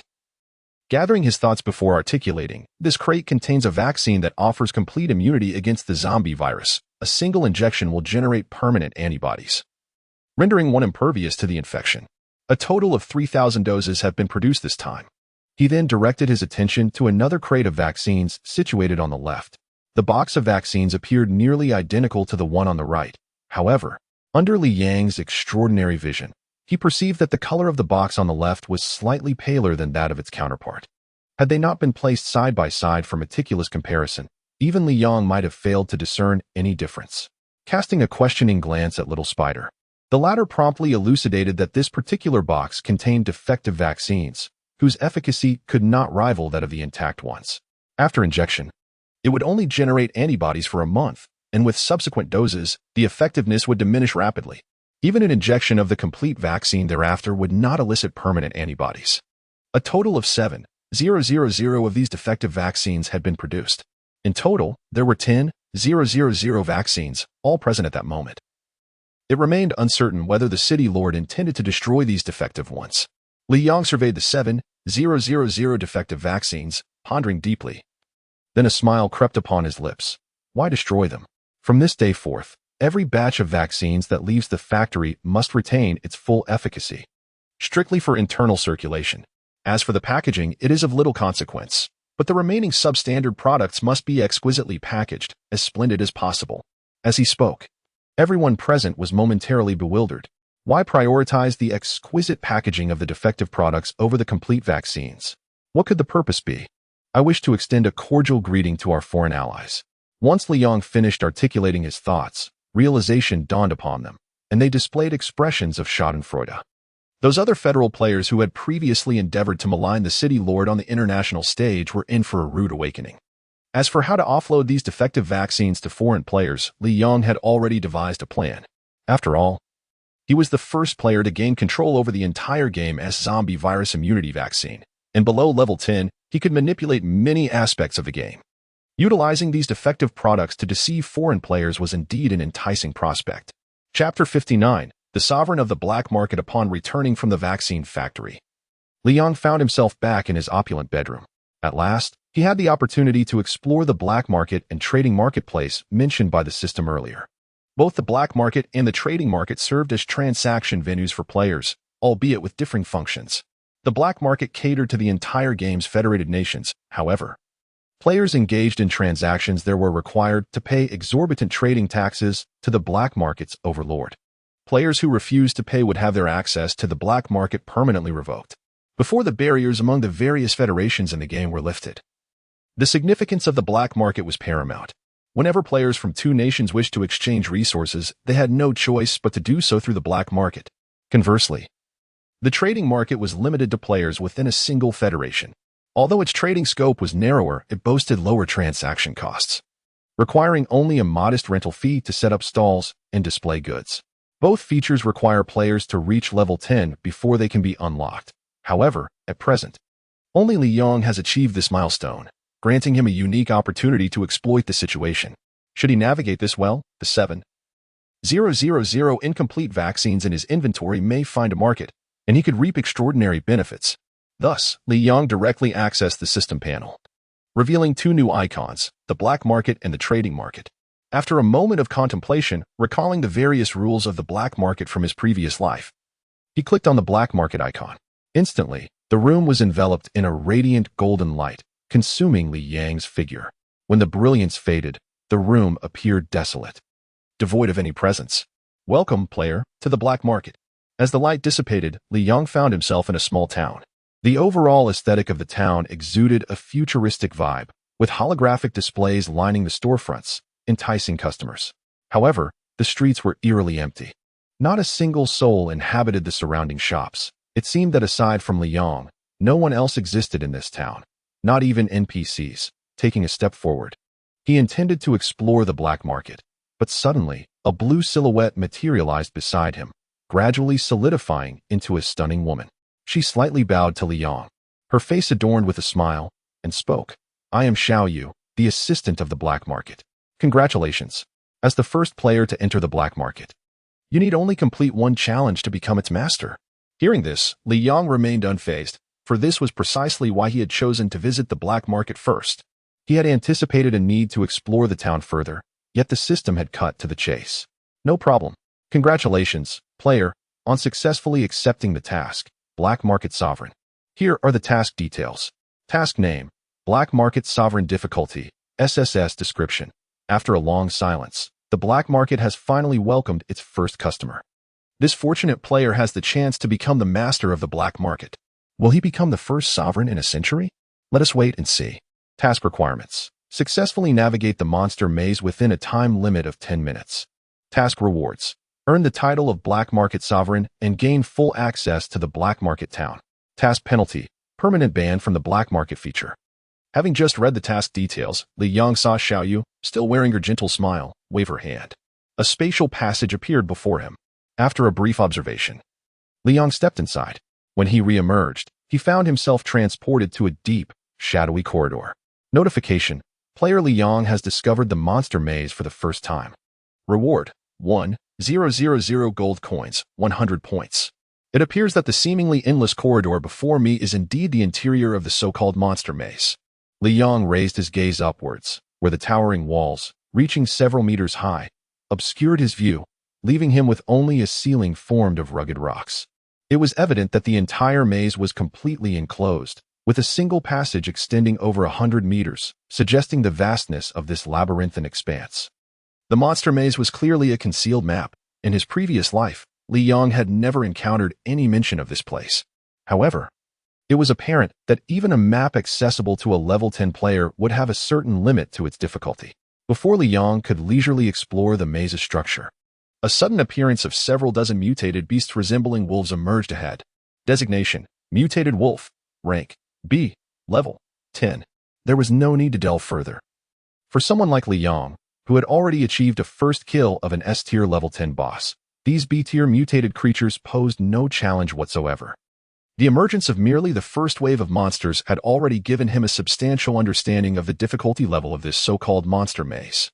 With time pressing upon him, he had no desire to engage in a leisurely game with these beasts. A radiant beam of light emanated from Li Yang's hand, culminating in the appearance of a modified, limited edition psionic tank from Tony Stark behind him.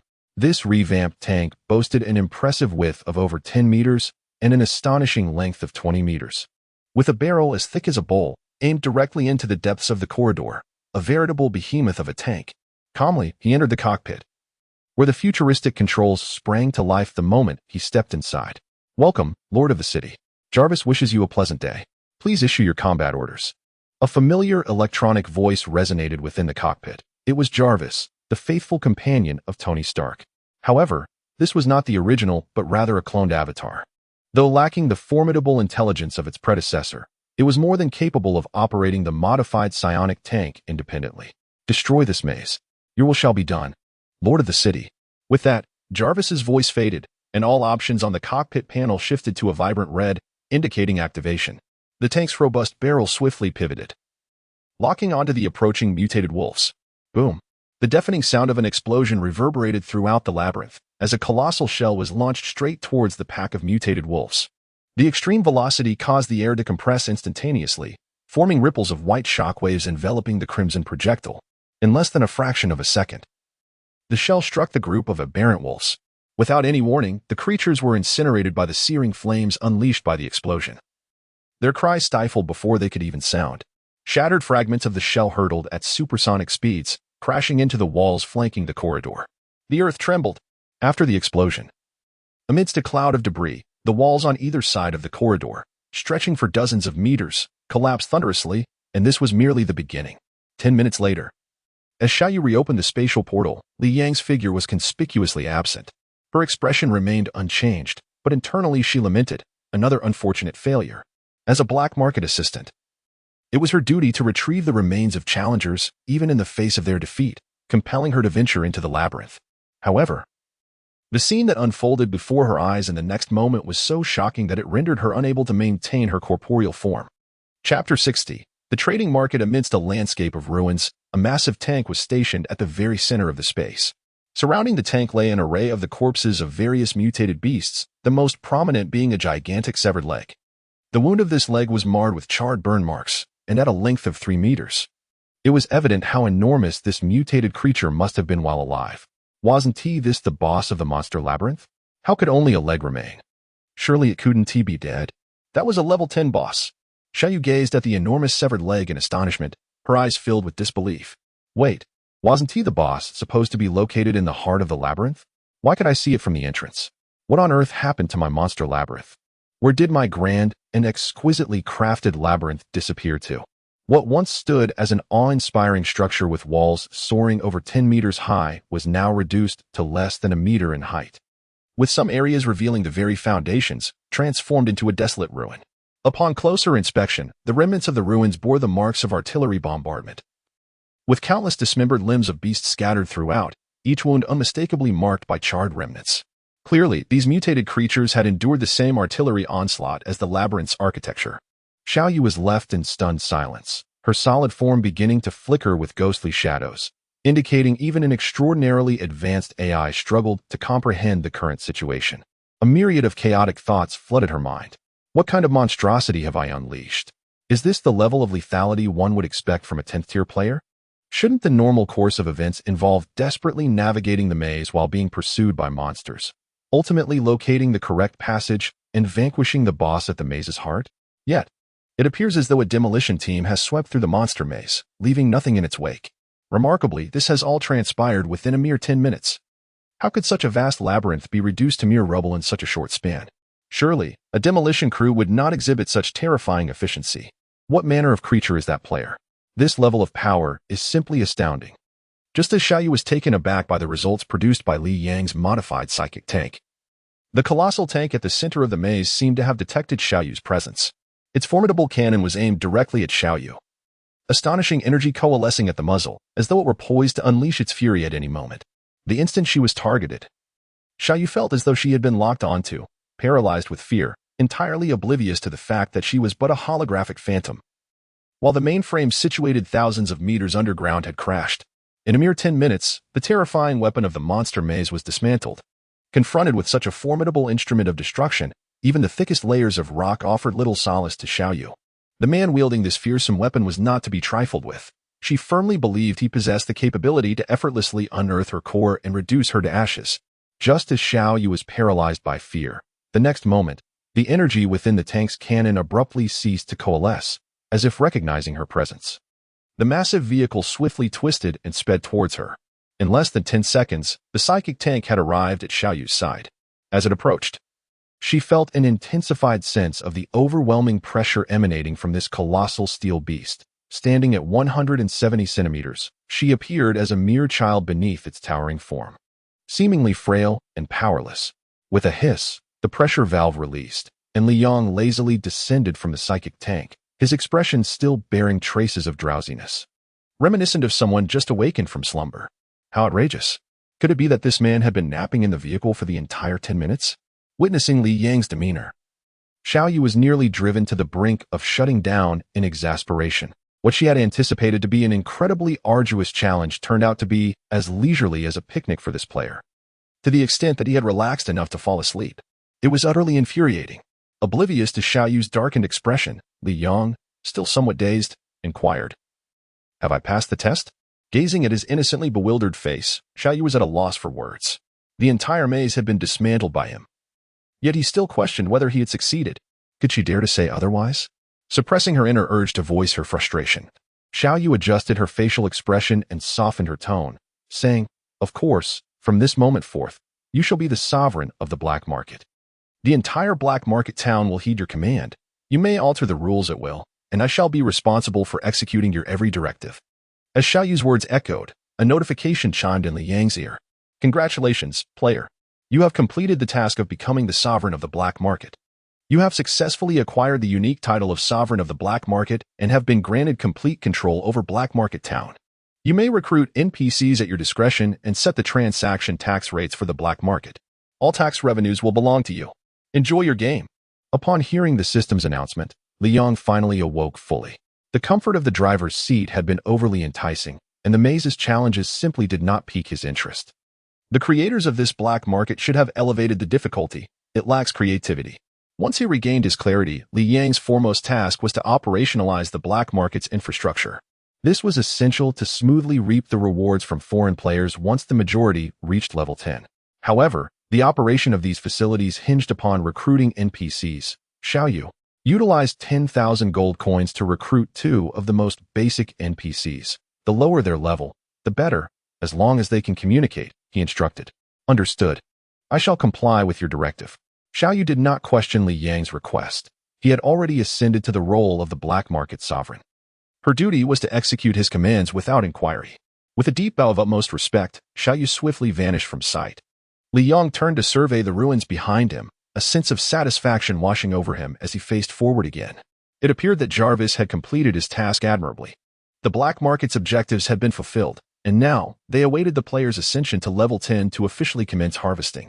With the black market at his disposal, Li Yang could confidently declare that the development of Yang City would no longer be constrained by gold. Next, it was time for the trading market. He opened the panel and clicked on the trading market icon, golden light illuminating the space as Li Yang found himself instantly transported there. Unlike the black market, the trading market was a vast plaza, seemingly stretching across millions of square meters. It was an immensely open space. All players from the Dragon Kingdom could set up stalls for trading within this area once they reached level 10, akin to a gigantic flea market. Of course, those with sufficient wealth could also opt to establish their own shops on a plot of land, but the cost would be borne by them. And ownership of the land was a prerequisite.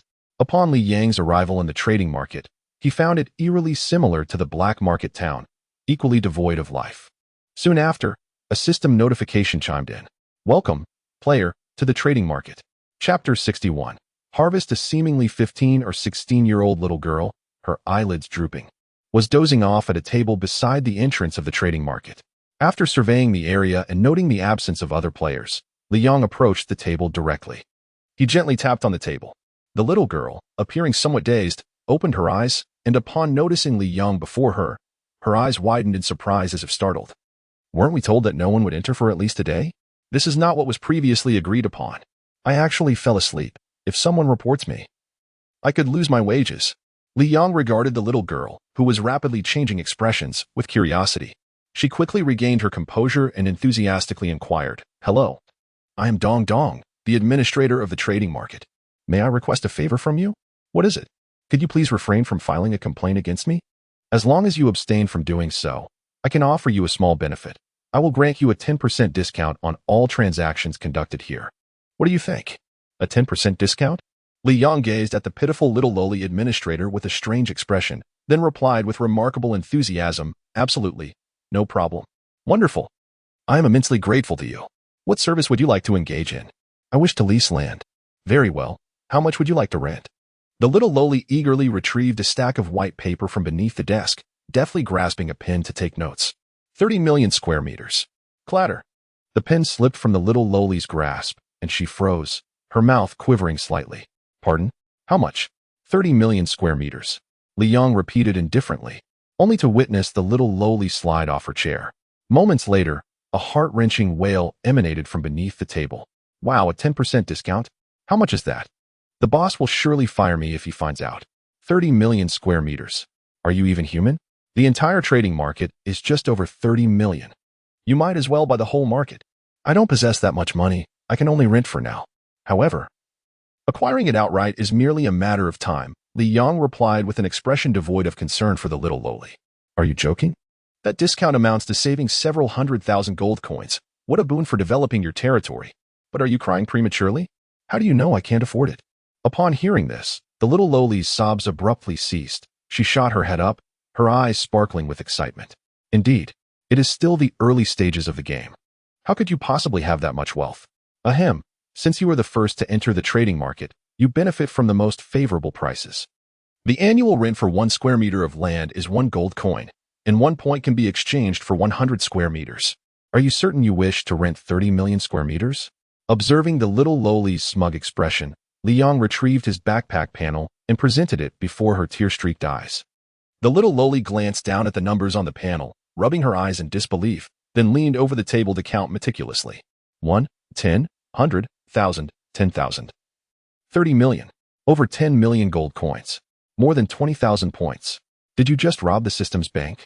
Upon witnessing the figures displayed, the little lowly momentarily believed she had traversed to the later stages of the game. Accumulating over 10 million gold coins would require vanquishing countless mutated beasts.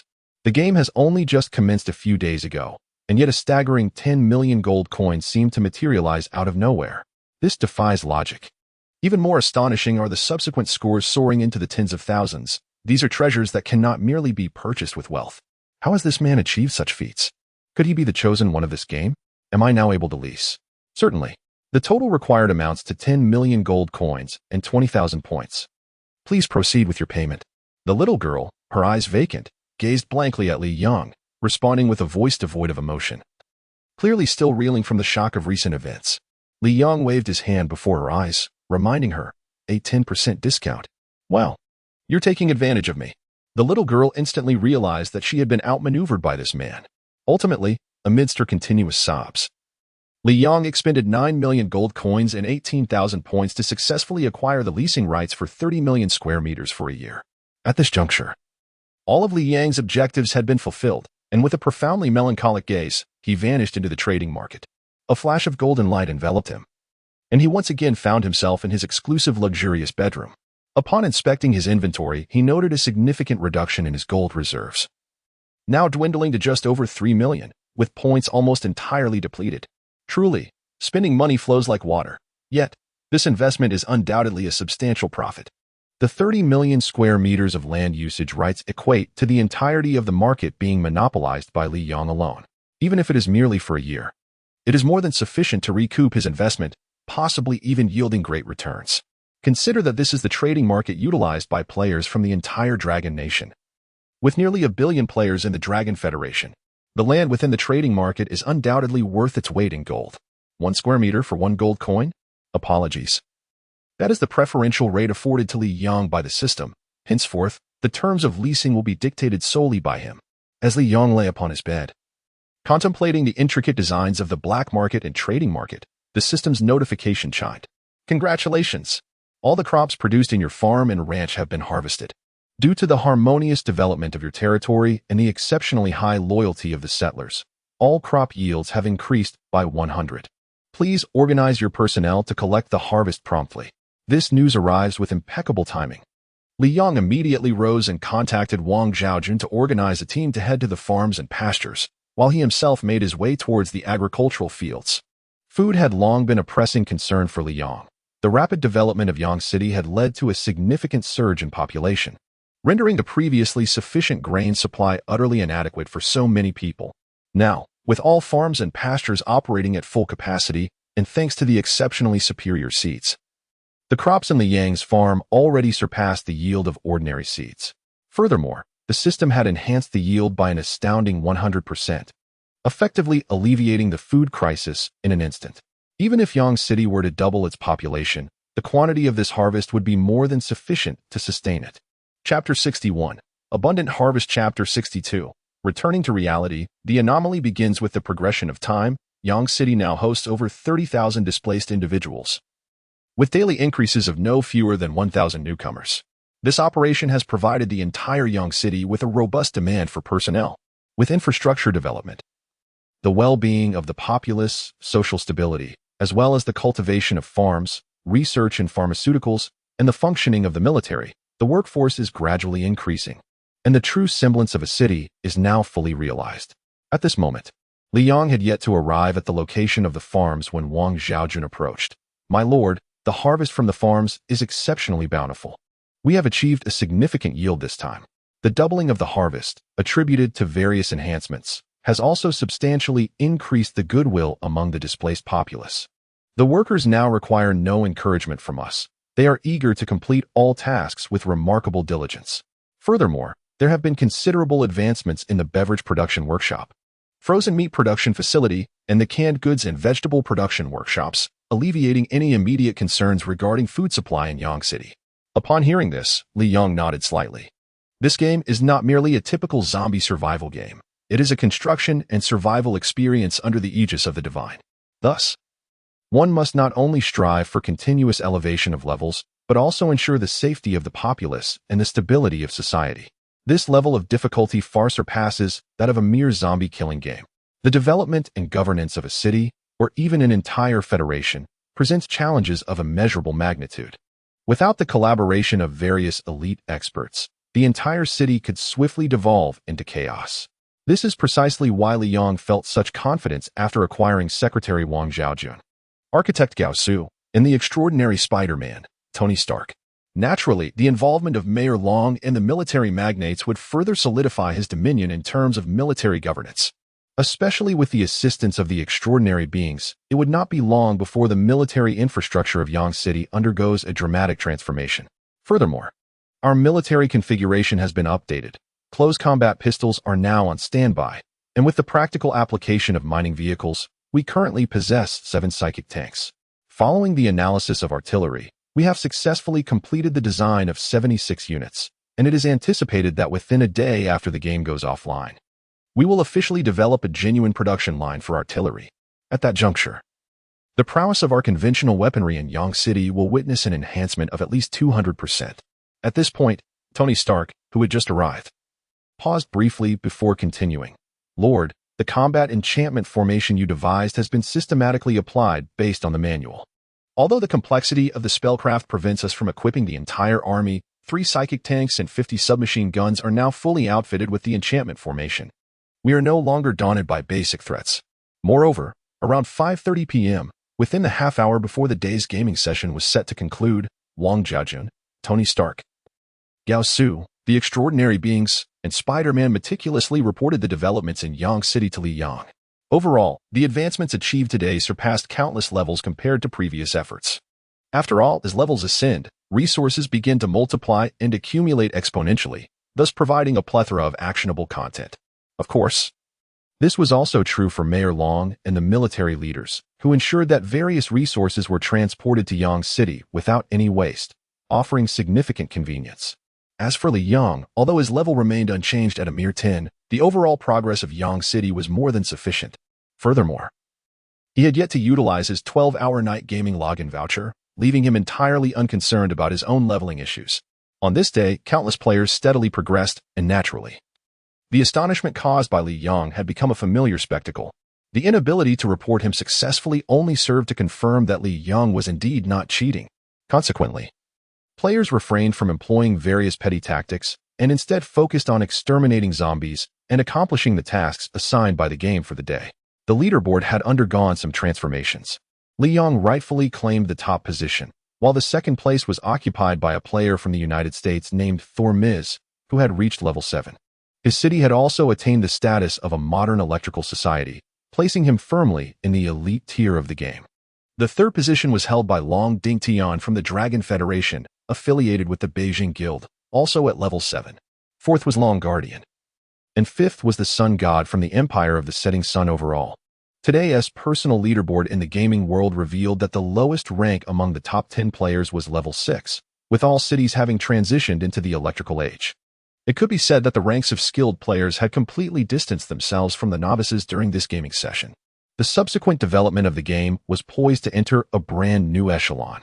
As for the second tier, it consisted of players from nations such as Ninja Country, Universe Country, iShard Country, and even leaders of prominent guilds within larger nations, mostly ranging from level 6 to level 4. With a population of at least 200,000, they formed the second tier of the gaming world, thus shaping the overall developmental landscape of the player base. Regarding the lower-tier players, none were foolish enough to mention the intrinsic connection between the gaming world and reality. Therefore, they were not inclined to assist ordinary players without purpose. Only by exerting oneself could one hope to survive in this apocalyptic world. Otherwise, death would be deemed deserved. As time slowly passed, it was soon 6 in the evening. Accompanied by the flickering blue light on every player's wrist, all returned to the realm of reality without exception. The sky was ablaze, fireworks erupted, and the stench of blood grew more potent than ever. Time's relentless march had not ceased, and upon their return to reality, players witnessed a more horrifying scene. Corpses and blood littered the ground, with countless mutated beasts and zombies advancing relentlessly, even amidst the ruins of the city. The cacophony of various terrifying roars had intensified since the previous day. In Long City, a young couple, having returned, surveyed the brutal surroundings. They inhaled deeply and exchanged glances. The young man, noticing the girl beside him with slightly reddened eyes, took a deep breath and solemnly remarked, "Do not succumb to sentiment. This is not the peaceful era we once knew. In this merciless world of immersion, if we do not strive to enhance our own strength, we shall inevitably be swallowed by the gaping jaws of the undead, facing utter annihilation." The man endeavored to console the girl, yet she merely shook her head, expressing her desire to say something. However, her words remained unvoiced, for in that moment, her eyes blazed with a crimson hue, and she lunged, biting into the neck of the very man who had been comforting her. No one could ascertain when the girl had succumbed to the zombie virus. In the realm of reality, crises have perhaps intensified. Chapter 63, Nightfall Login, the struggle commences. The sky remained shrouded in darkness, and the temperature had plummeted further. The ground was encased in a thick layer of ice. Snowflakes, pure and pristine, danced down to the earth. Yet amidst the cacophony of countless zombies and the pervasive stench of blood, ordinary people could hardly perceive this as a picturesque winter scene.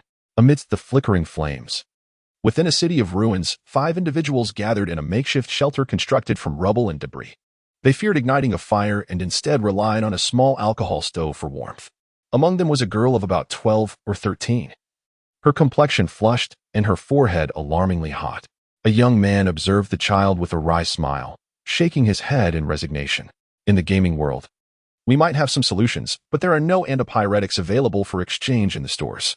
With the snow falling heavily and the temperature dropping sharply, it remains uncertain whether Jingjing can endure. Who could argue otherwise? The threats of zombies and mutated beasts loomed ominously around them. This reality was far removed from their gaming realm. Death here was irrevocable.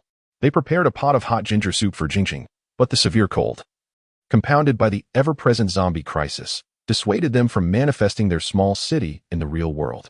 Players of formidable prowess, such as Li Yong, the core guild of the United States, the Ninja Nation, and the Empire of the Sun, possessed remarkable combat capabilities. Basic medicinal supplies were scarce, and illness was a rare affliction among them. However, those dwelling in the lower echelons of player society faced a starkly different reality. They lacked resources, connections, and the backing of large guilds. Particularly in the ruins and amidst the omnipresent threat of death, locating medicinal remedies for ailments proved to be a daunting challenge. What then? Shall we do? We cannot simply stand by and watch as Jingjing suffers from a high fever that jeopardizes her health. Some individuals shook their heads. You all should remain here and not venture outside. I have attained level 4 and possess the capability to confront the undead. I will search for supplies. I recall there is a pharmacy near the ruins, which surely contains antibiotics and antipyretics. However, before the young man could finish his statement, he was interrupted by another. Do not act impulsively. I believe it is prudent to assess the situation. A warm towel could provide physical relief for the child. Our foremost priority now is to endure until tomorrow's game launch. Once we enter the game world, we will no longer be in immediate peril. The group wore grave expressions, continually deliberating various plans. Suddenly, their conversation ceased. Outside the ruins, a rustling sound echoed ominously. A foul stench and the low growls of zombies began to permeate the vicinity. Creak, creak. In the stillness of the night, these sounds were particularly jarring, especially as they peered through the cracks to glimpse the horde of undead outside. The 5 individuals' faces turned ashen. 10. There were at least 10 zombies wandering outside. Moreover, based on the fluctuations of energy detected, they appeared to correspond to level 3 to 4 zombies from the game world. Such individuals cannot withstand this level of pressure. They held their breath, hoping the zombies would overlook their presence. However, at that moment, Jingjing, who was burning with fever, suddenly coughed. In an instant, The zombies' crimson gazes were drawn to this location. Longhua, Longshire, the city near where Li Yong resided. This place has already been arranged by Director Long and the military bigwigs of Long City, and has now become their military garrison. At this moment, as they observed Jingjing, who had just administered fever-reducing medication, Director Long couldn't help but shake his head. This is the apocalypse. This reflects the grim survival conditions of the lower-level players. Such scenarios, in the real world, are certainly not isolated incidents. Li Yong, indifferent to these matters, knows it must be shouldered. Upon hearing this, the military bigwig beside him nodded. Let us continue the sweep. Other cities are undoubtedly engaged in similar activities. We have no time to grumble. Saving the populace is paramount. What about Li Yong? Shouldn't we inform him? After all, we are merely subordinate guild members under his command. No need. He won't concern himself with such matters. A player capable of ascending to the pinnacle of the game world does not possess a soft heart. Rest assured, he will certainly support our actions, though he will not take them upon himself. Understood. Director Long and the military leader communicated briefly before resuming their command to gather the ordinary citizens. Meanwhile, at this very moment, Li Yong gazed through the window at the military operations outside, a subtle smile gracing his lips. Indeed, he is no saint. He is uninterested in the mundane task of rescuing ordinary people. The reasons for the apocalypse, along with the hidden masterminds behind the calamities of his previous life, are the issues that truly occupy his mind. Without addressing these, any act of benevolence, no matter how grand, would yield no significant results. Therefore, the most pressing matter remains the enhancement of his strength. Zhao Jun, prepare. We shall re-enter the game world. The 12-hour night login voucher would not be squandered. Although it is merely the beginning of the game, a well-utilized novice phase can yield substantial benefits. Moreover, with the memories of his past life, he is confident in achieving remarkable feats. With this thought in mind, Li Yong hesitated not, swiftly arranging everything and assigning Spider-Man and Gao Su to oversee the real world. He, alongside Wang Zhaojun, the extraordinary beings, and Tony Stark, activated the night login voucher. In a flash of brilliance, they were enveloped by Li Yang's wristband and vanished from their location. In the United States, at this moment within a core city, the super elites of the nation regarded the skilled individuals clad in Special Forces combat attire before them with serious expressions.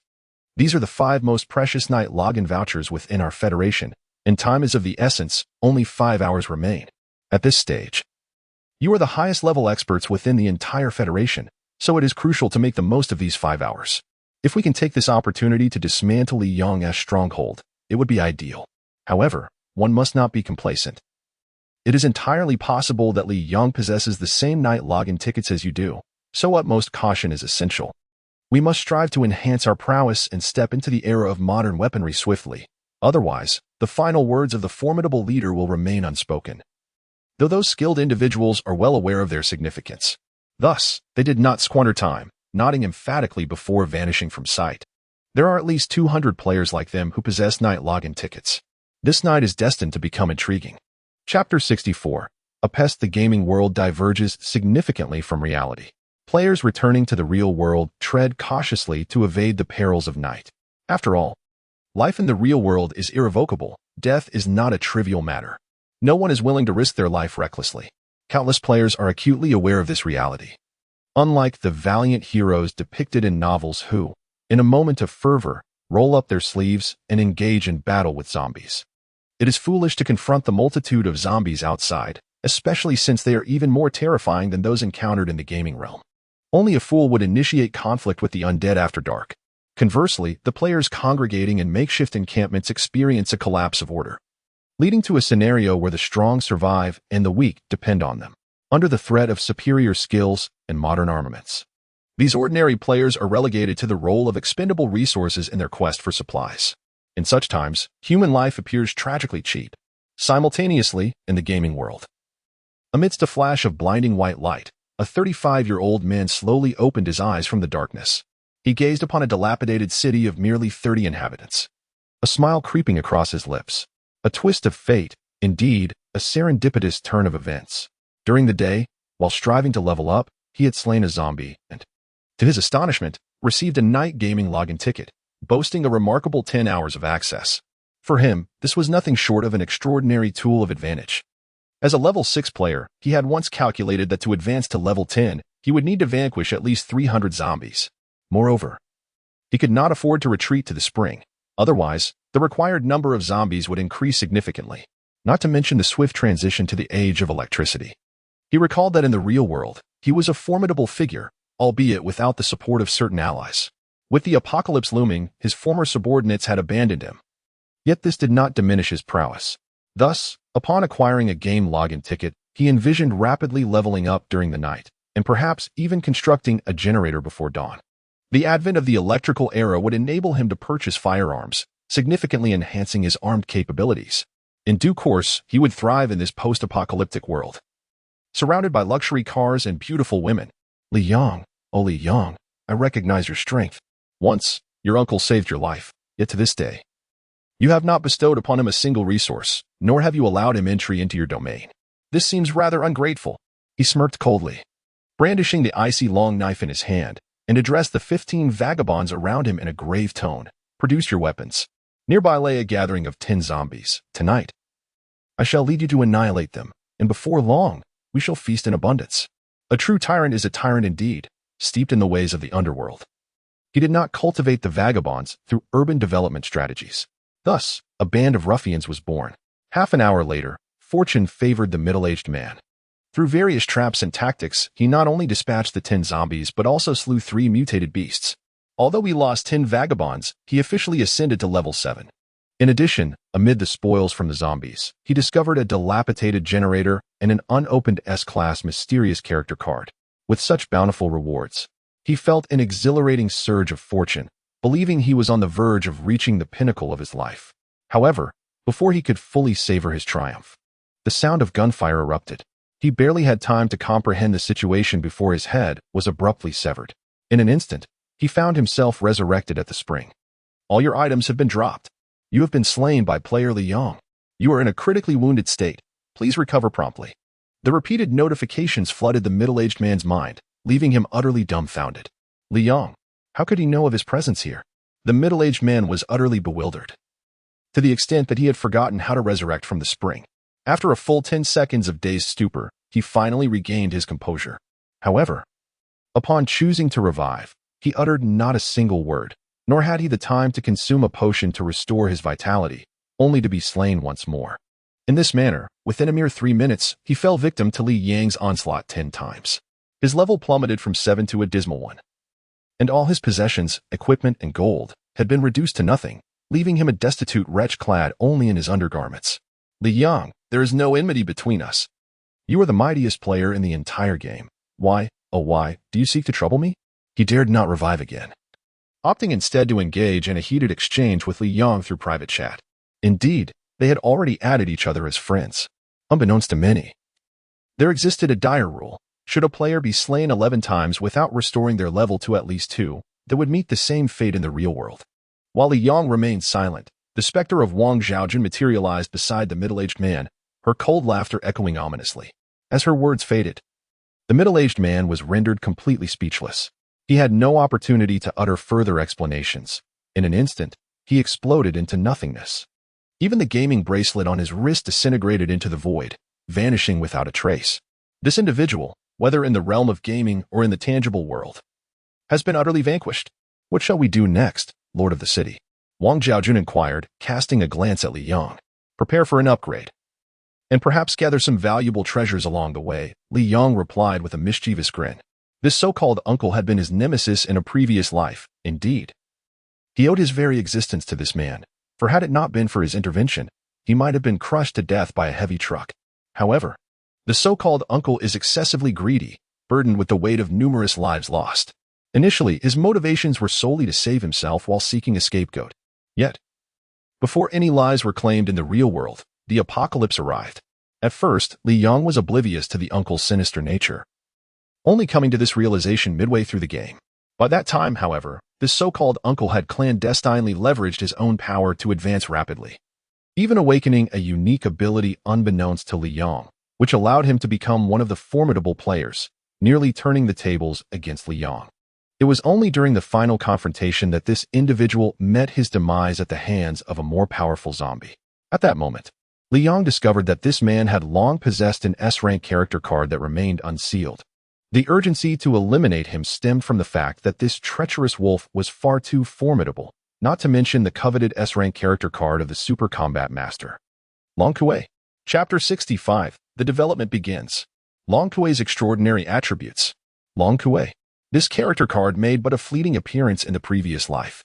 Its enigmatic uncle concealed himself too deeply, which, of course, was also tied to his inability to discover the means of unlocking the character card. It was only upon his demise that this character card emerged within the realm of the game. However, the character card of Long Kuei was merely glimpsed by the adept before being whisked away by the game, leaving no trace behind. No one knows whether this card was subsequently acquired by another player or completely sealed away by the game itself. In the previous life, Li Yang too had only caught a brief glimpse of this card, after which its whereabouts became a mystery. Nevertheless, through extensive research of publicly available materials and the character card information provided in the game manual, it was indicated that Long Kuei was a superlative, comprehensive card, far surpassing an ordinary secretary in power. Not only did it possess formidable combat capabilities, but it also played a critical role in various other aspects. The accumulation of these factors ultimately motivated Li Yang to eliminate his uncle. After all, in his previous life, he had exhaustively studied his uncle's whereabouts. With a decisive gesture, Level 10 Li Yang summoned forth the brilliance of the S-grade card in his hand, which shimmered with a blue glow. In an instant, a melodious notification resounded. As you are the first player in the Divine game to ascend to Level 10, you possess the power to unseal this S-grade card. You have successfully unsealed the Super S-grade Combat Master and Comprehensive Secretary, Long Kuei. As the voice faded, the card shattered instantaneously. In that moment, a girl clad in a flowing blue skirt emerged from the void. She gazed at Li Yang and gracefully leapt down beside him. "Greetings, Lord Li." "Hello, Sister Zhaojun." Her sweet voice, combined with a melodious timbre, left both Wang Zhaojun and even Tony Stark momentarily entranced. This exquisite character card is truly remarkable. As the crowd marveled at her attributes, they materialized before Li Yang's eyes. Name: Long Kuei. Gender: female. Level: 10. Quality: S-grade, upgradable, akin to Wang Zhaojun. Utilizing star-up cards and quality upgrade cards to enhance this character. Specialization: professional financial expert, assassin, elite specialist, trade expert, fluent in over 90 languages from various nations, and a former esteemed dean of the Nanxiang Institute of Technology and Finance. She boasts an impressive count of 9,000 financial apprentices. Special identity: Red Kuei. Unique trait: upon transformation into Red Kuei, she becomes an S-grade combat virtuoso, possessing top-tier skills in assassination, combat, and conventional weaponry, and is adept at operating fighter jets, aircraft, submarines, and various large machinery. Gazing at the intricately detailed introduction, even Li Yang, who had previously overestimated Long Kuei, found himself momentarily astonished. No wonder his formidable uncle had been unable to unravel the mysteries of this character card in his previous life. The skills exhibited by this character card are simply astounding. Not only are there numerous abilities, but the distinction between the red and blue varieties is reminiscent of the true Long Kuei from the legendary game The Legend of Sword and Fairy, showcasing two distinctly different capabilities. Each is presented with varying levels of proficiency. This accumulation will serve as a formidable asset for oneself, particularly in the current circumstances. Li Yang is acutely aware that a considerable number of players will possess night login vouchers. Consequently, in the coming days, many novices are poised to experience an accelerated period of level advancement. Following this, as soon as 20% of the players elevate their levels to 10, his vaccination initiative can officially commence. This represents the most opportune moment for him, whether it pertains to generating profit or the overall development of the city at this juncture. With the formidable Long Kuei joining the fray, he is confident that she will undoubtedly present him with an extraordinary surprise in the various vaccine-related industries. Contemplating this, Li Yang smiled and remarked, "Let us prepare. Today we shall refrain from eliminating those foreign players, allowing them to level up properly. If utilized wisely, they will become our harvest." With this thought, Li Yang chuckled. "During this period, my level has not seen any significant advancement. Moreover, since the awakening of my supernatural abilities, I have yet to put them to use. It is now time to fully immerse myself in the newfound strength bestowed upon me by these abilities. However, prior to harnessing this power, I must attend to another important matter, the hatching of the previously acquired boss egg. Only after obtaining a new beast companion will I be able to undertake further endeavors." After all, the creatures hatched from those boss eggs possess formidable combat prowess that should not be underestimated. Thus, without hesitation, Li Yang exchanged a few casual words with Long Kuei before leading everyone back to Yang City. He coordinated with the extraordinary individuals and Tony Stark to command the newly trained army to sweep across the vacant lands beyond Yang City. The low-level zombies no longer pose a threat to them. Consequently, the cleansing operation is essential. Meanwhile, Long Kuei and Wang Zhaojun have been tasked with a comprehensive reorganization of the entire Yang City. At the same time, Li Yang returned to his office. With a swift motion of his hand, the pet hatching system was instantly activated.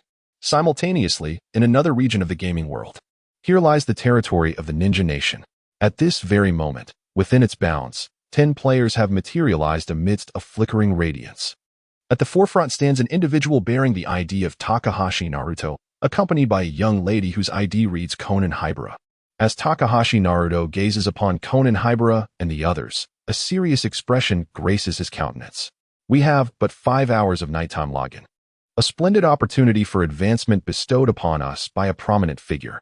Each of us stands at level 7. Today, we must dedicate 1 hour to elevate our ninja guild to the electric age. The remaining 4 hours are to be spent utilizing the amassed 500,000 gold coins to procure formidable weaponry from the electric age's marketplace. Hastening our ascent to level 10. Recent news informs us that Li Yang has already listed vaccines in the trading market. We must seize these at the earliest opportunity. Thus, leveling up is an imperative task. Understood. Conan Hibara and the others nodded emphatically. They then commenced their operations. This dialogue and activity echoed among over 300 players, all diligently engaged in their endeavors. After all, those possessing nighttime login tickets are acutely aware of the paramount importance of the task at hand. Chapter 66. The New City of Level 10, Dark City. In the realm of the game, near Long City and Yang City, there exists a radius of nearly 2,000 meters devoid of any traces of the undead. The air is thick with the scent of blood, mingled with the acrid aroma of gunfire. Under the leadership of the extraordinary, all zombies in the vicinity have been eradicated within a mere half hour. Furthermore, after expending 100,000 gold coins, a circular area with a diameter of 1,000 meters has been integrated into the domain of Yang City. New city walls are continually under construction. Simultaneously, due to the significant number of zombies eliminated, even during the nighttime, the influx of refugees into Yang City has risen by over 1,000 at a single instance. Upon entering, these newcomers are greeted by the bright lights and the ever-improving structures, including towering residential buildings, causing their favorability to soar above 70. Remarkably, they voluntarily completed the residency procedures without prompting from the extraordinary, thus becoming residents of Yang City. After all, the allure of a thriving city only grows stronger. With no threats from zombies and the sense of security provided by the countless assault rifles atop the city walls, how could these refugees resist joining Yang City? With the addition of these 1,000 individuals, the labor force in Yang City has become increasingly refined.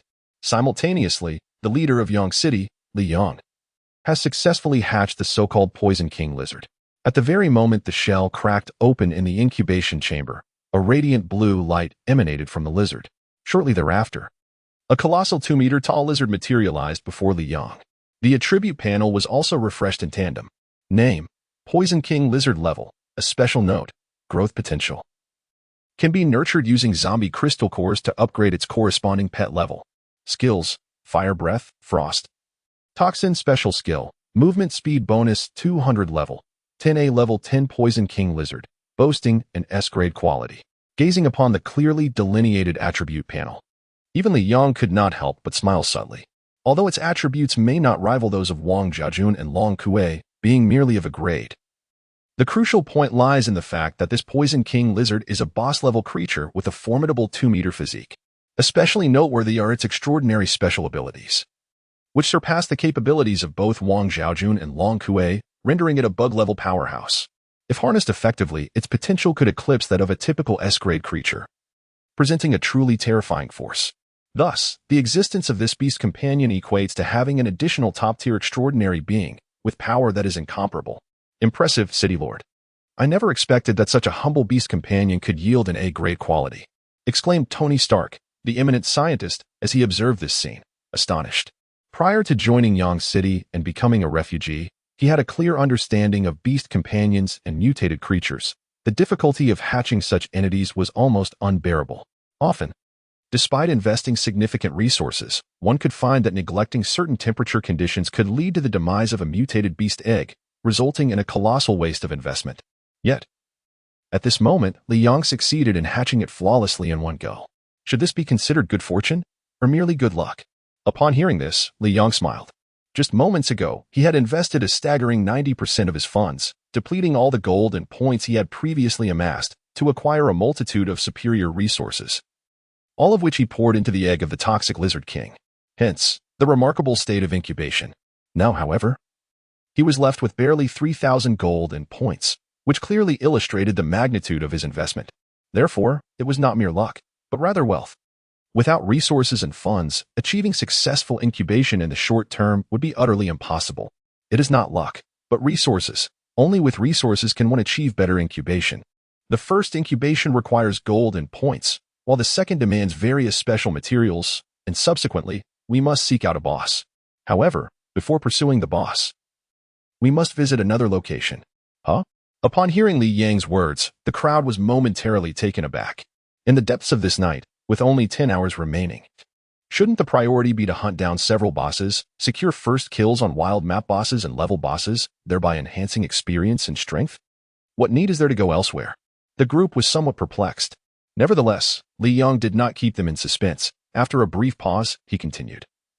We are headed to the Dark City. I have now reached level 10, and the Dark City is opened. We shall meet its inhabitants. What? At this proclamation, while Wang Xiaojun and Long Kuei displayed little reaction, Tony Stark's expression altered dramatically upon hearing the words Dark City. As a once superior being within this gaming realm, now reduced to a refugee, he understood all too well what that place entailed. In the realm of gaming, where there exists a world of wanderers, corresponding cities inevitably arise. Beneath the shadow of apocalypse, the situation becomes even more dire, as these cities are classified into various categories, such as sky cities, underground cities, and dark cities. The Sky City, as its name suggests, is a metropolis suspended in the air. It is said that this so-called Sky City was established by an elite group of superhuman masters, alongside mutated beasts and zombies endowed with extraordinary intelligence. Conversely, the underground city serves as a sanctuary crafted by numerous elite individuals beneath the surface, where they indulge in fine wine and champagne while diligently researching vaccines, serums, and even genetic warriors to combat zombies and colossal mutated creatures. Within its confines, one finds both virtuous and nefarious individuals, with an exceptionally stringent system of identity control. Originally, Tony Stark was among the elite within this underground city. However, 5 years ago, due to certain circumstances, Tony, accompanied by Spider-Man and a few subordinates, chose to abandon the underground city, ultimately becoming a wanderer amidst the desolate ruins of the surface world. As for the so-called Dark City, it is a dystopian metropolis established by a coalition of highly intelligent and formidable criminal masterminds. Here, no semblance of order exists, only the law of the fist prevails, alongside the primal instincts of survival and death. Particularly alarming is the fact that the Dark City operates under the influence of horrifying and twisted scientists, who have even succeeded in creating hybrids of zombies, mutated beasts, and humans. Their cruelty is matched only by their ambition to gain absolute dominion over the apocalyptic world, and they relentlessly pursue their sinister agendas.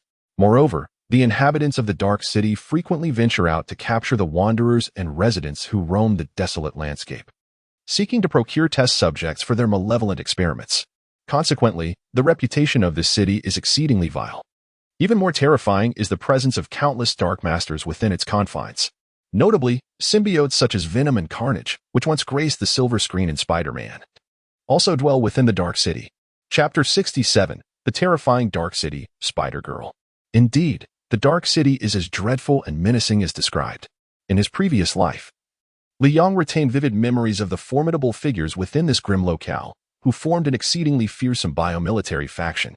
Among them were terrifying creatures of level 100 and even 200, which had inflicted casualties exceeding 10 million upon the human army. Particularly concerning were the human players, who became targets of these formidable adversaries. Elite figures, such as Venom, transcended the boundaries of the game, seizing human access devices and infiltrating the real world. This phenomenon precipitated a continuous merging of the gaming realm with reality prior to the ultimate battle, culminating in the ensuing climactic confrontation. Li Yong distinctly recalled that during this so-called ultimate battle, the entirety of the real world was on the verge of being overrun by the denizens of the Dark City. His own demise occurred while he was engaged in combat against the inhabitants of the Dark City alongside several top-tier experts, resulting in his eventual rebirth in the present. Reflecting on these past events, a glimmer of determination shone in Li Yang's eyes. The Dark City becomes accessible to players after reaching level 10, and at this juncture, it aligns perfectly with the initial phase of the game. Thus, it presents an exceptional opportunity to seize advantages. Consequently, Li Yang must make his way there to secure every possible lead. Without hesitation, he set forth, accompanied by Wang Jiajun and Long Kuei, as they swiftly utilized the teleportation array to transport themselves to the Dark City. Simultaneously, extraordinary individuals like Tony Stark remained stationed within Yang City. Their objectives included, first, to continue the meticulous cleansing of the surrounding areas to expand the boundaries of Yang City, thereby acquiring additional territory, and second, to procure various equipment from the zombies. While Tony and his team of scientists tirelessly pursued advancements in the zombie virus vaccine. After all, the superior and more innovative the product, the more formidable it becomes as a weapon for future profit. Here lies a city, illuminated by vibrant lights and bustling with life, where a plethora of towering skyscrapers rise majestically, creating a stark contrast to the so-called apocalyptic world, as if they belonged to two entirely different realms. This location corresponds to the coordinates 3333, 8888 within the gaming universe, representing a super-colossal city that rivals the size of the entire Dragon Kingdom in the real world. This immense metropolis is situated at the far eastern edge of the game world map. At this very moment, the vast city is enveloped in a gray, luminous dome. Beyond this dome stretches an endless expanse of ocean, while within it lies the City of Darkness. The so-called gray light shield is none other than the colossal technological protective barrier devised by the elite experts of the Dark City. It possesses the remarkable ability to insulate against all human fluctuations, thereby evading the threats posed by formidable zombies. To the left of this immense shield lies a swirling blue portal. Amidst the flickering radiance, Li Yang and his companions emerged from the vortex. Gazing upwards, they beheld a dazzling array of neon-lit structures before the teleportation array. The streets bustled with a vibrant throng of people, and within the city flourished an assortment of shops, hotels, entertainment venues, daily necessities, gambling establishments. Everything one could desire was readily available. Logically, Tony and his associates should be more familiar with this so-called Dark City. Why doesn't the city lord summon him to serve as a guide? Observing the vast thoroughfares and varied shops, Wang Jiajun and the others felt as though they had entered an entirely new realm, their faces alight with curiosity. He is a wanted man, after all.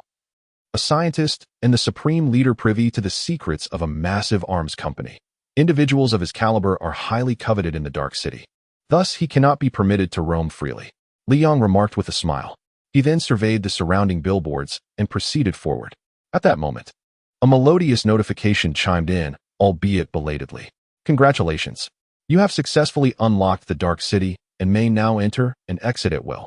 Please be advised. The Dark City is rife with perilous incidents. It is entirely possible that a chance encounter with a stranger might lead to disorientation. Therefore, please exercise caution for your personal safety and avoid being sent back to the spring waters. Li Yang and his companions stepped inside. Simultaneously, within a towering 100-story skyscraper in Zone C1 of the Dark City, a girl clad in a Spider-Man costume was intently monitoring all the recordings in a surveillance room located on the 37th floor. Before her were at least 50 screens, each displaying distinct locations. At that moment, her gaze fixed upon a particular surveillance video, and she furrowed her brow in concern. Shortly thereafter, she picked up a holographic projection device and spoke into it. Boss, the chosen one named Li Yang is the first in our world to ascend to level 10. He has now entered the Dark City. Should we mobilize our forces to entice him to join our ranks? Indeed, that is correct. Within the realm of the game, whether among the vagrants or the inhabitants of the city, players are referred to as the Chosen Ones. This designation arises from their sudden emergence in this world, prompting the locals to bestow a title upon them to distinguish between the native denizens and these unexpected arrivals who bear level indicators above their heads. For the time being, we must exercise caution. Our observations reveal that Li Yang is the first adept to attain level 10 in this apocalyptic world. His entrance into the Dark City undoubtedly signifies his intent to seek some advantage. Therefore, we shall observe him closely and devise our next course of action once he makes a move. Understood, Chief. The girl clad in Spider-Man attire nodded emphatically as she listened to the voice emanating from the holographic display. After the call concluded, her full attention was directed towards Li Yang's streaming screen. Given the information at hand, it appeared that this premier level 10 chosen one harbored some unique ambitions. Naturally, they felt compelled to monitor this situation closely. I had anticipated that these individuals would promptly approach the mission management office to undertake quests and secure rewards from the Dark City. Instead, he is headed directly to the Zombie Combat Center. Could it be that this chosen one intends to gamble on the outcomes of zombie battles to amass a fortune in gold? The girl mused. Yet before she could finish her thoughts, her eyes widened in disbelief. At that very moment, she could hardly fathom that this newly minted level 10 Li Yang would engage in such a terrifying endeavor. Chapter 68, Dr. Octopus, Gold. Zombie Combat Center. Here lies an immense coliseum, reminiscent of the grand arenas depicted in cinematic and literary narratives. This vast circular venue envelopes the entirety of the battleground, with its very heart serving as the site of the duel. At this moment, within the coliseum, there exists a formidable assembly of 50 zombies, each exuding a minimum level of 7, while the most powerful among them reaches a staggering level of 10, akin to boss-level super warriors. Surrounding these undead creatures are 10 humans, whose alluring vitality ignites an insatiable hunger within the zombies. As the scent of their flesh wafts through the air, the zombies erupt with feral roars, akin to the cries of beasts, launching themselves towards the humans with unbridled ferocity. The humans, without exception, are all skilled fighters of the 9th tier. The outcome is unequivocal. The zombies shall prevail. This battle holds no suspense whatsoever. It is imperative to wager all gold upon the zombies. These 9th tier drifters are, indeed, courting death, naively hoping to seize their freedom through this contest. Witnessing these 9 drifters being toyed with like mere monkeys fills my heart with unrestrained delight. Never before have I encountered such an exhilarating spectacle. Today has truly opened my eyes to the wonders of combat. However, this is merely the second act of the zombie arena, a mere appetizer for shortly. The grand finale will unfold, a clash of 100 drifters against 1,000 zombies. At that juncture, several of the drifters shall possess awakened abilities. And the showdown between these extraordinary drifters and the zombies promises to be the most thrilling experience yet. Mark my words. Today's performance shall undoubtedly dazzle your senses. I eagerly await it. Although I have always known the zombie arena to be thrilling, I never anticipated it to be this captivating. Groups of individuals engaged in animated discussions amongst themselves within the audience. Some, driven by the fervor of the combat unfolding, had shed their shirts, embodying the fervent spirit of lunatics as they exuberantly chanted the words "victory assured." This, indeed, represented the most fundamental spectacle of the Dark City. The more extreme, exhilarating, and brutal the challenges, the greater the joy of the spectators. Notably, the content of the conversations among the audience members revealed the formidable power behind the organization of this zombie gladiatorial arena. The mere fact that they could orchestrate battles between superhumans and zombies underscores their capability to capture those with extraordinary abilities. Otherwise, how could they possibly produce such a gruesome display? Within a mere 10 minutes, this particular battle reached its conclusion. The beleaguered level 9 refugees were utterly annihilated. The gruesome zombies viciously tore apart their bodies, leaving a scene drenched in blood, as their flesh was devoured mercilessly. At that moment, the zombies, stimulated by the scent of blood, displayed increasingly crimson eyes. They gazed hungrily at the humans in the audience, their bloodshot eyes reflecting a glimmer of avarice. A few exceptionally powerful zombies even demonstrated astonishing speed, surging towards the spectators' area. Suddenly, a colossal blue electric net materialized before the audience, unleashing an overwhelming current that crashed into the zombies' bodies. The expressions of the onlookers shifted dramatically. Following such a terrifying assault, the zombies' vitality plummeted dramatically, sending them hurtling backward, with one arm instantly charred to a crisp. It was evident that this high-tech electric field was beyond the capacity of even level 10 zombies to withstand. Indeed, even the spectators closest to the arena were utterly safe from the zombies' advance.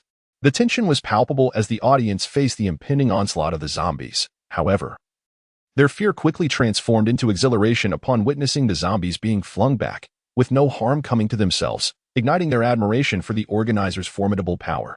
Yet, just as one of them began to speak, a gaunt young man appeared within the arena, plunging the entire venue into silence, accompanied by 2 extraordinarily beautiful women.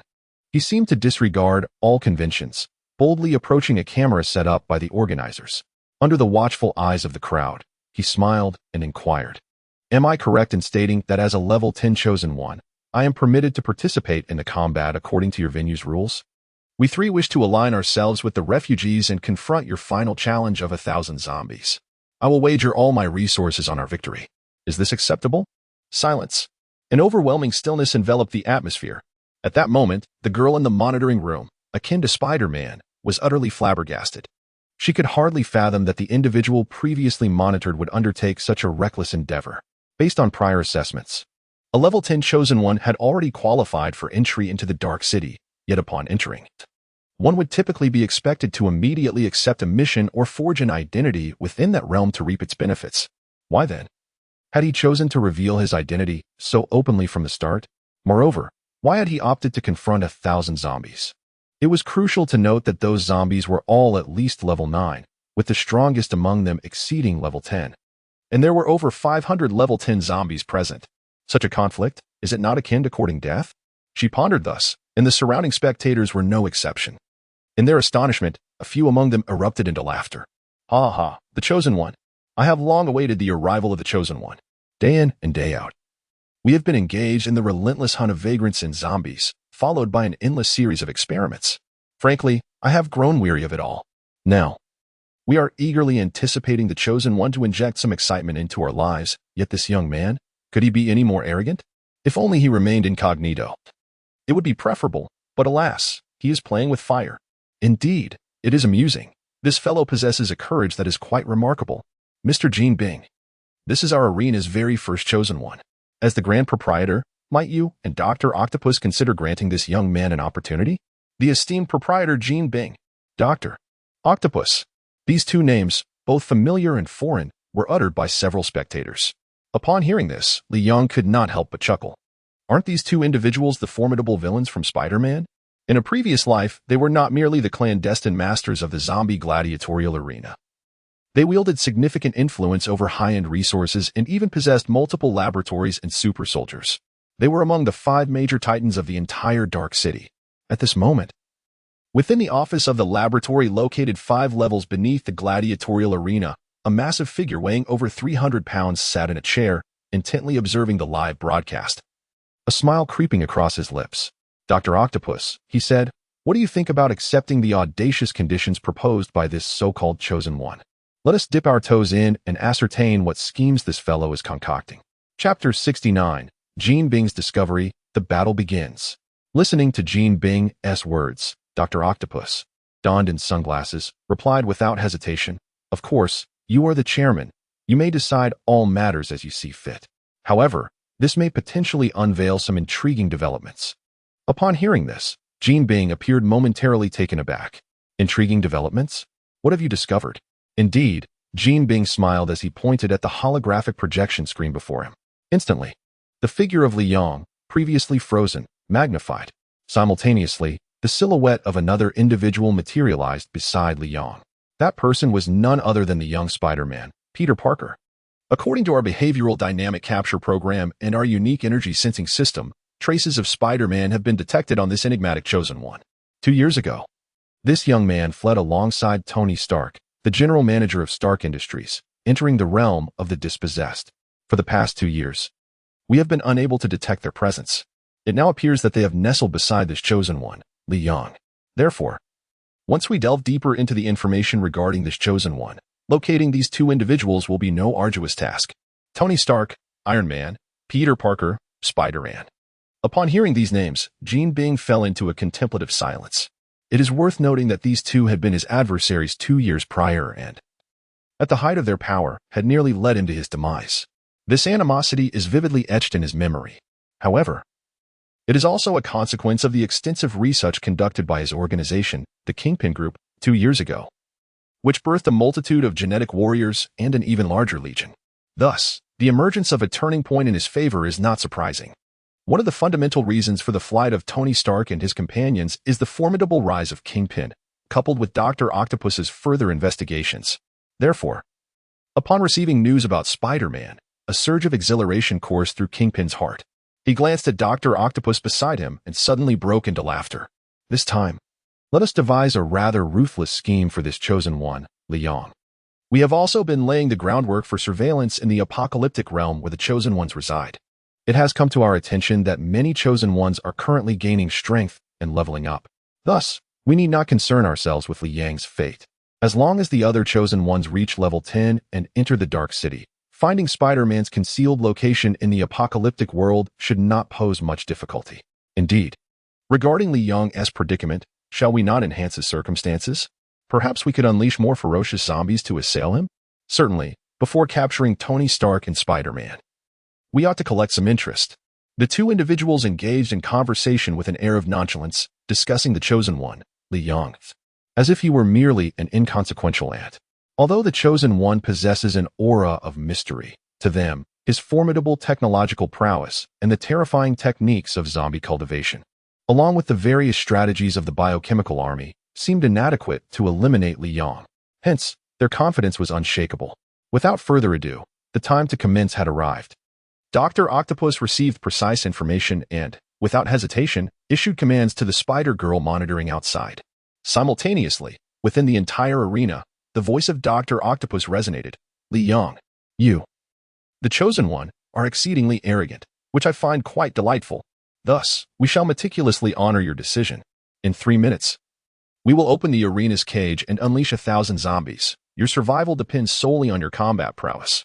Step inside, and do not claim we are bullying you. The tone of the broadcast was brimming with arrogance. However, Li Yang displayed no signs of impatience. Instead, he smiled and nodded. Subsequently, accompanied by Wang Xiaojun and Long Kuei, he flickered and leapt into the arena. At that moment, the atmosphere in the arena soared to its zenith. The Chosen One had become the first to enter the City of Darkness. Haha, a thrilling spectacle awaited. I could already envision the blood-soaked scenes to unfold within the arena. This lad is utterly oblivious to the gravity of the situation. 3 individuals, capable of withstanding 1,000 zombies. What a jest. Undoubtedly, the zombies shall prevail. I wager on the zombies' triumph. Initially, I believed that the first Chosen One would possess remarkable wisdom, yet it appears he is merely a reckless fool. What a pity for the 2 young ladies accompanying Li Yang. Did you see them? How tender and radiant they are. Let us send a message. Communicate with Dr. Octopus and Jean to see if we can confine these 2 girls. They must not perish. I sense they will soon become the most coveted treasures of our City of Darkness. No, perhaps they shall directly ascend to become the elite courtesans of our city's bar. You fail to comprehend. Do not merely judge by outer beauty, for the essence of their allure lies in the sensuality that emanates from within. A group of spectators, unabashedly and with sparkling eyes, engaged in open discussion about Long Kuei and Wang Xiaojun. It was as if they could already perceive the scales of victory tilting towards the zombies, relegating Li Yang to the status of a mere failure. Enough. The time is nearly upon us. In just 3 minutes, the spectacle will commence. What follows promises to be the most riveting part. Amidst the admonitions of certain onlookers, the murmurs within the audience of the arena gradually diminished. Then, in an instant, several colossal steel gates of the Colosseum swung wide open. Creak, roar, howl, boom. A cacophony of various roars erupted from beyond the iron gates. Subsequently, a throng of innumerable zombies surged forth as the gates opened. Their eyes, once merely crimson, now glowed with an even more vivid intensity upon spotting Li Yang and his companions standing at the center of the arena. In that fleeting moment, some of the undead displayed an array of extraordinary abilities. Flames, ice, and mist enveloped them. In an instant, countless zombies lunged towards Li Yang and his friends.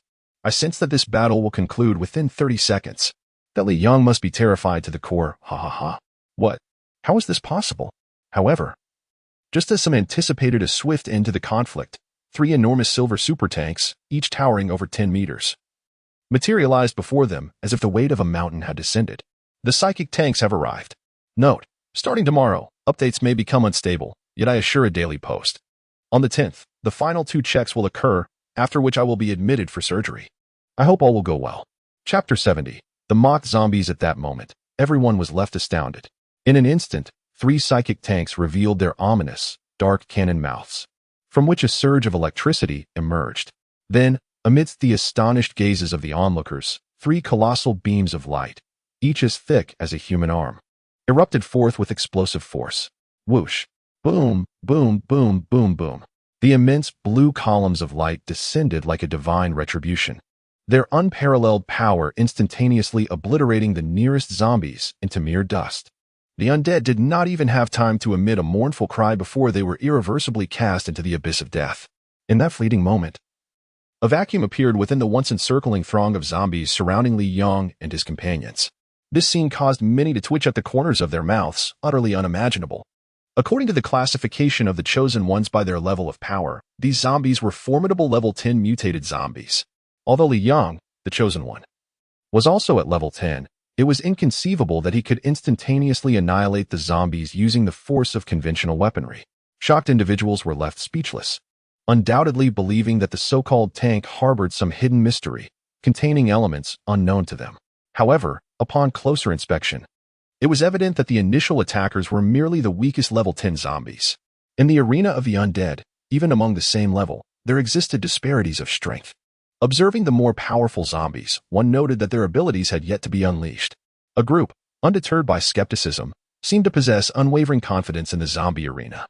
After all, as the house in this arena, the zombie army they had cultivated had never known defeat throughout history. To the multitude of spectators, this occasion appeared to be no exception. Seemingly to corroborate the viewer's sentiments, after these words rang out, the zombies in the rear appeared to be incensed, their eyes glowing in even more vivid crimson. With a resounding boom, an inferno erupted, morphing into a multitude of fire dragons, the searing heat instantaneously engulfing the three tanks. Waves of tangible shock emanated from the mouth of a particular zombie, transforming into rippling circles of force. The focal point of the assault was none other than the trio of psychic tanks.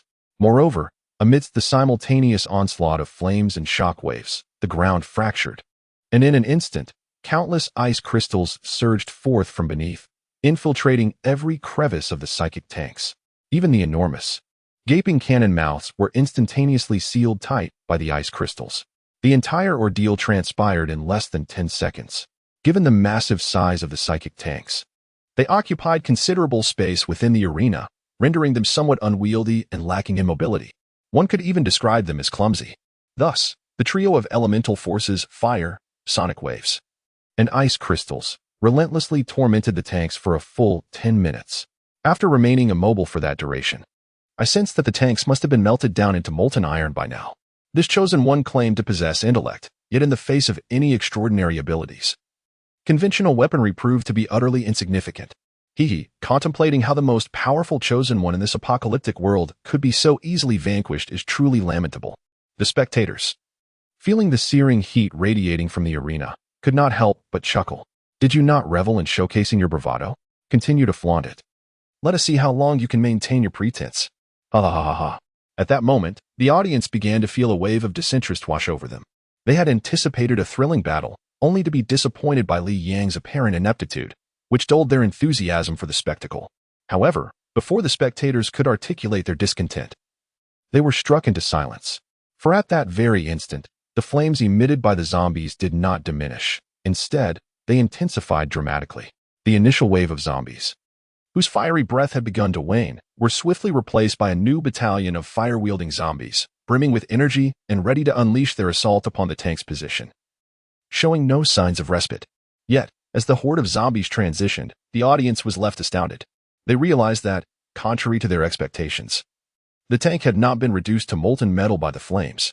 Instead, its surface gleamed with an even more radiant luster.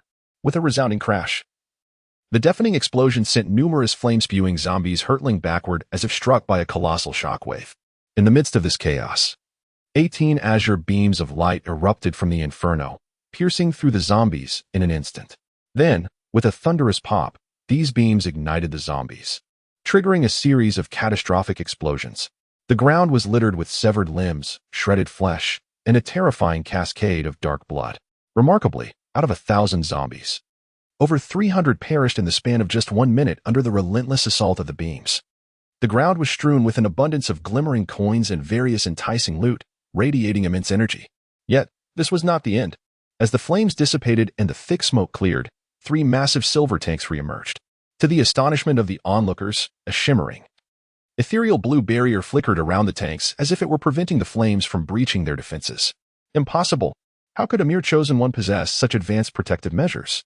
This high-tech lightning defense system was the culmination of over a decade of research by our Dark City, developed by thousands of elite scientists from 5 major dark factions. This technology was designed to evade the powers of the zombies under our control. Yet this psychic tank bore no insignia of Dark City technology. How could this chosen one have possibly developed it? The tanks relentlessly unleashed their assaults, each shell resembling a ferocious tiger, furiously attacking the approaching horde of zombies. Each level 10 zombie swiftly perished, eliciting astonishment among the elite present in the dueling arena. Notably, the superboss Gene Bing and the brilliant scientist Dr. Octopus, seated 5 levels beneath the arena, were so taken aback that they rose from their chairs in disbelief. Dr. Octopus, in particular, wore a grave expression. This was far more complex than what the spectators had suggested. The psychic tanks developed by Li Yang possessed no defensive abilities. Instead, they absorbed flames to fortify their outer shells. We have been outmaneuvered by this fellow. He is utilizing our zombies to enhance the tank strength. Chapter 71. Breakthrough to Level 15. Global Shock. Congratulations! The strength of your psychic tank has been upgraded to the level of a 1-star tank. Congratulations! The strength of your psychic tank has been upgraded to the level of a 2-star tank. Congratulations! The strength of your psychic tank has been upgraded to the level of a 3-star tank. Congratulations! Your resistance to psychic abilities has increased by 60, granting immunity to all psychic abilities and heat weapon damage below level 10, including level 10. Note that enchanted damage cannot be nullified, and damage resistance against level 11 and above decreases progressively. Congratulations! The melodic notification echoed continuously in Li Yang's mind. Listening to these sounds, a faint smile crept across his lips. Indeed, it was true. This marks a bold experiment by Li Yang. In his previous life, he discovered that by incorporating certain materials into specific attributes of certain firearms and subsequently subjecting them to a unique forging process, one could significantly enhance their defensive capabilities. This enhancement not only applies to armored vehicles but also extends to various extraordinary weapons. For instance, weapons refined through the application of electricity could unleash effects reminiscent of mythical thunder deities from fantastical tales. With such experience, the resultant influence and strength far surpass previous circumstances. Of course, in his last life, Li Yang only became aware of this in the latter stages of the game. The impending battle left him with too many matters to attend to, preventing him from conducting his own experiments.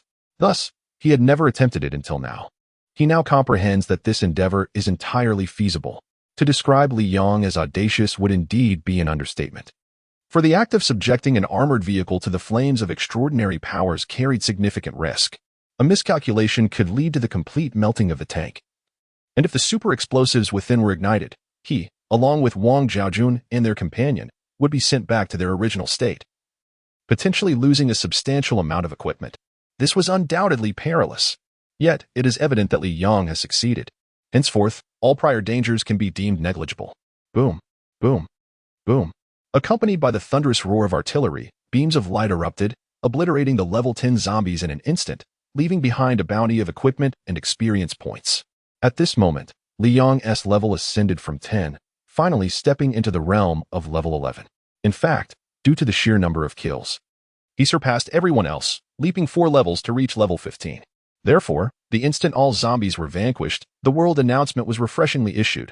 World announcement: Player Li Yang, having slain 1,000 level 10 zombies, has accumulated vast experience, leading to a remarkable 5-level increase within a short time, achieving level 15. He has become the first player in the game world to reach level 15 and the first to kill 1,000 level 10 zombies in under 10 minutes, earning an S-class treasure chest. Let us extend our congratulations to him. World announcement: Player Li Yang has achieved a significant milestone by defeating 1,000 level 10 zombies. Let us congratulate him. World announcement: Player Li Yang. The announcement reverberates. At this moment, within the realm of the divine gaming world, over 200 to 300 players possessing temporary login vouchers found themselves momentarily stunned. Level 15. This has caused an uproar among countless individuals. Meanwhile, the world channel has once again descended into chaos. How are we supposed to navigate this? I have been diligently grinding and have only reached level 7, with a considerable distance still to cover to level 8. My login time is about to expire, with only 2 hours remaining and just 15 minutes left. Indeed, I am slightly ahead of you, having just leveled up to 8. I must admit, the nocturnal zombies are far more formidable than their daytime counterparts. Were it not for the assistance of my teammates, I might still be languishing at level 6. What on earth did Li Yang do to achieve such rapid advancement? Despite various inquiries, the means by which he accomplished this remain elusive. However, I did come across a piece of information indicating that an hour ago, Li Yang eliminated a player, and to this moment, that player has remained offline, never to return. Do you think that once we return to the real world, we might learn something from locating this player? Perhaps. But why did Li Yang single out this player for elimination? I cannot comprehend it. Furthermore, his rate of progression is astonishing. I had anticipated that tonight would be a time for our swift advancement, perhaps even surpassing Li Yang. Yet now, it appears that the challenge has intensified. Upstairs, I believe we need to remain composed. Li Yang is currently facing greater challenges in leveling up than we are. The higher the level, the more difficult the experience requirements and various kill tasks become, presenting us with a unique opportunity for growth. What we need now is to accumulate experience and strive for advancement. In the coming days, perhaps Li Yang will find himself stuck at level 15. And that would be our collective opportunity. As the conversation progressed, the fervor in the world channel began to wane, with various guilds and teams starting to strategize anew within their respective channels. Moreover, during the chat, some players with limited nighttime gaming time found themselves abruptly ejected from the game. At this moment, those who were kicked out did not feel much distress. Instead, they swiftly reported this news to their superiors or their influential leaders. This individual is none other than the leader of the third sub-team of the Asan Nation, known as the Little Third Team. Captain Salman of the Little Third Team hurriedly made his way to the temporary underground office established by their powerful leader in the real world, quickly relaying the situation. As he finished speaking, the powerful leader of the Asan Nation was momentarily taken aback. Li Yang has reached level 15? So soon? In the realm of gaming, barely 2 hours have passed. In an instant, he sensed the gravity of the situation. Without a moment's hesitation, he utilized the makeshift satellite communication system established in the apocalyptic world to send messages to the superpowers of the United States, the British Empire, the Flying Federation, ancient Greece, and various other imperial federations. At this moment, the global magnates were simultaneously shaken. The elevation to level 15, achieved in a mere 2 hours, was a jolt akin to a cataclysmic earthquake of several levels for countless individuals. Concurrently, this news also reached the eminent figures of the Dragon Kingdom, including the mayor of Long City and military leaders. For among those in the Foreign Federation, there were indeed formidable experts strategically placed by the Dragon Kingdom's Federation. Receiving such news was not a daunting task. At this very instant, the mayor of Long City, gazing at the latest communique issued by the prominent magnates, found his astonishment lingering, refusing to subside. This lad. The commotion this time is unprecedented. Chapter 72. Analyzing Li Yang and the gold coin transactions. At this very moment, within the military camp where Mayor Long and the military heavyweights are gathered, they observe the latest news emanating from the gaming world.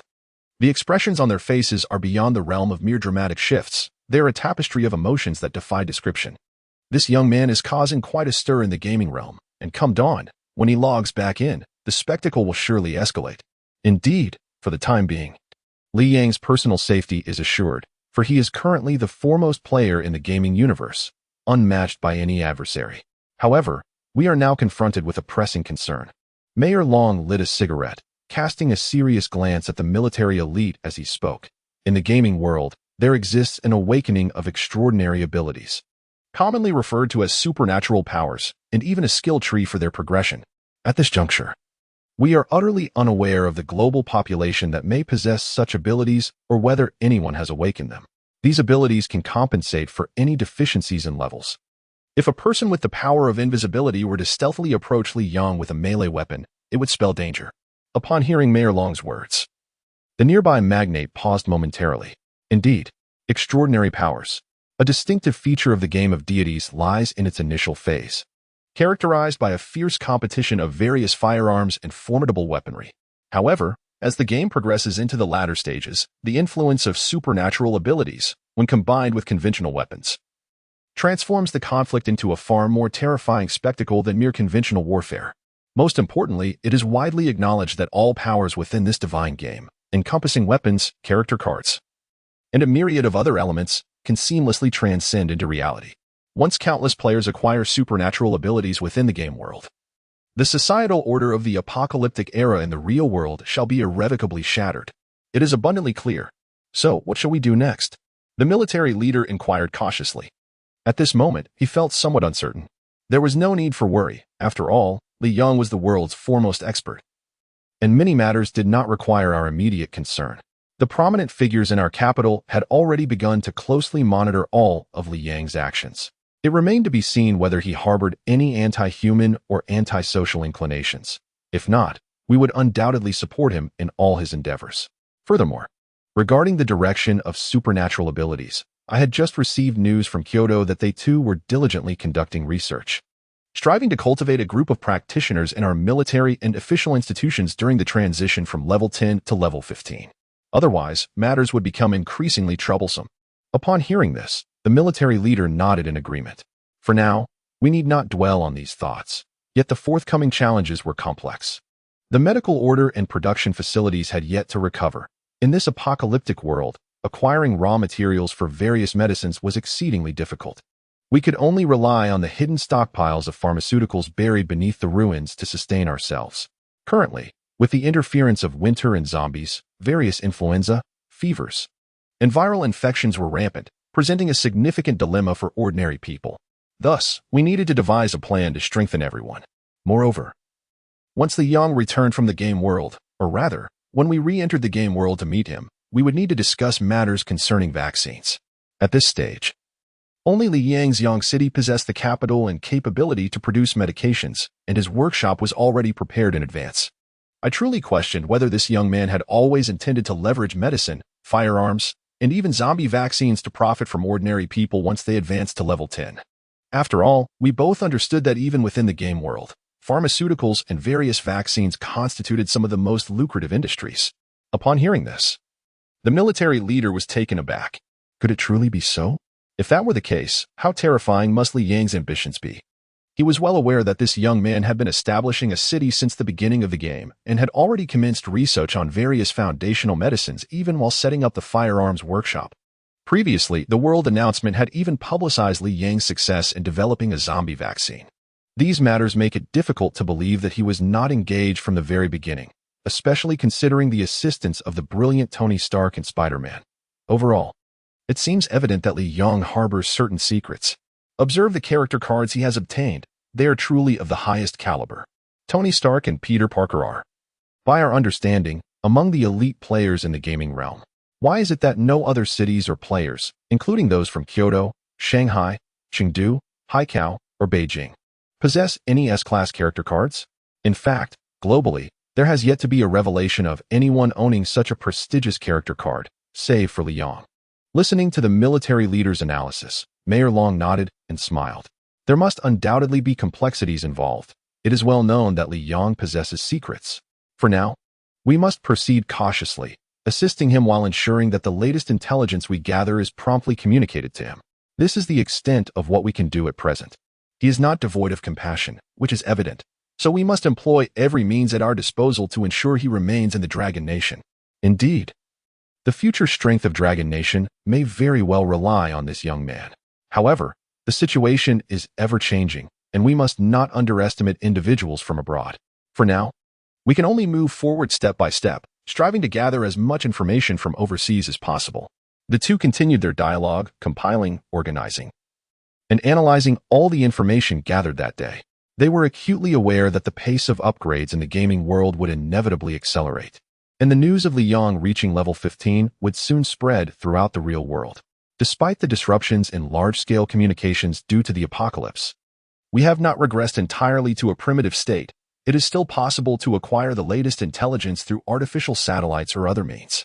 As they discussed, leaders and experts from around the globe were digesting this monumental news, just as Mayor Long and his associates had speculated.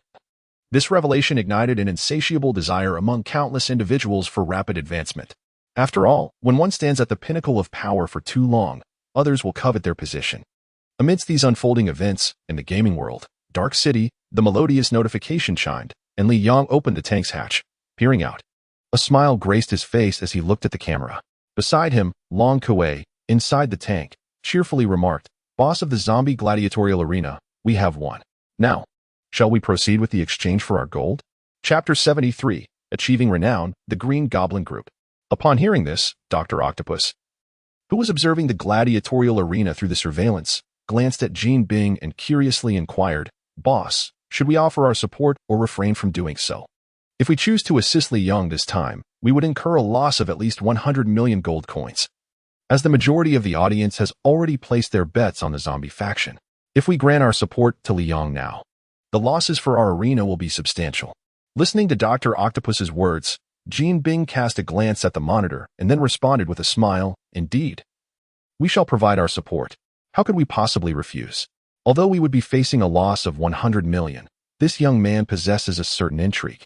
The technologies he wields pique even my curiosity.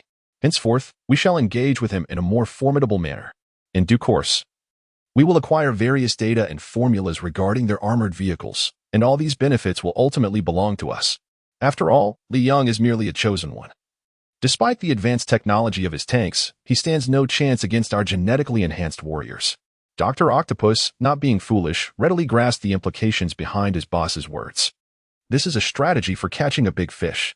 Moreover, he is acutely aware that his opponent is merely at level 10. Dealing with him is exceedingly simple. Thus, the paramount objective now is not to eliminate him, but rather to acquire the various resources and advanced technological data he possesses. In doing so, the overall technological prowess of the zombie arena may ascend to new heights. Contemplating this, Dr. Octopus, enlightened, promptly activated his microphone and chuckled, "Check your account. The funds will be deposited within 30 seconds. However, our employer holds a greater appreciation for your character and intends to invite you to our laboratory for a brief conversation. What do you say?" Silence ensued. Upon the completion of this statement, no sound emanated from the other party. Li Yang, listening to Dr. Octopus, refrained from making a decision. Instead, smilingly awaited the arrival of the 30 seconds. Before long, a melodious notification resonated in his mind. "Congratulations! 100 million gold coins have successfully been credited to your personal account. You have become the wealthiest tycoon in the realm of the gods game. You have earned the title of Super Tycoon. Possessing this title will double your daily economic earnings for 1 week." Listening to the delightful notification, Li Yang nodded slightly. The title of Super Tycoon is undoubtedly one of the most advantageous rewards obtained throughout this gaming journey. Although this reward may not be as valuable as the contents of an S-Class treasure chest, overall, once these resources are utilized effectively, the gold coin profits could be incalculable. He is particularly aware that in the forthcoming week, more individuals will gradually reach levels above 10, and at that time, the array of resources, whether cities, gold coins, or various commercial assets, will undoubtedly multiply. It is then that he shall begin to reap the benefits of these endeavors. With this in mind, Li Yang glanced at Wang Zhaojun and the others, then smiled and said, "I think I shall not go. I fear that once I do, I may never return. I trust you all are hesitant to act against me at this moment. It would be wise to soothe the emotions of the audience, as millions and tens of millions of gold coins have gone to waste, and they must be brimming with frustration." As Li Yang spoke, he stored 3 tanks and, accompanied by 2 beautiful women, leapt away from the arena. He then strode confidently out of the Colosseum, facing no hindrance at all. Even the spectators in the stands, witnessing Li Yang's departure, dared not approach or intervene in any way. The audience, naturally, is not composed of fools. They bear no resemblance to the mindless antagonists often depicted in various novels. While it is true that they have indeed suffered a loss of gold coins, the formidable power exhibited by Li Yang moments ago is not to be underestimated. Furthermore, they are unable to contend with the formidable figures within the arena, let alone the zombies present. To provoke Li Yang directly at this juncture would be tantamount to courting disaster. Thus, the audience remained still, allowing Li Yang to depart unchallenged. Nevertheless, many influential figures discreetly etched the name of this chosen one into their memories. It is evident that, in the forthcoming days, the number of those who will pay heed to Yi Tian within the Dark City will not diminish. Interestingly, it appears that Li Yang is not devoid of intelligence. The assessment of his threat level has been elevated by 2 tiers, prompting the activation of all surveillance apparatus throughout the Dark City to monitor his every movement around the clock. Additionally, we may commence preparations for other endeavors. Once the second chosen one reaches level 10, we can dispatch our elite to the apocalyptic realm to recruit chosen ones into our ranks.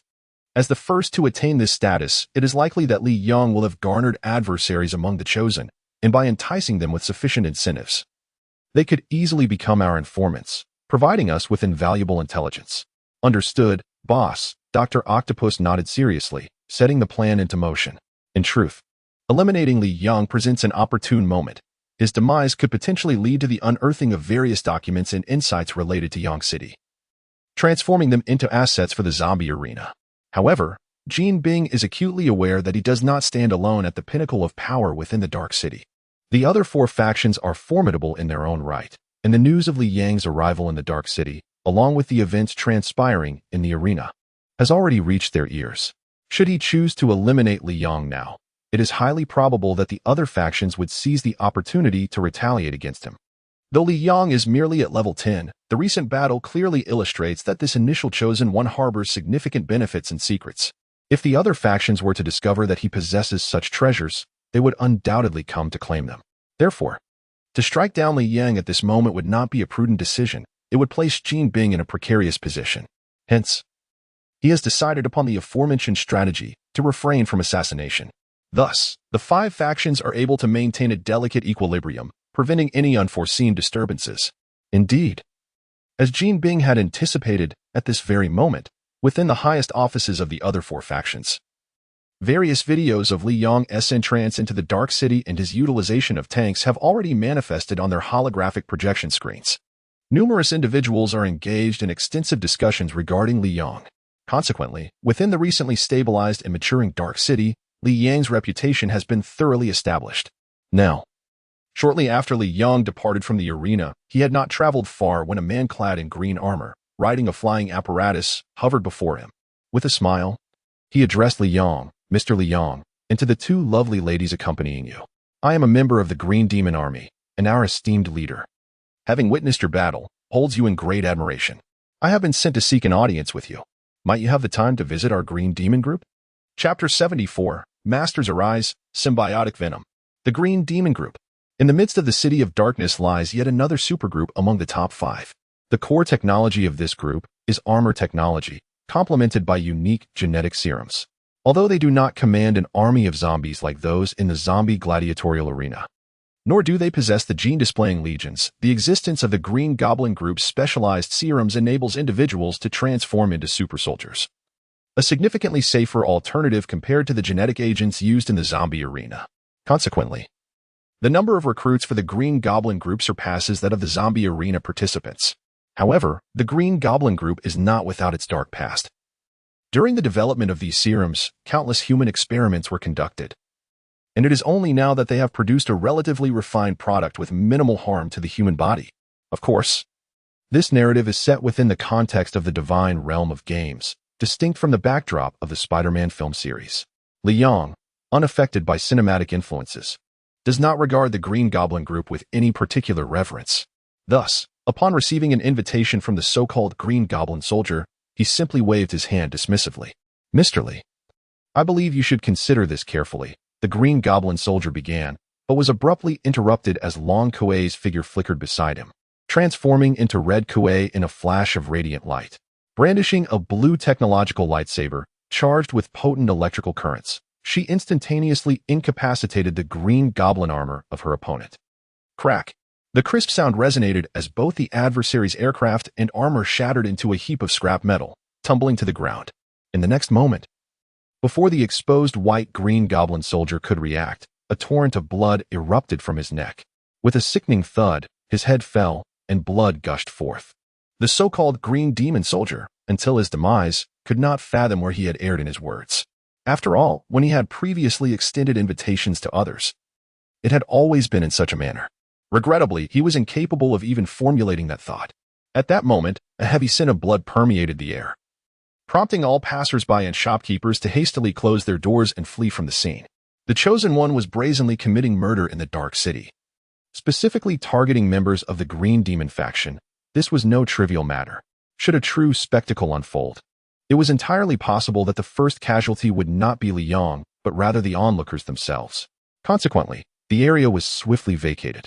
At this juncture, Hong Kuei transformed back into Long Kuei, picking up the equipment that had fallen from her defeated opponent and shaking her head in disbelief. The loot amounted to a mere 50 gold coins. How impoverished was that? "Lord, what shall we do next?" she inquired. In response, Li Yang remained silent. He understood that this incident would quickly circulate throughout the entirety of the Dark City. Moreover, there were numerous individuals observing him from the shadows. Not only that, But he was acutely aware that the so-called Green Demon faction, the Zombie Duel Arena, and members of other organizations might well be watching him through some surveillance feed. This realization brought a smile to his face, and he raised his hand in a peace sign. Long Kuei? Wang Zhejun? Upon witnessing Li Yang's actions, these two stunning beauties were left utterly bewildered. This is certainly not a mere selfie. Oh, Lord of the City.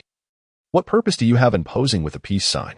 Not just the two of them, even Jean Bing and Dr. Octopus, who were watching the surveillance, seemed momentarily taken aback. Is this so-called chosen one, Li Yang, perhaps lacking in intellect? To strike a peace sign after taking a life, surely we have overestimated him. Even Dr. Octopus, at this moment, gazing at Li Yang's audacious antics, is left speechless. However, before Jean Bing could respond, a sudden transformation unfolded on the screen. In an instant, a shadow emerged from the illuminated backdrop. This figure was clad in a sleek black Spider-Man suit. Notably, the 8-pack abs of this individual were sharply defined, clearly more robust than that of young Peter Parker. Moreover, his visage appeared far more menacing than Spider-Man's. Mr. Lee, you are indeed impressive. I assume you are already aware that multiple factions are covertly observing you? What is the significance of this peace sign? Is it a declaration that you wish to avoid visiting any of our 5 major factions? Or do you intend to challenge each of our 5 factions in succession to earn some gold to take back? Oh, how rude of me. I forgot to introduce myself. I am the steward of the Venom Corporation, one of the 5 major groups, known as Venom No. 2. Indeed, the Dark Spider symbiote Venom. Aside from this villain, there exists another Red Spider symbiote known as Carnage within this city. Upon hearing this name, Li Yang smiled. He was well aware of this entity, Venom and Carnage.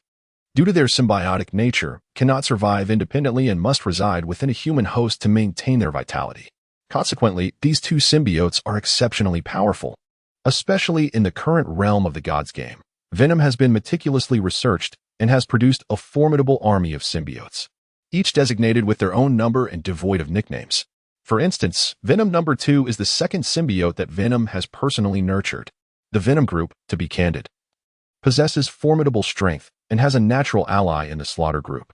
The symbiotic relationship between the two entities is one of collaboration, characterized by an intimacy that surpasses ordinary alliances. Thus, within the Dark City, the most solid relationship among the 5 major factions is indeed that between the Venom group and the Slaughter group. In contrast, the others, the Zombie Gladiatorial Arena, the Green Goblin group, and another faction, fall short of the stability exhibited by the symbiotic entities. Reflecting on the events of his previous life, Li Yang waved his hand and shook his head. You are overthinking this. Why ponder so much? I am aware that you are surveilling me and even employing high-speed cameras to capture my image at every moment, naturally, to appear more photogenic. Striking a peace sign is quite normal, isn't it? Upon hearing this, not only was Venom No. 2 taken aback, but even the Green Goblin group and Jean Bing, who were covertly observing, were rendered speechless. It seems they had overthought the situation. This young man was merely concerned about his photograph. Well then, please hold on. I will send you the picture of your peace sign shortly. However, returning to the matter at hand, would you care to visit our Venom group? Unlike the Green Goblin group and others, our leader, Venom, is exceedingly interested in the power you have displayed and is eager to collaborate with you. Furthermore, our leader assures you that he will not inhabit your body for symbiosis. We are not foolish, and I trust you are aware of the weaknesses inherent in the symbiotic entities of the Venom and Slaughter groups, given your status as the Chosen One. Chapter 75, New Mission, Abundant Rewards. The Green Goblin Group, Venom Group, Slaughter Group, and Zombie Gladiatorial Arena, or the Jean Bing Group, have all made their presence known within the Dark City. At this moment, only the final group has yet to emerge. However, Li Yang is well aware that this 5th group has held a significant reputation since his previous life. Notably, this group is characterized by its discretion. Its name is none other than the Mutant Group. Indeed, it is a straightforward name. In his past life, the leader of this so-called mutant group was none other than Reverse Flash. Indeed, it is true the Reverse Flash stands as the singular supervillain renowned among all factions for his extraordinary abilities. This antagonist is none other than the villain from the first season of the television series The Flash. Specifically, he embodies the character of the esteemed Dr. Wells. Naturally, this narrative unfolds within the futuristic paradigm of the Flash universe, particularly as the concept of parallel universes emerges, rendering various events increasingly enigmatic. However, within the realm of the Divine Games, this Reverse Flash is not the mentor to the Flash, Dr. Wells, but rather a gaunt, middle-aged Caucasian man. Nevertheless, at this juncture, the leader of this mutated faction, Reverse Flash, has yet to make an appearance. Yet, Li Yang remains unperturbed by this fact. At this moment, he gazes at Venom 2, poised to decline the invitation extended to him. Suddenly, an alluring notification chimes in his mind, instantly refreshing his awareness. A game task has been issued. Accept Venom's invitation to join the Venom faction. Meet with the symbiote Venom to acquire an A-grade treasure chest. Spend at least 1 hour within the Venom faction to receive an S-grade treasure chest. The Venom faction possesses advanced genetic research serums, including various viral vaccines such as those for influenza and penicillin, which can enhance the capabilities of players and the populace tenfold, or even more.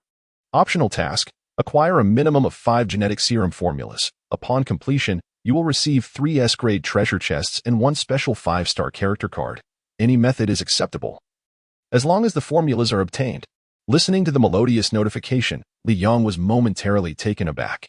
This phenomenon had never occurred in the previous life. The system unexpectedly initiated tasks related to the City of Darkness. Moreover, the rewards included A and S-class treasure chests, a development that completely took him by surprise. It is worth noting that S-class treasure chests are exceedingly precious, yielding items of extraordinary power with each opening. For instance, Wang Xiaojun is a product of an S-class treasure chest. Furthermore, he currently possesses an unopened S-class treasure chest. Should he acquire multiple S-class treasure chests this time, both his personal strength and the overall might of Yang City would experience an unprecedented enhancement. This indeed presents significant advantages. Certainly, danger and opportunity coexist. Li Yang is not a fool and is acutely aware of the considerable risks associated with approaching the Venom Group. However, this matter bears little significance. After all, experiencing death once is hardly a matter of grave consequence for oneself. Although character cards may be lost, Li Yang possesses the memories of his previous life, along with an extensive understanding of the inner workings of the Venom Group. Consequently, he does not harbor any apprehension regarding his mortality this time around. Let us proceed, he thought to himself as he gazed at Venom number 2 with a smile. I have lingered here for a while and have heard that the master of your Venom Group wields unfathomable power. I wonder if I shall have the opportunity to meet him during this visit. Upon hearing this, a smile graced Venom number 2's face, albeit a somewhat eerie one beneath his mask. Nevertheless, he replied, rest assured, I have been specifically tasked by our master to escort you. Upon arrival, you will meet him at the earliest opportunity. Our master has expressed great admiration for you and intends to make a considerable investment in your endeavors. I shall refrain from elaborating further. All details will be discussed directly between you and him. As he spoke, he waved his hand, and in an instant, 3 capsules materialized from the void. Upon contact with the air, they exploded, transforming into 3 advanced flying devices akin to those previously utilized by the Green Goblin troops. This is a gift from our Green Goblin group for your meeting. Congratulations. You have acquired 3 intermediate flying devices, which one can stand upon and control using either thought or gesture. Please note, the game system has confirmed that these devices contain no traps or symbiotic entities. Listening to the melodious notification, Li Yang nodded subtly. Soon after, accompanied by the 3 individuals, he took flight under the guidance of Venom number 2. This scene unfolded within the monitors of other groups.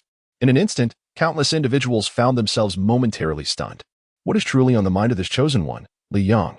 Particularly for Jean Bing and Dr. Zhang Tue, at this very moment, witnessing the scene, they find themselves utterly perplexed. Just moments ago, they distinctly observed that Li Yang had no intention of visiting the Venom Group. Yet, in the span of mere seconds, he altered his decision and consented to go. Could it be that Li Yang has come to realize that there are advantages to be gained within the Venom Group? They are unable to comprehend his rationale. Similarly, at this moment, in a setting reminiscent of a vampire's palace, the owner of the Green Goblin Group, clad in the attire of the Green Goblin, sits before a holographic projection screen, his countenance etched with fury. He promptly removes his Green Goblin gear and turns to his secretary, who is dressed in black stockings. His voice tinged with irritation. This Li Yang is inviting trouble. It was one thing for him to slaughter my Green Goblin soldiers without provocation. But now he has the audacity to accept the invitation from the Venom Group? Is he not slapping me in the face? As he speaks, he gestures as if to hurl an object from the table to the ground. However, a sudden thought crosses his mind, and he finds himself calming down almost instantaneously. Taking a deep breath, he mutters to himself, perhaps Li Yang's intent is solely to incite my ire. After all, as the leader, My immediate reaction to the loss of my men would naturally be one of anger. Yet now, he is proceeding to the Venom Group. An ordinary person would certainly seek retribution at the Venom Group, which would not only jeopardize the delicate relationships among our 5 major groups, but could also precipitate the eruption of concealed rivalries between them. This cunning individual, with a mere act of accepting an invitation, possesses the ability to sway countless outcomes. How intriguing. In that moment, he became completely composed, while the secretary in black stockings obediently poured him a glass of wine. Given this, I found myself devoid of anger. Instead, choosing to observe what surprises the so-called chosen one, Li Yang, might unveil and whether he could emerge alive from the clutches of the Venom Group. As far as I know, the Venom Group appears harmless on the surface. Yet only a select few of us are aware that the true Green Goblin Group is an insatiable behemoth, devouring all without mercy. Chapter 76. The shock and concern of Lord Long at the same time, in the realm of reality. Mayor Long and his associates had scarcely rested for an hour before plunging back into their tasks. It is noteworthy that within the game world, certain items available in the gold shop possess exceptionally potent effects. Potions for stamina recovery and mental rejuvenation, when utilized effectively, resemble the elixirs found in immortal cultivation novels, capable of restoring one's full vigor and spirit after a brief respite. Of course, under certain circumstances, rest remains essential. However, they are acutely aware that the incessant zombie attacks occurring both in the game world and the real world necessitate the stabilization of their foundational security in the short term. Otherwise, even the desire for rest would be rendered impossible. Certainly, Mayor Long and the military leaders have established a structured system of rest, akin to the 3-shift system in corporations, mandatorily allowing soldiers, including their management, to rejuvenate. This approach ensures that mental states are well nurtured, while simultaneously not hindering rescue missions and the extermination of zombies, thus achieving a perfect balance without depleting human and material resources, a commendable method of regulation. At this moment, Mayor Long is on duty while the military leaders are indulging in profound slumber to replenish their strength. Currently, he remains within the confines of the camp, steadfastly presiding over the central command, embodying the essence of a consummate commander. At this juncture, he holds a satellite communication device relaying messages from Kyoto, a grave expression adorning his visage. According to information conveyed by the superiors from Kyoto, various factions have commenced strategizing, and with the utilization of nighttime game tokens, they have already gleaned methods for rapid advancement. When dawn breaks, an unprecedented surge in leveling up is anticipated. He recalls the day when countless individuals, striving to ascend to level 10 ahead of time, inadvertently caused anomalies within the game world, leading to an emergence of numerous level 10 wild map bosses, resulting in a staggering loss of a level for 70% of players. Some individuals even fell victim to these level 10 wild map bosses more than thrice, marking a truly harrowing experience. However, based on intelligence relayed from spies and the prevailing circumstances in the gaming realm, it appears that despite the substantial losses incurred during the daytime, some players have managed to reduce certain bosses to critical health. Yet, the players in the game world differ from Liang. They lack the experience of vanquishing level 10 wild map bosses. When the bosses reach low health, they unexpectedly unleash a surge in power, escalating their strength by at least threefold. Consequently, no one has succeeded in defeating the level 10 bosses thus far. Nonetheless, the daytime battles have proven to be invaluable experiences for many, particularly under the influence of nighttime game tokens, leading to the expectation that after dawn, a third wave of players will inevitably reach level 10. Some have even prepared an array of knowledge regarding advancements into the electric age in the real world. Therefore, aside from achieving level 10, unlocking enhancements and certain special functions, accessing new maps, and unveiling black markets and trading hubs, a plethora of advanced weaponry will undoubtedly emerge. At that juncture, a heated conflict is bound to erupt. Thus, the situation post-dawn promises to be far more daunting than the current state, especially when numerous players wielding advanced weaponry can transport these armaments back to the real world. Thus, the forthcoming modern order shall undoubtedly face a significant trial. We have ascended into the era of electricity. Our immediate task is to employ the strategies we have devised, utilizing a mass assault to vanquish at least 2 level 10 bosses, alongside a multitude of level 9, 8, and 7 zombies and mutated beasts. It is imperative that we elevate ourselves to the 10th level. While Li Yang's prowess still surpasses ours, reaching level 10 will afford us greater opportunities. Mayor Long glanced at his secretary, paused momentarily, and continued. Naturally, The foreign federal empire shares our sentiments. Thus, upgrading is a race against time. We must allocate substantial resources to Li Yang, necessitating the creation of more achievements. Indeed, he has not forgotten that at this very moment. They have already been incorporated into Li Yang's domain. Consequently, the tasks ahead are manifold and increasingly complex. Yet, everyone understands that without such measures, Li Yang's city will progress at a sluggish pace.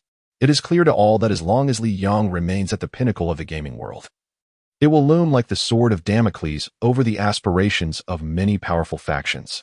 Understood. The secretary nodded, comprehending Mayor Long's intentions. At this juncture, leveling up and resource provision are paramount. Simultaneously, they must rescue more residents of Dragon City in the real world. Though the workload is arduous, they are acutely aware that only through such actions can they ensure the stability of order. However, as they were engaged in discussion, the satellite phone suddenly rang. Breaking news. A person has just returned from the gaming world, reportedly due to the expiration of their gameplay duration. Now, they have conveyed an astonishing revelation. Beyond level 10, maps of various factions, including the Dark City, will be unlocked, and at this very moment, Li Yang has entered the Dark City. It is said that within the gaming world, Li Yang has received a brand new world announcement, having accomplished something monumental in the Dark City, earning a staggering 100 million gold coins. What? Hearing this, Mayor Long was momentarily dumbfounded, a mix of astonishment washing over him. What kind of mischief has this lad conjured up in the realm of gaming? A staggering sum of 100 million gold coins. Based on the calculation of needing to vanquish the most basic level 1 zombie, this would necessitate the extermination of 100 million of them. Such a monumental achievement in such a short span of time is simply beyond the realm of possibility for anyone else. Yet, Li Yang has managed to accomplish it. This clearly indicates the significant stir he has created within the gaming universe. One can only hope that this fellow does not meet his demise in the City of Darkness, for such a loss would be catastrophic. He muttered to himself, aware that he had gleaned some information about the so-called City of Darkness from the Novice Manual. It is said to be the most fearsome hellish city within the newest level 10 map. Here, chaos reigns supreme, entirely governed by 5 colossal factions. Their intricate relationships fraught with peril. A moment's carelessness could mean not being obliterated by zombies, but rather falling victim to the machinations of these 5 powerful groups. Understanding this well, he realizes that the forthcoming challenges will be even more formidable. Chapter 77. The Thoughts of the Asan Nation. Venom emerges in the Asan Federation. At this very moment, a prominent figure has received the latest news, his expression turning gravely serious. Level 15. This entirely transcends his imagination. According to the latest intelligence, in the realm of gaming, Li Yang stands at the pinnacle, boasting a level of 15. Meanwhile, the president of our Sanskrit guild from the Asan Nation ranks as the 10th globally, currently at level 8. The second position is held by a player from the Dragon Nation named Utian, who is at level 9. This evening, all players in possession of game login vouchers have yet to ascend to level 10, which is fortuitous for us. However, it is presumed that the Dragon Federation has been covertly establishing contact with Li Yang, potentially even collaborating in secrecy. Intelligence from our spies reveals that Li Yang was an exemplary student during his school years, harboring profound sentiments towards the Dragon Nation. Furthermore, recent discoveries indicate that the player Yitian is affiliated with a prominent military figure from the Dragon Nation's capital and possesses firearms. Notably, these firearms differ significantly from those acquired in the coin shop upon entering the Electric Age. Rather, they are products manufactured within Li Yang's Yang City. Simultaneously, in Long City, the Dragon Mayor's established Shenlong Guild has been absorbed under Li Yang's banner, becoming an affiliated guild. The interconnections are substantial, leading to the conclusion that Li Yang is indeed collaborating with the Dragon Nation's officials. It is possible that the vaccine from the Dragon Nation has already been administered to their people ahead of time. A multitude of data is laid out on the paper held by the secretary. This is a compilation of various intelligence gathered by the intelligence agency of the Asan Nation, derived from the recent developments in both the gaming realm and the reality of the Dragon Kingdom Federation. The ability to collect such information serves as a testament that other imperial federations are undoubtedly privy to these revelations as well. It is well understood that those capable of managing a federated nation are far from inept. Thus, while the acquisition of such intelligence presents challenges, it is by no means insurmountable. Furthermore, despite the apocalypse that has befallen us, there remains a considerable number of scientists equipped with modern culture and scientific knowledge. not to mention the continued functionality of artificial satellites in the real world. Consequently, global communications have not descended into complete paralysis. This enables certain elite intelligence agencies and power brokers around the world to establish connections with one another. Contemplating this, the superlative magnate of the Asan nation raised his gaze to his secretary and remarked with a smile, "The forthcoming events are bound to be intricate. Tomorrow, there will undoubtedly be individuals ascending to level 10.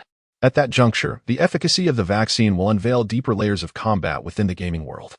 To a certain extent, as long as one is unafraid of the viral infection from zombies, the global mortality rate in the real world will plummet dramatically, while combat prowess will steadily increase. This holds immense significance for our research into zombies and the swift progression within the gaming universe." The secretary listened intently, nodding gravely in acknowledgement. This point, she does not deny. "However, my esteemed colleague, we must approach this matter with rationality. There are indeed formidable federal empires in existence, particularly the one led by the United States, which is astonishingly powerful. Presently, it appears that everyone is fixated on Li Yang's vaccine research data and results.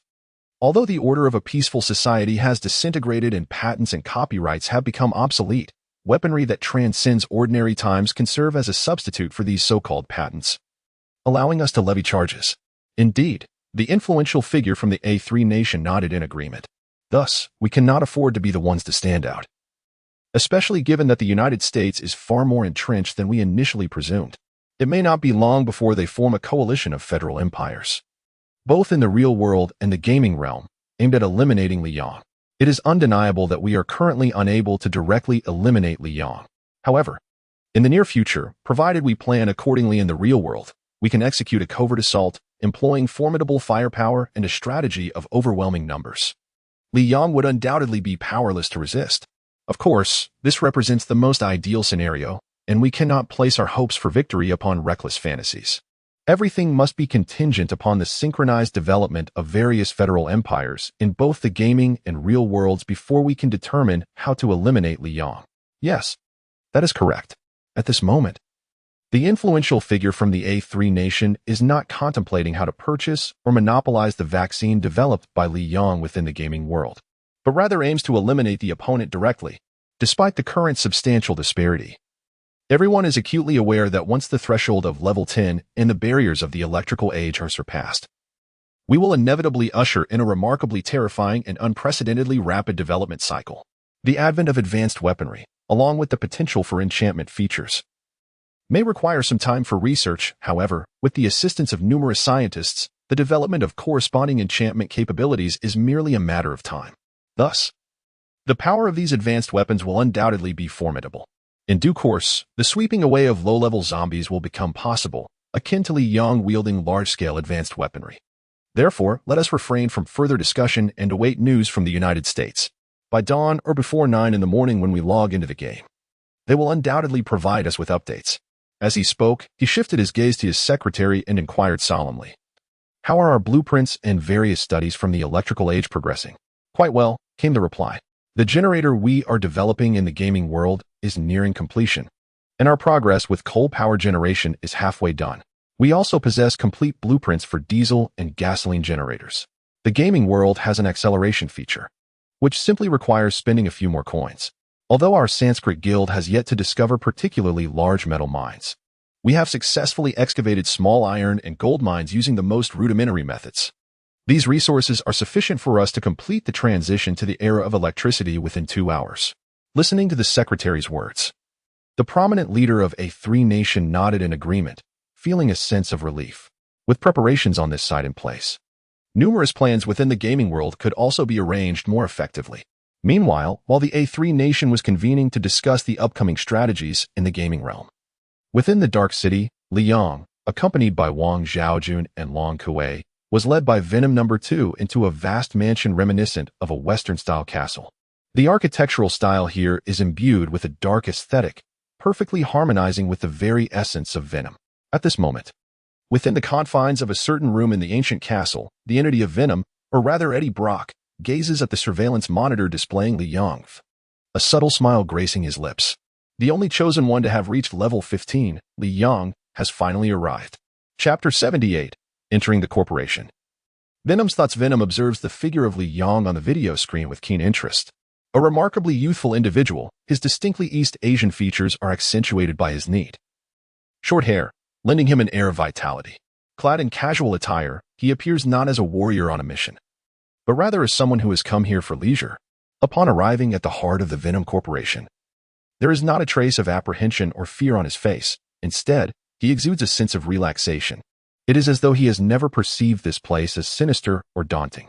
Not only he, but the two young women accompanying him also survey their surroundings with a sense of curiosity, utterly devoid of any trepidation. This piqued Venom's curiosity about Li Yong even further. It is important to note that this is a post-apocalyptic world, and his symbiotic entity, Venom, possesses an extraordinarily formidable and terrifying identity. Venom is acutely aware that before approaching him, the other party must have conducted thorough investigations. Yet, despite this, not a trace of tension, nor even the faintest bead of sweat indicative of anxiety, appeared on the other's face. This is indeed quite intriguing. How fascinating, my dear boss. Should we continue to observe one another, or shall we venture out now? Nearby, a slender Western beauty clad in black stockings and merely a form-fitting, semi-transparent lace top gazed at Venom, swaying her hips as she spoke softly. No need for further observation. You should change into something more alluring. Let us go greet this chosen one, the first individual to enter the Dark City. Very well, the secretary nodded. Without hesitation, she turned and sauntered into the adjacent bedroom. Upon closer inspection, the wardrobe and bed within the room were filled to the brim with an array of revealing, seductive, and tantalizing garments. This detail reveals that Eddie, also known as Venom, possesses a refined taste in life's pleasures. Congratulations! You have now entered the core territory of the Venom Group. Your experience has increased by 1,000 points. You have acquired 1,000 gold coins. You have gained 100 points. The melodious notification resonated at that moment. This left Li Yong momentarily taken aback. Could such a fortunate occurrence truly exist? He vividly recalled that during the task issuance within the game, there had been no mention of immediate rewards upon entry. It had been stated that only upon encountering Venom would one be eligible for an A-grade treasure chest. It now appeared that, akin to certain side quests and hidden narratives he had uncovered in his previous life, triggering specific conditions could indeed yield additional rewards. Although 1,000 gold coins seemed rather meager, especially for someone like Li Yong, who possessed over 100 million coins, it was nonetheless better than nothing. Contemplating this, he glanced at the game's time display, noting that nearly 3 hours had elapsed, 2.5 hours to be precise. With a 12-hour gaming opportunity ahead, he was far from concerned about time constraints. Moreover, even when this session concluded, the daytime gaming hours would soon commence, allowing him to further immerse himself in the game's narrative. As for rest, with abundant resources, a plethora of equipment, and a variety of treasure chests at his disposal, Li Yong had no need to fret over the necessity of rest. Not to mention, he had awakened his extraordinary abilities, significantly enhancing his physical prowess, enabling him to go without rest for 3 consecutive days without issue. Of course, he would still need sustenance. Otherwise, his body would not withstand the strain. Hence, he harbored no concerns regarding these fundamental matters. Furthermore, armed with the experiences and memories from his previous life, did he truly require further contemplation regarding such trivialities? Mr. Li Yong, please come this way.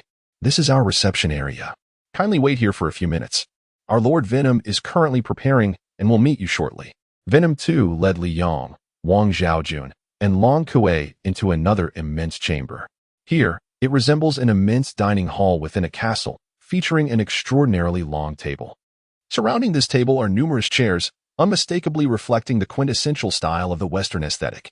Furthermore, the tables are adorned in alternating shades of dark red and black, collectively embodying a distinctly dark thematic pattern, perfectly aligning with Venom's disposition. It is noteworthy that in his previous life, Li Yong never visited the Venom Group. Instead, he ventured towards Jean Bing's domain, leaving the Venom Group to others. Consequently, he remains rather uninformed about many matters pertaining to Venom. However, this is of little consequence. Having endured the tribulations of his past existence, he harbors no trepidation towards these locales.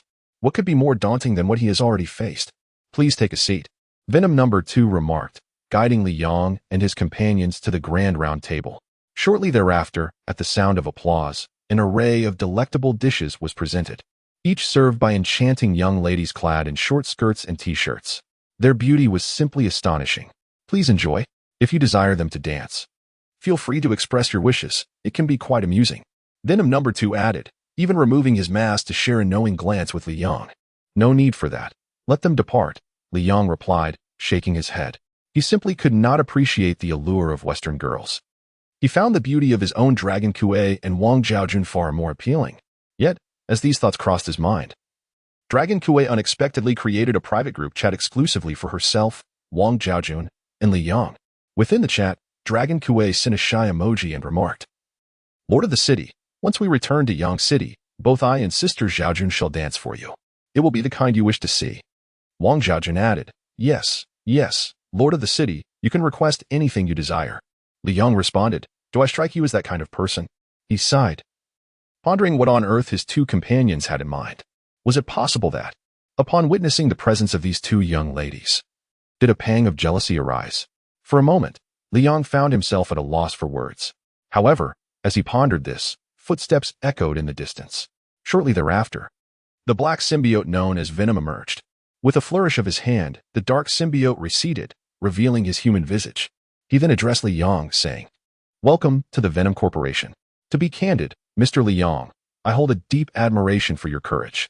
Since your arrival here, you have displayed not a trace of fear, which I find profoundly commendable. Upon hearing these words, Li Yang offered a slight smile. Fear? This matter has long ceased to exist since the previous life. Chapter 79, The Astonishment of Venom. In the context of his past existence, Venom might have elicited some response from Li Yang. However, having endured the trials of his previous life, Li Yang has become utterly immune to such empty flattery. In his former life, he witnessed countless individuals swell with arrogance after receiving a few compliments, leading to their inevitable downfall at the hands of others. Having seen this too often, and having himself stumbled into such traps, he is, in this lifetime, entirely impervious to such words. There is no need for excessive politeness. Is there? Mr. Venom, feel free to speak your mind, Li Yang remarked with a smile. Upon hearing this, both Venom and Venom 2 were momentarily taken aback. Such a mode of conversation is one they have never encountered before. Such individuals possess a certain intriguing quality. Indeed, although Venom appeared momentarily taken aback, he swiftly regained his composure and clapped his hands together. I appreciate those who are forthright, he exclaimed. To be candid, Mr. Li Yang, the uproar you have caused within the zombie arena has become well known throughout the entire Dark City. Do you comprehend? Moreover, I am exceedingly curious about the specifications of the tank you possess. If you would be willing to share the blueprints for the tank's equipment with me, we could forge a lasting friendship. Venom wasted no time and directly articulated his intentions. To demonstrate our sincerity, the Venom Group is prepared to engage in a trade of certain valuable information. As he spoke, he waved his hand, and in an instant, luminous orbs materialized above it, each displaying names akin to those in a common online game. The Super Penicillin Vaccine, exhibiting tenfold the efficacy of standard penicillin, can completely prevent and treat 31 types of inflammation and various internal ailments. It addresses the majority of epidemic concerns. When ordinary individuals receive the penicillin vaccine, the antibodies produced can endure for a decade, a full 10 years. This means that ailments such as otitis media, meningitis, and other fundamental inflammations, as well as minor pneumonia, will instantaneously generate antibodies, effectively eradicating these diseases. In essence, a single vaccination guarantees immunity against such basic infections and diseases for a decade. This is an extraordinarily powerful drug. Fortunately, it exists only within the dark realm of the game world, where the venomous nature of such a vaccine has not permeated beyond its boundaries. Imagine, once the formula for this vaccine spreads into the real world, it would devastate the livelihoods of countless drug dealers and pharmaceutical companies. Consider the prevalence of minor ailments such as mild pneumonia and coughs, or the annual occurrences of ordinary influenza and otitis media. How many individuals are affected by these each year? Each treatment generates substantial revenue for various hospitals and pharmaceutical enterprises. However, once this drug is introduced to the market, for a decade, yes, an entire decade, these individuals would be free from such illnesses, effectively slashing profits for 10 years. This is an exceedingly terrifying yield. Without such sustainable profits, many small clinics may face imminent closure. It must be acknowledged that the so-called vaccine is indeed formidable. Even in the previous existence, the most extraordinary vaccines that Li Yang encountered were merely those for the prevention and treatment of viruses like the plague and the Black Death. There has never been anything that could maintain efficacy and immunity for as long as a decade. Yet now, such a phenomenon has emerged within the Venom group. Could it be that his reincarnation has altered the original script of the game? Li Yong pondered incessantly. Simultaneously, his gaze shifted to the names and descriptions of the second to fifth orbs. There exists a vaccine that eradicates 9,999 types of sexually transmitted diseases, a staggering 7,589 animal vaccines, including rabies, a basic anti-infection vaccine for zombies, which can temporarily immobilize the zombie virus within a host for 1 hour. If a limb is amputated within that hour, the host will remain uninfected by the zombie virus. An exceptional anti-inflammatory medication, this drug boasts a remarkable anti-inflammatory capacity, with a single capsule providing protection for an entire month. After ingestion, infections will not exacerbate for a month, and it possesses an extraordinarily powerful coagulation effect. Applying the powder from the capsule to a wound can halt bleeding within 3 seconds, granting at least 1 week of crucial rescue time. Each vaccine or medication harbors effects that are nothing short of miraculous, akin to the revolutionary advent of penicillin, once unveiled. It will fundamentally disrupt the entire medical system of the real world. Of course, the fourth option is not particularly appealing to Li Yong, as his own vaccine against the zombie virus boasts effects that far surpass those of this anti-infection vaccine.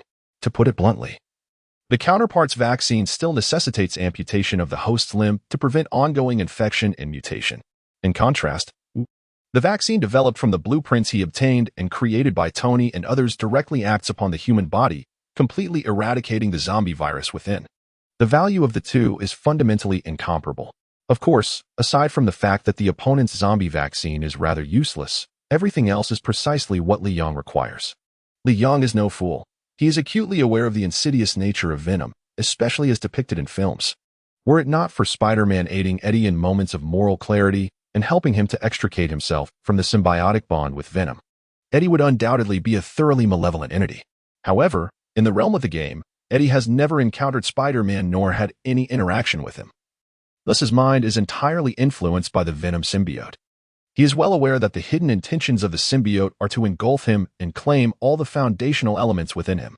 Consequently, he harbors little trust in the words of his counterpart. After pondering for a moment, Li Yong remarked with a smile, "Indeed, Mr. Venom's level of research is astonishing, capable of developing such extraordinary pharmaceuticals. To be honest, even I find myself somewhat overwhelmed by these creations." As he spoke, Li Yong sent private messages to the two young women, requesting their cooperation.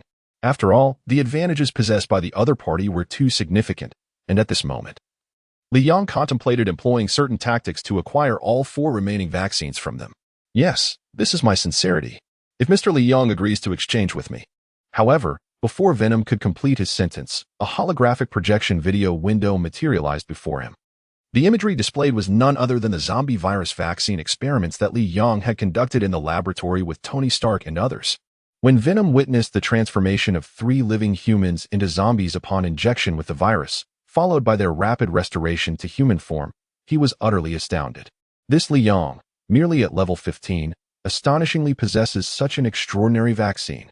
Chapter 80. The Advantages of the Electric Era. Venom is not a fool. On the contrary, he is exceptionally intelligent. Especially after merging with Eddie, his intellect has undoubtedly multiplied. It is precisely for this reason that he is able to command the entire Venom faction within the Dark City. Consequently, the scientific prowess and research capabilities he possesses are undeniably formidable. Otherwise, he would not have such an abundance of vaccine research proposals and completed products. However, Venom is acutely aware that, regardless of the advancements in contemporary science and biotechnology, truly developing a so-called zombie virus vaccine is an endeavor as challenging as scaling the heavens. Not to mention the complexities surrounding the biological gene sequences. The more pressing issue lies in how to render the zombie virus ineffective throughout the entire circulatory system within a short span of time. This is an immensely significant subject. In the face of such a terrifying ordeal, within the entirety of the Dark City, there exists no individual capable of achieving such a blockade, let alone developing a curative vaccine. Consequently, under these circumstances, his astonishment is entirely understandable. It is crucial to recognize that even the vaccine he developed only serves as a preventive measure, designed to slow the circulation of blood. thereby buying time for amputation to prevent the spread throughout the body. The prospect of eradicating and extricating the zombie virus from the bloodstream is exceedingly daunting. Yet, Liang accomplished just that. This is an utterly incredible event. Congratulations. Venom has felt the shock of your product, and his affinity for you has risen to 20. Congratulations. Venom's interest in you has deepened. However, due to the immense impact of the vaccine developed under your leadership in Yang City, he has recognized its extraordinary value, causing his affinity to plummet to 0. Beware. Venom's intent to kill has escalated to 70. He desires to eliminate you to resolve various subsequent troubles. Take heed, as Venom's murderous intent has decreased to 40. He has realized your immense value to the Venom Group and thus prefers to utilize you to generate even greater worth instead of directly eliminating you. At this moment, a series of alert tones persistently refresh, illustrating the significant role of the system's affinity prompts. Without even considering the shifts in the other party's emotions, the mere fluctuations in psychological states reveal that Venom is currently engaged in an ongoing internal conflict. After all, Li Yang is acutely aware of his substantial value to him. Yet, at this very moment, Li Yang unexpectedly reveals a smile. He directs his gaze toward Venom's data panel before him. Name: Venom Human Host Name, Eddie Brock Strength, SS Class Quality Level, 25. Yes, indeed, Level 25. Skills: Undisclosed Health Points. Experience: Symbiote Data. Abilities: a series of data presents only the simple level and quality, with the name accompanied by some description. The rest is either asterisks or question marks. Such data typically indicates a vast disparity in strength, resulting in the system automatically concealing the display of higher-level data. This is a feature commonly found in all online games. However, for Liang, it poses no significant challenge. In his previous life, although he never personally visited the Venom Group's arena for zombie duels alongside Jean Bing, he had thoroughly analyzed the data panels of these NPCs from Dark City through public forums and experience exchange sections. Thus, he is well aware of various matters concerning Venom. Nevertheless, with his reincarnation, certain dynamics within the current gaming world have shifted. Compared to his past life, the level of Venom has risen by a full 5 tiers. The same applies when he inquires about the level information of others. The situation appears to be consistent. This indicates that certain individuals within the entirety of Dark City have indeed been elevated by 5 levels. This is undoubtedly a chain reaction brought about by one's own rebirth. It is imperative to recognize that, if at level 20, with Li Yang's current strength and prowess, complemented by the presence of Wang Xiaojun and Long Kuei, there would still be a fighting chance. The experiences and data from his previous life have formed vivid memories in his mind, and Li Yang, possessing an abundance of combat experience, has engaged in battles beyond his level before. However, in a state of level 10, the situation becomes considerably more troublesome. In such circumstances, confronting Venom head-on is unequivocally futile. Hence, Li Yang gazed at Venom with a smile and remarked, "Mr. Venom, to speak candidly, we cannot engage in a direct exchange of the schematics and data for the tank production at this moment. However, we can negotiate the trade of these vaccines. I require all the pertinent information, finished products, experimental data, and various reports regarding the 4 vital vaccines in your possession. In return, I shall provide you with the data pertaining to my zombie virus vaccine." How does that sound? Neither party will owe anything to the other, and I trust you are well aware of the immense impact this vaccine can wield. To put it bluntly, the value of this vaccine could indeed alter the very landscape of the Dark City. Upon hearing Li Yang's words, Venom's expression shifted dramatically. What Li Yang stated was indeed the truth. He had no doubts about its efficacy, for he recognized that Li Yang was no fool. Given the current disparity in their strengths, should Li Yang attempt any deceit, Venom would ensure that Li Yang comprehended the dire consequences of such treachery. Therefore, he was certain that the other party would not resort to falsehoods. Yet, before he could utter another word, Li Yang continued with a beaming smile, "Mr. Venom, I have an elite vaccine research team, and I myself possess profound expertise in biology. Recently, we have been developing an upgraded version of the zombie vaccine, thus solidifying our collaborative relationship." Venom, observing that Li Yang had already secured an escape route, found himself momentarily at a loss for words. Unsure of how to counter his assertions, this young man has prepared exceedingly well, achieving perfection. At the same moment, in the realm of gaming, a team from the United States Federal has officially entered the era of electricity after more than 3 hours have elapsed. Although they have merely embraced the most rudimentary aspects of this electric age, equipped with basic tools, foundational power generators, and diesel generators, A monumental transformation has occurred in their daily lives and the array of firearms at their disposal. Firearms, explosives, handguns, basic rifles, grenades, detonators, smoke bombs, and tear gas canisters, all these diverse weaponry can now be employed. Thanks to the efficacy of these firearms, a middle-aged leader has finally allowed a fresh smile to grace his face. The thrill of these firearms is unparalleled. With just a single magazine, I can eliminate at least 7 zombies. How exhilarating this is. At this pace, it wouldn't take a day for the senior members of our guild to reach level 10. He laughed heartily, finally comprehending why Li Yang's young city has developed so swiftly. Such formidable weaponry not only ensures the swift demise of enemies but also enhances the pleasure of the battle for oneself. This thing, can it not be faster? However, just as they were contemplating and discussing, they heard the recent global announcement regarding Li Yang. In an instant, countless faces changed dramatically. This fellow has certainly stirred up quite a commotion. Chapter 81. The Vulnerable American Squad. It has only been a little over 3 hours, and yet Li Yang has astonishingly leaped from level 10 to level 15. What concept is this? Moreover, the method of upgrading is rather discomforting. To eliminate over 1,000 level 10 zombies, let us set aside the sheer quantity for a moment. Consider the level of these undead creatures, level 10. This group of individuals toiled for more than 3 hours merely to enter the age of electricity. Yet, this endeavor only allows the higher echelons of the team to ascend to level 10 at a swifter pace. Regarding each individual zombie in relation to a human player, even within the same level, they are considerably challenging to contend with, unless one possesses high-quality weaponry.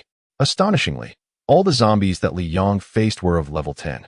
Even with relatively advanced weaponry, the sheer quantity of 1,000 units poses a significant challenge. What concept is this? They seem rather unclear about it.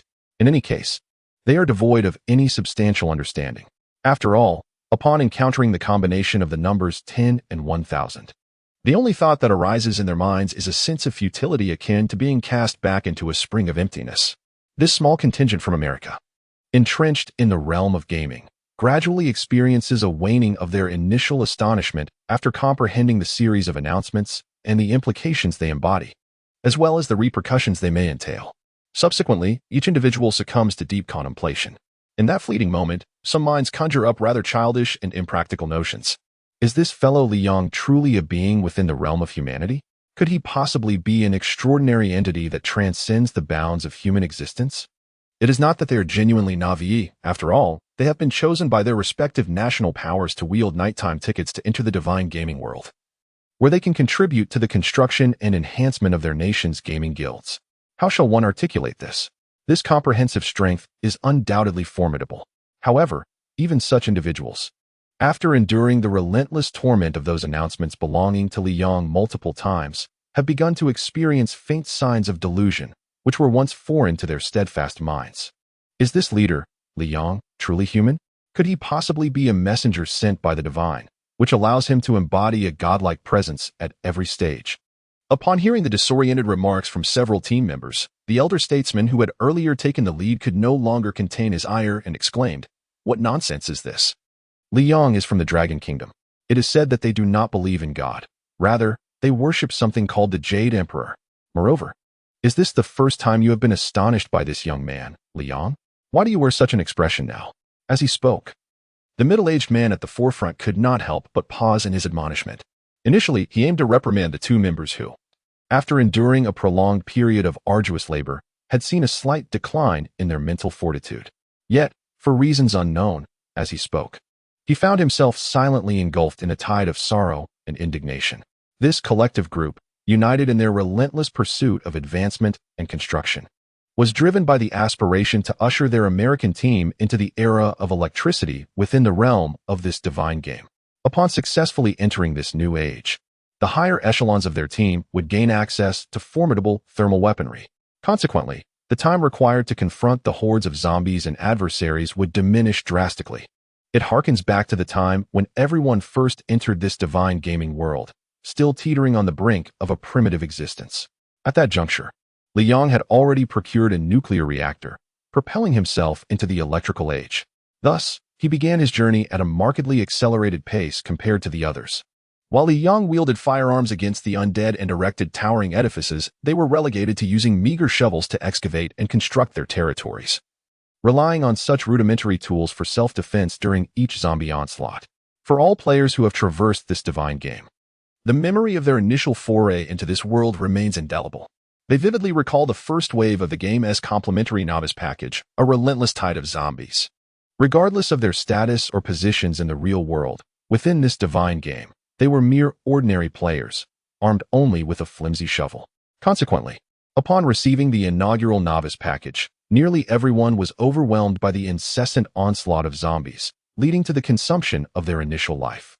However, during this chaotic moment, Li Yang distinguished himself, leveraging his advantageous circumstances to not only survive unscathed but also to swiftly ascend to the pinnacle of various leaderboards once the zombie wave subsided, thus becoming the focal point of global attention. Just when the rest of the players were in awe, anticipating Li Yang's swift descent from grace. Fearing his imminent obliteration by guilds formed by rival factions, the plot thickened. This young lad not only progresses at an astonishing pace, but also frequently accomplishes tasks that even some elite guilds struggle to complete. Moreover, he does so relentlessly, every moment without exception. The name of this individual incessantly appears on the world's bulletin boards, striking a profound chord with every player immersed in the game. Particularly with such significant announcements, it is customary to disseminate them thrice. The words of that middle-aged man, filled with reproach, invoke memories among his comrades, awakening recollections of their initial foray into the game and the arduous days spent scavenging amid the game's early struggles. Dominated by the seemingly innocuous yet profoundly fearsome name of Li Yang. Upon entering the game, everyone began with nothing. Yet, Li Yang quickly acquired weaponry and a formidable ally, advancing swiftly into the age of electricity. After laboriously scavenging to escape the primitive and manual eras, just as one finally attained the ability to wield firearms, Li Yang possessed a weapon of widespread and sustained lethality, vanquishing 1,000 level 10 zombies and leaping 5 levels, soaring directly from level 10 to 15. Were it not for the fact that this divine game transcends the comprehension of human civilization, the possibility of native players possessing cheats would seem implausible. They genuinely began to wonder if Li Yang was indeed utilizing such advantages. The earlier statements had stirred thoughts within him, rendering the middle-aged man momentarily speechless, as his intent to chastise the vulnerable members of his team inadvertently left him exposed. The joy and exhilaration of recently entering the age of electricity lay palpably before them. Yet, with the refresh of the world announcement, it vanished in an instant. This small American squad experienced a whirlwind of emotions within a mere 10 minutes: ecstasy, shock, contemplation, disappointment, jealousy, fear, and indignation collectively termed as being broken. Chapter 82. Really? I don't believe it. Indeed. Those who gain the trust of the nation and utilize the nighttime entry tickets to access the divine game are undoubtedly individuals of exceptional mental fortitude. Otherwise, how could they possibly be entrusted with such critical responsibilities at a time that demands utmost seriousness, instead of selecting the unworthy to shoulder the nation's burdens? It is rather unlikely for those selected individuals to experience a collapse of belief or to harbor doubts about themselves or their team. Such emotions are seldom encountered, unless, of course, they find themselves utterly overwhelmed. However, to be fair, it is not entirely justifiable to attribute this to a lack of psychological resilience. After all, those who enter the game using the night access tickets often succumb to such vulnerabilities, primarily due to the repeated announcements from Li Yang and the various upheavals he has caused, which continuously challenge and reshape their worldview and understanding. The frequency of these occurrences is excessive, yet what truly matters is that each time this fellow refreshes the announcement, he is invariably dominating them with an undeniable superiority. In the original world, the military prowess was among the foremost. In this regard, the American military, which prides itself on its exceptional capabilities, finds it utterly intolerable to be completely overwhelmed in a game, unable to keep pace with such an adversary. However, they are still military personnel. Their hearts are not made of fragile glass. When they are thoroughly shaken by Li Yang's astonishing announcement, it does not shatter into irreparable fragments. The American small unit swiftly regained its composure. The middle-aged man, who had taken the lead, was the first to restore his calm. He gazed at the formidable weaponry that had been developed through their collective efforts that night, his emotions fluctuating like the tides. Soon, he spoke in a measured tone, although he had ascended through the ranks with remarkable speed and amassed a fortune of 100 million gold coins. These were not insurmountable obstacles for us. Initially, his voice trembled slightly, but it quickly grew resolute and powerful. It is imperative that everyone remembers the details concerning this Li Yang. Each individual must understand that every moment in the game is of utmost importance and should be devoted to the advancement of our era and territory. Thus, the information in our minds can easily be overshadowed by other pressing matters. Each person should strive to retain a portion of this information. For upon returning to the real world, we must meticulously report this individual's intelligence to our nation. The middle-aged man spoke with a calm demeanor, a handgun resting in his hand. Yet, beneath his composed exterior, there lingered an elusive hint of murderous intent in his eyes as he spoke. As a member of the military, particularly one who held the position of a squad leader, his presence commanded respect and instilled a sense of foreboding. This individual undoubtedly harbors considerable ambition and awareness within his heart. Regarding Li Yang's existence, after numerous shocks, one wonders what decisions the American military will ultimately make in response to the escalating strength of this individual in the current era. In the heart of this middle-aged man, there burgeoned an intense desire for vengeance. Prior to utilizing the nighttime access voucher to log into the game, the leader had previously advised us to seek out opportunities within the virtual realm. Should we manage to eliminate Li Yang and seize the array of skills, items, and resources at his disposal, the influence of our faction in this game would ascend dramatically. Li Yang currently possesses formidable strength, however, as his level increases, further advancements become increasingly sluggish, particularly given that this fellow is ensconced in the treacherous and merciless Dark City, where one can be devoured without leaving a trace. At this juncture, he chuckled softly. The survival conditions in Dark City are on an entirely different scale of peril compared to our current environment. Even if Li Yang wields weapons and resources that surpass our own, it does not guarantee his perpetual fortune within the Dark City. Let us remember, God is always on our side, and we shall not perpetually be the ones plagued by misfortune. With the acquisition of firearms and the advent of the electrical age, our development will no longer resemble the past. We shall leap forward with unprecedented momentum. As he spoke, a hint of excitement flickered in the middle-aged man's demeanor. It must be said, the individual's ability to invigorate the atmosphere is indeed evident and remarkably impressive. Upon hearing the voice of this middle-aged man, the surrounding individuals, armed with tools and firearms, found their feelings of powerlessness and frustration, instigated by Li Yang's announcement, gradually restored by the increasingly potent resonance of his voice. Yes, they are. After all, the United States, a military force that once stood out prominently in the world, perhaps in the primitive and manual eras of the past, their development may have lagged behind others. Yet, with the advent of the electrical age and the acquisition of advanced weaponry, their era has undeniably arrived. What is there to fear? Fueled by such a sense of conviction, all members of the American squad immediately regained their enthusiasm. Observing this, the middle-aged man quickly remarked, "We have less than 2 hours remaining on our night expedition pass. However, we have outpaced other nations and factions by breaking through the electric age, granting us at least an additional 2 hours to develop ourselves. Those with higher ranks in the team should promptly seize the opportunity to complete tasks and eliminate zombies to level up. The rest must diligently assist them. We must not let our guard down until the very last second before the mandatory exit." "Understood, Commander." Upon hearing the middle-aged man's resounding directives, those nearby responded with renewed vigor, loudly affirming their commitment. Soon, they dispersed, each attending to their respective tasks. Meanwhile, the middle-aged man remained in place. Deep in thought, the gaming world of the Dark City currently offers scant information regarding itself. The terrifying city accessible at level 10 should not be so straightforward. Once we exit the game, it seems we will need input from those outside to finalize whether individuals who surpass level 10 can directly enter the Dark City. While he appeared confident when delivering those words, he harbored uncertainties, not only regarding Li Yang, but also concerning the Dark City in which Li Yang found himself. In the heart of this middle-aged man, there lies a multitude of contemplations. Li Yang appears to navigate the shadowy city with ease. Yet, none can fathom the extent of his formidable power, nor can they ascertain how long he can persist within that dark realm. They remain, undeniably, far behind Li Yang, albeit with an unwillingness to acknowledge it. This is a fact. While direct elimination is necessary in the absence of cooperation, such a philosophy can be deemed as truth. However, one must first ensure their own strength. At this very moment, within the symbiotic toxin group, I gazed at Li Yang, who stood before me with a benign expression and a smile. The toxin gradually narrowed its eyes.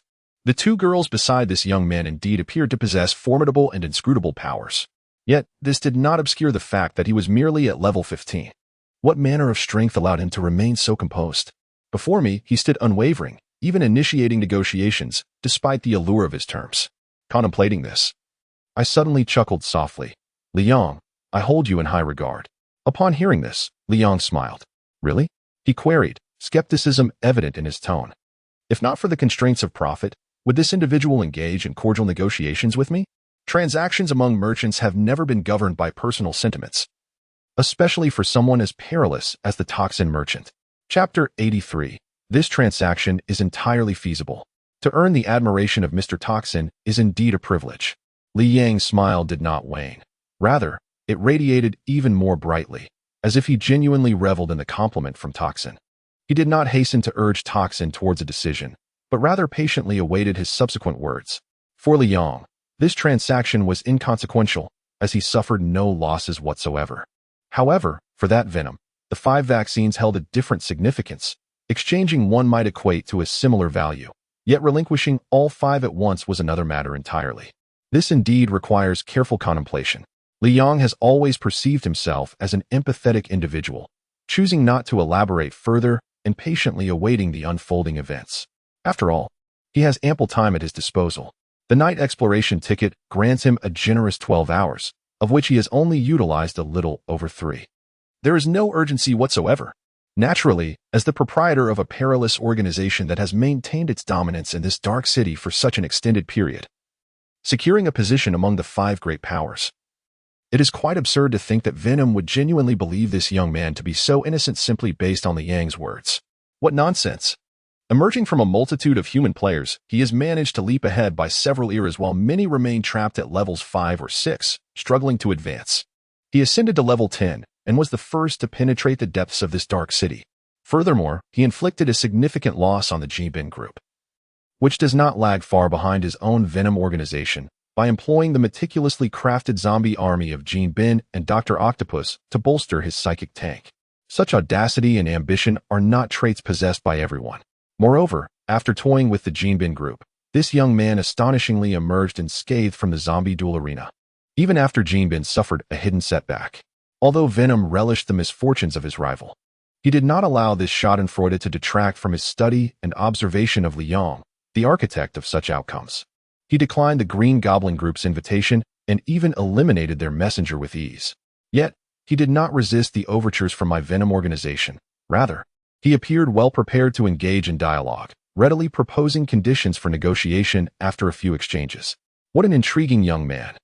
Were it not for his solitary nature and strong individualism, making him difficult to manipulate, I might even consider incorporating him into my organization. Venom's heart brimmed with excitement, albeit with a touch of complexity. Observing this, Long Kuei remained unfazed and remarked in the small group she had created.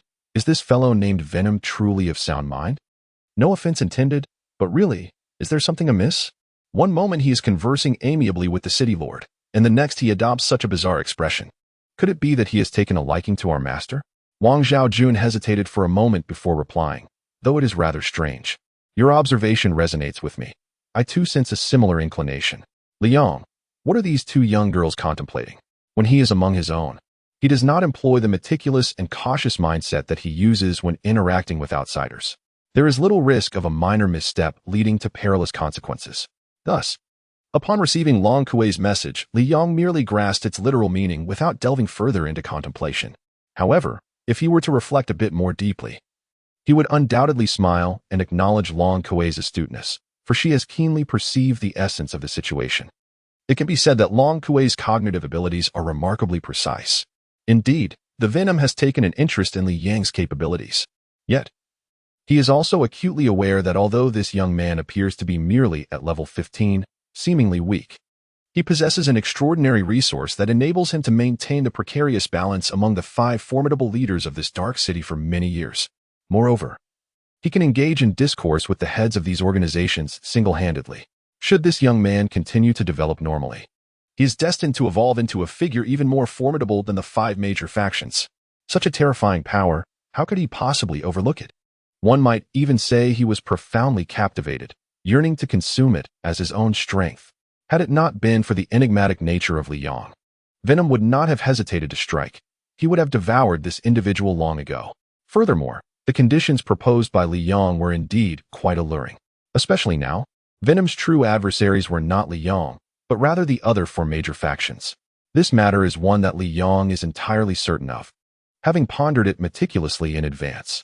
He is a unique entity capable of breaking the equilibrium among these five factions, even though Li Yong currently appears quite feeble. To each group, he represents a veritable gold brick, radiating an alluring brilliance at all times and in all places. Each faction likely yearns to exploit the formidable resources and unknown abilities that Li Yong possesses to counter the other four. Thus, Li Yong is quite assured that within this seemingly perilous and merciless dark city, he shall encounter no danger, provided he does not seek his own demise. Each group, wary and apprehensive of the remaining factions, will clandestinely safeguard him.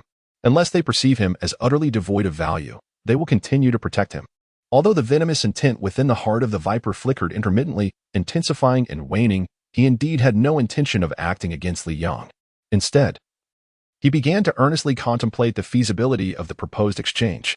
Standing behind the Viper was a centrally clad woman. When she gazed at Li Yong, her initial shock had transformed into a keen awareness of the Viper's gradually cooling murderous intent, derived from her understanding of him. Since he was now calm, it indicated that he was seriously considering the terms Li Yong had just presented. This individual, seemingly an ordinary person of lowly rank, appeared even weaker than the two girls in traditional attire beside him, yet he commanded such attention from the boss. It was quite an enigma. She had not previously noticed that Li Yong possessed an appealing visage, especially with the composed smile he now wore, which stirred something within her.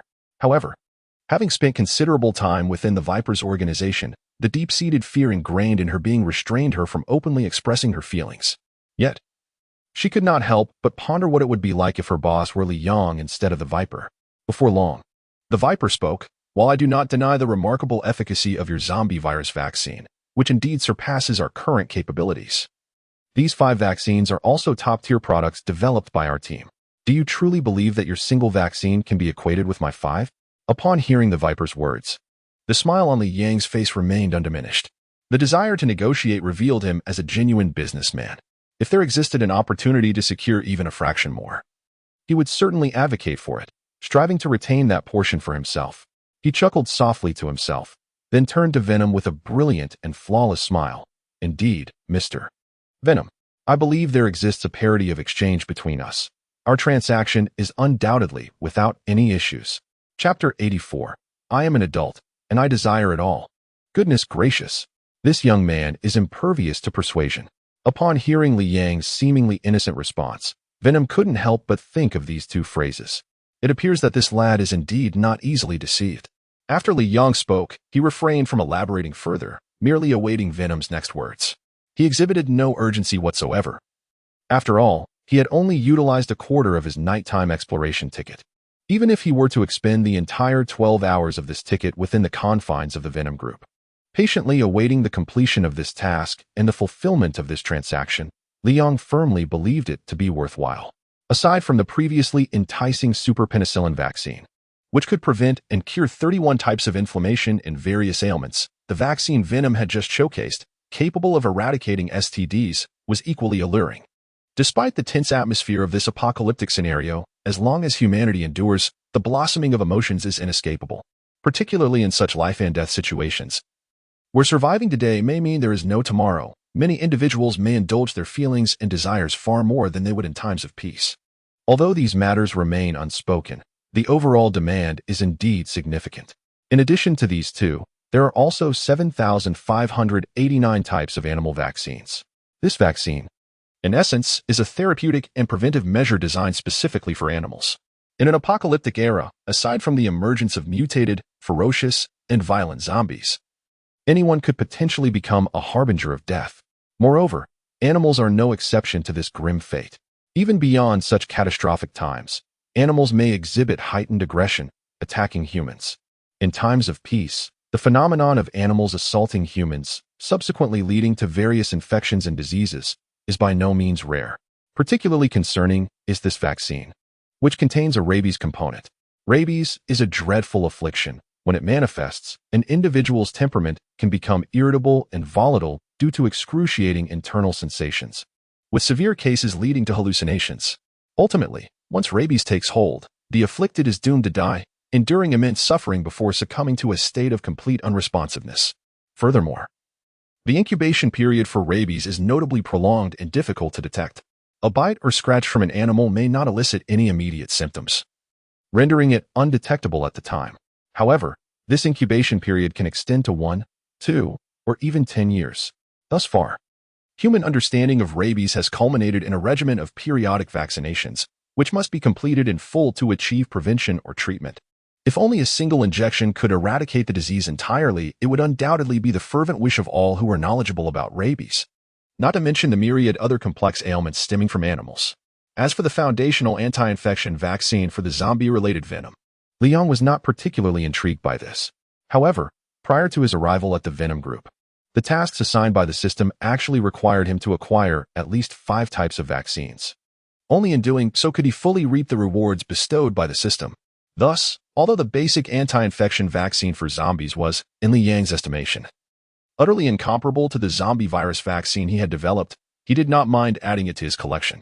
As for the last of the 5 vaccines presented by Venom, the exceptional anti-inflammatory medication, while the notion of alleviating inflammation may not seem particularly formidable, it is important to recognize that many individuals often trigger various forms of inflammation due to their lifestyle habits. With a bit of diligence and the regular availability of anti-inflammatory drugs, such occurrences can be somewhat mitigated. Nevertheless, many perplexing ailments often originate from inflammation.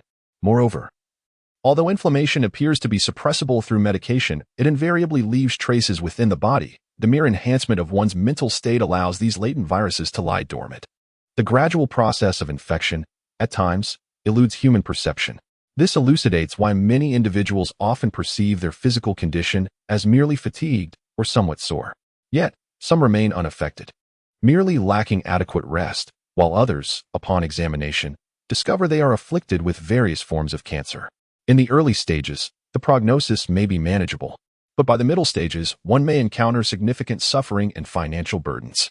The most distressing scenario arises when the illness is diagnosed at an advanced stage. Hence, a remarkable anti-inflammatory medication capable of curbing viral infections proves to be extraordinarily potent. Beyond this singular function, this exceptional medication possesses additional remarkable properties.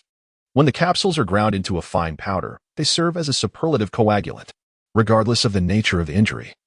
Applying this powdered capsule to the wound can instantaneously halt bleeding. Moreover, after achieving hemostasis, it can provide at least a week's worth of critical time for medical intervention.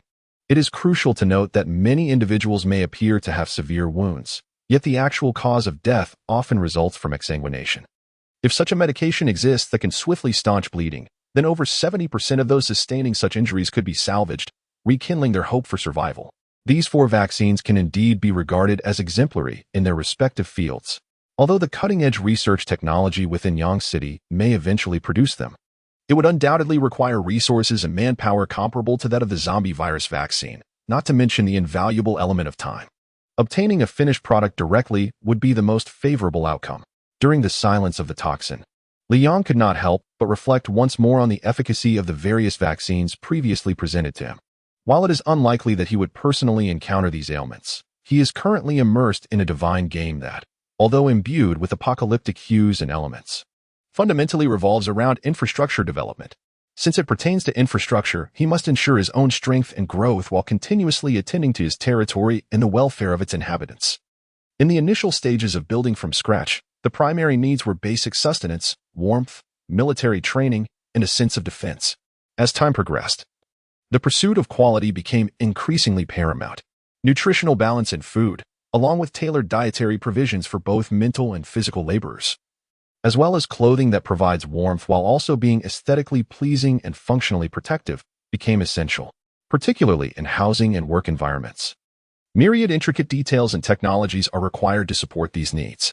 As the population increases, addressing health concerns becomes increasingly urgent. If one disregards the substantial rewards offered by the tasks, these vaccines alone represent a significant advantage. Liang pondered silently to himself. Naturally, he had chosen to come here primarily due to the substantial rewards of the task. He would not allow the immense value of these vaccines to obscure his purpose. The 5 antidotes were essential to him.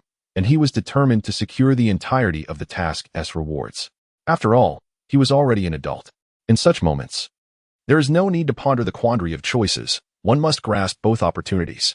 He chose to have it all. Chapter 85. Is this a slight loss? It is indeed a significant one. Venom remained silent, as did Li Yang. Both appeared remarkably composed, yet beneath the surface, Venom was embroiled in a tumultuous internal conflict. The thought of relinquishing those vaccines to Li Yang gnawed at him. It felt as if he were trading 5 painstakingly developed vaccines for a mere single one from this young man. It seemed decidedly unfair.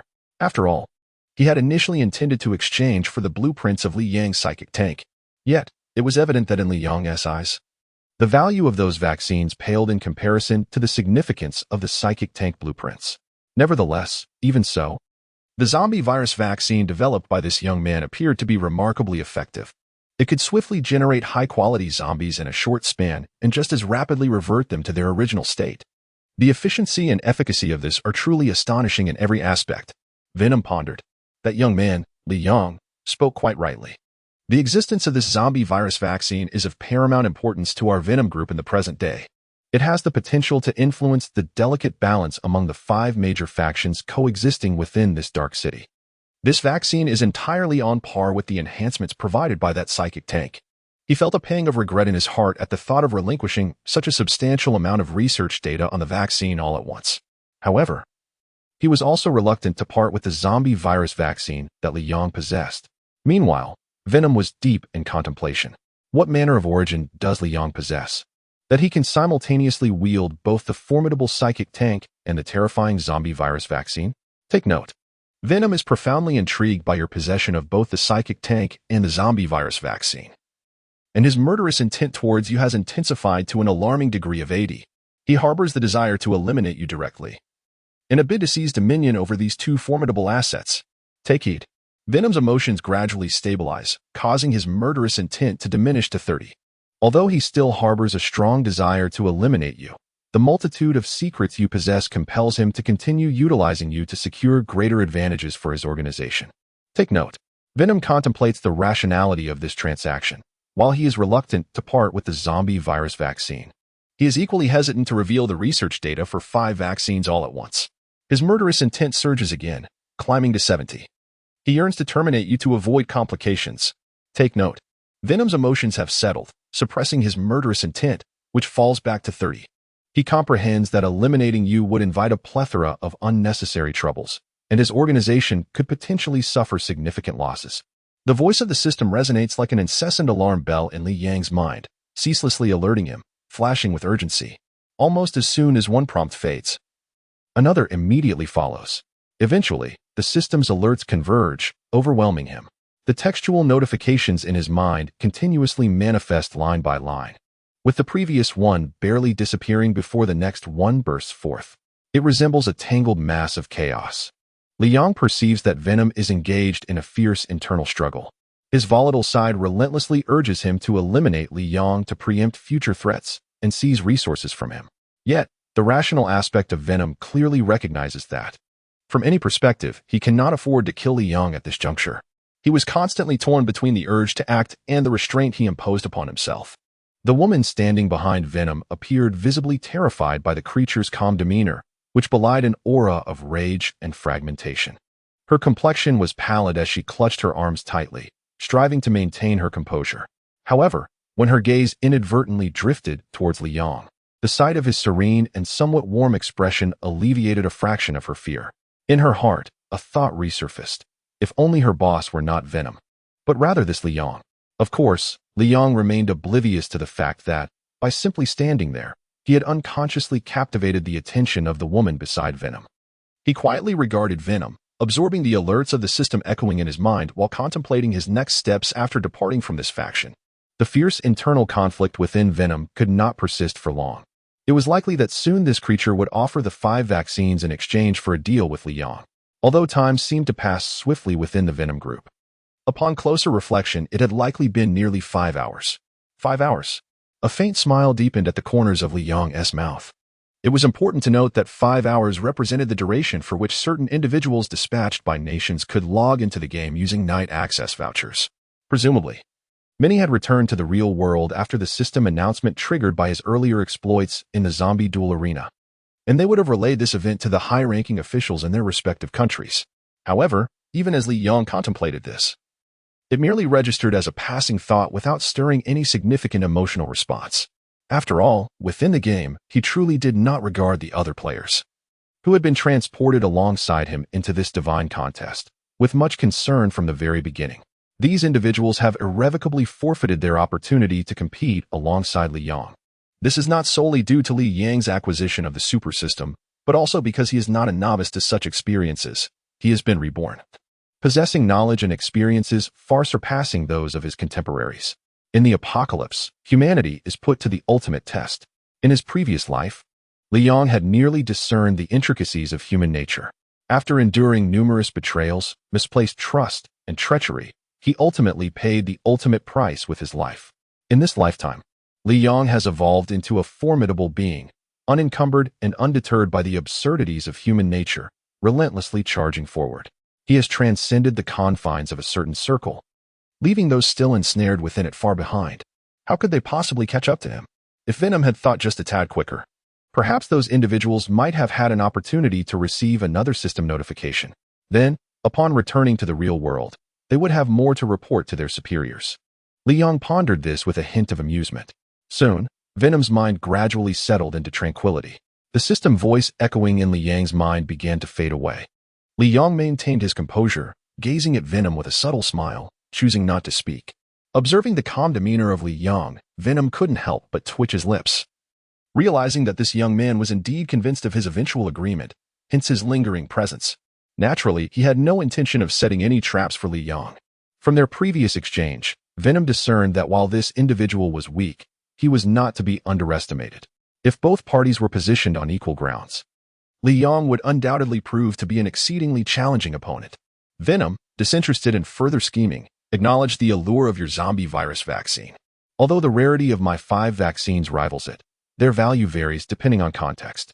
Since today marks our first meeting and collaboration, it is likely that you will frequent the Dark City in the future, presenting numerous opportunities for further cooperation.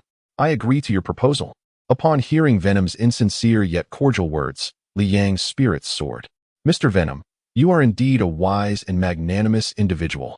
Although in this exchange, you may have suffered a slight loss, I am certain you shall not regret it. Venom replied, damn it, is this a minor loss? He has suffered a tremendous setback, to say the least. Chapter 86, A Successful Transaction. Listening to Li Yang's words, Poison was filled with indignation. However, having deliberated carefully, he had made his decision and would not waver. Soon, with a swift motion of his hand, 5 beams of azure light suddenly erupted from an unknown source behind him. If one were to observe these 5 beams of blue light closely, they would resemble 5 transparent blue crystals. Within these crystals lies the complete data of the 5 vaccines previously exhibited to Li Yong by the Venom. Upon the dispersal of the 5 azure chips, they swiftly ascended to the vicinity of Li Yong. Observing this, he raised his hand with a gesture and deftly gathered all 5 blue chips into his possession. As the azure luminescence gradually faded, he discerned the true form of these chips. Bereft of their radiant glow, the 5 azure chips reverted to their original size, akin to that of a fingernail. Yet, within these diminutive fragments resided an immense repository of experimental data and information. Were one to present this wealth of knowledge in paper form, it would likely occupy several square meters, if not more. The chips appeared to be replicas rather than originals. However, since they contained data rather than actual vaccine reagents, the distinction between the original and its replica bore no significance. After all, they were not intended for preservation as antiquities. Upon acquiring the experimental data and documentation of these 5 vaccines, Li Yong promptly set about verifying the authenticity of the information. Although the Venom Group is undeniably one of the formidable entities dominating this dark city, known for its cunning and ruthlessness, it is likely that they would not resort to fabrication in matters that evidently require long-term collaboration.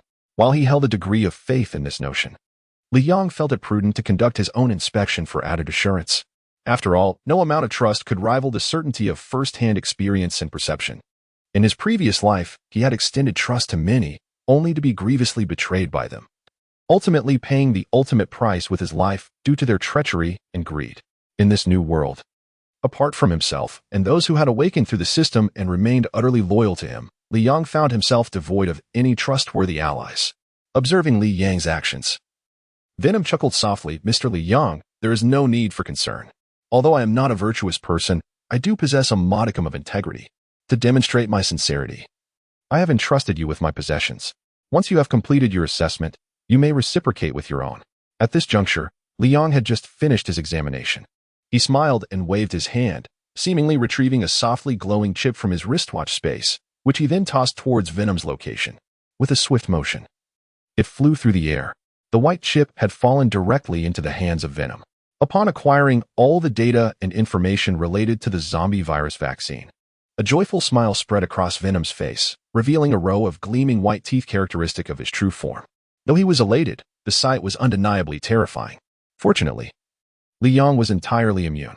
He observed Venom and swiftly stowed away the 5 chips, then smiled and remarked, Mr. Venom, you are indeed most generous. I hope that in the future, we can engage in even more delightful collaborations such as this one. At that moment, Venom had thoroughly examined the chip that Li Yang had handed him, finding no significant issues whatsoever. This is precisely the array of research materials and data regarding the zombie virus vaccine that Li Yang had previously presented to him.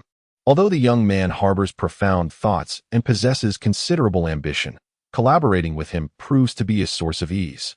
Unlike those ancient figures who demand constant vigilance against their underhanded schemes, Venom could not help but feel a sense of introspection, especially since he had just acquired what he ardently desired. Even after an overwhelming expenditure that saw him relinquish all 5 vaccines developed by his organization, the arrival of the zombie virus vaccine filled him with immense joy. Consequently, the individual he had once loathed and wished to eliminate, Li Yang, suddenly appeared far more agreeable in his eyes. Mr. Li Yang, what a delightful collaboration this has been. If you are not too occupied, would you care to join me for a late-night repast? I have a plethora of alluring and beautiful ladies at my disposal, should you wish for companionship during your meal. As she spoke, the woman standing behind Venom seemed to brighten with anticipation, though she dared not display overt enthusiasm. It was evident that she harbored a keen desire to spend time with Li Yang. However, upon hearing Venom's invitation, Li Yang turned to glance at Long Kue and Wang Xiaojun, who stood beside him. Despite the abundance of audaciously dressed, fiery women within Venom's organization, the monotony of such overt displays had begun to wear on him. He found the subtle beauty of Eastern women far more refreshing and pleasing to the eye. Moreover, in terms of facial features alone, Long Kue and Wang Xiaojun surpassed any he had encountered in Venom's realm. With a soft chuckle, he replied, There is no need for that. I appreciate your generous offer, Mr. Venom, but I have other matters to attend to, and time is of the essence. I shall not impose further. Should you think of a more intriguing proposition for our next encounter, feel free to send an envoy my way. I look forward to our future collaboration. Upon hearing Li Yang's words, the woman behind Venom could not hide her profound disappointment. Nevertheless, it seemed that there would still be opportunities for collaboration between her and her boss, leaving her with a glimmer of hope. The woman who walks alongside Venom certainly possesses a degree of allure, which instills in her a profound confidence regarding her own charm. She is convinced that Li Yang must be constantly aware of her presence. Little does she know, after the negotiations commenced, Li Yang had nearly forgotten that a provocatively dressed, voluptuous woman stood behind Venom. Observing this, Venom showed no inclination to retain her further. After all, she posed no threat, the transaction was completed. And he had no intention of forcibly detaining this individual within the Venom group. Keeping her in sight was merely a source of irritation. He smiled and remarked, Well then, I wish Mr. Li Yang an unforgettable experience in this dark city.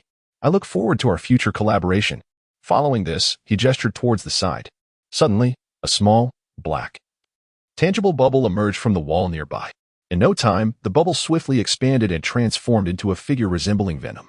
It quickly flowed across the floor to Li Yang, morphing into 3 transportation devices, and respectfully announced, Greetings, I am Venom number 3, here to escort you out.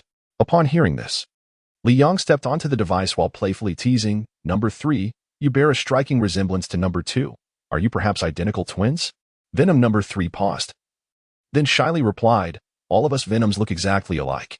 Their banter faded as the swiftly accelerating transportation device carried them away. At that moment, a slight twitch appeared at the corner of Venom's mouth. Suddenly, a red light began to flicker intensely before him. This fellow certainly possesses rapid communication skills. Venom gradually narrowed his eyes, a subtle smile gracing his lips. Chapter 87. Another special character card. Before long, Li Yang followed Venom number 3 and departed from the symbiote Venom group. It appeared this individual was not foolish.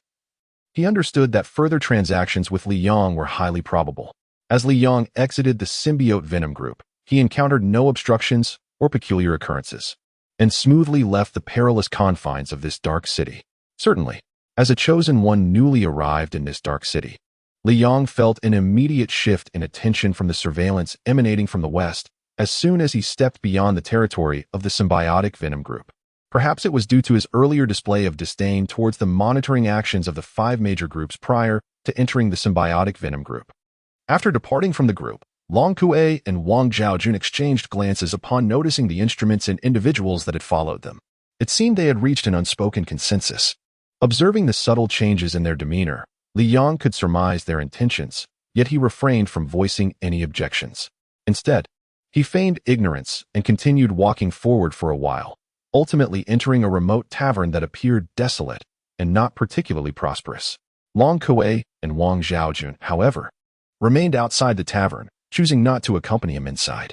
Upon seeing the seemingly unremarkable young man enter, the tavern owner lazily inquired, "Well, would you like to drink?" Li Yang, noting the owner's nonchalant attitude and the haphazard arrangement of the establishment, could easily deduce why business was so lackluster. Yet, a degree of solitude was precisely what he sought. "A mug of butterbeer," he replied, settling into a seat as he observed the owner shuffle off to find the ingredients. Meanwhile, he sat calmly, even humming a soft tune. Outside the tavern, the surveillance instruments and individuals from the 5 major groups of the Dark City, who had closely followed Li Yang after he left the symbiotic Venom group, were poised to enter the tavern as well. However, they were suddenly halted by the sight of 2 young girls standing on either side of the entrance. Dressed in garments reflective of Eastern tradition, their figures were graceful, and their beauty striking, yet their expressions bore an unmistakable air of hostility, an aura of menace. Just as this alarming thought crossed the minds of those tailing Li Yang and the distant operators of the instruments, the previously demure Long Kuei, adorned in a soft blue dress, was suddenly enveloped by a swirling mass of vibrant red and blue crystals. In an instant, her attire and hair ornaments transformed into a vivid crimson hue. Even the originally deep and clear eyes transformed into a blood-red hue in that fleeting moment. Following this crimson change, Long Kuei's combat prowess experienced a remarkable surge, multiplying exponentially. Whoosh! The multitude of onlookers scarcely comprehended how Long Kuei executed her strike. They merely witnessed her swiftly lifting her arm, from which a vast expanse of sanguine radiance emanated. Subsequently, 2 piercing sounds of arrows slicing through the air resonated. Boom, boom. The tavern owner, without spending much time, promptly served Li Yang a mug of butterbeer, just as he was about to return to his duties. A cacophony of explosive sounds erupted outside. Alongside this thunderous noise, the tavern's partially ajar door was violently flung open by the intense force from outside, allowing a torrent of smoke and dust to rush inside. Accompanying this chaos were the sounds of shattering instruments, collisions, and the distant cries of a few individuals. The owner, with an expression of numbness that had nearly become habitual, revealed to Li Yang another reason for the tavern's dismal business. Besides the proprietor's overly laid-back demeanor and lack of warmth, the more significant factor was likely the tavern's proximity to the toxic substance conglomerate. After all, in this dark city, who would venture to such a place for a drink? Observing the owner's pallor, it was evident that this tavern had witnessed its fair share of disputes leading to small-scale explosions and disorder. Contemplating this, Li Yang couldn't help but chuckle in resignation. He then slowly shook his head, raised the butterbeer before him, and took a sip. Soon, a myriad of luminous white particles enveloped the smoke outside, absorbing and disintegrating it. In a mere moment, the dense fog was entirely eradicated. At that juncture, Long Kuei, having reverted to her azure form, and Wang Zhaojun strolled in, engaging in cheerful banter, seemingly having dealt with this round of surveillance. The spirits of the 2 young girls were quite buoyant, observing the shopkeeper's demeanor, which suggested he had experienced much in life. Li Yang ordered a glass of juice for both Long Kuei and Wang Zhaojun. The 3 of them sat in the dimly lit tavern, relishing a fleeting moment of tranquility. Before long, the voice of the system echoed in Li Yang's mind. "You have accepted the invitation from Venom, proceeded to the Venom Corporation, and met with the symbiote Venom, thus completing the task. Congratulations, City Lord Li Yang." You have received an A-level treasure chest as a reward. You spend a total of 1 hour and 28 minutes within the confines of the Venom Corporation, having fulfilled the requisite hour, thus completing the task. Congratulations, City Lord Li Yang. You have earned an S-level treasure chest within the Venom Corporation. You acquired the Super Penicillin Vaccine, 99 neutralizing disease eradication vaccines, 589 animal vaccines, including rabies, the basic anti-infection vaccine for zombies, and 5 exceptional anti-inflammatory drug formulas. Task completed. Congratulations, City Lord Li Yang. You have received 3 S-level treasure chests and a special 5-star character card. Previously, during negotiations within the Symbiote Venom Corporation, it was perhaps due to the nature of the series of tasks that the rewards were to be granted only upon Li Yang's completion of the entire process of the task, or upon reaching a certain threshold before relinquishing it altogether. Consequently, at that time, the system only notified him of minor experience and gold rewards upon the completion of each segment, without mentioning the associated rewards. However, once Li Yang successfully exited the territory of the Symbiote Venom Corporation, the system promptly delivered all the rewards. 1 A-level treasure chest and 4 S-level treasure chests. Merely these rewards from the treasure chests would significantly enhance the development of Yang City once more. Upon this visit to the City of Darkness, despite the omnipresent dangers that permeate the surroundings, the rewards reaped are undeniably substantial. They are indeed commensurate with the level of peril found within this shadowy realm. As Li Yang listened to the system's incessant notifications, an unmistakable thrill surged within his heart. Such a generous reward. It is almost the first time he has encountered this after entering the game of gods. Moreover, with a thought, a screen radiating a bluish glow swiftly materialized before Li Yang. This is a scene visible only to players. Thus, there is no concern for the tavern keeper in the distance. Once again, a unique character card has appeared, and a hint of anticipation glimmers in Li Yang's eyes. Chapter 88. The Moon Goddess, The Arrival of Chang'e. This character card is distinct from the one he previously acquired from his uncle. The former contained the memories of Li Yang's past life, illuminating the identity of the character yet to be unlocked within it. Moreover, in this lifetime, he is determined to act decisively against that individual, beyond the fact that this person covertly betrayed him multiple times in his previous existence. Even playing a pivotal role in his demise, what Li Yang treasures most is the Dragon Kuei character card now in his possession. This character card possesses immense potential and power, classified as an S-rank card. The card that Li Yang has obtained now bears a resemblance to the previous Dragon Kuei card. Despite the differing descriptions, one being a 5-star special character card and the other an S-rank character card. Both, however, are exceptionally rare treasures. Li Yang has decided to set the treasure chest aside, intending to open it upon his return to Yang City. Meanwhile, he can discreetly examine this character card. Li Yang has no intention of exhausting the A and S-rank treasure chests acquired from earlier missions within this dark city.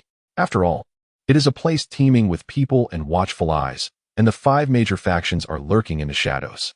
Should he uncover something valuable, the system's announcement would undoubtedly attract unwanted attention. In contrast, the character card does not elicit such widespread notifications. Even if he were to open it, no one would be privy to the nature of Li Yang's acquisition. This approach, comparatively speaking, is far less troublesome. Although Li Yang paid little heed to the tavern owner before him, having previously inquired about this individual's character information and discovering that he was merely an ordinary NPC, a common inhabitant of the Dark City, he deemed it unnecessary to concern himself. Yet, as Li Yang scrutinized the character card in his hand, the shopkeeper unexpectedly yawned, rose, and made his way to a makeshift bed nearby, where he promptly fell asleep. Li Yang, Long Kuei, Wang Zhaojun, the business at this establishment is rather lackluster. It appears that the primary issue lies in the proprietor's excessively laid-back demeanor. Goodness, it seems they have forsaken profit entirely, allowing patrons to indulge in self-serve drinks without charge. This fellow seems rather overconfident in the patrons drawn to his establishment. Nevertheless, Li Yang did not dwell excessively on the tavern owner's demeanor. With a swift motion, he raised his hand, and the watch upon his wrist emitted a sudden beam of ethereal blue light, precisely striking the character card that Li Yang had tossed into the air. Crack! In an instant, the character card was enveloped entirely by that radiant blue light, which then emitted a crisp sound. In an instant, under the influence of this blue glow, the card shattered into countless pieces. The previously faint blue light suddenly transformed into a dazzling brilliance. At that moment, a system notification resonated in Li Yang's ears. As you are the first player in the Divine game to level up to 15, you possess the qualifications and power to unlock this 5-star character card. You have successfully unlocked the 5-star Defensive Master, Chang'e. Just as the system's voice faded, the brilliant blue light that emerged from the shattered card expanded severalfold. It hovered in the air, but soon, the intensity of the blue glow began to fade into a soft white, retaining its luminosity. This white light, however, bore a distinct quality, reminiscent of the moonlight illuminating the sky. In an instant, the moonlight cascaded down, revealing a beautiful woman clad in a snow-white gown, adorned with ethereal lavender fabric around her shoulders and arms. She materialized from the resplendent moonlight, her figure graceful and her skin as smooth as cream, exuding a gentle, cool aura. Yet, as she gazed down at Li Yang, her chilly demeanor transformed into warmth, akin to ice melting, and she bestowed upon him a radiant smile. Behind her, the full moon, which existed as a surreal backdrop alongside the luminous moonlight, paled in comparison to Chang'e's enchanting smile. "Wow, she is stunning," exclaimed Wang Zhaojun and Long Kuei, who stood beside Li Yang. They were captivated by Chang'e's beauty as she emerged from the shattered character card, gazing dreamily into the air with heartfelt admiration. Li Yang, the recipient of that mesmerizing smile, simply raised his eyes to behold Chang'e materializing above, responding with a soft chuckle. "Welcome to our team, Chang'e." In Li Yang's memory, Wang Zhaojun, Long Kuei, and Chang'e were not unfamiliar figures. They existed within the realms of history, legend, or mythological narratives. Comparatively, Wang Zhaojun was exceptionally intelligent and possessed remarkable qualities. Although she could engage in battle, she was not a combat-oriented character.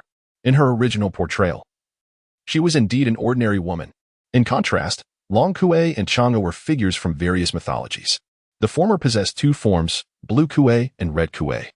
The former was gentle and intelligent, serving as a strategist and advisor, while the latter was an embodiment of overwhelming combat prowess.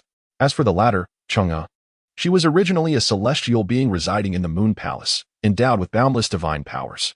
However, recalling the system's prompt upon the recent fragmentation of the character card, the Chang'e before me may bear some resemblance to the representation of Chang'e in a mobile game from the real world, a character of defensive prowess.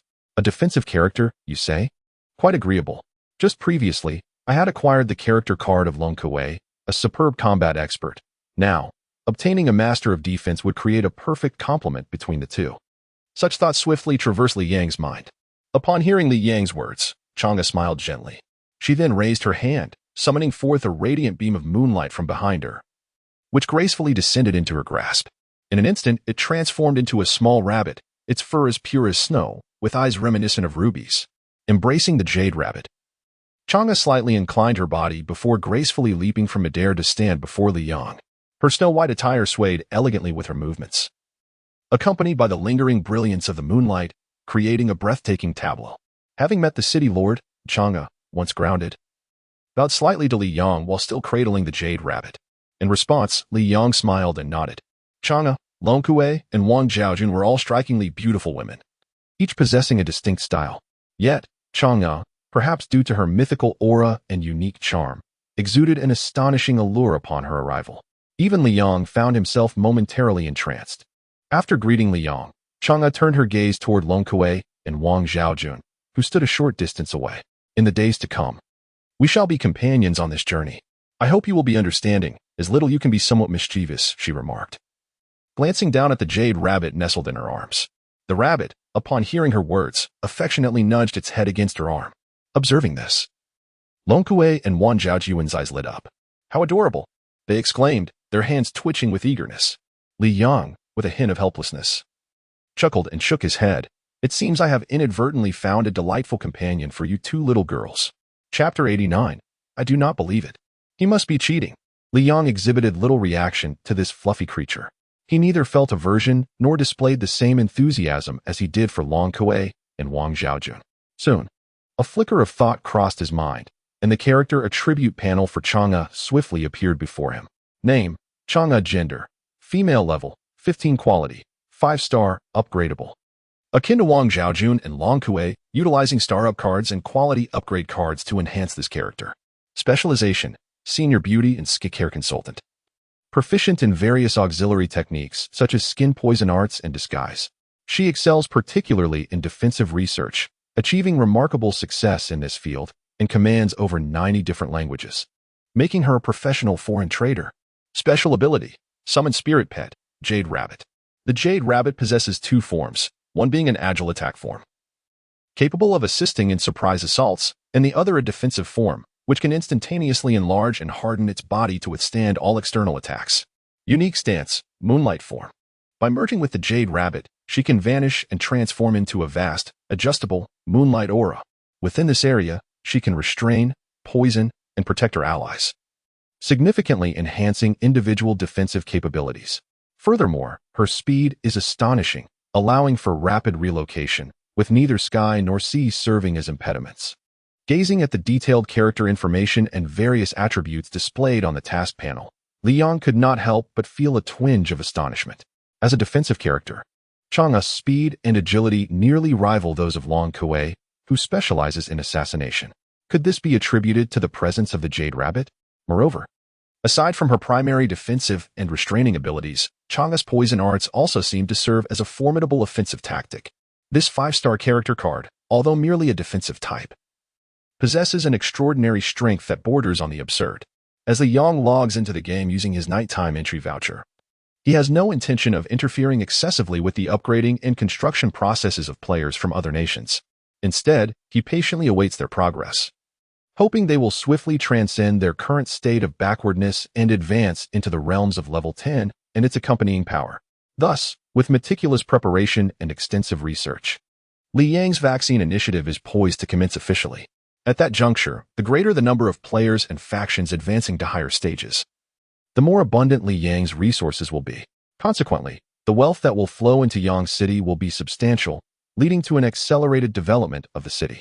Prior to this, Liang's research and development of the vaccine has been of utmost urgency. Beyond the existing efforts, he aspires to attain even more elevated standards. The recent addition of Long Kuei and Chang'e, particularly the latter's profound expertise in beauty, aesthetics, and dermatological toxins, clearly positions her as an ideal candidate to contribute to Yang City's exploration and development of innovative vaccines in uncharted realms. For Liang, this represented not merely a substantial enhancement of his own combat prowess, but also the acquisition of a notably formidable force for Yang City. As Liang, Long Kuei, Wang Zhaojun, and Chang'e are engaged in lively conversation within the confines of a quaint, secluded tavern, the Game World-S system announcement was once again refreshed, echoing Liang's actions in the Dark City. World announcement: player Liang has successfully conducted a transaction with the symbiotic venom group of the Dark City, acquiring a super penicillin vaccine, 9999 neutral disease eradication vaccines, 589 varieties of animal vaccines, including rabies, a basic anti-infection vaccine for zombies, and 5 elite anti-inflammatory drug formulas, thus becoming the player with the most extensive collection of advanced vaccine formulations in the game. He is the first to possess such a multitude of vaccine reagents, evoking envy among his peers. World announcement: player Liang has successfully engaged in a transaction with the symbiotic venom group of the Dark City, acquiring a super penicillin vaccine, and has thus become the first to command such an extensive array of vaccine reagents, inspiring admiration from those around him. World announcement: player Liang has successfully traded with the symbiotic venom group of the Dark City. Soon, such a global announcement has swept through the world channel of the Divine Game. At this very moment, through night login vouchers, a few hundred players, engaged in construction and upgrades, are gradually nearing the end of their endeavors as time runs short. All are utterly astounded by this rapidly flooding, dominating world announcement.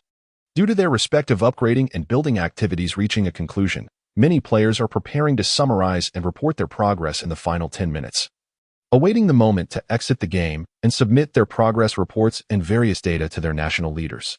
Upon witnessing this announcement, many players, in a fit of exasperation, opened the World Channel's chat bar, ready to unleash their eloquent expressions of excitement. Yet, the World Channel had scarcely refreshed with a few messages from players when it was once again inundated by a new world announcement. World announcement: player Liang has successfully completed a special task in the Dark City. He has received a total of 1 A-grade treasure chest, 4 S-grade treasure chests, and a special 5-star character card among other bountiful rewards. He has become the first player in the game to trigger this task. Let us congratulate him. World announcement: player Liang has successfully completed a special task in the Dark City. He has received a total of 1 A-grade treasure chest. He is the first player to trigger this task. Let us congratulate him. World announcement. Player Li Yong has successfully completed a special task in the Dark City. Before the agitated players could fully express their elaborate sentiments within the World Channel, yet another round of announcements surged forth, plunging them once more into profound shock and silence. Many were left momentarily speechless, grappling with disbelief. What? Why is it Li Yong again? Why is it always Li Yong? Why is he everywhere? Didn't we just see an announcement refresh a moment ago? How could it have been so little time since then? The last time he refreshed. I suffered tremendous setbacks on my upgrading path, and now that I have finally calmed my emotions, he strikes me again with blows to my resources and advancements. My heart is heavy with frustration. I can hardly contain myself. How long is his night login voucher, anyway? Our time is nearly up. We were all preparing to write summaries and come back tomorrow to give it our all. Why is he still causing a ruckus here? Doesn't he worry about his offline time? To the one above, you've completely missed the point. Even if he finishes this announcement and logs off, his progress is still far ahead of ours. Is there truly no one who can put a stop to this fellow? I see his ID on the world announcements daily. I'm visually fatigued from it. Please, let a dark horse emerge to overshadow him. I'm on the brink of developing PTSD from Li Yong. Recently, a new batch of level 10 players has emerged in the game, albeit in limited numbers. Meanwhile, Li Yong has already ascended to level 15, rendering any comparison utterly futile. Oh, how I cannot bear it. The incessant chatter in the World Channel scarcely draws Li Yang's attention. Long Kue and Wang Zhaojun exhibit a demeanor of accustomed indifference. However, Chang'e, with a hint of curiosity, inquires, "Oh, Lord of the City, do you not mind?" Li Yong merely smiles and shakes his head. After a brief moment of silence, Chang'e continues, "But he claims you are using cheats." Upon hearing this, Li Yong, Long Kue, and Wang Zhaojun raise their eyebrows in unison. Oh, they direct their gaze towards the World Channel, where a solitary message stands out. Sakura-san declares, "I do not believe it. He must be using cheats." Chapter 90. Not everyone can talk big. Almost every time Li Yang activates a feature, the world announcements in the game flood the screen, causing the World Channel to erupt in a frenzy. Given that Li Yang's accomplishments consistently outpace those of numerous players within the game, the discussions that ensue in the World Channel often degenerate into a cacophony of unflattering remarks or indiscreet accusations. For instance, just moments ago in the World Channel, a righteous indignation arose, questioning whether Li Yong is indeed a user of cheats, as inferred from the ID of Sakura-san. This individual is likely a player from a ninja nation. However, Li Yong remains indifferent to which country this person hails from. In this realm of gods, he stands alone, refusing to align with any faction. It is only when other forces seek his assistance or alliance that he might consider engaging with them. Thus, upon hearing Chang'e's earlier remark about someone claiming Li Yong was cheating in the World Channel, Li Yong, along with Long Kue and Wang Zhaojun, displayed little emotional upheaval. Instead, they quickly opened the World Channel out of curiosity. Long Kue, intrigued, recalled what Sister Zhaojun had mentioned before. There was indeed a time when someone on the World Channel suspected the City Lord of cheating and even submitted a report to the system. However, it seemed that the report was never completed, as the individual attempting to report was swiftly deemed to have violated the game's peace, resulting in a significant drop in level and the loss of numerous resources. This thought excited her. She had only heard about it from Sister Zhaojun and had never witnessed it firsthand. She had often pondered whether such incidents had deterred others from voicing suspicions afterward. To her surprise, an opportunity to witness such a scenario had now arisen. Listening to Long Kue, Li Yang's expression remained unchanged. Although he did not share her level of anticipation, he was nonetheless curious. The players logging into the game tonight via the nighttime ticket were presumably the most suitable and outstanding representatives from various nations. It was indeed remarkable that there were still individuals oblivious to his previous screen-dominating actions. Soon, the once rapidly flowing and incessant stream of messages in the World Channel fell into an unusual silence, triggered by that one statement from Sakura-san. It was as though all communications had been abruptly muted. Of course, only those scattered throughout this realm of gods, belonging to various factions, understood the reason behind this eerie stillness in the World Channel. Who exactly is this Sakura-san? Surely, there are no new players in this game? Could it be that this person is unaware of the fate that befell the last player who dared to report Li Yong? Or perhaps their mind is muddled. Even if they knew, they still refused to believe it? In a certain location within the realm of gods, a team that had just completed their evening of construction and upgrades, preparing to return to the real world, was engaged in discussion about Sekiro-san's comments from the World Channel. Upon hearing what was said, the person sitting beside him merely shook his head in response. Who knows? Once, there was a fool who insisted on suspecting that Li Yang was cheating and even went so far as to draft a complaint to the game developers. It is said that he barely completed half of it before being blocked by the system, which deemed his actions disruptive to the harmony of the game and imposed a punishment on him. There were a few others who followed this foolish individual in reporting, and they too faced repercussions. Indeed, I recall this. Goodness, this incident nearly terrified me when the system announcement was made. My hand hovered perilously close to the complaint submission button, almost pressing it. However, the format and style of this ID suggest it likely hails from the land of ninjas. Indeed, it bears a striking resemblance. Upon seeing this ID, thoughts of Li Sang and the blossoming cherry blossoms of my hometown flooded my mind. At this moment in the game of myriad deities, numerous players are fervently discussing the individual who dared to question Li Yang. In contrast, the barrage of system announcements triggered by Li Yang's actions has created a profound impact, as he has overwhelmed the system with notifications on multiple occasions. While the current situation has certainly shocked many, the nostalgia of this renewed accusation against Li Yang evokes a certain familiarity. After all, the astonishment Li Yang instigated is an experience far beyond their reach, creating an almost surreal sensation. Presently, across the game, players whose nighttime gaming sessions are drawing to a close are preparing to return to their respective realities. The team channels and map channels are abuzz with discussions regarding this matter. I venture to guess that this individual will drop 5 levels. 5 levels? That is hardly sufficient. This is the second time he has challenged the authority of the system. Why not be bold and drop him all the way back to level 1? That would be exceedingly cruel. At this point, it is not just Li Yang who has reached level 15. Even among the smaller factions of major powers, there are at least 1 or 2 players at level 10. As for those at levels 7 or 8, they are countless. If this individual were to plummet back to level 1, it would be tantamount to a death sentence. In this game of myriad deities, should one exceed 3 deaths, they will be irrevocably lost. The overwhelming majority of players, apart from Li Yang, nearly all lost a life during their initial encounter with the zombie invasion upon entering the game. Presently, most individuals are left with merely 2 lives, not to mention the reckless souls or the weaker ones, who may have lost another life during the leveling process. However, despite this, I must commend this individual for his remarkable courage. He has accomplished what many have long desired, yet dared not pursue. I can hardly fathom how Li Yang thrives in that dark city, a place notorious for its terrors and predatory nature. How did he manage to strike a deal with one of its formidable leaders and emerge successfully?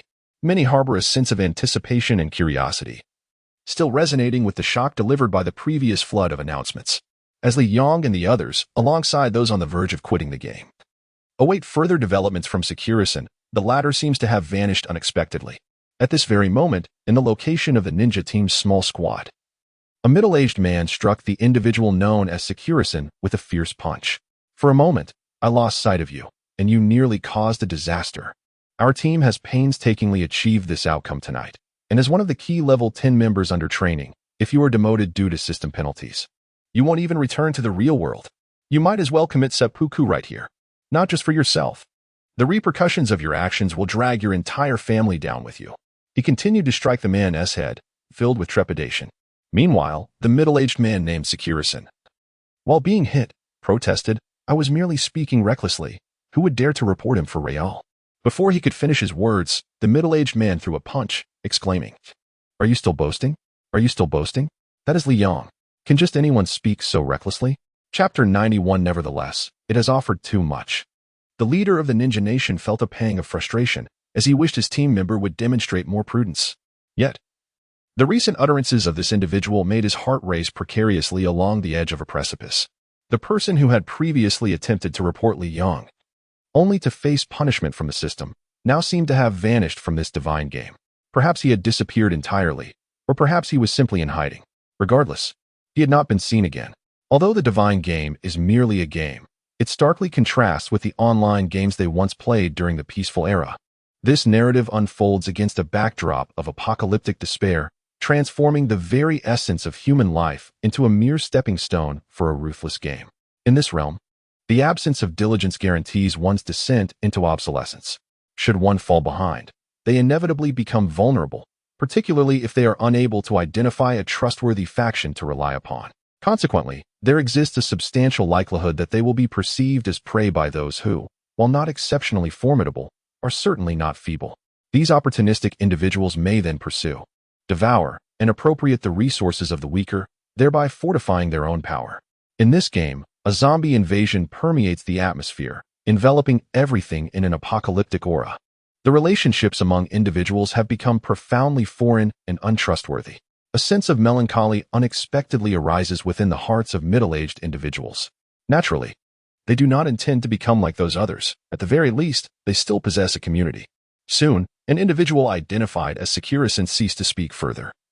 Despite being rather loquacious, he exhibited remarkable obedience to commands. Observing this, the middle-aged man declared with a serious demeanor, "We have merely 5 minutes remaining until the end of the nighttime gaming session. After 5 minutes, we shall return to the realm of reality, at which point we must contemplate the actions of Li Yang and the series of notifications he has triggered during tonight's game. This is something we must keep in close remembrance and subsequently report in full." He spoke, lifting his gaze to survey the team members before him. After a night of diligent effort, we have succeeded in elevating one member to level 10. Furthermore, the remaining members at level 9 are not far from achieving the same milestone. Upon our regular login to the game tomorrow, we shall likely welcome 2 or 3 additional members at level 10. This marks a significant advancement.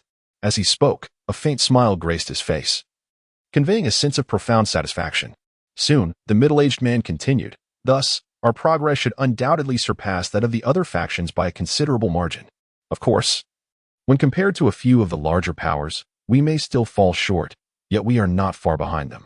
Therefore, concerning Li Yang, it is no longer an issue that requires our collective attention or excessive concern. All of these matters should be entrusted to individuals in the real world for contemplation and decision-making. Our collective task is to enhance our abilities and expand our territories within this gaming realm. Although Li Yang has experienced rapid advancement in both level and territory, he is merely one individual on his journey. In contrast, we possess an entire elite team. Furthermore, each incremental elevation in level is quite challenging. Compared to Li Yang, our advantage lies in our lower levels, which allows us to progress at a swifter pace as the requirements for our advancement are considerably simpler.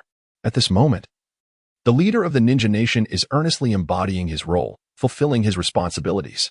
In these final 5 minutes, a time so limited, he has successfully uplifted the spirits of his team members, who had momentarily felt disheartened due to the recent announcement in the world.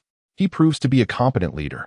Soon, the remaining members of the Ninja Nation regain their confidence through his words. Meanwhile, in various corners of the Divine Games, the leaders of the smaller teams, whose night gaming passes were nearing expiration, were engaged in similar acts of reassuring their teams. Despite the overwhelming and disheartening announcements made by Li Yang, they remained the heads of their squads. It would be unwise to succumb to despair alongside their team members. As time quietly slipped away, the teams dispatched into the game with night gaming passes lasting only 5 hours were compelled to exit the game as their time expired, returning to the realm of reality. At this moment, Li Yang finished his butterbeer and swiftly departed the secluded tavern with Long Kuei, Wang Zhaojun, and Chang'e. They began to wander through the shadowy city, a place that felt quite unfamiliar to him. Fortunately, there was still ample time for Li Yang to explore and familiarize himself with this environment. After all, the shadowy city is destined to be a location he will frequently encounter in the future, serving as the ultimate dungeon map for a level phase within the game. It cannot simply conclude so effortlessly. Thus, seizing the present opportunity to wander and explore this place, while familiarizing oneself with the specific circumstances and information, is indeed prudent. In this dark city, Li Yang has encountered 3 of the 5 major factions. The first is the zombie duel arena belonging to the Golden Jade Group, which he came across upon his arrival in the Dark City. The second is the Green Demon Group, the first to extend an olive branch to him after he departed from the Golden Jade Group's zombie arena. However, at that time, Li Yang, wishing to avoid unnecessary peril, declined their invitation. The third group he encountered was the Symbiotic Venom Group, which followed closely after the Green Demon Group, also reaching out to him.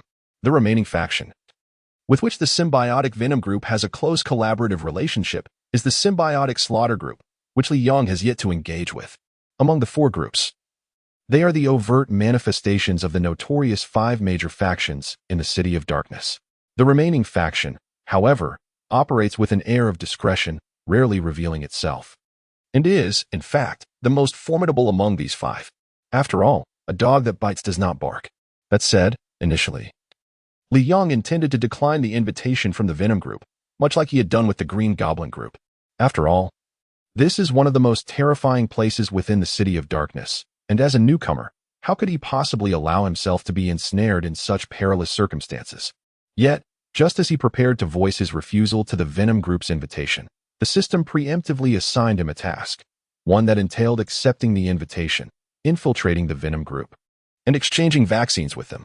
Had this merely been an ordinary task from the system, Li Yang might have opted for a straightforward rejection. For what could be more valuable than one's own life?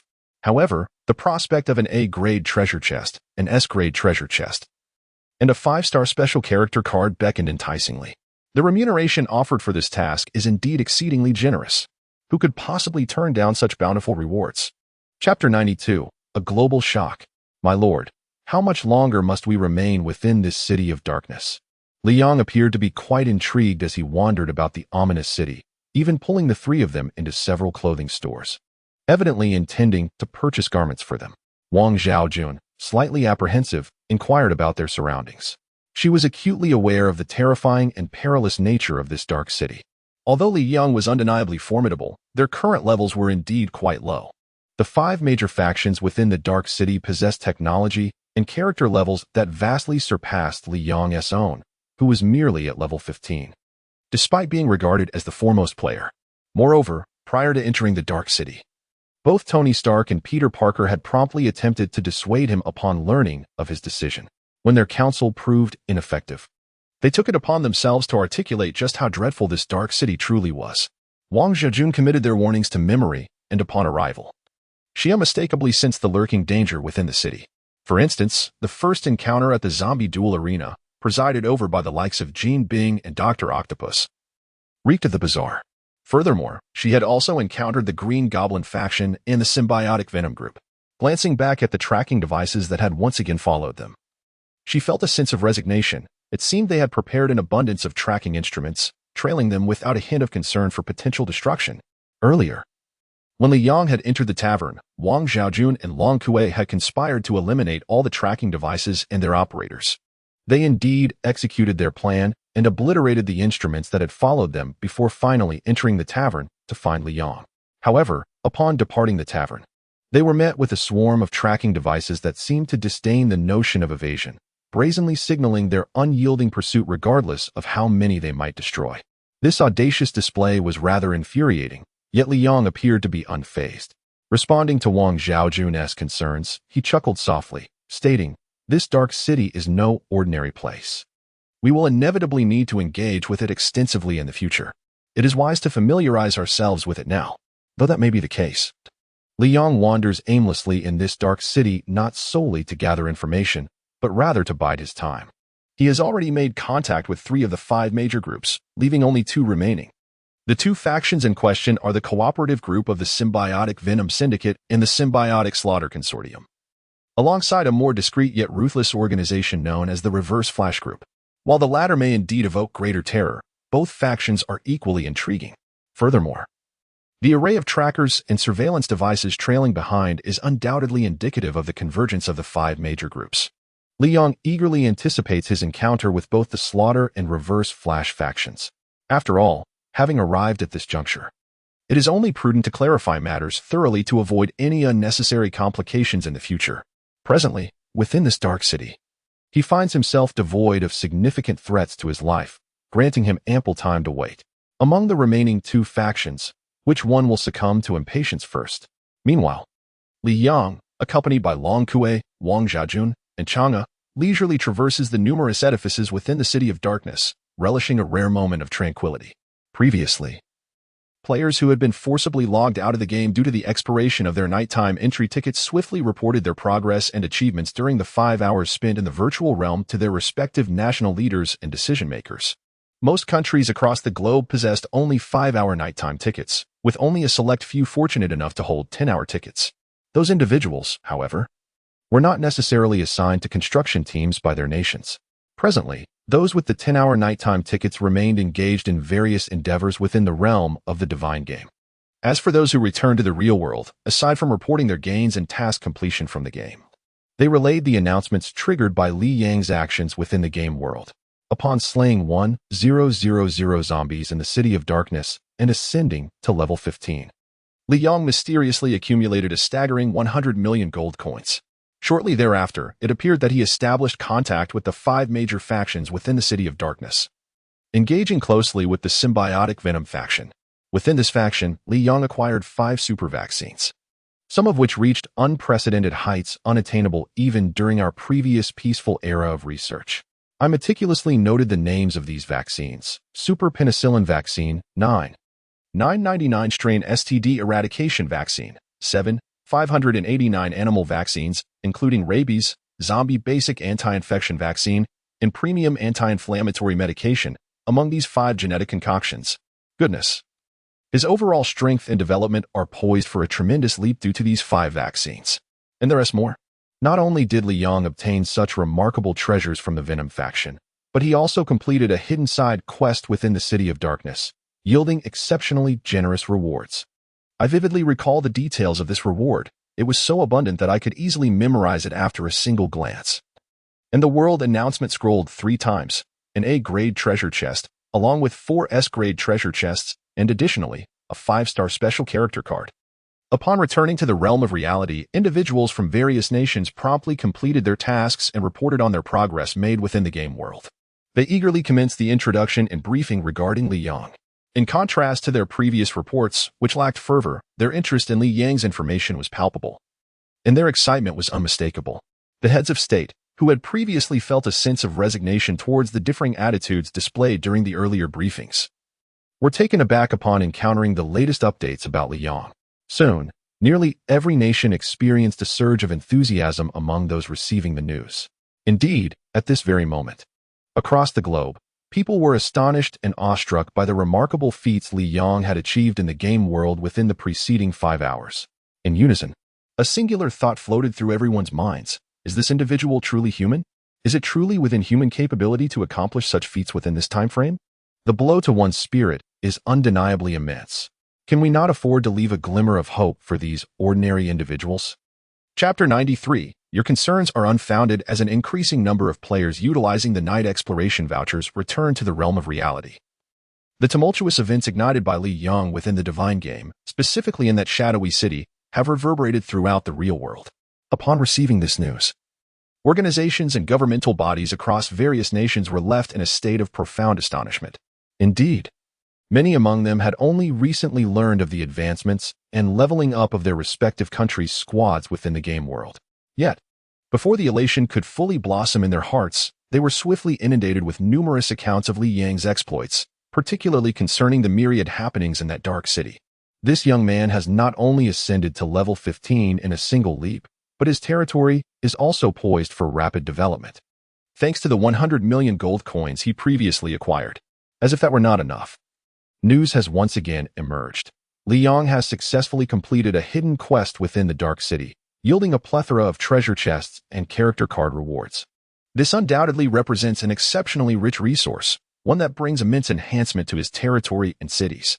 However, merely these words, while still evoking a hint of envy, do not reach the level of astonishment.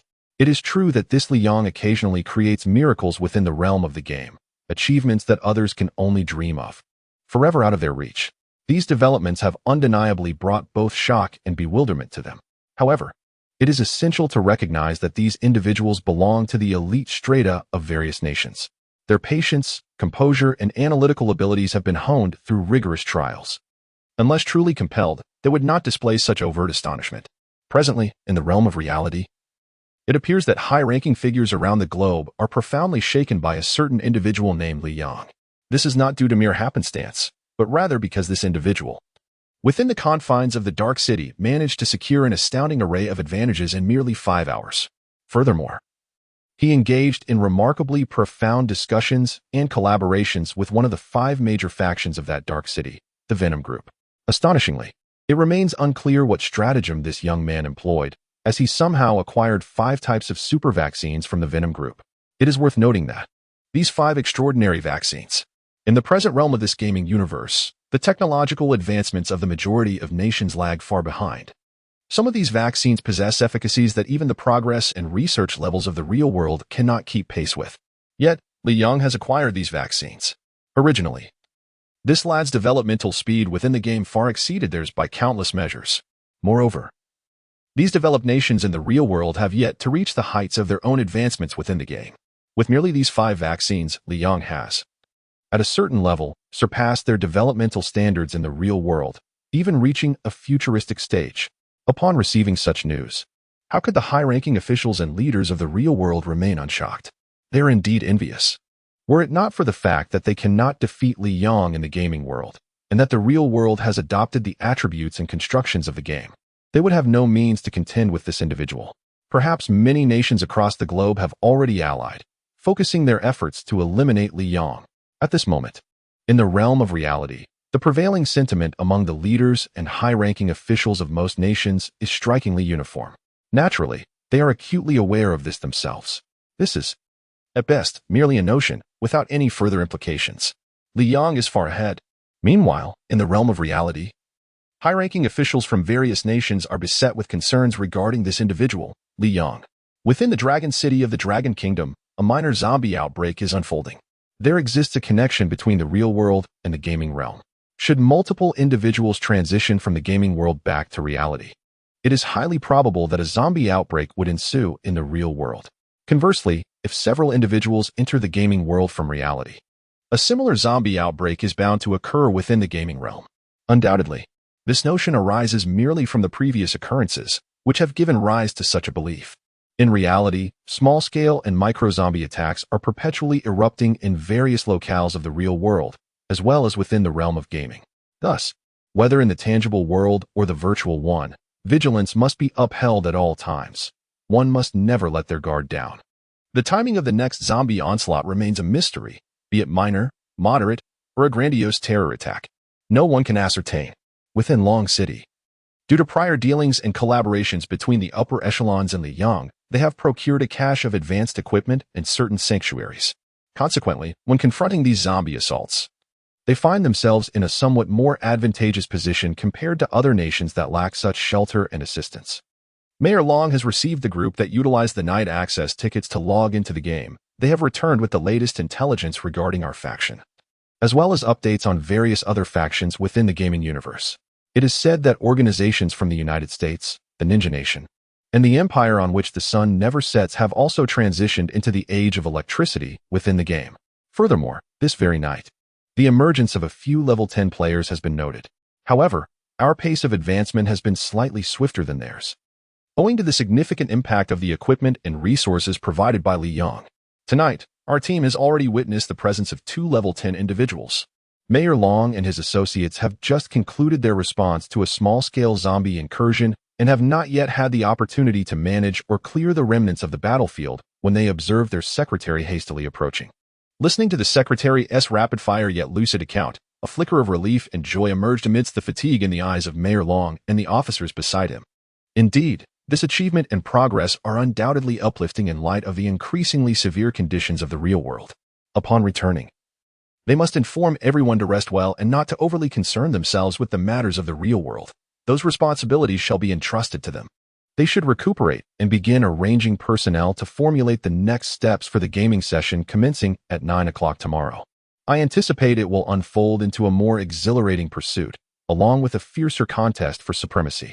Without delay, Mayor Long issued commands with utmost seriousness. The secretary nodded, seemingly with more to convey, yet at a loss for how to prioritize their thoughts. Curiously, one of the officers beside Mayor Long inquired, "What of Li Yang? Surely he possesses a night access ticket and is engaged in the game. Given that those guilds and organizations have achieved such substantial advancements, has he not experienced any elevation?" Upon hearing the sound, Mayor Long, intrigued, inquired, "Indeed, where is Li Yang?" The secretary, overhearing their conversation, could not help but smirk. "You are both overthinking it. Once that lad enters the game, how could he possibly remain tranquil and unperturbed?" She refrained from speaking further, uncertain of where to commence. Chapter 94. An odd sense of assurance. The secretary suddenly exhibited a most peculiar expression. A strange sensation arose within Mayor Long and the officer beside him. Did they just pose an exceedingly foolish question? Since the very first day Li Yang entered the realm of the divine game, he had scarcely maintained a low profile. From the initial onslaught of zombies, he had swiftly risen to the top of every leaderboard, boasting remarkable achievements, abundant resources, superior territory, and an impressive personal level.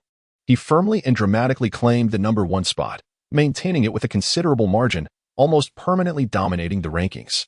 Furthermore, Li Yang's standing had never faltered from that exalted position. As time progressed, the disparity between his accomplishments, resources, and both personal and territorial levels only magnified in contrast to the second place. Although he had seldom communicated in the world channel or formed teams with others, this individual had remarkably achieved such outstanding results all on his own in a game world that had commenced from scratch. This is precisely what left the others in a state of profound shock and bewilderment. After all, when the apocalypse arrived, few could truly comprehend its implications. As for the enigmatic game of the gods that coexists with the end times, its nature and the circumstances surrounding its emergence remained utterly baffling.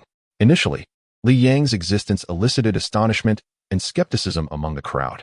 However, as time passed, they grew somewhat desensitized. Reflecting on the impressive feats and information regarding Li Yang that they had learned earlier, Mayor Long and the officer beside him fell into silence, feeling as though they had posed a question of little substance. After a prolonged pause, the officer finally managed to articulate a thought. Upon hearing this, Mayor Long could not help but smile wryly, then nodded in agreement.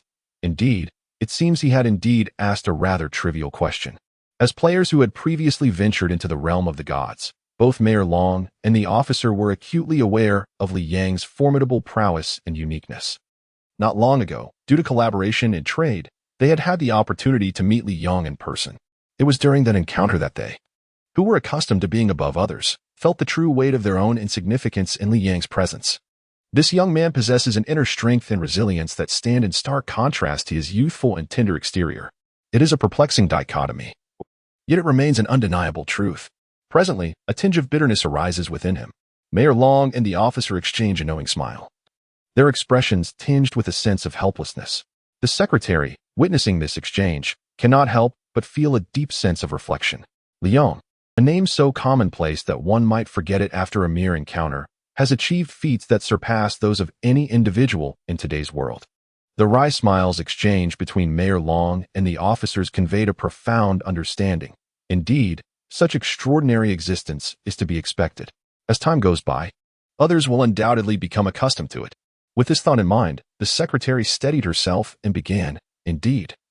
Those who have returned from the game have brought back a wealth of information regarding Li Yang. However, there is quite a bit to relay, so I shall present it to you one piece at a time. Mayor Long and the officer exchanged glances, exclaiming, "So there's more to recount?" No surprise that this young man remains restless within the realm of the game. Soon, the secretary continued, in addition to what we learned from the earlier returnees, it appears that Li Yang has entered the Dark City and, through some means, acquired a staggering sum of 100 million gold coins. He has also vanquished 1,000 zombies, earning considerable system rewards that propelled him to level 15. Shortly thereafter, Li Yang seemingly initiated an even more astonishing wave of notifications. What she referred to were the initial reports submitted by those who had returned to reality due to the brief duration of nighttime gaming tickets. At that time, it had already caused a considerable uproar on a global scale. For those, like Mayor Long, who had forged a partnership with Li Yang, the revelation was both shocking and joyous. After all, they had secured a collaboration with someone so astute, unlikely to be swayed by emotional appeals or patriotic sentiments. Yet, this individual harbors a profound love for his country, as long as the transactions are meticulously conducted and the exchanged items are in order. His contributions are bound to be substantial. Thus, their Dragon Nation has established a connection with the leading figures of this gaming world. In the future, whether in the realm of reality or within the virtual universe, their development shall undoubtedly become more effortless. Naturally, they must also exert their utmost efforts to assist Li Yang in his endeavors. After all, he is currently the foremost player in the game. Yet he faces an increasing tide of unknown challenges and pressures, which may even escalate exponentially, since they are now collaborators. The Dragon Nation is compelled to dedicate all resources to support and aid Li Yang. Consequently, while the world may be in shock, the people of the Dragon Nation find themselves rather pleased. However, at this juncture, the secretary continued, stating that according to the last group of individuals who returned, approximately 10 minutes before their departure from the game, a new series of global announcements had emerged. All these announcements pertained to Li Yang, revealing that he had undertaken a hidden side quest within that dark city with remarkably generous rewards. Upon hearing this, the mayor of Long City and the officer, who had just sheathed their weapons, accepted bottles of water and meat floss bread from their companions. After enduring fierce battles and rescue missions, their immediate need was for sustenance and hydration. The mayor took a bite of his bread, nodded thoughtfully, and inquired, "What are the rewards?" The secretary glanced at the notes in her pad and replied in a subdued tone, "An A-grade treasure chest for S-grade treasure chests, and a 5-star special mission card. That is all, nothing more." The mayor's complexion turned pale, nearly choking, but fortunately, he had swallowed the bread just before the secretary spoke. The officer beside him, however, was not as fortunate. He had just taken a gulp of water, which promptly spewed forth in surprise. What on earth? So many remarkable items. And yet one dares to claim that this is all there is to it. How much more could one possibly desire? The secretary, possessing formidable psychological resilience, remained unfazed by the officer's demeanor and continued in a calm tone. Furthermore, this Li Yang has engaged in a communication and transaction with the Venom Group in the Dark City. From this group, he acquired 5 extraordinary vaccines, which include the Super Penicillin Vaccine, the 9,999 neutralizing vaccine for sexually transmitted diseases, a vaccine for 7,589 animal diseases, including rabies, a foundational anti-infection vaccine for zombies, and an exceptional anti-inflammatory medication among these 5. This time, even Mayor Long found himself somewhat unsettled. He anxiously chewed on a piece of bread for an extended period, struggling to articulate more than a few words. Ultimately, after swallowing the bread in a fit of anxiety, he surprisingly found his emotions settling into a much calmer state. However, both the secretary and the officers were acutely aware of his inner turmoil. It is not acceptance. Rather, it is numbness. Mayor Long remained silent for a moment before stating, "I was previously concerned that this young man might encounter some peril in the unknown realm of the Dark City. However, it appears that we were overly apprehensive. This fellow possesses an exceedingly peculiar sense of reassurance." Chapter 95. Reflections of the American Leadership. At times, one cannot help but harbor doubts. Who exactly is Li Yang? Is he truly the creator of the divine game? Or does he have some affiliation with its developers? Why is it that these rare and precious resources, which are so elusive within the game, seem as commonplace to him as cabbages growing in a field? At this moment, the officer wiped the spot on his body that had just been splashed by his own water, incredulously whispering to himself. Upon hearing the officer's words, Mayor Long and his secretary exchanged bittersweet smiles but chose to remain silent. What exactly is the divine game? Although no one possesses definitive knowledge, it is conceivable that this phenomenon bears some connection to the impending apocalypse of the real world. Furthermore, this game may represent a form of energy harvesting by an advanced civilization existing beyond their planet, within the vast cosmos. Yet, through this game, the humans still inhabiting this soon-to-be doomed planet may still have a glimmer of hope to salvage their homeland. This notion is held with unwavering conviction by all. Naturally, the words spoken by the officer are merely expressions of astonishment. It is evident that he does not genuinely believe that Li Yang is an extraterrestrial being from another planet. After all, the fellow's actions and demeanor, particularly following our close encounter, reveal unmistakably that he is indeed a resident of this planet, without a doubt. Moreover, he is a true patriot of the Dragon Kingdom. Soon, Mayor Long found himself deep in contemplation. After an indeterminate passage of time, he spoke softly. "It appears that this dark city, shrouded in mystery, remains perilous not only for us but also for many advanced nations abroad.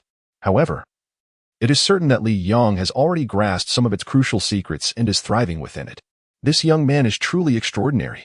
After this commendation, Mayor Long continued, "Li Yang's nighttime gaming pass must extend beyond 5 hours.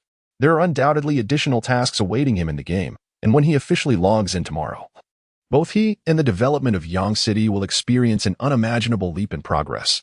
Meanwhile, those still engaged in the game must seize the opportunity to level up and gather resources. As for us in the real world, while ensuring the safety of the citizens of Long City, we must swiftly organize our various forces and resources, striving to provide Li Yang with support and supplies. Now, everyone, let us get to work. By tomorrow morning, I shall devise a comprehensive plan." Currently, Li Yang's extraordinary developmental state has undoubtedly fostered immense trust from Mayor Long simultaneously. The progress of the Long Nation organization within the game must not lag behind. However, it is evident that Mayor Long has prioritized the development of Li Yang's resources above that of the Long Nation. After all, the height of his starting point is unfathomably superior, warranting the selection of the most exceptional individuals to assist him. The stir caused by Li Yang and the Long Nation is considerable, and other countries are experiencing similar scenes and dialogues at this very moment. In the United States, after hearing the accounts and reports from the guild leader who had just returned from the game world, the nation's leader fell into a prolonged silence. Observing his demeanor, the military officers and secretaries standing nearby were rendered speechless, hesitant to utter a word. After an indeterminate time, the U.S. leader finally spoke. These 5 vaccines are neither too many nor too few. Each is nearly a pinnacle super vaccine.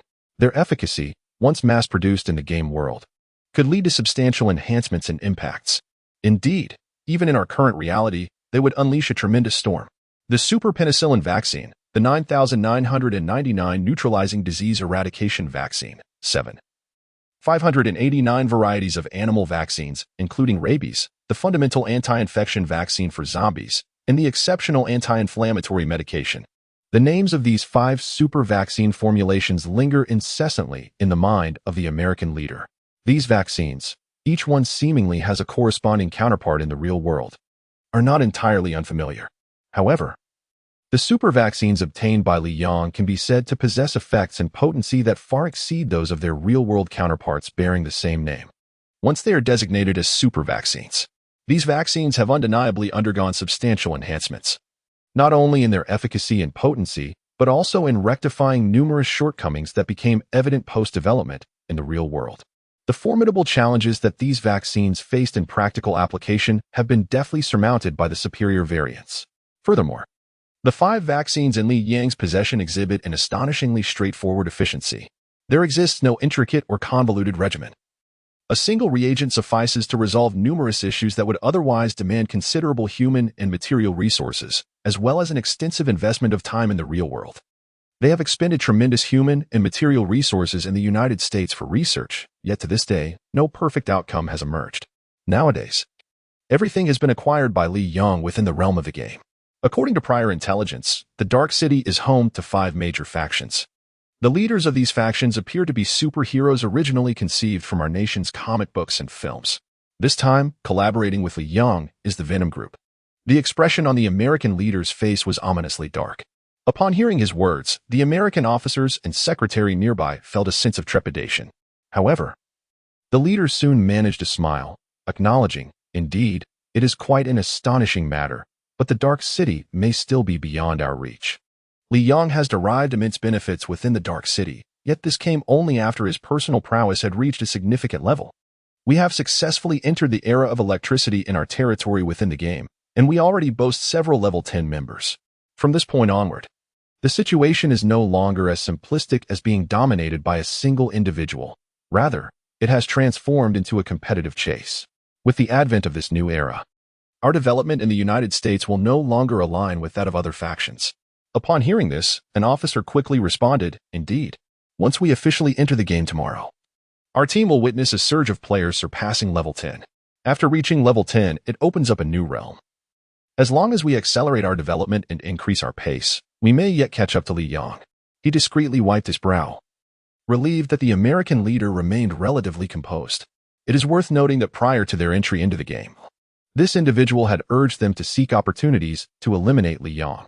However, fortunately, despite harboring intense animosity towards Li Yang, he has not lost his rationality. This is good. This is good. He had previously been quite anxious about returning to the real world, fearing he would still be under the command of that leader, resolutely seeking an opportunity to eliminate Li Yang. Such a prospect could easily induce a heart attack. However, it was too long before the American leader spoke softly. Yet, Li Yang's progress is indeed alarmingly rapid. We must find an opportunity to remove him. An American officer interjected, "Good grief, it's truly unbelievable." Chapter 96, A Second Invitation. The Massacre of Symbiotes. After entering the game world, must we continue to seek opportunities to eliminate Li Yang? The officer pondered, uncertainty gnawing at him, before hesitantly inquiring. He was reluctant to spend all his time in the game focused on this endeavor. After all, Li Yang's personal growth had already far surpassed theirs. Even if they dedicated all their time in the game to completing quests and leveling up, they would likely struggle to keep pace with him. Who knows if this fellow would suddenly re-emerge with a feat of slaying 1,000 level 15 zombies, or perhaps 10,000 level 10 zombies. Or accomplish some hidden task in the game, thereby garnering a vast amount of experience and resources. Consequently, his own level would soar once again. And the resources within his territory would also be elevated to a new tier. Who can keep up with this? Merely striving to catch up is a time-consuming endeavor, especially since they are currently at a pivotal moment, having just entered the age of electricity. Subsequently, more energy and resources must be dedicated to advancing this territory. In individual development, there is simply no luxury of time. Of course, such thoughts may linger. Yet, in the realm of reality, those individuals grappling with numerous challenges are the true architects of all decisions within both the gaming and real worlds.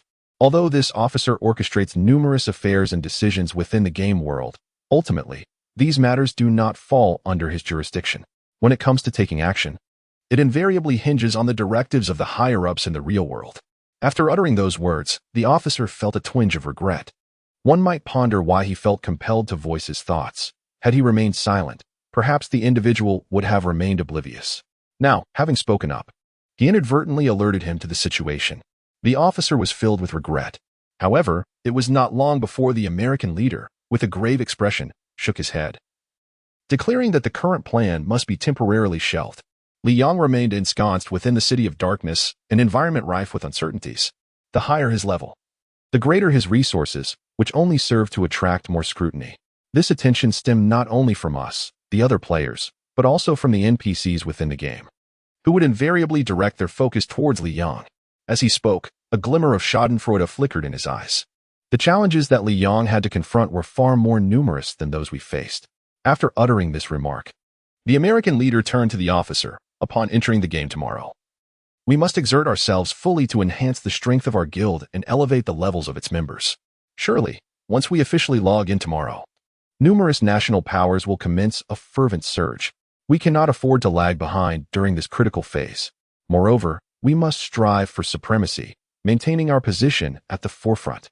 As for Li Yang, the leader of the United States seemed to have an epiphany.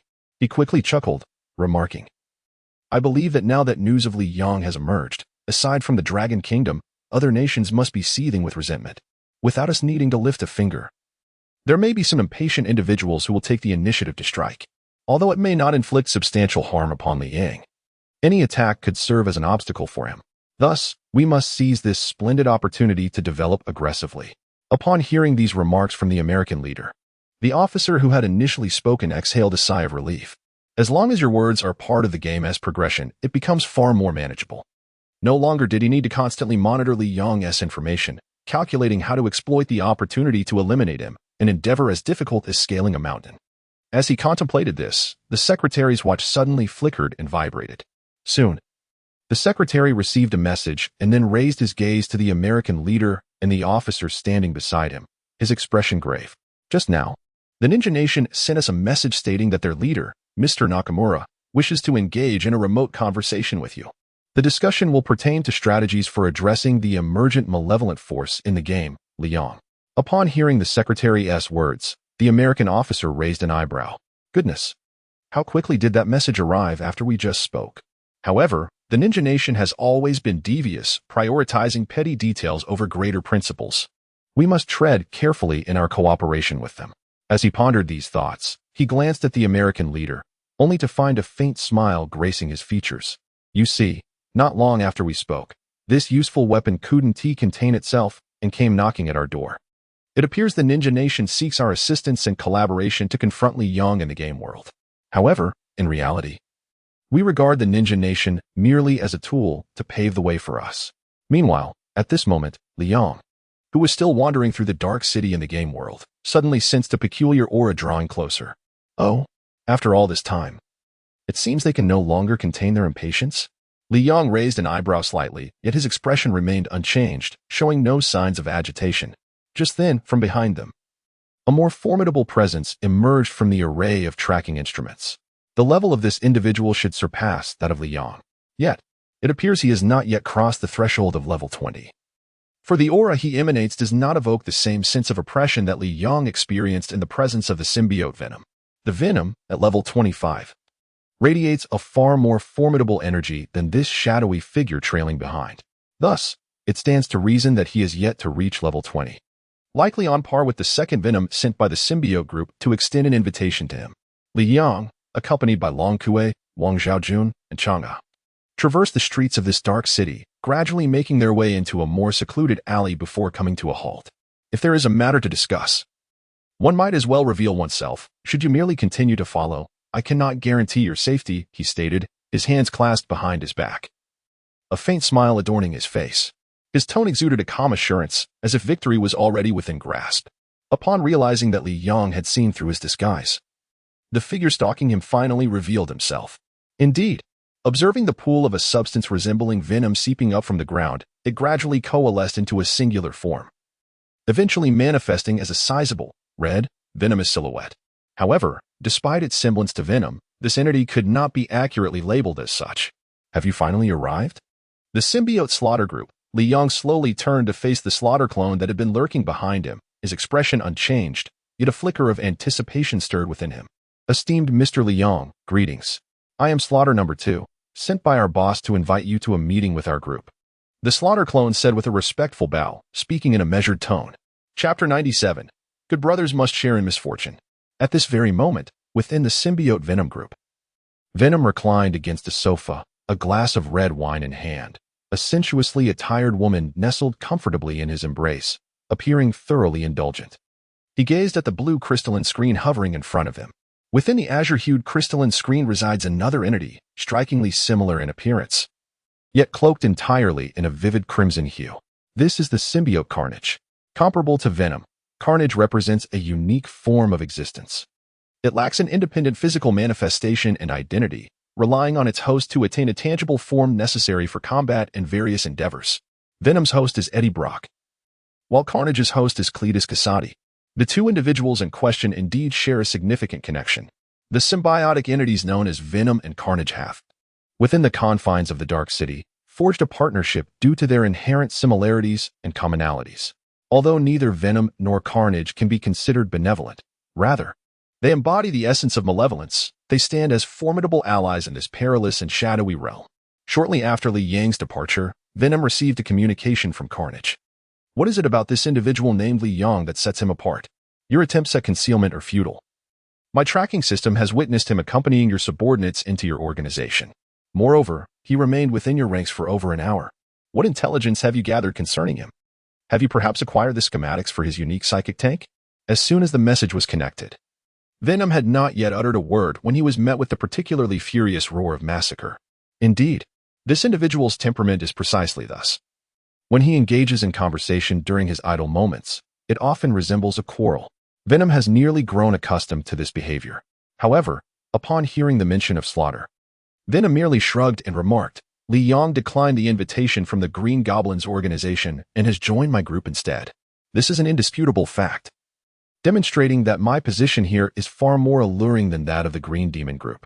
However, that fellow Li Yang possesses an eccentric disposition, and his true capabilities remain an enigma.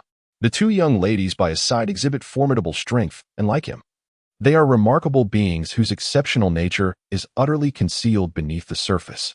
You may find it hard to believe, but I have not acquired any blueprints for the energy tank from this lad. Although he spoke the truth, I could not bring myself to trust a single word of his. Are you attempting to deceive me out of fear that I might covet those blueprints for the energy tank? That seems rather inconsiderate. Have we not always stood united in the meetings of the Dark City, as comrades in arms?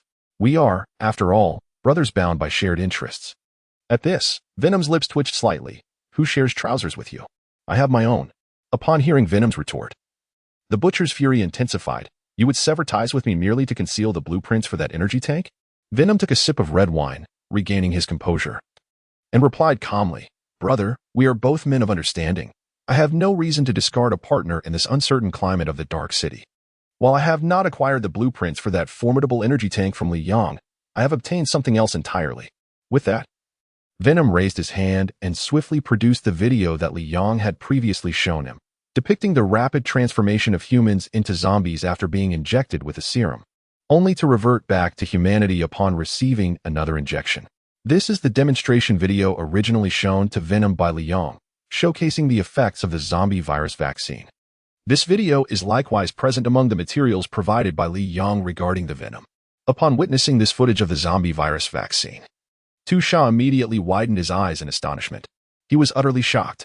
Is this a vaccine capable of transforming ordinary individuals into zombies? Hadn't you already discovered this previously? No.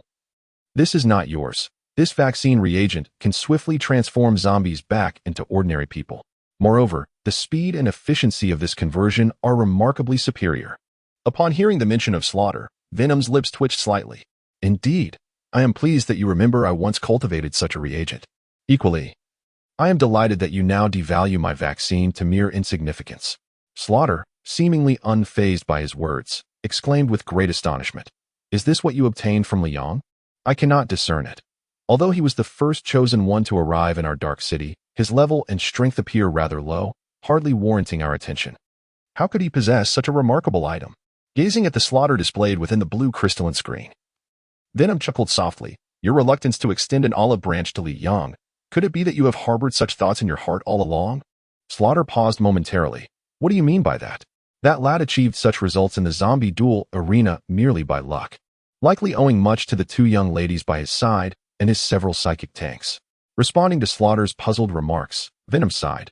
I believe, if our current dark city were to serve as the foundation for a television series, you might not survive the first episode. Were it to be made into a film, you could perish within the first 5 minutes of the preview. As for being chronicled in a novel, you might meet your end within the first 50 words of the first chapter, only to be resurrected later for repeated ridicule. This metaphor is rather intense, isn't it? After all, he is one of the 5 titans of this dark city. However, as a long-term collaborator, he has indeed taken Venom's words to heart. After all, there were his remarkable achievements in the zombie duel arena, along with those terrifyingly powerful psionic tanks, which attracted 2 mysterious and formidable young ladies to stay by his side. Now, he astonishingly unveils a zombie virus vaccine that surpasses Venom's effects by a significant margin. This Li Yang appears to be a rather formidable character. Soon, Venom, without waiting for Slaughter to speak, took the initiative to say, however, that Li Yang is exceedingly cautious. All the research findings and materials he provided me regarding this reagent are uniquely crafted and cannot be replicated. Thus, I am unable to share them with you. Even for the sake of a transaction, should you also harbor interest in this matter, it would be prudent to seek him out for a conversation while he remains in this dark city. Of course, if you happen to be as unfortunate as the Green Goblin Group, then consider my words as unspoken. Upon hearing Venom's statement, Slaughter was instantly incensed. What? Is he suggesting that I am as unfortunate as the Green Goblin Group? How could this be possible? Do not dare to compare me with that Green Demon organization. How could my Slaughter group possibly be inferior to them? Do not look down upon others. Just wait. I shall send someone to find Li Yang. He must be brought back to my Slaughter group for you to witness. Thus, the scene that Li Yang had previously witnessed with Slaughter number 2 came to fruition.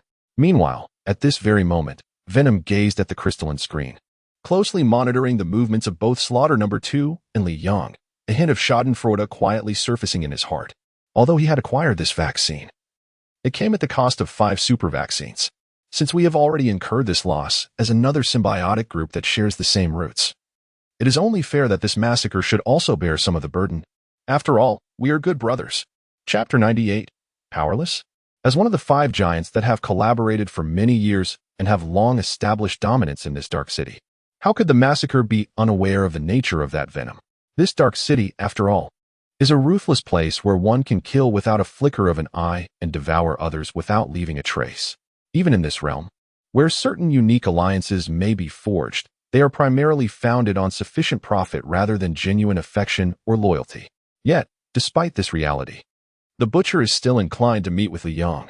After all, the zombie virus vaccine that Li Yang possesses is undeniably too enticing. This represents a sophisticated vaccine technology that, if thoroughly mastered and skillfully applied, could potentially transform the entire layout of this dark city. After all, how could Venom have possibly agreed to Li Yang's proposal of exchanging 1 vaccine for 5, if not for the contemplation of such a possibility? Even at the risk of being betrayed by this so-called brother, he felt compelled to meet Li Yang. Regardless of the circumstances, he must obtain the research data on the zombie virus vaccine that this young man possesses. Furthermore, there is a chance that he, through his endeavors, could acquire the blueprints for the psychic tank which even Venom was unable to procure. Indeed, this is merely a massacre of one's own confidence. After all, before experiencing many things firsthand, one often feels more knowledgeable about how to proceed and more likely to succeed than those who have gone through such experiences. Such a mindset is remarkably applicable to any living being, to any individual. Moreover, the frequency with which this kind of thinking manifests is not insignificant. At any rate, the current slaughter is fueled by an inexplicable and profound confidence that they can compel Li Yang to surrender the zombie virus vaccine and the schematics for the psychic tank. As for Venom, he is in high spirits, seated in his office, eagerly anticipating the forthcoming developments. At this very moment, Li Yang stands before the second slaughterer, who appears both respectful in demeanor and action. His expression remains calm, yet he refrains from speaking. Noticing this, the second slaughterer feels a tad awkward. After all, he is akin to Venom in rank, belonging to the elite echelon of the slaughter group. Typically, the guests he invites are of significant importance to his master, and he would never dare to treat them with negligence. However, never before has he encountered a situation where he stood idly, devoid of any response. Caught in this moment of uncertainty, the second slaughterer is unsure how to proceed. Yet, observing that Li Yang shows no inclination to speak, he musters the courage to continue. I am the second slaughterer, the steward of the slaughter group. Mr. Slaughter holds you in high regard and wishes to invite you for a gathering at the slaughter group. If you agree, I can assist in eliminating these detection and tracking systems. Furthermore, I possess a means to ensure that you will not be monitored even after departing from the slaughter group. Upon hearing the second slaughtherer's words, Li Yang smiles. To be frank, he is not particularly concerned about the tracking devices from the 5 factions: Gene Bing, Green Goblin, Venom, Slaughter, and Reverse Flash. After all, he is already present. What is there to fear from being observed? However, his silence is not a signal for the second slaughterer to propose any benefits to him. In the Dark City, those who have achieved such status are invariably astute individuals. Unacquainted and unaware of what Li Yang possesses, how could they suddenly bestow upon him lavish gifts upon their first meeting, even if they were bold enough to offer? Li Yang would have no desire to accept. Who knows if they're deceiving him, concealing traps and deadly intentions? He is waiting for the system's response. Mr. Li Yang? Seeing that Li Yang remains silent, the second slaughterer cannot help but cautiously inquire. At this moment, Long Kuei steps forward, fiercely exclaiming, "What are you rushing for?" The City of Darkness is an exceedingly perilous domain, where the 5 major factions are nothing short of treacherous entities that devour without remorse. Our lord, newly arrived and lacking in any means to defend himself, faces unimaginable consequences should he fall prey to your deceits. Such circumstances weigh heavily on the mind of our lord, who must anticipate and contemplate numerous potential outcomes in advance. In less than a minute of contemplation, why the haste? As she spoke, Long Kuei's presence surged dramatically, her attire and adornments transforming from a serene azure to a vibrant crimson. In that fleeting moment, her once obsidian pupils metamorphosed into the same striking red as her garments and ornaments. Although Long Kuei did not raise her hand, 2 intense beams of crimson particles began to emanate from her left wrist, spreading outward with relentless vigor. This was the technique she employed during combat. Observing this, the merciless assassin could not help but take a step back. It is worth noting that not long ago, he had witnessed on the surveillance footage this color-changing young girl employ the same technique to effortlessly slay a messenger from the Green Goblin faction. He certainly did not wish to meet an untimely demise here, and thus sealed his lips. However, at this very moment, within the confines of the Venom organization, he suddenly expelled a mouthful of the red wine he had just sipped, provoked by Long Kuei's earlier remark. Coughing uncontrollably, he was unable to suppress his fits. Alarmed, the provocatively dressed and alluring woman beside him quickly rose to pat his back and help him regain his composure, her expression fraught with concern. "Boss, are you all right?"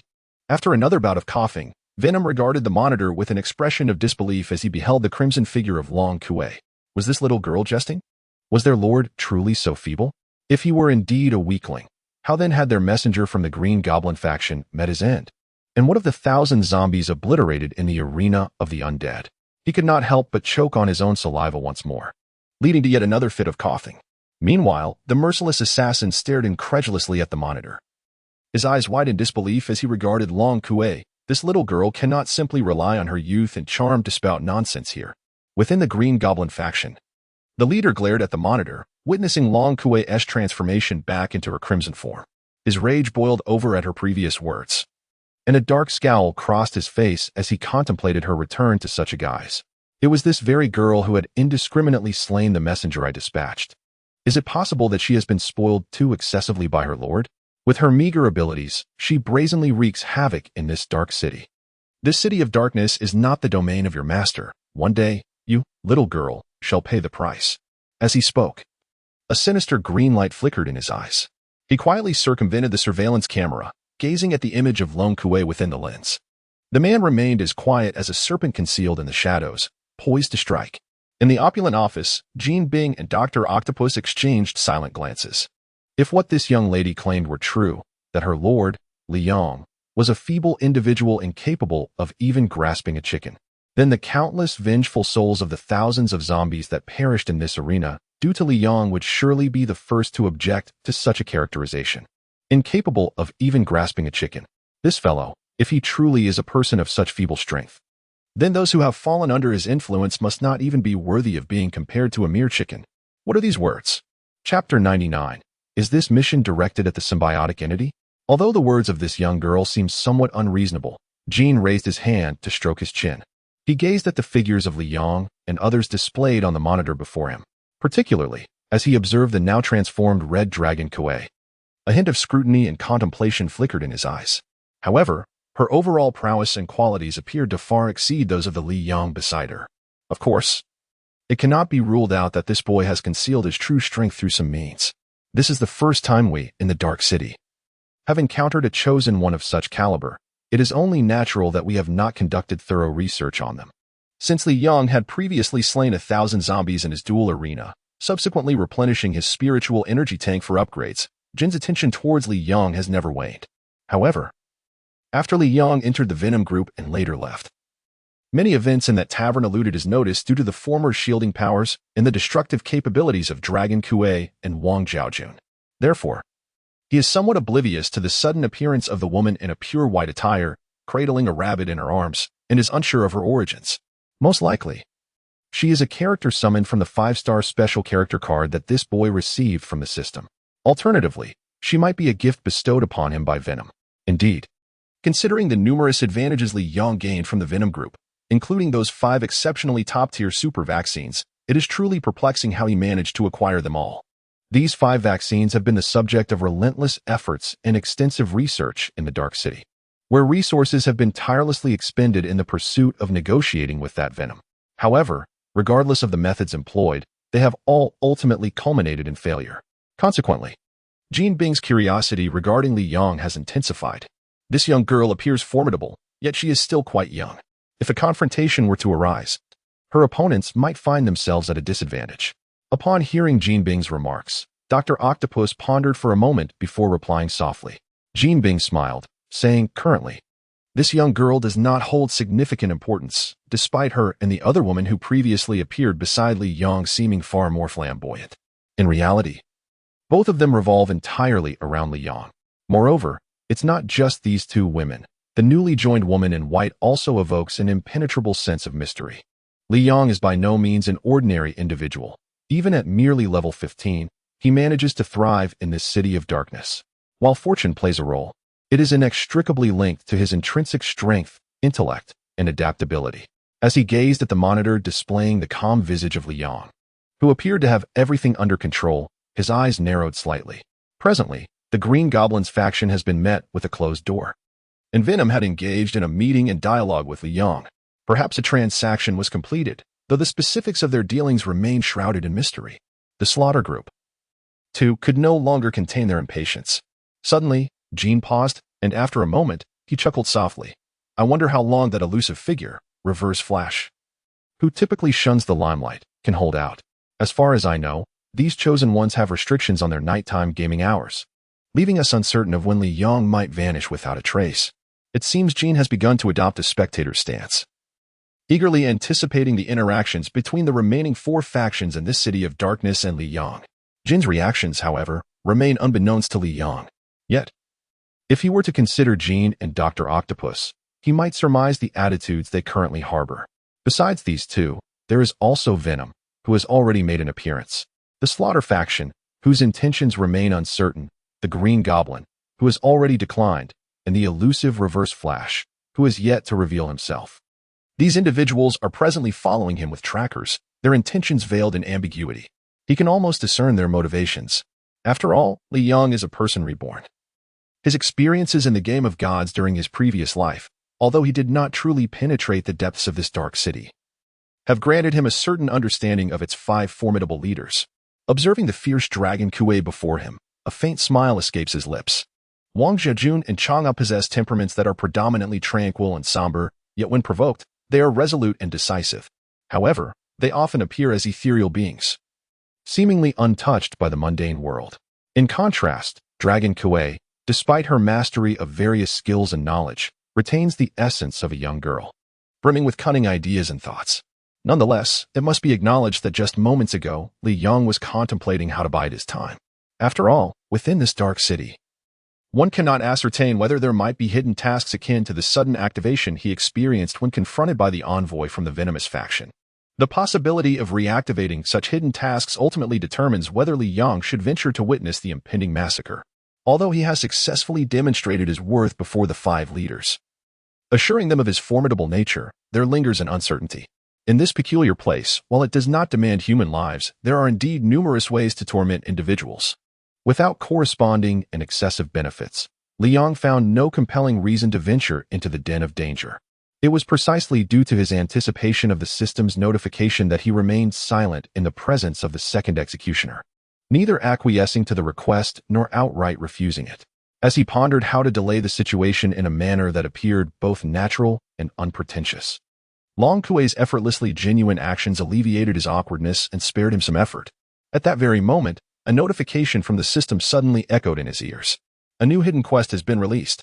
Accept the invitation from the second executioner and accompany him to the slaughter group. Receive 1 A-grade treasure chest. Remain within the slaughter group for 2 hours and locate a rare reagent concealed within the company's premises. Acquire 3 S-grade treasure chests. Obtain this rare reagent to earn 1 5-star special character card and 1 S-grade treasure chest. The difficulty of this task is not high, yet it is rather unique and tests one's patience. Should all 3 tasks be completed, a reward of 100,000 gold coins and 100,000 experience points will be granted. Upon hearing the system's notification, Li Yang couldn't help but entertain the notion of its veracity. However, this task appeared to be somewhat less demanding than those he previously encountered within the Venom group. It entailed searching for and procuring a rare reagent within the Slaughter group, indeed rendering it relatively simpler and less time-consuming than the system had initially anticipated. The massacre has come to seek me, undoubtedly due to the matter of the zombie virus vaccine. If necessary, I shall simply engage in another exchange. However, Li Yang couldn't help but recall the prior encounter in the zombie duel arena, when he met the emissary of the Green Goblin. The system had yet to activate the hidden quest, yet both Venom and the Massacre had already done so. This task pertains to the symbiote, does it not? Chapter 100, The Mockery of the Golden Being and the Inept Fury of the Green Goblin. Li Yang had not anticipated that his journey to this dark city would unexpectedly trigger 2 hidden quests. Coincidentally, one of these quests is associated with the faction of the symbiote's venom, while the other is linked to the faction responsible for the symbiote's massacre. Although the rewards are undeniably substantial, for Li Yang, who has already awakened the foundational system, these items, while precious, are not something he desperately seeks. Furthermore, it is intriguing that both hidden quests bear a connection to the faction of the symbiote. The hidden quest system in this game, distributed throughout the Dark City, is undeniably intertwined with the enigmatic relationship to the symbiotic entities. Of course, this was merely a fleeting thought in Li Yang's mind, akin to a jest. He did not devote excessive attention to such matters. As of now, the remaining time on Li Yang's night excursion pass was limited, approximately 3 hours left. After spending over 2 hours within the slaughter group, it was likely that a leisurely stroll around this dark city would consume the remaining time. Eventually, he would return to the real world, awaiting the official start of the next day's excursion at 9 o'clock in the morning, and then continue the construction of his Sun City. With these reflections in mind, Li Yang quickly raised his gaze to the second slaughterer, who was paralyzed with fear under the intimidation of Long Kuei. Very well, I shall accompany you to the slaughter group to meet your boss. As he spoke, a remarkably amiable smile adorned Li Yang's face. Upon witnessing his decision, Long Kuei's demeanor instantly transformed. The fiery red garments and headpiece, along with her crimson eyes, reverted to their normal state. At this moment, the overwhelming pressure that had loomed over the second slaughterer gradually dissipated. The executioner too could not resist inhaling several deep breaths of fresh air. Subsequently, he cast a wary glance at the now docile Long Kue beside him. Upon noticing his gaze, she unabashedly made a face at him, exuding a decidedly audacious demeanor. The executioner number 2 mused. What could he possibly say? He dared not utter a word. Instead, he raised his eyes to Li Yong, standing a short distance away, and bowed respectfully. This journey shall undoubtedly meet your expectations, Mr. Li Yong. I kindly invite you and the 3 ladies to step aboard these aerial conveyances and accompany me back to the executioner group. As he spoke, the executioner raised his hand, and from an apparatus on his wrist, 4 beams of brilliant blue light suddenly shot forth. These beams swiftly approached Li Yong, Long Kue, Wang Jiajun, and Chang'e, transforming into 4 floating, foot-pedaled aerial devices. These were remarkably similar to the flying apparatus previously presented by Venom number 2. However, the insignia on the ones produced by Executioner number 2 differed, likely indicating that they belonged to the Executioner group. Given that the time remaining on the night tour voucher was limited, Li Yong refrained from saying much. He soon led Long Kue and the others onto the aerial conveyances, following Executioner number 2 toward the location of the Executioner group. Meanwhile, within the Venom group, as he observed the images displayed by the tracking device, Venom's expression remained unchanged. Though a hint of schadenfreude flickered within him, it seems that Li Yong harbors some interest in the matters held by the Executioner. How fortuitous. For the Executioner group and my Venom group are, after all, partners intertwined by fate. This particular strain of the zombie virus vaccine is possessed solely by our 2 factions, which is more than sufficient. He harbored no concerns regarding the slaughter obtaining the zombie virus vaccine from Li Yong. After all, both are symbiotic groups, already engaged in exceedingly close communication and collaboration. Each side is acutely aware of the other's vulnerabilities and possesses a wealth of information about one another. The acquisition of this extraordinary super vaccine would not lead to discord between the symbiotic toxin and the slaughter faction. On the contrary, it might subtly foster a renewed state of mutual restraint, thereby deepening the ties between the 2 groups. Consequently, the toxin had not concealed from the slaughter what he had procured from Li Yong. Although it was somewhat irksome to see that young men exchanging the same vaccine for different benefits from both factions. Securing such an advanced zombie virus vaccine and managing to leave the slaughter at a disadvantage was indeed a commendable turn of events, especially since that fellow was perpetually irritable, as if he had consumed gunpowder. It served to temper his fury. From the toxin's perspective, it was entirely a spectator's mindset. Meanwhile, upon witnessing Li Yong accept his invitation, the slaughter hastily severed communication with the toxin and retreated to his office to attend to various matters. At that very moment, within the Green Demon group, a loud crack resounded as the cup, initially held in his grasp for tea, was suddenly crushed with force, producing a series of sharp, ringing sounds. The remnants of the shattered glass were clutched tightly in his hand, and he gripped them fiercely. It was evident that he was greatly incensed. Was Li Yong acting with deliberate intent? The envoy I dispatched was summarily executed without hesitation, and I had assumed it was a display of power. Yet, the toxin's invitation was immediately accepted. What could this possibly signify? This is quite absurd. The invitation to the massacre has been accepted by this rascal? What rationale lies behind this? Why specifically target the individuals I dispatched? Has my Green Goblin group ever harbored any enmity towards him? The Green Goblin was thoroughly exasperated, especially when recalling the envoy he had hastily sent to convey the invitation to Li Yong, only to have that little girl beside Li Yong, who could change colors, shoot him down without hesitation, severing his head from his body. The fury within him was unbearable, surging uncontrollably. Why? What could possibly be the reason? Thus, the illustrious Green Goblin group found itself in a rather awkward predicament. Within this dark city, all factions coexist, and among the 5 major powers, with the exception of the elusive Reverse Flash group, known for its tendency to remain shrouded in mystery and seldom reveal its true strength, the remaining 4 are of comparable might. This equilibrium, characterized by mutual restraint, has emerged as a result of their respective strengths and weaknesses, placing the comprehensive capabilities of the 5 groups on a similar plane. Presently, however, Li Yong has taken the initiative to venture into the zombie duel arena of the Golden Blade, followed by an acceptance of the invitations from Venom and Carnage. With the Reverse Flash group remaining absent, it is solely the Green Goblin group that has found itself rebuffed by this insolent youth, inciting considerable ire. Amidst the Green Goblin's fury, a blue crystalline screen suddenly flickered to life before him. Who could it be? Irritated, he raised his hand to connect with the incoming message. Soon enough, the visages of Golden Blade and Dr. Octopus materialized on the crystalline display, both sporting cheerful expressions that suggested their delight. Especially Golden Blade, who, with a familiar demeanor, smiled broadly at the Green Goblin. I sensed that your mood might be rather dismal at the moment, so I thought I would offer some consolation. After all, from this point onward, aside from the reclusive Reverse Flash, your group has become the sole entity that Li Yang is reluctant to engage with. I wonder what your thoughts are on this matter? Dr. Octopus, standing behind Golden Blade, could not help but twitch the corner of his mouth. The schadenfreude was unmistakably evident. Indeed, upon hearing Jean Bing's words, the Green Goblin could no longer contain his fury. He seized a pristine cup from the table and hurled it with force, exclaiming, "Get lost." Chapter 101. Mastery achieves such screens, designed for interconnectivity and communication, utilize advanced technology for projection, displaying images that resemble a genuine crystalline formation. However, in reality, they are merely projections of ephemeral shadows. Upon hearing Jean Bing's feigned concern laced with sarcasm, the Green Goblin was infuriated. Ignoring the presence of numerous subordinates observing him, he seized a cup and violently directed it towards the projected screen. This fellow, is he merely here to mock him? In this dark city, nearly everyone is aware that the person he sent to invite Li Yang was slain by him.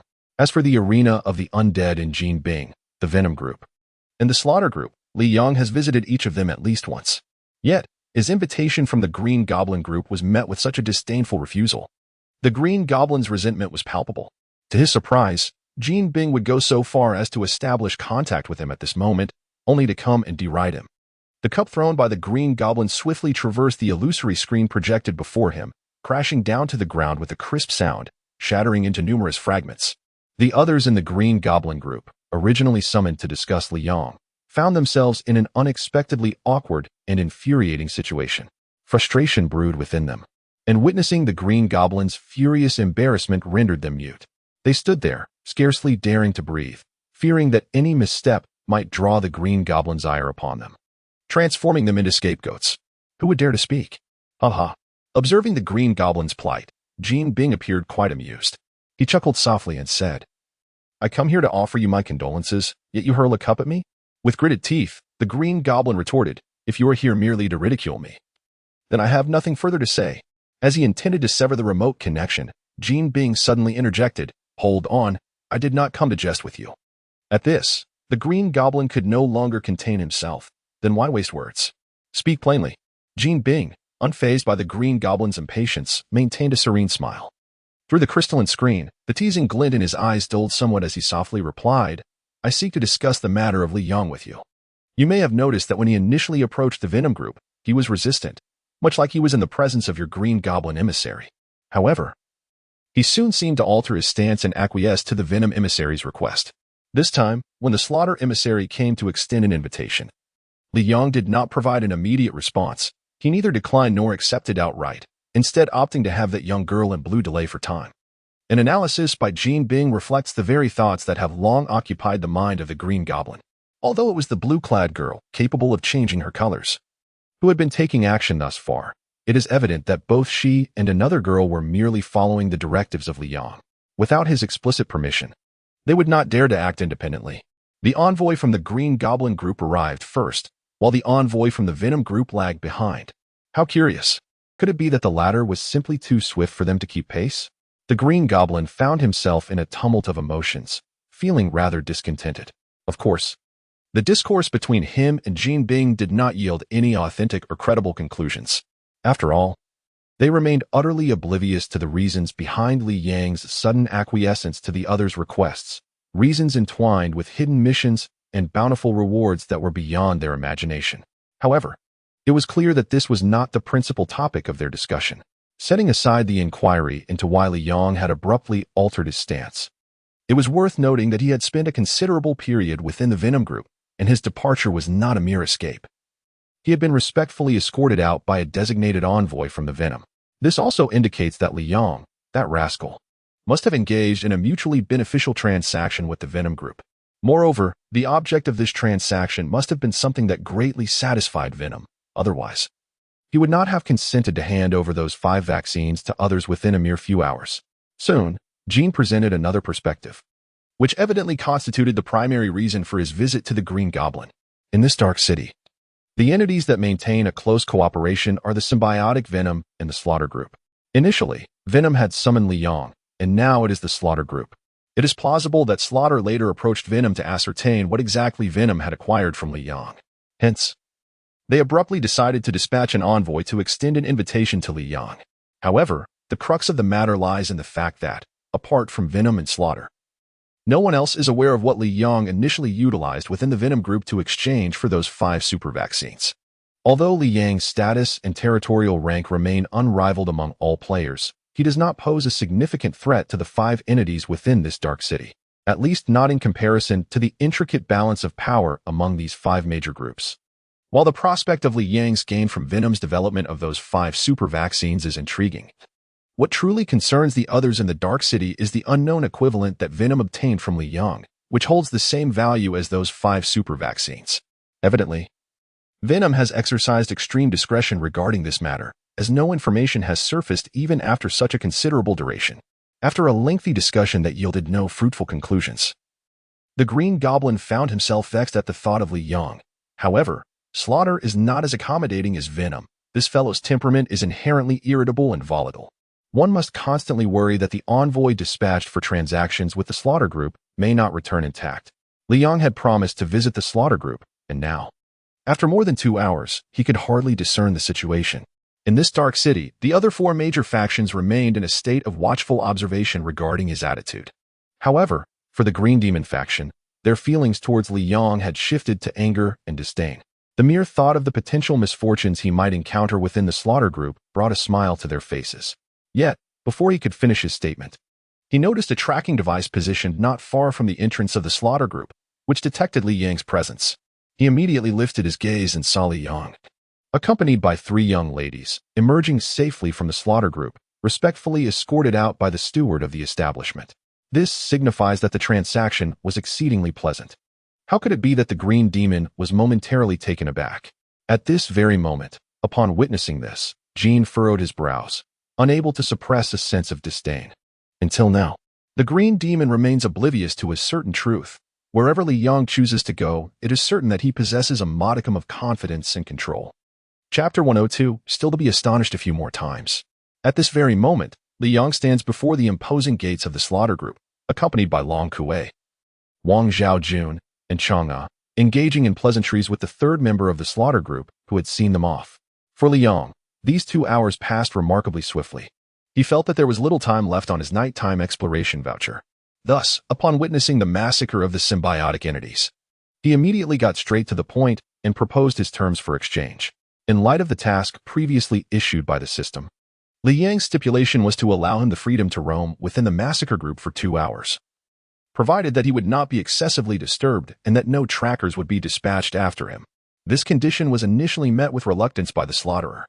In comparison to the 5 extraordinary vaccines produced by that Venom, it is rather unsettling to have an outsider like Li Yang, who appears to possess considerable personal abilities, roaming within his organization for 2 hours. This is indeed a task as daunting as scaling the heavens. After all, within his organization, there exist numerous confidential research laboratories. Should Li Yang gain access to all of them, the loss would far exceed that of the 5 super vaccines developed by Venom. However, when Li Yang presented the video showcasing the efficacy of the zombie virus vaccine before the slaughter, he found himself wavering. Although he had previously viewed a similar video regarding the zombie virus vaccine from Venom, the latter had not revealed any further intricate details at that time, leaving the slaughter with a limited understanding. As the developer of this vaccine, Li Yang possessed a far superior comprehension of the zombie virus vaccine than Venom. He was also acutely aware of how to effectively introduce and market his vaccine to others. Simultaneously, Li Yang assured that he would not pry into the various research secrets of the slaughter's organization, nor would he enter many critical areas. After all, as merchants engaged in mutually beneficial cooperation, there exists an implicit rule: until the transaction is finalized, deception is absent. Particularly since Li Yang had previously engaged in a transaction with that cunning character, Venom, the slaughter harbored no fears of Li Yang misleading him. Although Li Yang insisted on not deploying close surveillance, The Slaughter's organization was equipped with monitoring devices throughout, save for the restroom. Even in the restroom, no secrets were held. As alarm systems were installed, should Li Yang attempt to place anything there, it would undoubtedly be discovered. Thus, allowing this young man to roam freely within the organization for 2 hours was hardly an insurmountable challenge. Driven by his desire for the zombie virus vaccine, the Slaughter swiftly acquiesced to Li Yang's terms. Li Yang, in turn, found no objectionable aspects in this arrangement. The value of the zombie virus vaccine is significantly high only when it is first introduced for trade. Upon subsequent presentations, particularly when its existence and efficacy have already been disseminated to the other party, its value diminishes considerably from its initial worth. Furthermore, at this stage, the zombie virus vaccine holds little intrinsic value for Li Yang. After all, within the confines of Yang City, he boasts a remarkably elite research team currently engaged in further exploration of this very vaccine. Thus, he remains largely indifferent to its significance. Moreover, the fact that this vaccine, having been previously utilized as a bargaining chip, can still be employed to accomplish tasks and yield substantial rewards is indeed an unexpected delight. Furthermore, should the Slaughter Group also acquire this zombie virus vaccine, a new dynamic of mutual restraint would emerge between them and the Venom Group, despite their symbiotic partnership. For Li Yang, although the information at present may not be particularly useful, it undeniably poses a challenge to the current balance of power among the 5 major factions in the Dark City. Subsequently, Li Yang would inevitably find himself traversing this shadowy realm, for the level of engagement afforded by this dungeon map is notably significant. Thus, within the Slaughter Group, he expended little effort, swiftly reaching a favorable agreement. After meandering for over 2 hours within the Slaughter Group, he ultimately located the quest item specified by the system, a bundle of experience. Upon absorbing this boon, Li Yang's character experience soared to an impressive level of 15. With the anticipation of an imminent elevation to level 16 upon completing the quest and receiving the subsequent rewards. After bidding farewell to the 3rd member of the Slaughter Group who had escorted them, Li Yang felt a surge of impatience. At this moment, there remained approximately 2 hours before the expiration of his night exploration pass. Yet, within the Dark City, there seemed to be little of significance left to pursue. Li Yang resolved to escort Long Kue, Wang Jiajun, and Chang'e on a delightful stroll through the bustling commercial street of this vibrant city. Once they had distanced themselves from the Slaughter Group's vicinity, the system's voice resonated in his mind. You have accepted the invitation to the Slaughter Group. Know with the symbiotic entity and completed the task. Congratulations, City Lord Li Yang, you have earned an A-level treasure chest. Furthermore, it continued, you have spent precisely 2 hours and 5 minutes within the Slaughter Group, fulfilling the requirement for task completion. Congratulations, City Lord Li Yang. You have received 3 S-level treasure chests. Additionally, having remained for the requisite duration and discovered a rare reagent concealed within the Slaughter Group's establishment, you have secured another S-level treasure chest and a special 5-star character card. With all 3 tasks successfully completed, he was rewarded with 100,000 gold coins and 100,000 experience points. Congratulations, City Lord Li Yang, your personal level has reached 16. A cascade of system notifications echoed in Li Yang's mind. 1 A-level treasure chest, 4 S-level treasure chests, and yet another special 5-star character card. Li Yang himself was astonished by the abundance of rewards he had reaped upon arriving in the Dark City. The rewards for these 2 tasks are remarkably similar and exceedingly generous. Moreover, Li Yang only expended a single, relatively unvaluable zombie virus vaccine. Yet he reaped the entirety of these rewards. In addition, he acquired 5 super vaccines derived from that venom, 4 of which hold the potential to elevate the development of his Yang City to a significantly higher echelon in the future. It can be said that this was indeed a worthwhile endeavor. At this moment, the system inundated the screen with notifications. World announcement. Player Li Yang has successfully completed the special task in the Dark City. He has received a total of 1 A-grade treasure chest, 4 S-grade treasure chests, and a special 5-star character card among other lavish rewards. Let us congratulate him for being the first player in the game to trigger this task. World announcement. Player Li Yang has successfully completed the special task in the Dark City. He has received a total of 1 A-grade treasure chest. Being the first player to trigger this task, let us congratulate him. World announcement. Player Li Yang has successfully completed the special task in the Dark City. The initial wave of world announcements emerged at this moment. The last batch of players who logged in during the night, with a remaining playtime of 10 hours. felt once again the shock akin to that experienced approximately 5 hours prior. Wow, are we to be astonished yet again? In the hearts of all players poised to depart from the game, a singular sentiment resonates. Chapter 103, Reflections of the Ninja Nation.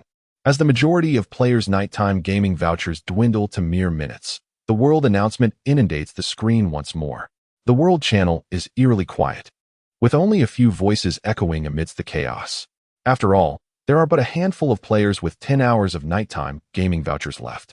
Most of these individuals possess considerable mental fortitude, refraining from the frenzied spamming that characterized earlier moments in the world channel.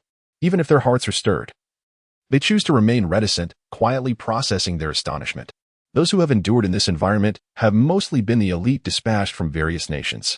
Furthermore, many of them are solitary, their purpose being to survive and seize every opportunity to level up, striving to become the pinnacle of power within their national teams.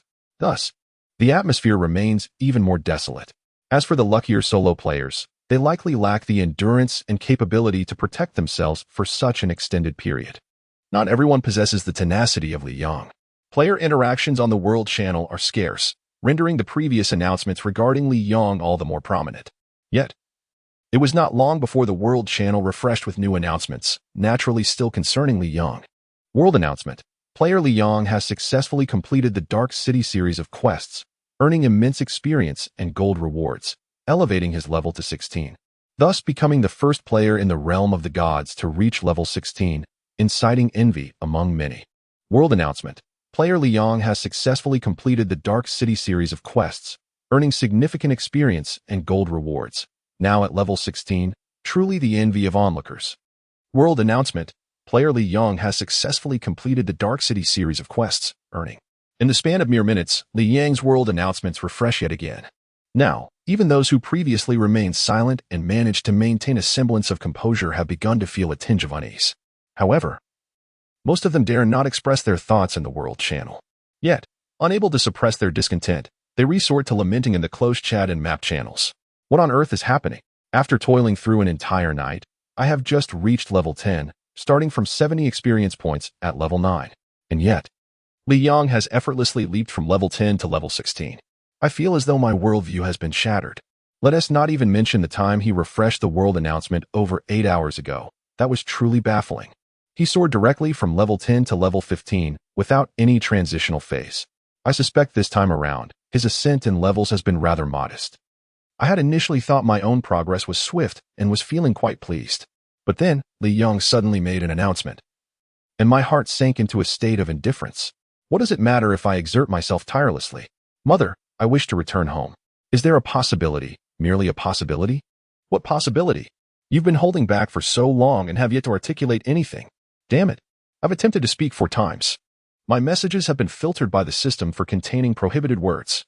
Well, no need to continue typing, my friend. I can somewhat grasp what you are trying to convey. Value your life and refrain from further comments. I concur with the previous statement. I too have come to the same conclusion. 1. Because those who receive the 10-hour nighttime login ticket and can genuinely remain in this game for a full 10 hours are mostly aiming to achieve the leap from level 9 to level 10. Thus, their leveling maps are generally quite similar. This vibrant map channel has essentially become a gathering place for the vast majority of players who remain in this game. Yet, each individual has skillfully concealed their IDs and guild affiliations, refraining from revealing any personal information.